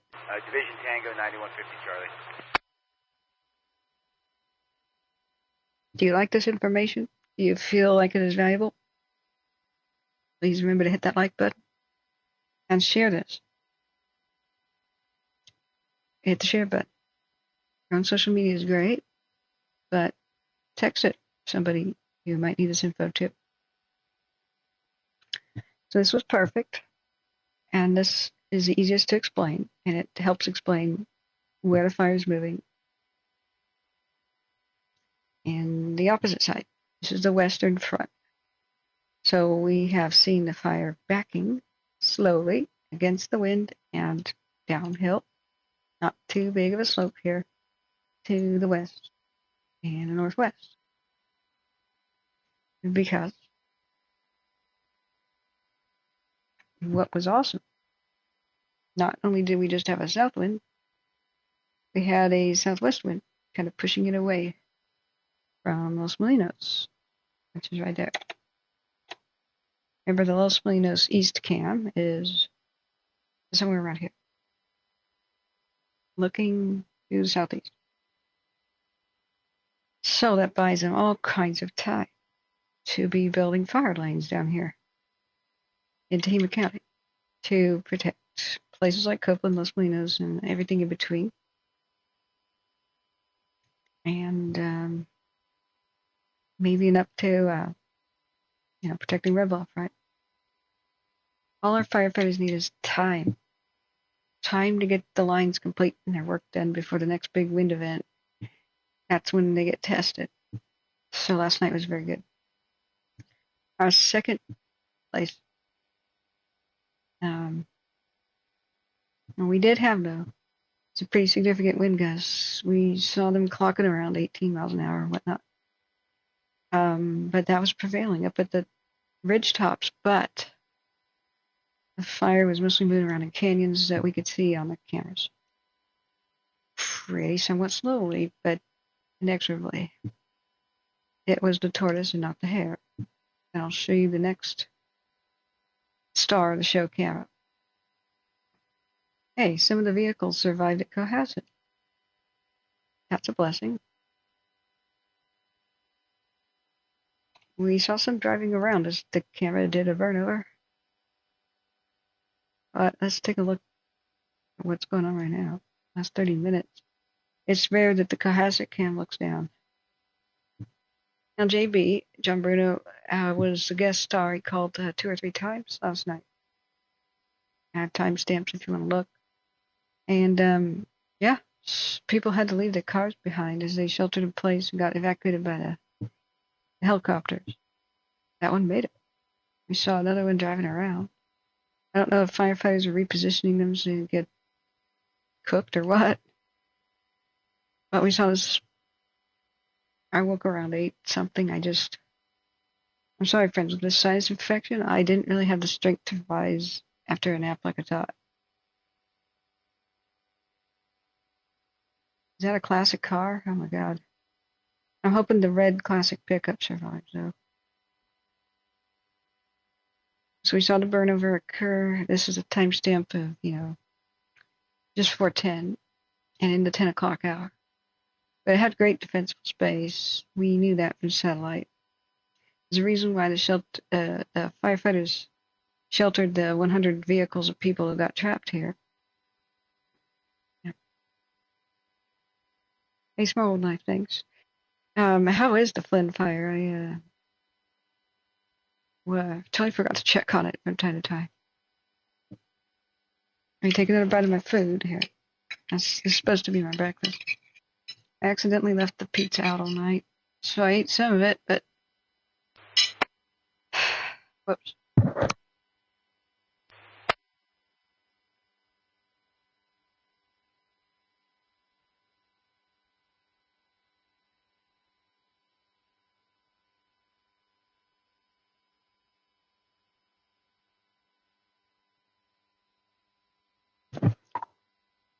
Now, Captain John Bruno had good insight, but generalized.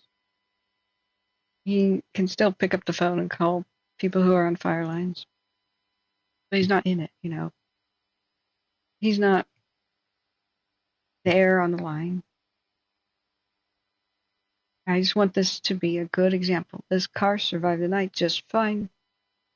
It was just parked in defensible space. You can survive. You stay put. Don't panic drive. When you're in a place that you can't burn, like a parking lot. I mean, If this was more intense, this may be a different story. This car makes it out. Mind you, they'd kind of prepped the area a little bit and some other factors, but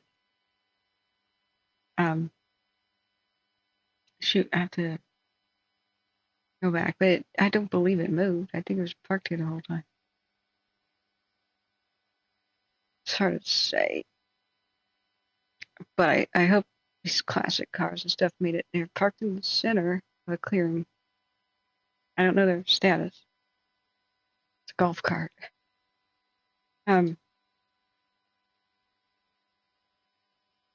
This is just curiosity here. Something over there caught fire, a pile of something. I don't know if that's wood or what. I don't know what the situation is here. But the camera moved around. But if you're, I mean, you have to make sure that trees can't be on fire and fall on you, and etc. But don't leave a perfectly good safety place. I mean, don't park under power lines either.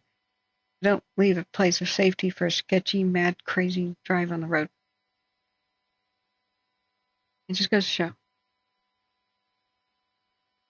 So that's our current view. That caught my eye. So that's what happened last night. So we know the fire reached this area. It did go through some of the neighborhoods of Cohasset. We don't know the status of the structures until they decide to tell us. So, can I check the... Sorry? You can check the CAL FIRE site for specific information. That's true. All right, so a roundup of what occurred last night. What we're waiting for is the 7 o'clock hour. Then the crews.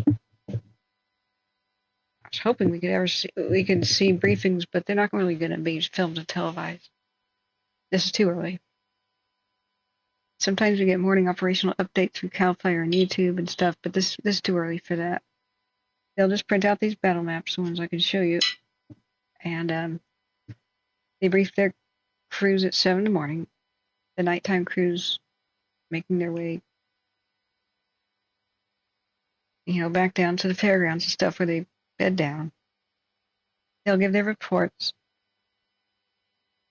The radio will come to life, and they'll start telling people where to go and what to do.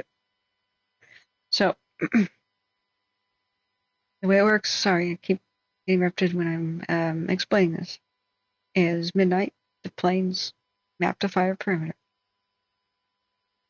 And we saw it at midnight, so it's successful. We have the most up-to-date data, but this is where the fire was at midnight. So as we saw with the Los Molinos cam, since we didn't have a cross beam, we couldn't find exactly where the fire was moving, but just the general southeast of where the Los Molinos camp is at. We saw a pretty wide but slowly moving western front, just east of the town southeast of the town of Los Molinos. This map doesn't have it. So let's see about the other one. This is yesterday. If they're going to make one for today, shoot, they're not showing 99 over there. All right, I may have to find it on CalTopo. Okay. This is today's map. Let me find it quickly on CalTopo so I don't lose it. So here, Los Molinos. What is that creek? Engine 44, commit Chico fire. Mill Creek. 638. Mill Creek. Where's that? Rattlesnake, Singer, Campbell. Mill. Okay. So the Los Molinos cam is off screen over here, aiming to the southeast. if we get a little more donation money, I can fix the desk, and I can start drawing again. I have to have a third monitor, but then I can draw on the screen proper with a pen, like a virtual pen. For now, you gotta watch the stupid mouse. I'm sorry. But this was very slow progress because that lovely wind that pushed against it from the southwest is kind of keeping it from coming to the west. But Mill Creek is way up there. It's pretty amazing. What we were watching is the progress in between Big Dry Creek and Deer Creek, just slowly inch to the west, down the hill, and against the wind. That was awesome. Now, the second camera angle, the second MVP that explains where's the fire now, what's it doing. That one, we had cross beams and stuff for, so it was much more telling. The northeast flank of the fire. Where's it going? I think Butte Meadows should really start packing their bags. Unfortunately, we'll have to figure out how far the fire has gone and if it gets past a certain spot. Platte Mountain Cam is MVP number 2. So on Platte Mountain 1, the sky, we saw where its beam was as the fire, because remember this is at midnight where this perimeter was made, right? This is the midnight map. It's gone up this creek. This is Big Chico Creek. It's on the proper side of 32 at least. It's west of 32. The nice thing about the map, the new perimeter map, is the fire's holding at 32. Thank God. That's why we still want a south wind. If we get a north wind, that may change. It may blow it over Paradise and everything would be in danger in East Chico. Perhaps. We want a nice south wind, not just mild. Unfortunately, it's not going to be mild today. It's going to be pretty bad. Hold on to your butts. A lot of things are going to be bad today. Very bad humidity. High winds. Hold on to your butts. We may lose more structures and stuff today. Just Godspeed our heroes. Now this Platte Mountain Cam tracked the progress of the fire where we could see it going up Big Chico Creek. And so we spent a lot of time, at least I did, trying to figure out how could they stop it from reaching eventually places like Butte Meadows, which is up there. Here, I believe.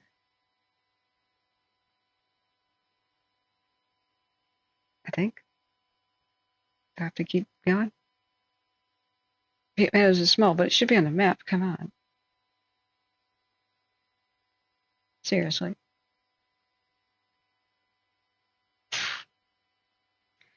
Anyway, it's off 32. Come on, really? That's Lake Albemarle. Come on, it's closer than that. Jeez. The chopped liver communities they do and don't want to show. Seriously? Okay. Anyway, Butte Meadows is up there. So, thank you, Larry.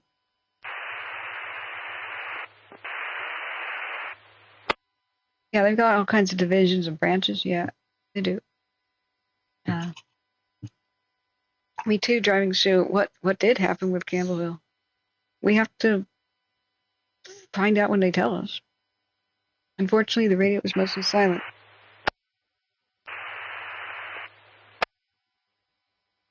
I've been listening to it since 10:30 at night. Remind me when you get to 12 hours, we have to restart the stream. Yeah, they said Campbellville would be impacted by like noon yesterday morning. So, I was hoping you guys could tell me. Did the news say? Did CAL FIRE make announcements? When we lost the radio tower at Richardson Springs, I think we lost a lot of our ability to hear what's deeper in the mountains. I checked Plymouth County, there's nothing. Tehama County, we listened to most of the night, there's nothing. So, yeah. But we saw that this road here was a perfect opportunity for them to stop the fire as it goes up Big Chico Creek to try to protect places like Butte Meadows. So we saw this elbow-like bend here. We spent a good amount of time on Agent 972, Medical 83, Castle Ranch Road.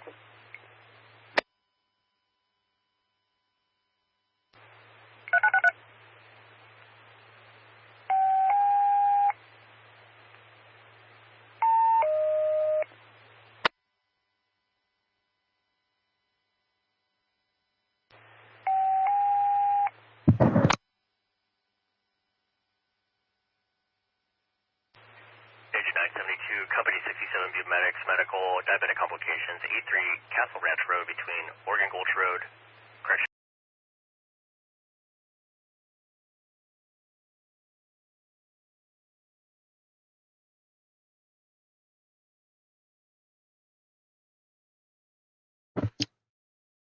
Sorry, don't know if that's firefighter injuries or what, but I tried to mute it. Ah, shut up. Because I don't want to put people's diabetic emergencies on the air and where they live. Okay, so the Platte Mountain Camp, we had a good track and it kept looking at the fires that went up Big Chico Creek. That's what it's looking at. And a person appeared right here, was taking notes. So this is a manned fire tower. It's a pretty terrifying 12-hour time lapse.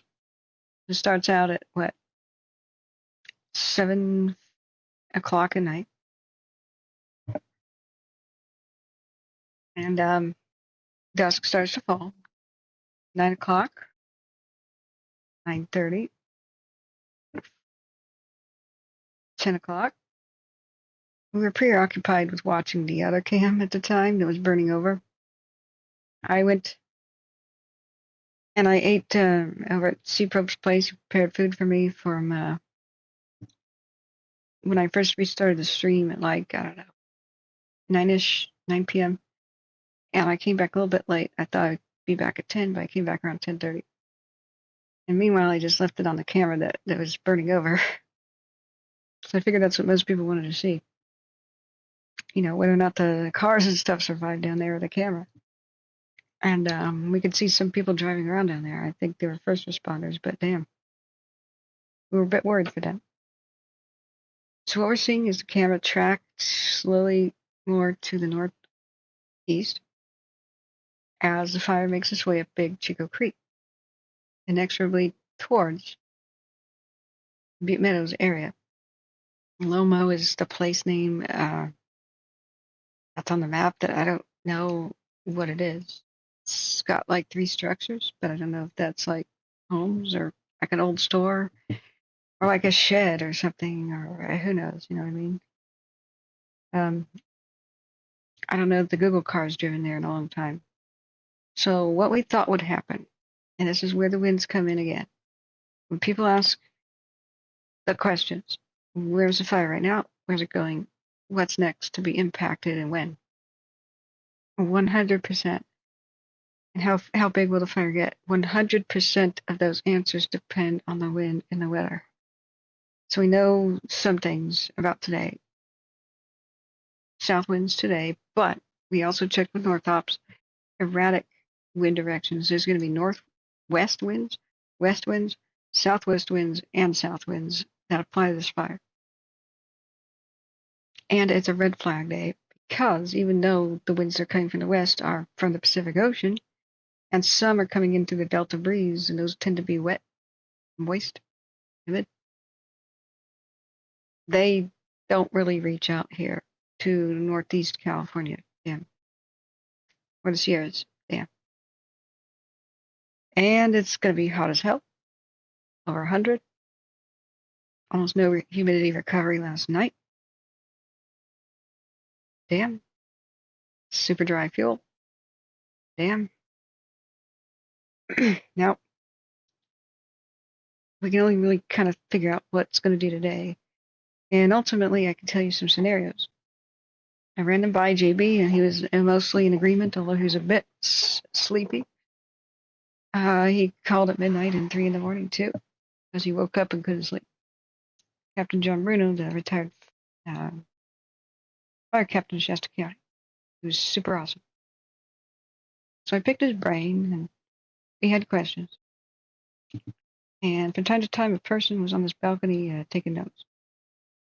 So this is what was weird, and why I explained earlier with the Los Molinos cam what's going on with these winds. Remember, what the up canyon and down canyon winds are. They're the daily wind change. Heat of the day, especially heat wave, summer California. The air gets hot, so it rises. You know, it's hot air balloons thing. Hot air rises. So it goes up in the mountains. So that pushes a draft from the valley up. They call it up the canyon wind. As soon as night falls, the wind reverses direction because the heat's gone, right? So the cold air sinks back down to the valley. That did not happen.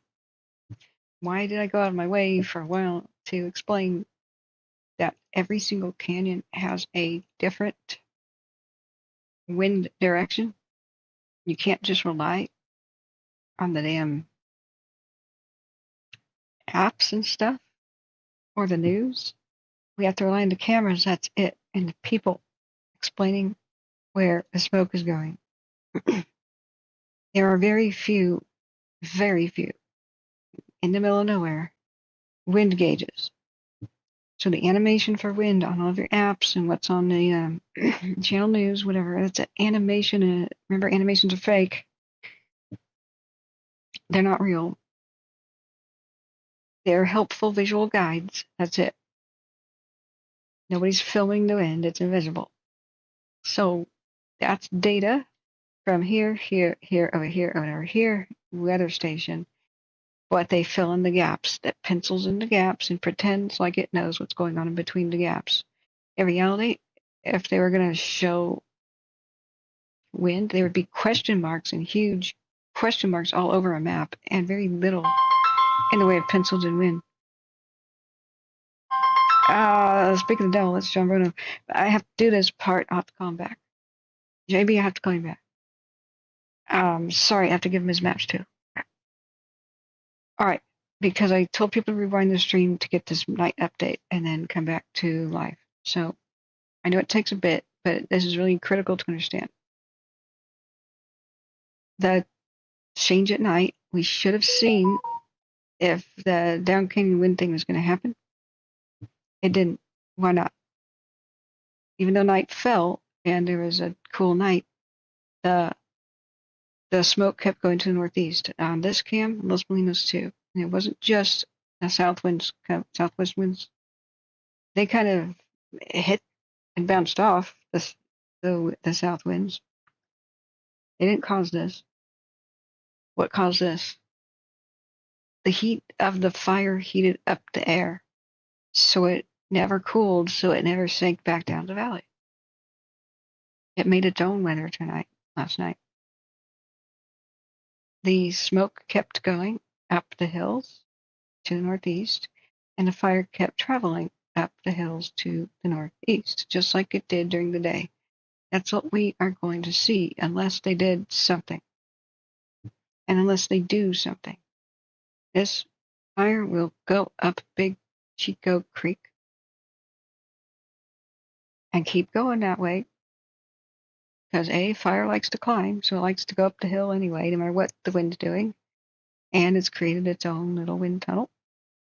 Remember, canyons are wind tunnels. But how fast and can they get in front of it? Can they stop it? We identified an actual good, perhaps, opportunity for them to stop it at a particular road. And I hope that we don't see the heat signatures past that road. I tried to figure out what it was called, and it was like G130. kind of strange.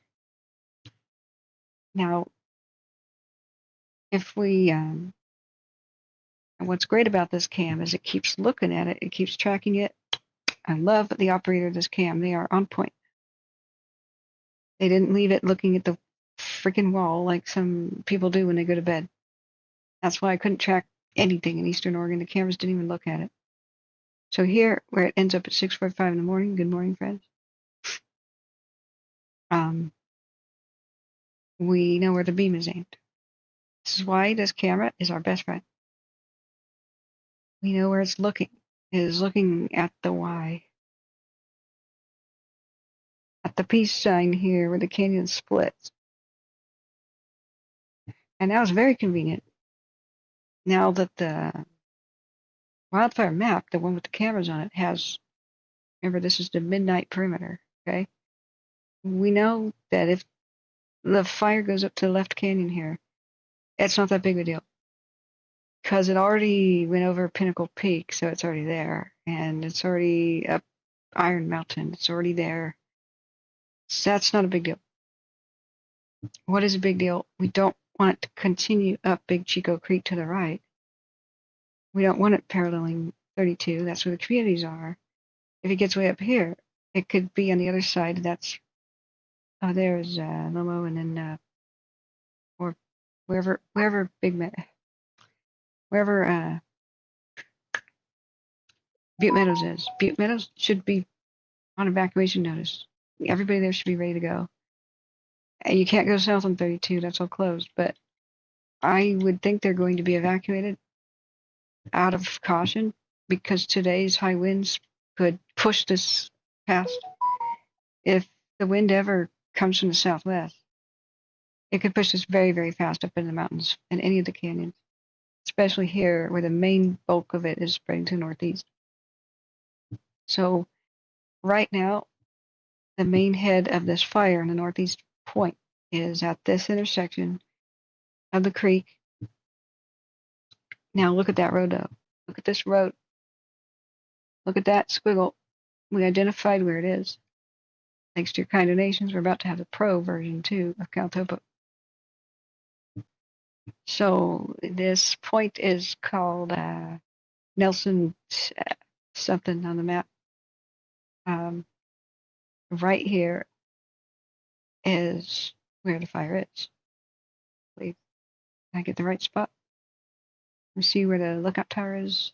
It's like an old 70s map. Yeah, here's the crook and the bend. There's Portuguese Point. So the actual tower is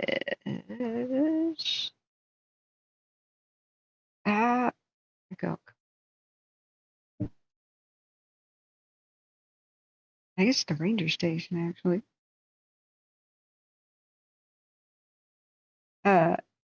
Yeah, the Pine Mountain Lookout, just by the ranger station. Here is our tower.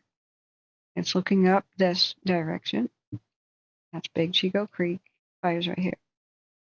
This is its current location. It has reached the intersection. Like we said, we don't care too much. It goes off to the left because the fire's already up there. We don't want it to go up Big Chico Creek to the right anymore because here it can go up, up, up, up, up, up, up, up, up, up, up, up, up, and threaten Butte Meadows. There.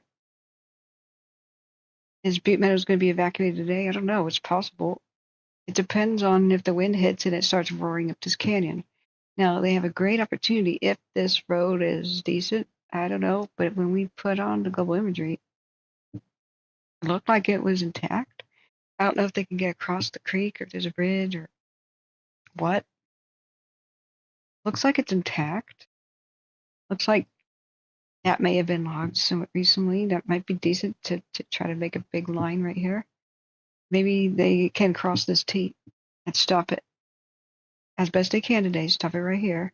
They got other roads and they can improve these as lines. So this is up the canyon. So it just really depends. So right now, it's here. And it's been working its way up Big Chico Creek. If they could stop it there, that would be wonderful. So, oh my God. Rio Linda and Marysville Boulevard, there's a fire? So, where it is currently is right there. This is its moving seat. Turn on fire activity with the GOES satellite. Now, orange means there's been significant flare-ups within an hour ago. Red is last 15 minutes. Oh, thank you so much for the kind donation. I saw it come in. I didn't see a name. Hang on. And Robert, thank you. Thank you for your kind donation, too. I'm very appreciative. I think anybody at Butte Meadows should really be making some final preps. I don't know what's at Lomo. Thank you, Peggy. I'm sorry. I'm really trash. I'll try to answer your questions in a minute, especially about fire rate of spread. There's a kind of a trick answer to that. It sounds like when they say a rate of spread per hour. Okay, rate of spread per hour increases exponentially in grass fires because the circle is getting bigger. Okay, if you think about exponential, okay, just think about this as geometry. There's a circle the size of a carousel at the fair. You know, not that big. And with the same rate of spread, that's how big the circle is, right? And you put a constant rate of spread on it, right? It starts to expand and get bigger. What if you start out with a circle that's really huge? Like, wow, it's not a circle, but the entire big island of Hawaii. You start at that size and it spreads at the same rate. Even though it's the exact same rate, the numbers are getting huge for a circle that's huge, right? Because the perimeter started out bigger, right? So it's an exponential increase. As the circles are getting bigger, it seems like it's spreading faster. It's the same speed. You feeling me? You get it? The numbers on the Hawaii size circle are going to become billions and stuff real fast. Whereas the one that starts as big as a carousel is they're going to stay small for a long time, right? I don't care, squaring, whatever. I'm just explaining the basics. Hey, that is not my strong suit. But the bigger it is, the bigger it gets, the faster the numbers get higher. Okay, you math people now, you can go ahead and debate that. So, how safe are communities? How fast can fires get to them? People ask, I-5. I live west of I-5. Am I endangered now? Not really, except for new fires could happen because somebody farts today. At some points, we're going to have single-digit humidity as possible. So anybody that drops pruning shears in their garden can start a fire. A horse can trip and stumble on a rock and start a fire if he has shoes on due to the spark. That's what bothers me today. Can 32 hold? It's supposed to be a south wind for the most part, but North Ops said that at some points there will be a little bit of a northwest wind. They don't know when. They don't specify when. North Ops is the pope for fire weather forecast. There will be wind coming from the northwest, the west, the south, and the southwest. Some of it will be coming in from the bay and then kind of interacting again. But it's going to be really freaking bad. We're going to have high winds, the dryness, and triple-digit temps. Today is one hell of a critical fire day that's going to suck really bad. And it'll depend on like could they build a dozer line with that road that I just showed you. Okay, this is our last night update conclusion. Hit the live button if you rewound to see my last night update. Remember, touch the screen or click it with your mouse. Whenever there's a live thing and you rewound it, click it again, hit the live button, which is by the volume thing. Usually it's bottom left side of the screen. But please don't watch the broadcast and comment when you're not live, because you're going to be reacting to things I said hours ago. This won't be that big of a deal because we're going to restart the stream in less than 2 hours. We have to do that every 12 hours. Sorry, what? Yeah, did anyone have any kind of yeah, G130 is a Sierra Pacific road. Yeah, that is what I'm asking. Is Reading okay or not? Yeah. So Reading is right now looking. Look, I don't know what they're doing to protect it. So, but what was awesome was last night was really mild. So the 2 cams that show us that there are hero cams, MVPs. Whoever is in charge of the cams did a great job. You know, we know exactly where the fire is right now in Big Chico Canyon. There's not a current flare up right there. It's mostly over where it says Campbellville. You know, but an awesome thing happened last night. There's so many Bay Area kind of breezes and stuff coming up from the southwest, and it pushed against the fire. It was going downhill slowly and against the wind, which slowed it even further. It was like the turtle, not the hare, inching closer and closer to, say, Los Molinos and the Red Bluff area. Sorry, I do get them confused a lot. Since childhood, I just superimpose Reading and Red Bluff on each other. And then as an adult, I go, oh, okay, I think my first instinct is always wrong, so I'll just flip it. So I like keep looking back at it to make sure which one's which. Correct me if I do that, especially sleep deprived like I am. So, Reading. How safe is Reading? Well, what are they doing to protect it? I don't know. Sometimes farmers and ranch owners and whatever just kind of pre-make a bunch of fire lines. How's this area burned already this year? Did they graze it? Did they burn it? Did they have a different fire? Is there black in front of it? I don't know. But all firefighters need is time to make new lines and prep structures and get a plan and get help on the way. It's probably coming from other states now. I hope it is. So what it did is instead of racing down the mountains last night, the southwest wind pushed it back on itself. So if you look at the Los Molinos cam, that was a legend. We saw it back in slowly. Remember, it looks southeast. Okay, so remember, west is the right side of the camera. At first, it was moving pretty quickly. You know, we thought we might see another camera burn over, not just a Cohasset one. But you'll see it kind of crawl. Keep watching where the wind is blowing the smoke. Remember, the right side of the screen is west. And the smoke is blowing northeast. So it's trying to go downhill best it can, but the wind is pushing it back. So it's backing and backing.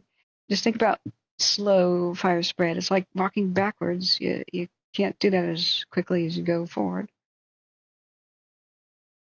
You know, backing is like fire going backwards from the way it wants to be. When you look at sky, you can see the south winds, but the invisible southwest winds are pushing it back in the hills, saying, "Get out of my town, get out of my Tehama County, you go away." That could have run like a rabbit, but it was slow as snail. Remember, all they need is time. All our heroes need is time. And they are in a race against time. This incredible fire behavior, mostly explainable by cheatgrass and other invasive grasses that burn way more fiercely than California native grasses. That's why the grass fires in California are getting way, way worse. I just refer people to a couple of articles, and botanists come in and agree, where's my cheatgrass article? Just go ahead and read this. It's pretty astounding. What cheatgrass does is it has an evil agenda as a survival strategy, like a parasite. It murders, just like weeds do. It murders all other plants around it to take over. And it's like a suicide bomber, just like pine trees and stuff are, and eucalyptus. It'll kill itself with fire just because it wants to kill its neighbors. It grows back faster after a fire than other plants do. So it promotes fire. Much more intense, much crazier than California's gentle native grasses, which are now on the brink of extinction in many cases. When the Native Americans used to light fires to fertilize the land and keep California, a savanna, an oak savanna teeming with life, huge herds of elk and deer, and keeping it open for things like waterfowl and stuff and all that. Those were really normal and mild affairs. They have been much of the 20th century, early 20th century too, but late 1800s, mid to late 1800s, cheatgrass was introduced. Every time there's a fire, and it wants to promote fire, it obliterates the native grass and grows back faster and takes over. Every time there's a fire in the hills or this kind of landscape, Morrow County, etc., Arizona, etc., this thing takes more control. So not just, sorry, the radio crackled, but it's just medical stuff. Yeah, there's so many fire promoting invasive weeds. I'm just starting to hit the tip of the iceberg of it. Tumbleweeds promote fire too. And that's part of Eastern Oregon's problem. They are on fire and rolling across the landscape. Great. They're not native either. So read that article. We have to do something really quickly. We have to declare war on weeds, or we're going to lose the ecosystem. This explains a lot. We're losing the native plants that support the bumblebees and the other insects due to these donkeys. Due to these donkeys, jerkweeds. It's our fault. We got to fix it. We screwed up the environment. We're paying for it. So when some people inevitably come in and they say this rate of fire spread isn't natural. Of course it's not natural. These weeds are not supposed to be here. But it's not lasers. And the crazy statistics like, oh, the fire spreads above per hour or per minute. Okay, remember how that has exponential growth. A circle the size of Hawaii that's growing at the same rate. And the numbers are getting insane quicker, okay, than a circle that starts the size of a carousel. So these statistics are making people frightened out of their minds. But it's not that impressive. This fire did move quickly. It went over a long distance. But mostly it's because the wind spotted it ahead of itself. We saw it on the, it's because the fire was flying through the air and landing miles away ahead of itself. It didn't just go up and down the ground. Come on. Reality check. We saw it on the thermal camera that the burning pieces of trees and grass ripped up out of the ground and flew up in the air. when a pyrocumulus cloud is formed, these pieces go up to a high altitude and they're still on fire when they drop long distance. It's like taking a paper airplane. You can throw it out of your 2-story house window, or you could throw it out of the Empire State Building. How much further is it going to go? So the pyrocumulus cloud was like 20,000 feet. That is what explains how fast it moved. It's not lasers or something. We saw it in the camps, you know. So, oh, Peggy, sorry, I have to look back at chat. We are they going to evacuate places like Butte Meadows? They should really be preparing. We're going to have a bad day. Is Butte Meadows already in an evacuation notification zone? I was really surprised they weren't when I looked yesterday. Like, where is Butte Meadows? I'll have to check. Oh, that's right. These maps didn't even want to show it. I hate that. They show evacuation zones. There it is. Butte Meadows. See how they're not even under advisement? You really should be. Really make all preparations. If you know anybody there, not the biggest community ever, make all your preparations. This is mandatory just over here now. Will Lomo and Butte Meadows be impacted today? I can't tell you because I don't know what the wind's going to do today. It's trying to go up that way. It's trying to go up that way, up Big Chico Creek. This is such a neat feature now. So we know exactly where the fire is, due thanks to this camera. And we tracked it at night.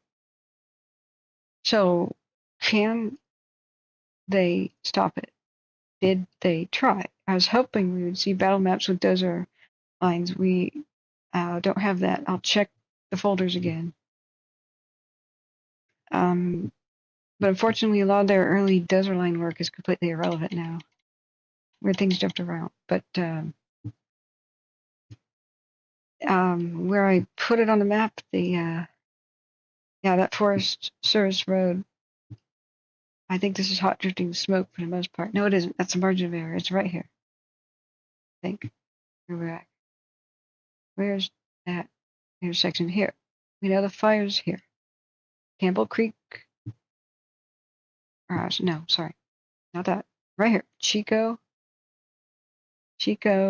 Big Chico Creek, meeting Hollow, whatever this is.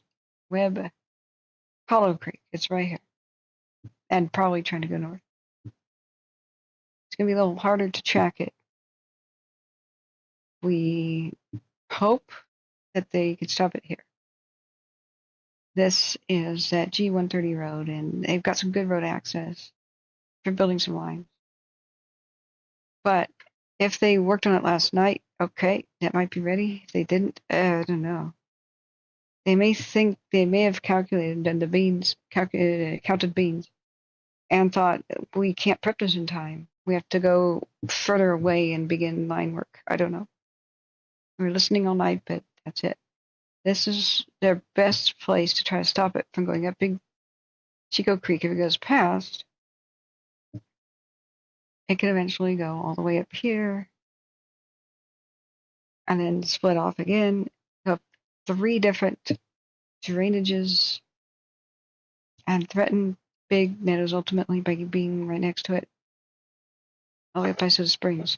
If they get a good, strong southwest wind today, that will happen fast. It could run up there in hours. We've seen how fast this can happen, so we don't know. That's why I'm saying people at Butte Meadows should be ready. You may be asked to go instantly today.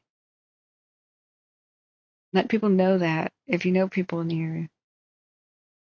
So, you go back. Sorry. What show was filmed in Tahoe? Sorry. Yeah. need wild horses back in the woods. As they were part of the problem. Just read the cheatgrass thing. It was overgrazing that allowed them to spread, unfortunately. They have no predators. And by the way, horses don't live in the woods. They can't. They're plains animals. Plains and grasslands. They eat grass. People don't realize horse, deer, and elk, they don't eat anything in the woods. They're not like fern munchers, you know. They walk through the woods to get to where they eat, which is meadows and grasslands and clearing. They eat flowers and they eat grass. So when the millions of horses got out of control in population in 1800s and early 20th century, they stripped the land bare and started mass starving. They used to be rounded up and mostly shipped to China and other places around the world that needed free horses, basically. They were sold like a dime a dozen, mostly because they were just stripping the West and causing extinctions of native plants and stuff. So, but that was an era when China had not mechanized yet. You know, they became Chinese workhorses and horses of Mongolia and cavalry and stuff, you know, for like countries that didn't modernize. Now there's not that demand. Eventually, in the 20th century, they started becoming dog food and lion food at circuses and stuff, fortunately. But they did strip the land bare, cause extreme ecological damage, and I'm not saying that cattle grazing wasn't bad too, overgrazing. And sheep used to once roam the land by the billions, kind of exaggerating slightly, but not that much, until Australia won the sheep wars and destroyed America's sheep raising industry, and especially Eastern Oregon. I know that because I study ghost towns. Shaniko is a ghost town where they used to export like millions of pounds of wool by train, and they don't anymore because Australia makes lamb cheaper. America can't compete. So, but I mean, grazing in general can be good to remove this cheatgrass where it is right now. But the problem is you can't train, especially a wild horse, to leave the native grass alone and just eat the wheat. Can't do that with a goat either. It's going to be a difficult thing to de-weed the West, but we have to, or we're going to lose more and more of our economy and the environment. We can discuss that another time, but yeah. Now, some of this hot drifting smoke is ahead of the fire, so it may look like the fire's ahead of itself. Those are false positives. If we can verify in the cams that the fire isn't at a certain spot yet. Now, unfortunately, it's getting smoky, and it's not an infrared anymore. So really quickly, we're kind of losing the ability to track it up Big Chico Creek, and I don't know if this camera can even look more to the right. And that one tree is in the way. You see this hot smoke going up the canyon is triggering the satellites, but it's now really difficult to see where the fire is. But we knew up until pretty much right now exactly where it is. Now it's a guessing game. The fire crews won't even know. When the number one question to the fire crews is where's the fire, they don't know. From 1 minute to the next, they don't know. It's like a rain wrapped tornado. It's invisible. It's in smoke. Did it stop there at those roads? Did it continue? We don't know. They have to watch each other's backs with lookouts and special little cameras and stuff, like binoculars with FLIR and stuff. And You were tickled to find prairie bunch grass on my property. Hey, Kathleen, good morning. Mountain Mike says G130 probably won't hold the park fire because of the switchbacks and aspect to that slope. They could get dozers there fast and rearrange it the way they want because it's right off of 32 if they did that last night. But like I said, without the better battle maps, we don't know if they're attempting to use that spot. What they do at midnight when they got this new map. I'll show you the battle maps we do have. Midnight, the plane flies over. So this is where the fire was at midnight.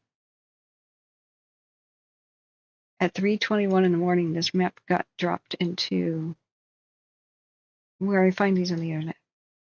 My little special box. And we were watching from the two cameras best we could. The one that was a hero was, of course, when we were just looking at the Platte Mountain or whatever. And we could tell already that it was progressed up Big Chico Creek quite a way. Like up here. So we watched it go. So it's already past here. I don't know about Cohasset Ridge. I don't know if it's up in here now. We could see it moving in this canyon, and it's burning the side here. It's burning up this Big Chico Creek. But is Musty Buck Road holding is a lie? I don't know. If it is, they're there right now, protecting this stuff.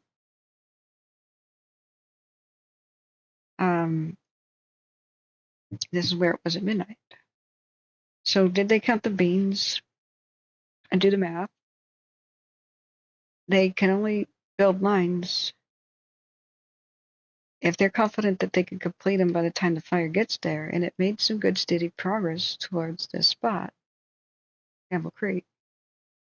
But that's the best spot they've got because they don't have any other roads at all that cross whatsoever. They'd have to make them themselves.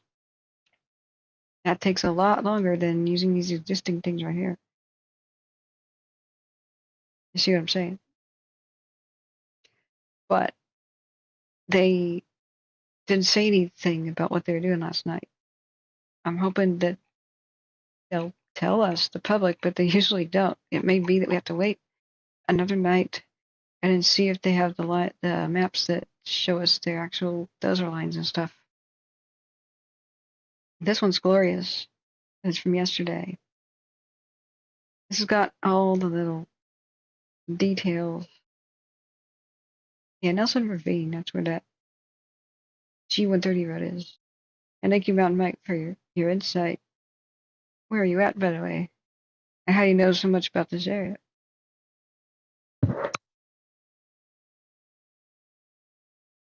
Does anybody live at Campbellville?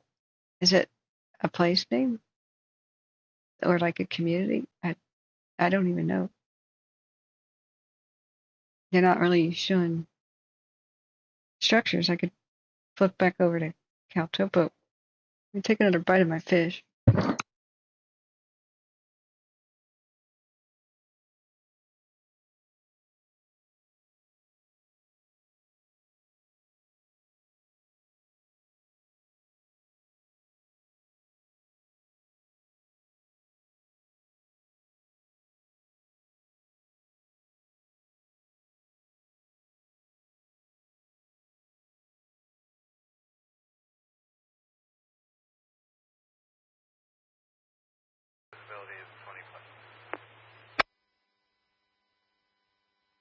Pike County, 0727. Somebody said Orville, kind of faintly. Orville, engine 972, available response area. Engine 972, 0727. Engine 972. They said winds out of southeast gusting to 18 randomly. Excuse me, friends. I want this style map to be built for today. This is yesterday. This thing is full of glory and detail. But this is like Branch 10's map because it's the west side. It's they're probably having a meeting right now, morning operational meeting. I don't know that they have an incident management team. Do they have it? Is that what it says? 3 here? And they have a they have a YouTube channel, I think. But I don't think they'd be ready to broadcast that. Incident management team 3. Let's just check it though. Thank you so much, Jesse, for your kind donation. You rock. You keep us on the air and ad free. Let's see, incident management team 3. And let me check, see if new maps have shown up in the battle map folder. I had to get these to JB. He probably called me and said, hey, where are my maps? I promised to give him these maps so he can analyze them for himself. Okay. And if he wants to call back, we can talk now. Okay, the park map, refresh. I don't see new maps. We got maps about the ownership, public information officer maps, air operations maps, which will show hazards like the. Let me just check out other ones.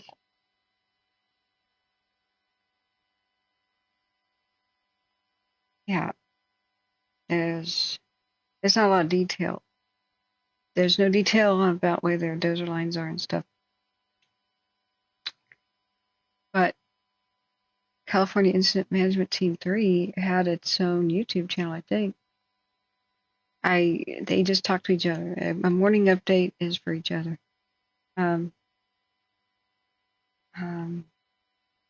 Fire MT3 subscribed.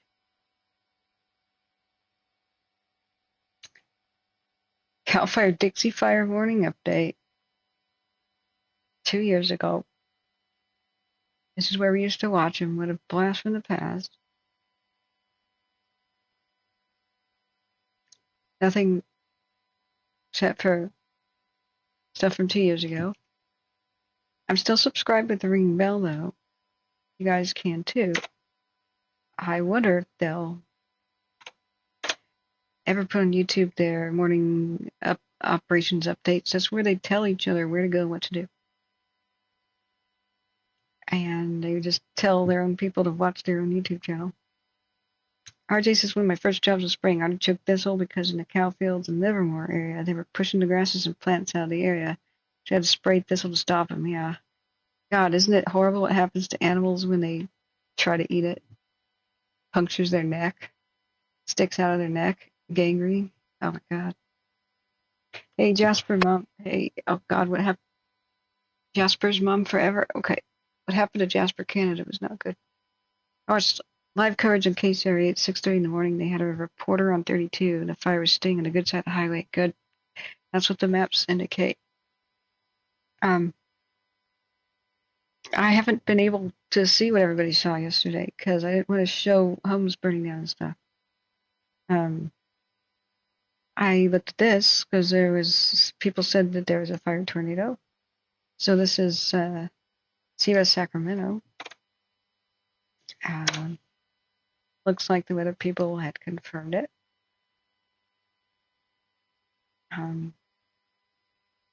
Remember, vortex doesn't move.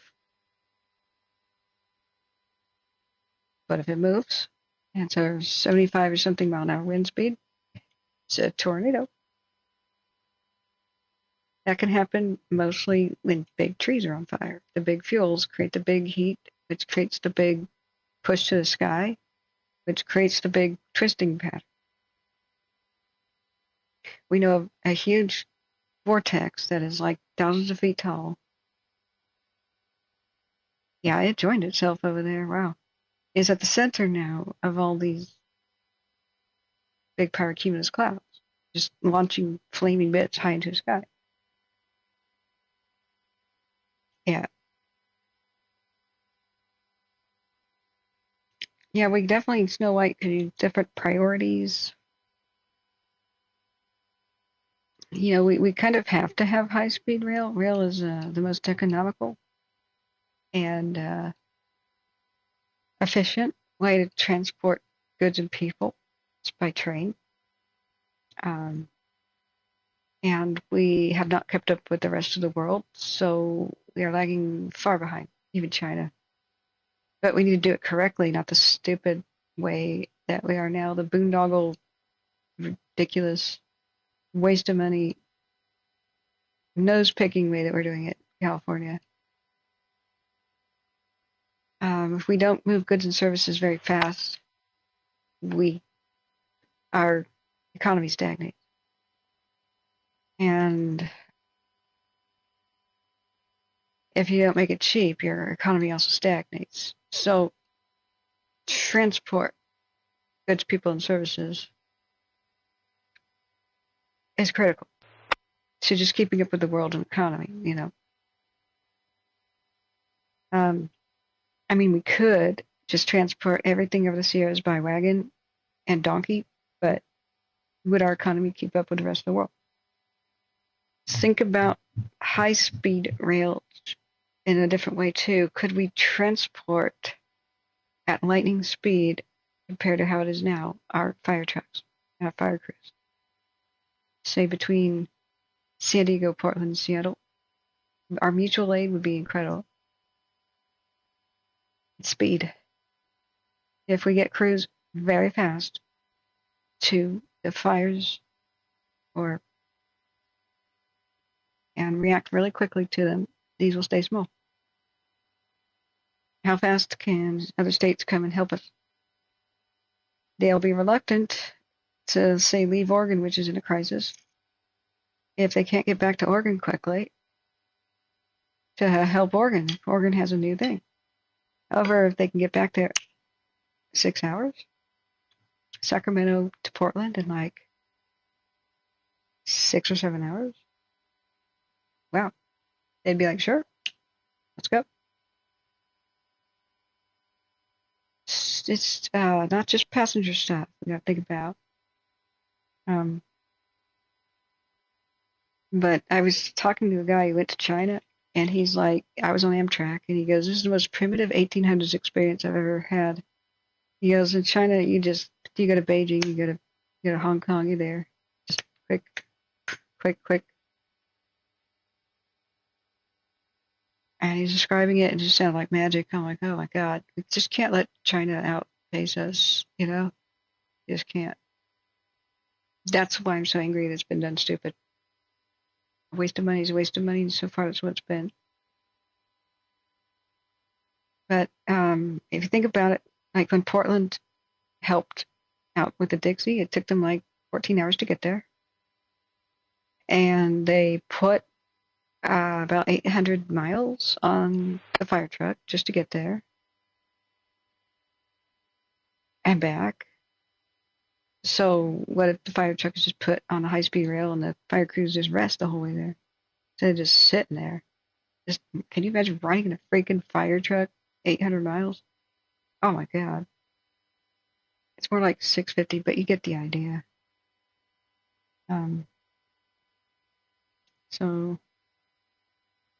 Oh yeah, there's all kinds of. Strike Team 9234 Charlie, Victor on command.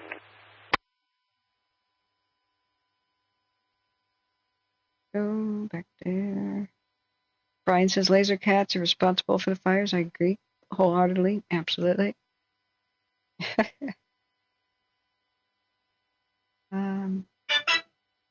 Peggy Scott says, I remember the show Bonanza. That was a great show, man. The start of the show, they had a burning map, and that reminds me of the map they showed. Oh, God, yeah.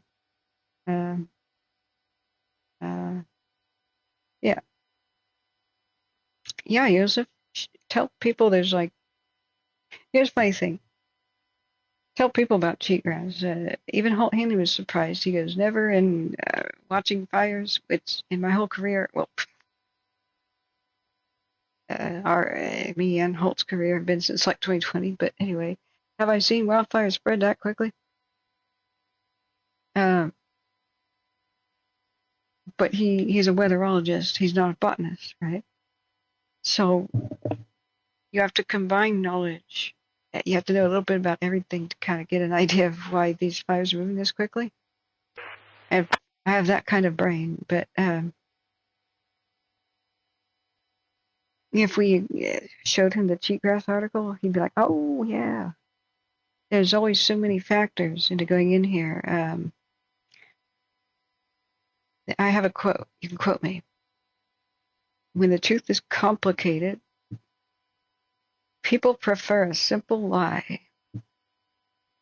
You can tell them there's cheatgrass, star thistle, and Portuguese broom and Scotch broom. They're taking over the place, and they promote fire in order to get ahead in life. And eucalyptus is here too. And you can tell people that. But then somebody goes laser.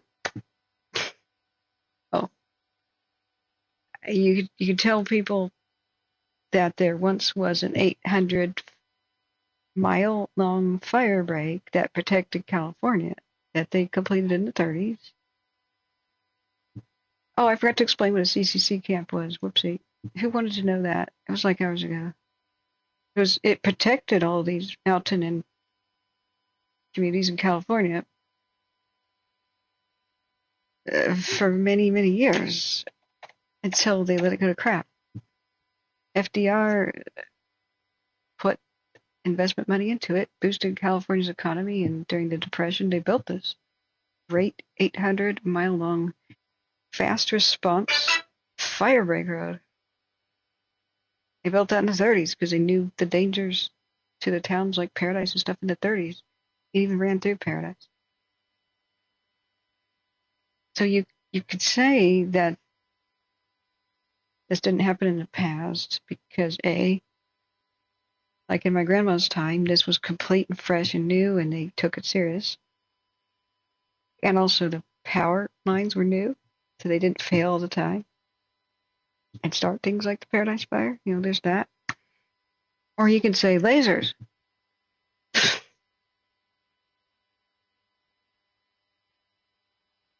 Or the worst thing, global warming. Okay, the climate is the condition. It's not the ignition. So we have totally failed to maintain this marvel, this engineering wonder that protected California pretty well for so long. Because after FDR died, it became a redheaded stepchild. It was maintained and stuff until around the 60s. And then it was handed or something to the Park Service, Forest Service, or whatever. And they let it go to hell. They just neglected it. It's falling apart. It's no longer that good. But here's the crazy thing. I said maybe we should finish it. I didn't know it was completed. It was.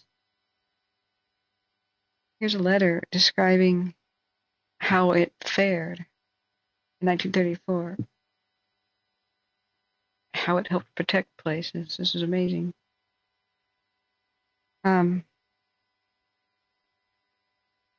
So I Googled this yesterday and I got a chill up my spine because the person being interviewed for the San Francisco Chronicle here says this.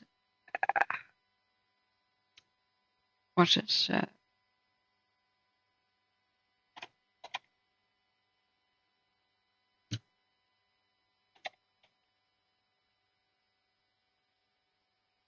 Cohasset is a sitting duck. It's the next one to go.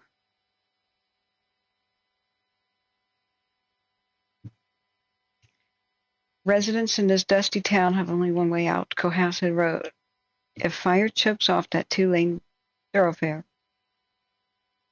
the old Ponderosa Way, which was the name for the big 800-mile-long fire break road, could provide alternative escape route. However, that dirt road is nearly impassable with deep ruts and pits that the locals call bathtubs. And the logging roads that led out to the paved Highway 32 are blocked by gates, locked by the logging company, Sierra Pacific Industries. Holy crap. Ponderosa Way was used to evacuate everybody from Cohasset, and everybody whose car couldn't make it in this bumpy old road was evacuated by the National Guard by helicopter the day before yesterday. Eerie. Sure enough.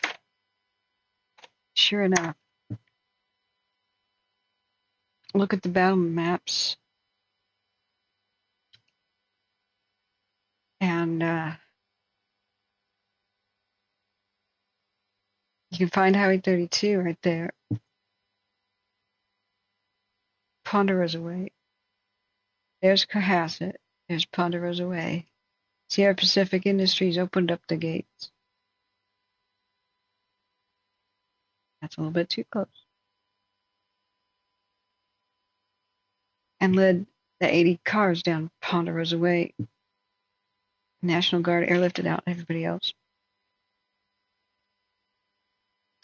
That article's from 2020, November 2020. And now Ponderosa Way in many sections is their fire line. Would it be nice if it was actually still 200 feet wide, like it used to be in many places?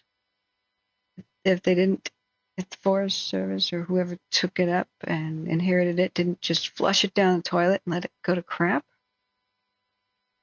Could it be that this could have saved the freaking day yesterday? And the day before? If it was worth a damn? The fire went faster than they can make lines. So, I first heard about this when a random article after the Paradise Fire mentioned that Ponderosa Way goes through Cohasset, and I didn't take a note of that at the time. It used to go all the way through into Paradise. But it's been abandoned in many places and not maintained. And Butte County had an old bridge. I don't know where.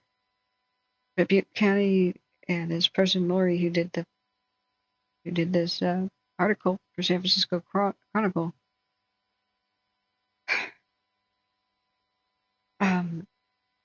said basically Butte County didn't want to take the road because it would have to pay for the maintenance. So there was a bridge that was abandoned and not maintained that could have been another escape route out of Paradise.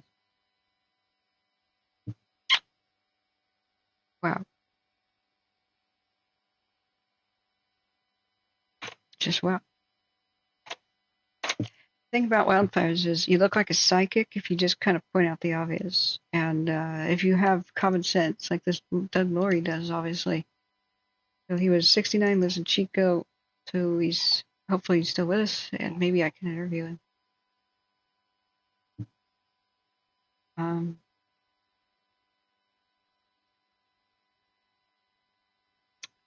We know what fires are going to do in the terrain because that doesn't change. We know what fires will do with certain fuels. That doesn't change a lot.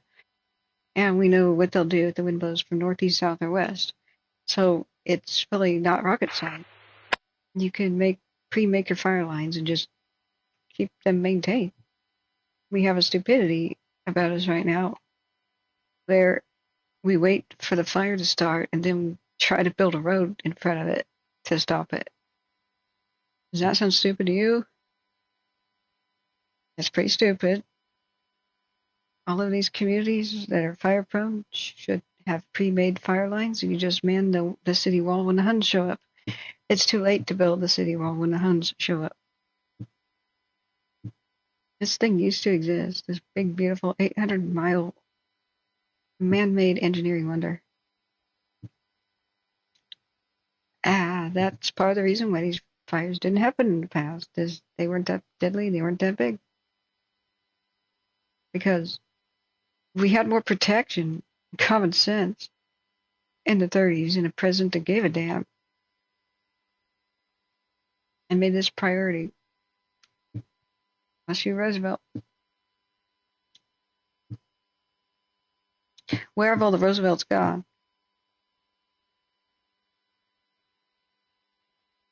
Where have all the Roosevelts gone? Where have all the cowboys gone, man? Anybody who wants to fix our crumbling infrastructure. I was really hoping that Biden's plans might entail something like that, but I don't know what happened there. I don't know what happened there. Oh, that's right. We know what happened there.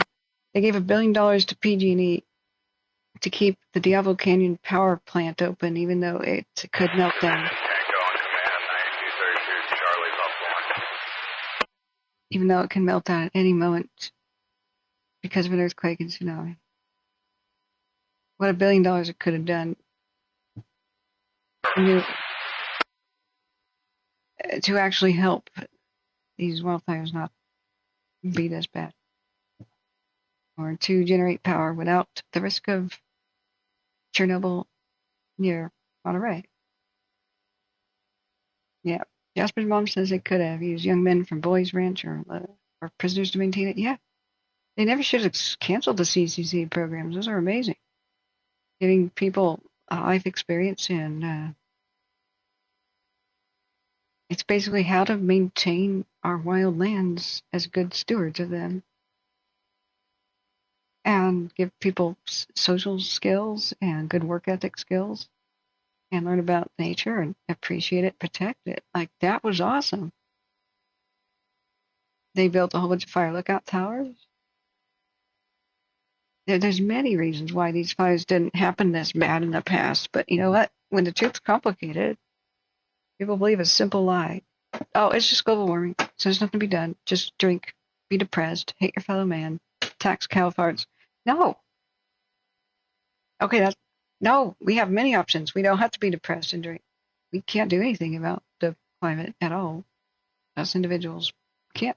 It's a long-term project by somebody else, governments, whatever. But we don't. The thing is, we can't, in this new climate, tolerate this crap any longer. Or we're going to see this result again, again, again. You have the same terrain, the same climate, the same fuels. You get the same result unless you do something. Like the fire break again and stop sprawling. East Chico, I was pretty dismayed to see that they built next to the Bidwell Park. What the hell, Chico? You have to put a buffer zone in between your actual city where people live and where the fire comes out of the mountains every freaking year. You don't put the houses right there. What the hell's wrong with you? To have like one way out. You don't build death trap neighborhoods. What the hell's wrong with you? But the county can do a lot more to protect its citizens. I hope they will. I know there's a lot of people who care in the county, but there's also not enough speed, not enough action. This guy, Lori, tried to get the county. You can see this coming, just common sense. You can see what's coming. You see what happened at Paradise. You can see what's going to happen next to Cohasset. You can see this coming. A mile away, they saw it coming in the 30s. Wringing their hands, oh, this was an unforeseeable disaster. No, you set it up. You set it up. You know, all this could have been stopped really easily if they just burned the grass in strips, going east and west, like on the landscape. This wouldn't have happened. It was a fast-moving grass fire when it began. I don't think it would have breached Ponderosa Way if that had been in the shape of its glory days. This could have been a pretty mild affair with a little bit of preparation. So, but that's why I try to educate people like this. When the truth is simple, people believe a simple lie. Space lasers, and we got to tax cow farts, guys. Okay. Watch duty just gave me a ring. Right. We are at the 11th hour, so we have to restart the stream by the 12th. So I've got to set an alarm. It's now 7:54.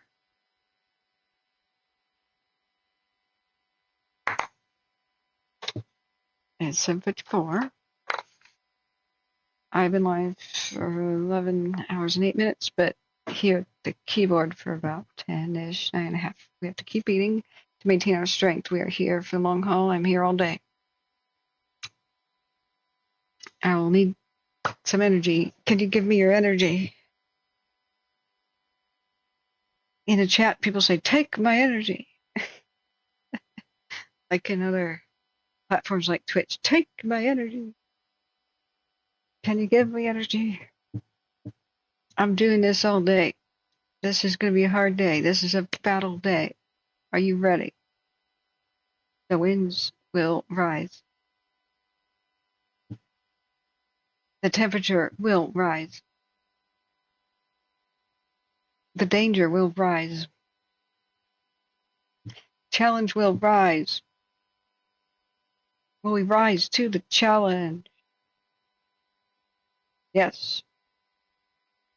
There's one answer. That is yes. Love you, Holly. Everybody, remember, hit the like button, subscribe, and share with those you think may need this knowledge. It really sucks when people say a year or two later, oh, I wish you had covered my fire. And I'm like, I did. They go, what, you did? I wish I knew about you. And I go, yeah, no. But YouTube doesn't promote this kind of thing. They promote the people crying with their babies in their arms and the houses burning down stuff. And there's a little bot algorithm looking at every frame of every bit of my videos, trying to figure out if it's exciting. Homes burning down is exciting. So is a car on fire.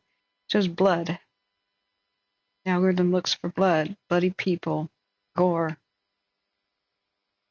animals, lions ripping apart impalas, exciting things, and that's what gets promoted. And these days, they're asking all of us creators to pay YouTube so that we get to the top of the search results. The media is doing it. They have to, or they will not survive. We can't do it. It's taking a tip out of Facebook's playbook. If it bleeds, it leads. That's right. If it bleeds, it leads the headline. That's an old jaded thing about journalism. But I'm not a reporter. I'm not here to do that.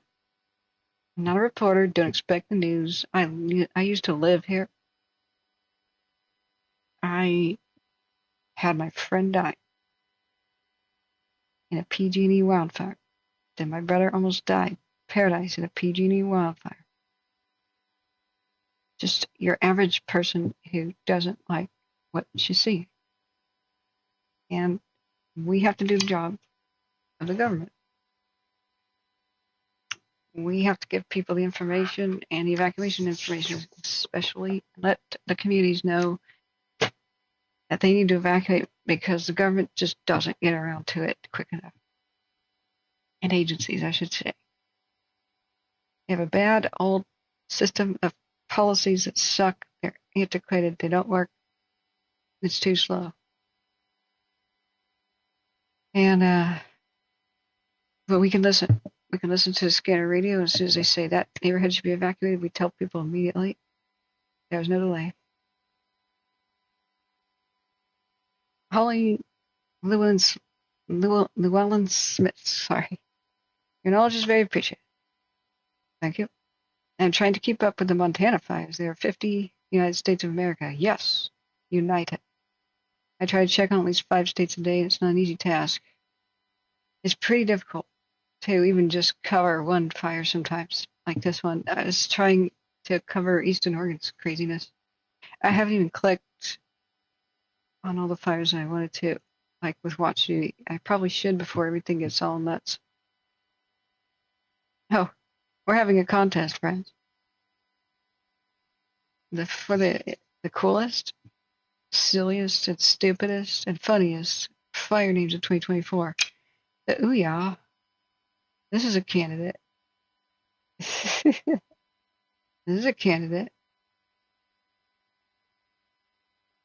But remember, I don't know if you're going to check in or leave. We have to, every 12 hours, restart the stream. So make sure you are subscribed. It's very hard to find us again because you have to rename a new title, make a new thumbnail. We get to the bottom of the search results again. So even though we've had 9,000 views, and I'm very honored, guys, please pump that like button. Because in general, if a channel is trending, that gives us a little bit of a boost. Where people even searching for the Durkee fire, the Park fire, the Butte County wildfires, or whatever.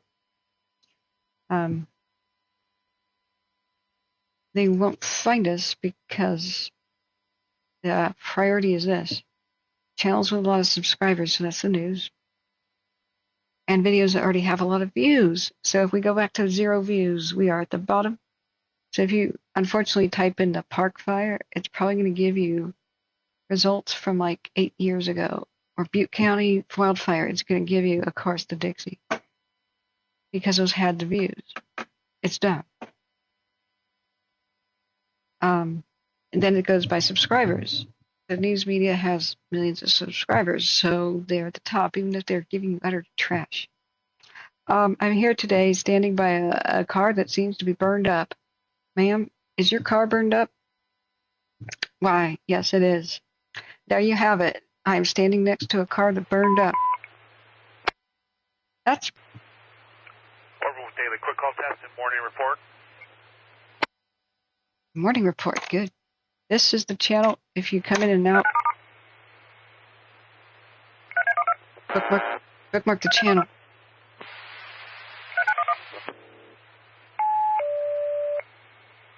Share the channel link. Sorry, not that one. What is all this tone out? Not that one. Share the channel link. You don't have to have a YouTube account. Orville Chief Officer Coverage, Duty Chief, Division 2102, Battalion 1 and 8, Battalion 21 and 11, Battalion 2 and 4, Battalion 21 and 15, Battalion 5 and 9, Battalion 9B, Battalion 6 and 7, Battalion 2117, Prevention Duty, Battalion 2220, Safety Duty 9, ECC Duty Officer, Fire Captain Strict. Today's fire danger ratings: grass high, brush high, timber high. End of morning report. 0801, KVZ 21. Hold on to your butts. This is your captain speaking. Did you know that there is turbulence ahead? I'm turning on the I'm turning on the fasten seatbelt sign. There will be no more getting up. At least we don't have this in the forecast.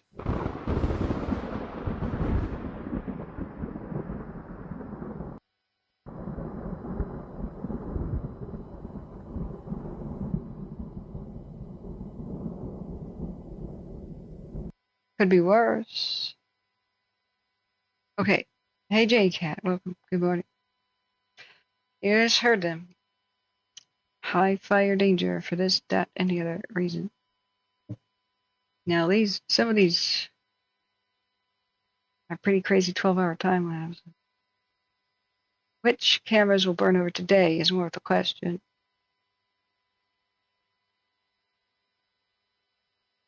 Yellowstone is not stable. Yeah, that had a pretty interesting geyser effect. That was freaky.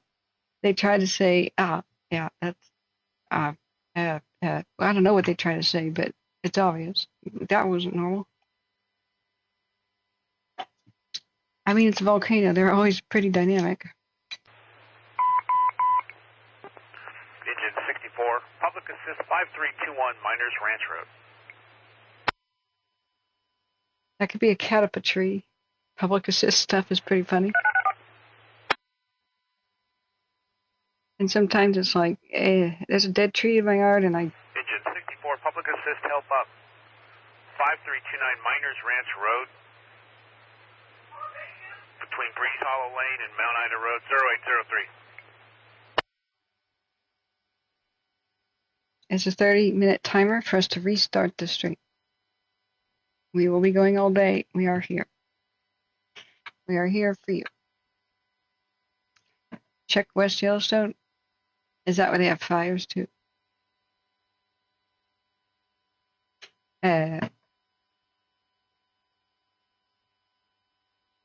Well, just because something is a supervolcano, look, I wanted to be a volcanologist, so I kind of obsessively researched it. I took some college level classes in high school about it. Volcanology, oceanography, blah, blah, blah, earth science.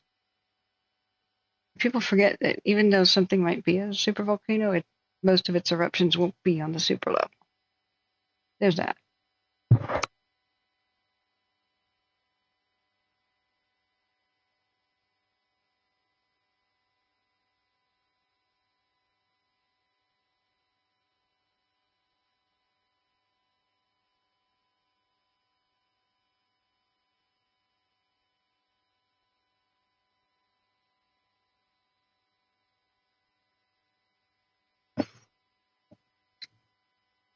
So, yeah, I haven't studied Yellowstone recently, but you know what really worries me is Campy Flagrate. That probably had its eruption may have had something to do with the extinction of Neanderthals and stuff. Campy Flagrate in Italy, the entire Naples Bay. When I was there, sailing around Naples Bay, going to the island of Capri, gallivanting around and visiting Pompeii. 64005. I had no idea I was sailing over a huge supervolcano. Super active. There's a couple of resort towns in Naples Bay. There's many different ghost towns there.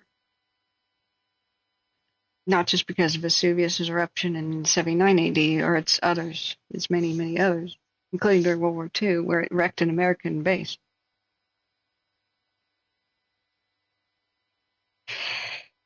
It starts. There are new evacuation orders and warnings for the park fire. It starts. Maybe I should just okay, we have to think about this, when to restart the stream. 12 hours. If we restart right now, then it's around 8 p.m. that we'd have to restart again, or end.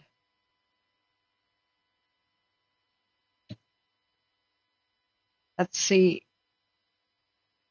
Let's go back to the park.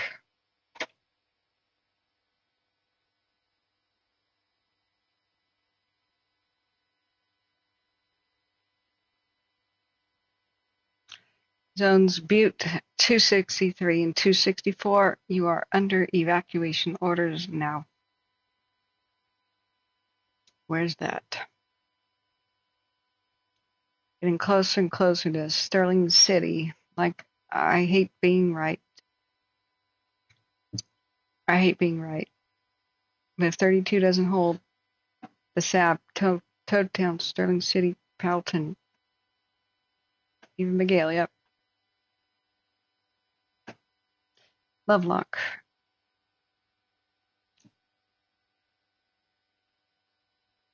It'll be a tough day. Now, if the winds stay mostly from the south, that's the best situation. But North Ops was saying with its forecast last night, there could be sometimes a northwest wind that would push it right straight towards Sterling City and Powelton, Toadtown to Sav, Lovelock, and Skip.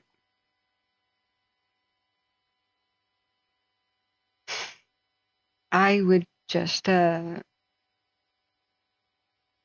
Paradise, really, like we've been saying from the beginning, all of Butte County is in danger, all of it, east of 99. Much Plumas is ultimately in danger from this. It'll just depend. The worst case scenario today is it just roars up these canyons up higher to the mountains. It's got that possibility. They didn't put Butte Meadows on like an alert yet. They really should have. Like everybody at Butte Meadows should have been getting ready to go in the last couple of days. Sorry. But remember how bad it is to evacuate from these places and how few options you have. Remember, you need to check on your neighbors. Make sure they can gas up today. Make sure they've got fuel. Make sure their car starts. Just do whatever you have to do. Just take care of them. Doing charity that way, handing somebody $100 gasoline card or Shell station card, or whatever it is, $100, that feels way, way better than writing a check to someplace, getting somebody an air conditioning unit so they don't die of the heat. You feel good the rest of your life.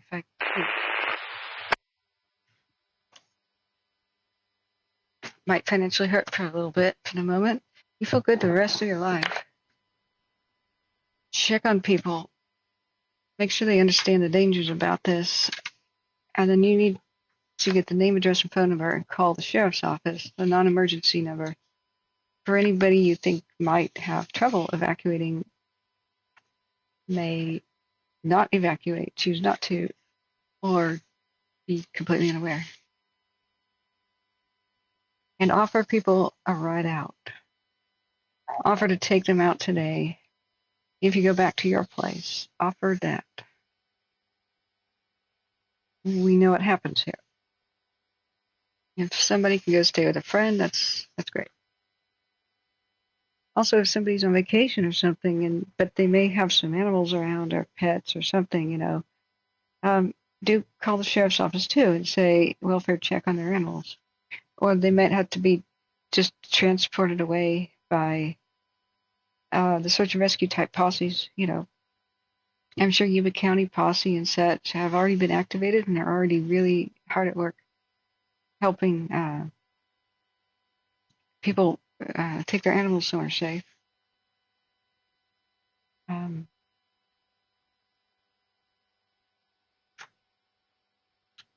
Yeah, Holly, that's a fascinating idea.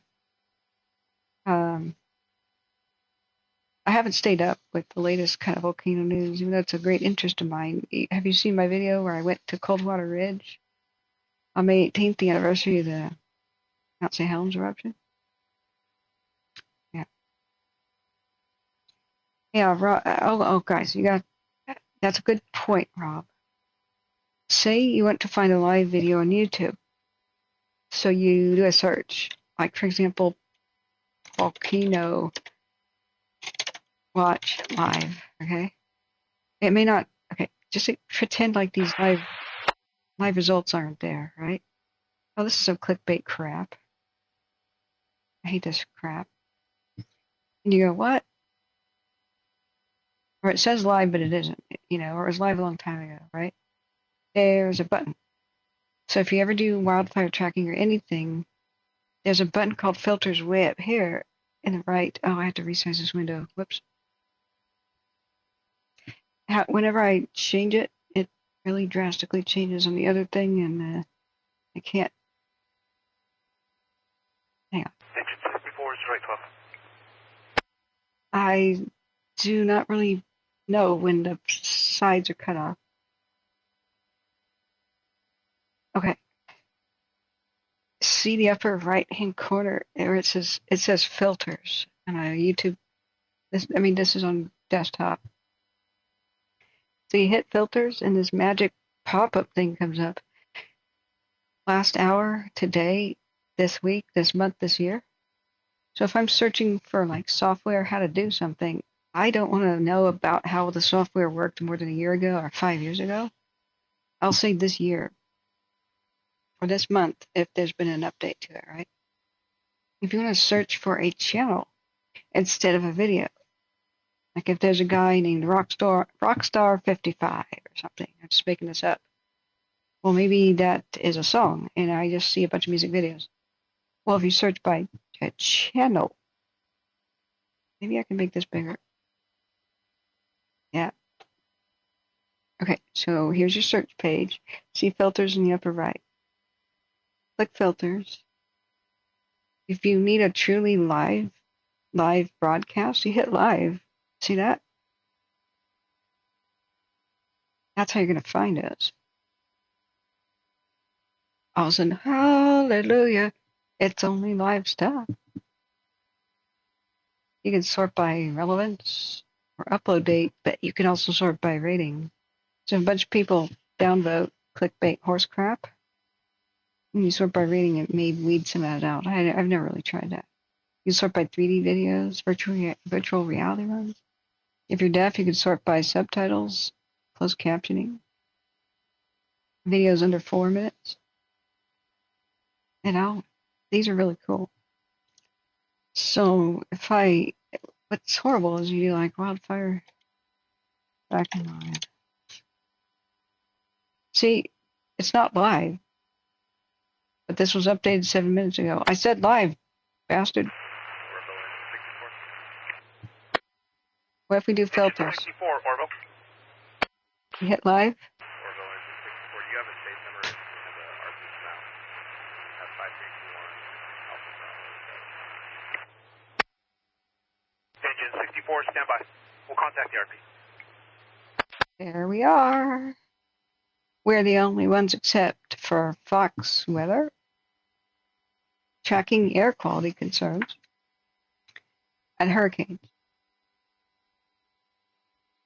And a squirrel camera. Squirrel nest live. Oh, dude. A relaxing fireplace. That's kind of neat, but that's not what we want, YouTube. Wildfire is not a fireplace, you silly. Although I love that. In my mom's office, we would just put 24 hours of fireplace on the TV on the wall.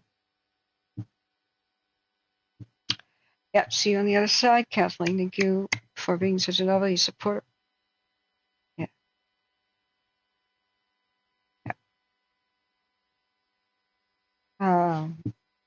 You're 6 months old and Mount St. Helens erupted. Yeah. I guess it's hard to remember that then. But,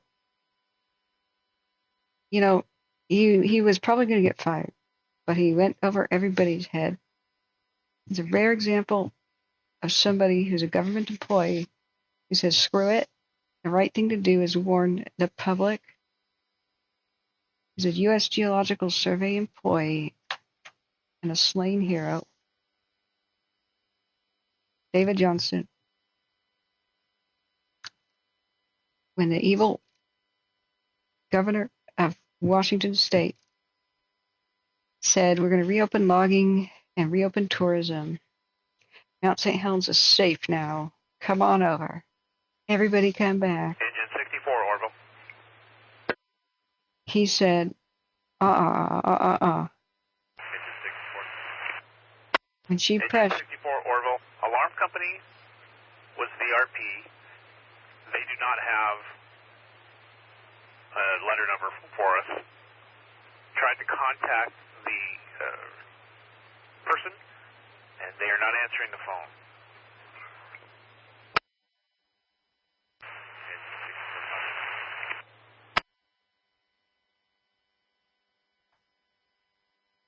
I don't think volcanoes could cause... Okay, I'm getting talked over right now. Hey, thank you so much, Jasper's mom. Please come back and see us. We're debating about when we should end the stream because we have to do that before the 12th hour. We're at 11:32. If we wait just a little bit longer, then, you know, we may have to stream until 9 p.m. So we're up against this stupid 12-hour thing. But the way to find us is, and find any other live channels, hit the filter button in your search and hit live. Sort by live. This is what you get, even though you say live. But then you click filter, you hit live, and hallelujah, actual live channels. But you know what you can do is also just bookmark if you for some reason don't want to make a YouTube account because you have to subscribe. If you for some reason do not want to do such a thing,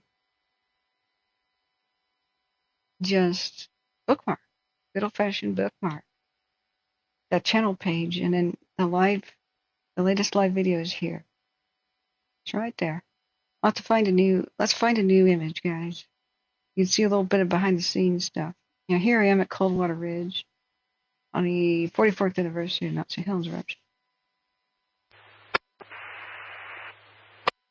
Anyway, but you can see a lot of my archives here. What happened with the Dixie Fire? You can go to my live, sort by live. I do more lives than anything. And you can type in, like fire, tornado, and stuff when we saw that happen with the Dixie Fire.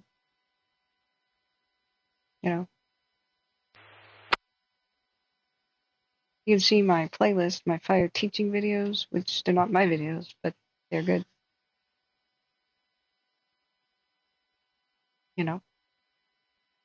These FLIR cameras that are now at Chico's airport tracked the Dixie Fire in 300-foot tall walls of flames as they marched around August. X-ray, day X-ray on command. Let's make a new thumbnail for the new upcoming restart of this live stream that we have to do. Day X-ray, night X-ray. Yeah, what's your location?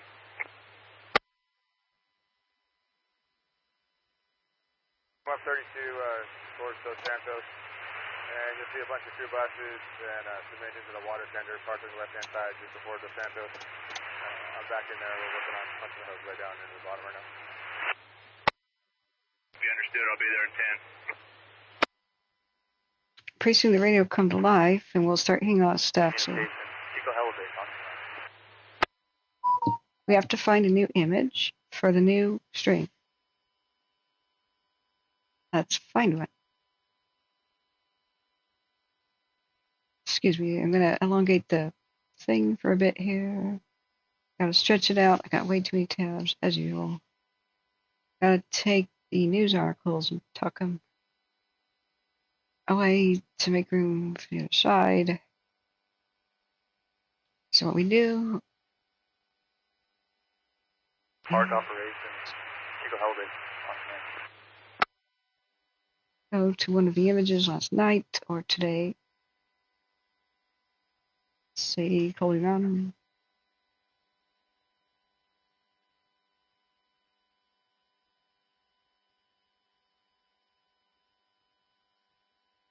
That's a little pixelated when we get close though. Now what sucks is I take a screenshot, but then YouTube says eh.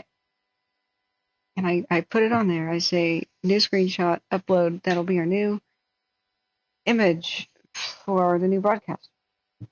It goes, can't be bigger than 2 megabytes. YouTube, resize it yourself. Jeez. Communications, Chico Holiday on command. I have to do it. So maybe I can get a time lapse of a smaller window. Will it do it? This has been failing.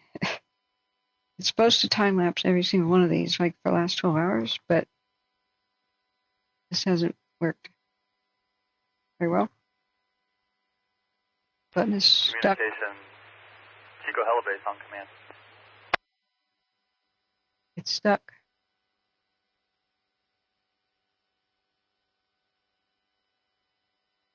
Gotta put this under miscellaneous too.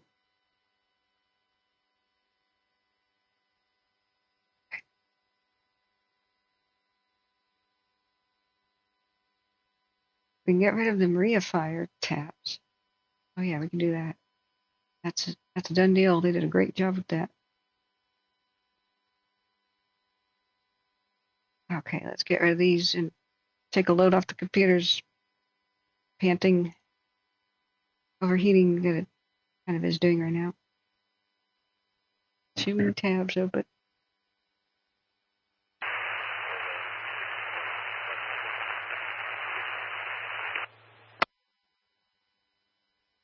Just close the tabs. There we go. Hey, is the Condor around? Engine 64 Orville, very scratchy. Repeat. It's not around. It's Central Oregon Fire Info. What was LC? LC.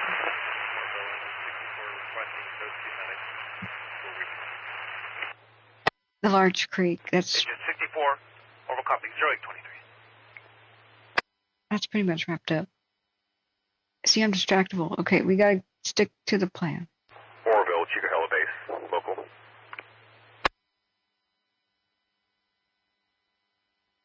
And let's get a new image. And restart. Oh, for God's sake, I hate you. Radio. Ow. Chico Hella Base has negative contact with Park Communications. Chico Hella Base is available. Oh, that just caused an instant splitting headache. Chico Hella Base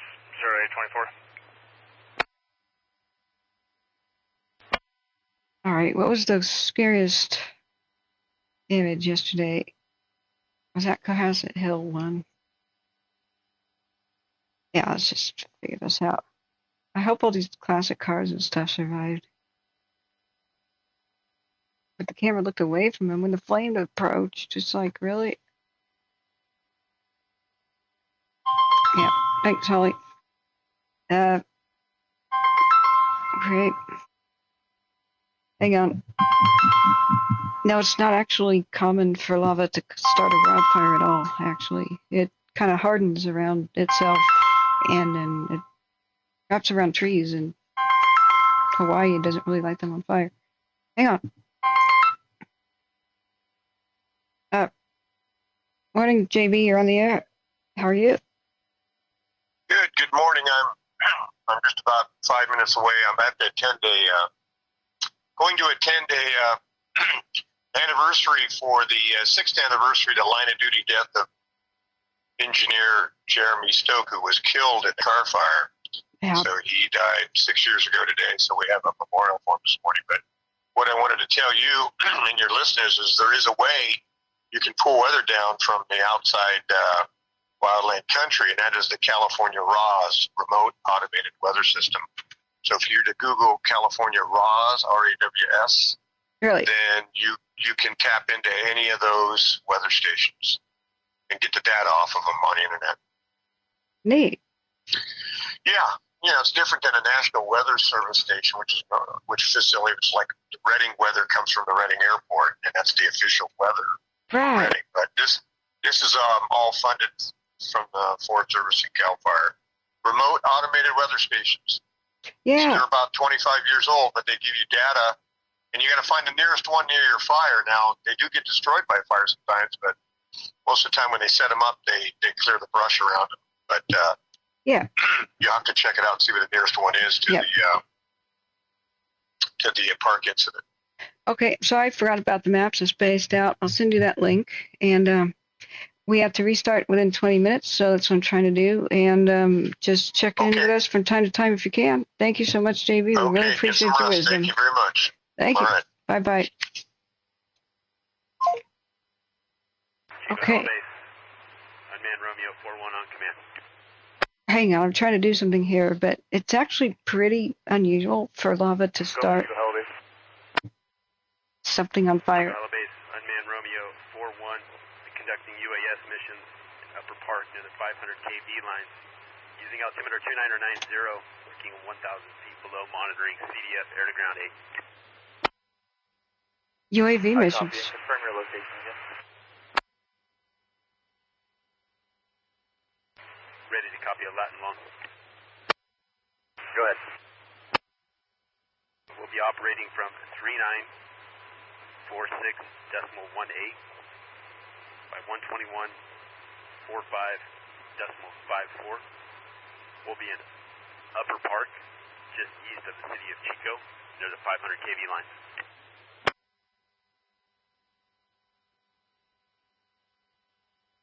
Velvet copy 3946.18 by 121.45.54. In Upper Park by the KV. Hell base, I'm in Romeo 4-1, good read back. Yeah, it's hard to explain a lot about volcanoes. It's easier to show. But the moment that lava, there's types of lava, so it will vary. But lava, as soon as it hits the air, starts to rapidly cool, and so it develops a skin. Where it's black, that's it starting to harden into true rock. So rock can insulate heat really well. Like, Orville, AirTac 210 is over the park incident and assuming park AirTac. so it depends on how fast the lava is. If it's fast moving, runny stuff, like in Kilauea, it'll stay pretty hot. Park AirTac. It'll 029. It'll stay hot, and so it can touch stuff and light it on fire. Now the slower stuff that it moves around like it falls into place, Iceland and places like that. Remember, there's like dacite, andesite, basalt, all kinds of different types of lava. The stuff that's chunkier and slower moving hardens much quicker. And then, even though it's pretty hot in the center, you can pretty quickly touch it and walk on it and get near it. And that's why if you go to the ghost towns of Greenland, where they had some volcanoes erupt, and the lava went into the town, like it went up to the rafters and never even lit the roof on fire, and wrapped itself around buildings, and sometimes trees are wrapped around by black lava and never catch fire. I mean, they get killed, but that's why you see that weirdness, because the slower the moving the lava, the less heat it has on the outside. It's losing heat tremendously fast to the air. It has to get more heat from lava coming up behind it and pushing it. So the more lava coming up behind it and pushing it, the more it stays hot, right? So you can see really odd phenomenon. And you can see a lot of volcanologists running really quick, just hop-stepping across lava, just taking real big risks. If they stood in place, they'd sink into it, but they could kind of run real quick over the top. Some of them are nuts when they're going to collect their samples. So, yeah. The reason, what people do is they get scared, and Operations AirTac on command. I'm just trying to reassure that like lava from like volcanoes or active volcanoes Go ahead for Butte operations. underground is not causing wildfire. There's a water table, so it'll make a geyser, an explosion of water if heat comes up from the ground. It will make an explosion of water rather than start a fire, And some people are asking me about, like, if lava comes close to the surface, can it make a wildfire? That would be the most massive earthquake ever. It'd have to break through the bedrock. Air attack. Butte operations, go ahead. You know it. Butte operations, park AirTac. Just wanted to confirm it looks like you've got good hand line or dozer line coming from Big Chico Creek back up towards Highway 32 on the western side of the swamp, correct? I'll explain more later in a second. When it was handed off this morning, they were still working on that. That's unconfirmed right now. The resources probably just getting out there for day shift. Okay, copy that. We'll probably hand that off to Helco and see if there's something that they can do. What's your priorities for retards this morning? Let me take notes. Retardant priority would be hold Highway 32 primarily north of Forest Ranch, the Flat Mountain area. Okay, copy that. Do you have assigned resources that are going to start going direct in there today? The plan is that we're going to extend dozer line along Highway 32 behind the structures as much as possible, and then if an opportunity arises to go direct, we will, but currently we're looking at some indirect opportunities. Okay, copy. If we can identify those, we'll start working retardant in that area if possible.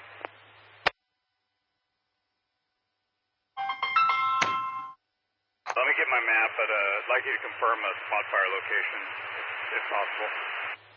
Affirmative. Just go ahead with the coordinates and we'll zoom over there.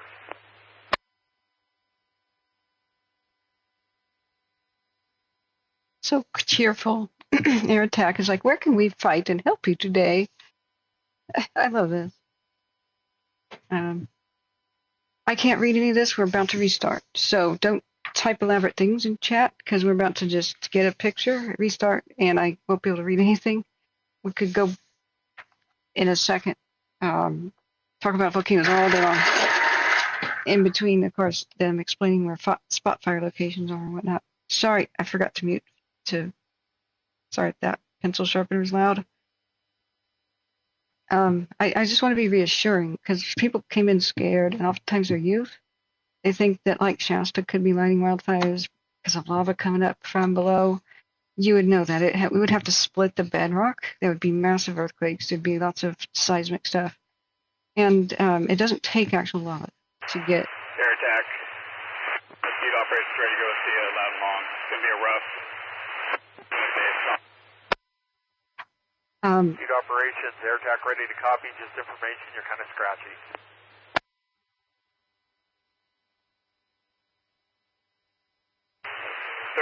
degrees, 59.35. At 121 degrees, 40.475. Copy 3959.35 by 121.40.475. Affirmative, and that's a very rough lat long based on what I was shown on a map. Okay, copy that. We'll go take a look at it and let you know. All right, we have to restart the stream, friends. Remember, go to this site. Whoops, not that. My actual channel page. Click on the K with the Phoenix wings, man. I have to get a quick screenshot of the fire doing something last night. So which one was our good cam? The one that was interesting was the Platte. That one. Do a quick 12-hour time lapse. We have a screenshot that's compelling, like that. Now we make it as small as possible to do a screenshot. Park air attack on Man Romeo 4-1 on CDF Command 2. Man Romeo 4-1, air attack on CDF Command 2. Trying to hail you on the air-to-ground frequency. Are you copying? Negative. Requesting permission to lift using altimeter 2990. Requesting 1,000 feet and below. Working near the 500 kV lines in Upper Park. Man Romeo 4-1. Mission approved as described. And confirm the distance away from the site you will be working. Mission approved. Man Romeo 4-1 will be working an approximate 1,000-foot radius. You ready to copy about Moan? Affirmative. Just confirm this is going to be where the 500 kVs go down next to the origin. That's affirmative. 39 degrees, 46.18 by 121, 45.54. Mission approved as described. Advise when you're back on the ground. On Man Romeo 4-1. Additionally, I'll be monitoring the air-to-ground frequency. Copy. I'll come over in a second, give you another look. Ops is looking for some priorities up here on the side. Oh, it's a drone mission. Unmanned Romeo 4-1. All right. Okay, so we have reached the 12-hour mark. We're not going nowhere, people. We are restarting the stream. So click on the K logo. Go to the channel page. Remember to like and subscribe to find us again. And then once you're on the actual channel page, bookmark it. Operations air attack on the command. We are restarting the stream right now. We'll be back up. Good. Hey, looks like you do have a spot there. It is not too far away from the main body of the fire. I don't think it's any significance for you right now. Go here. I copy. We were looking at the, I think the H-line crosses just below there. That was contained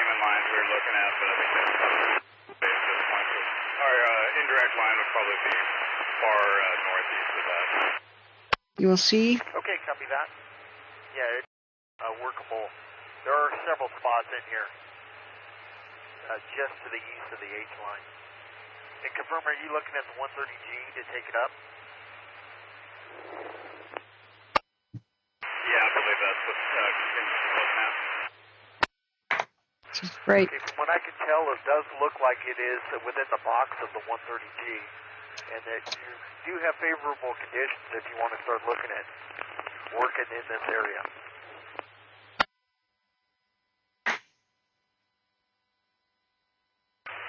I copy. Yeah, you can go direct with contingency. I think he's on his way up there now. So I'll pass it on when I talk to him.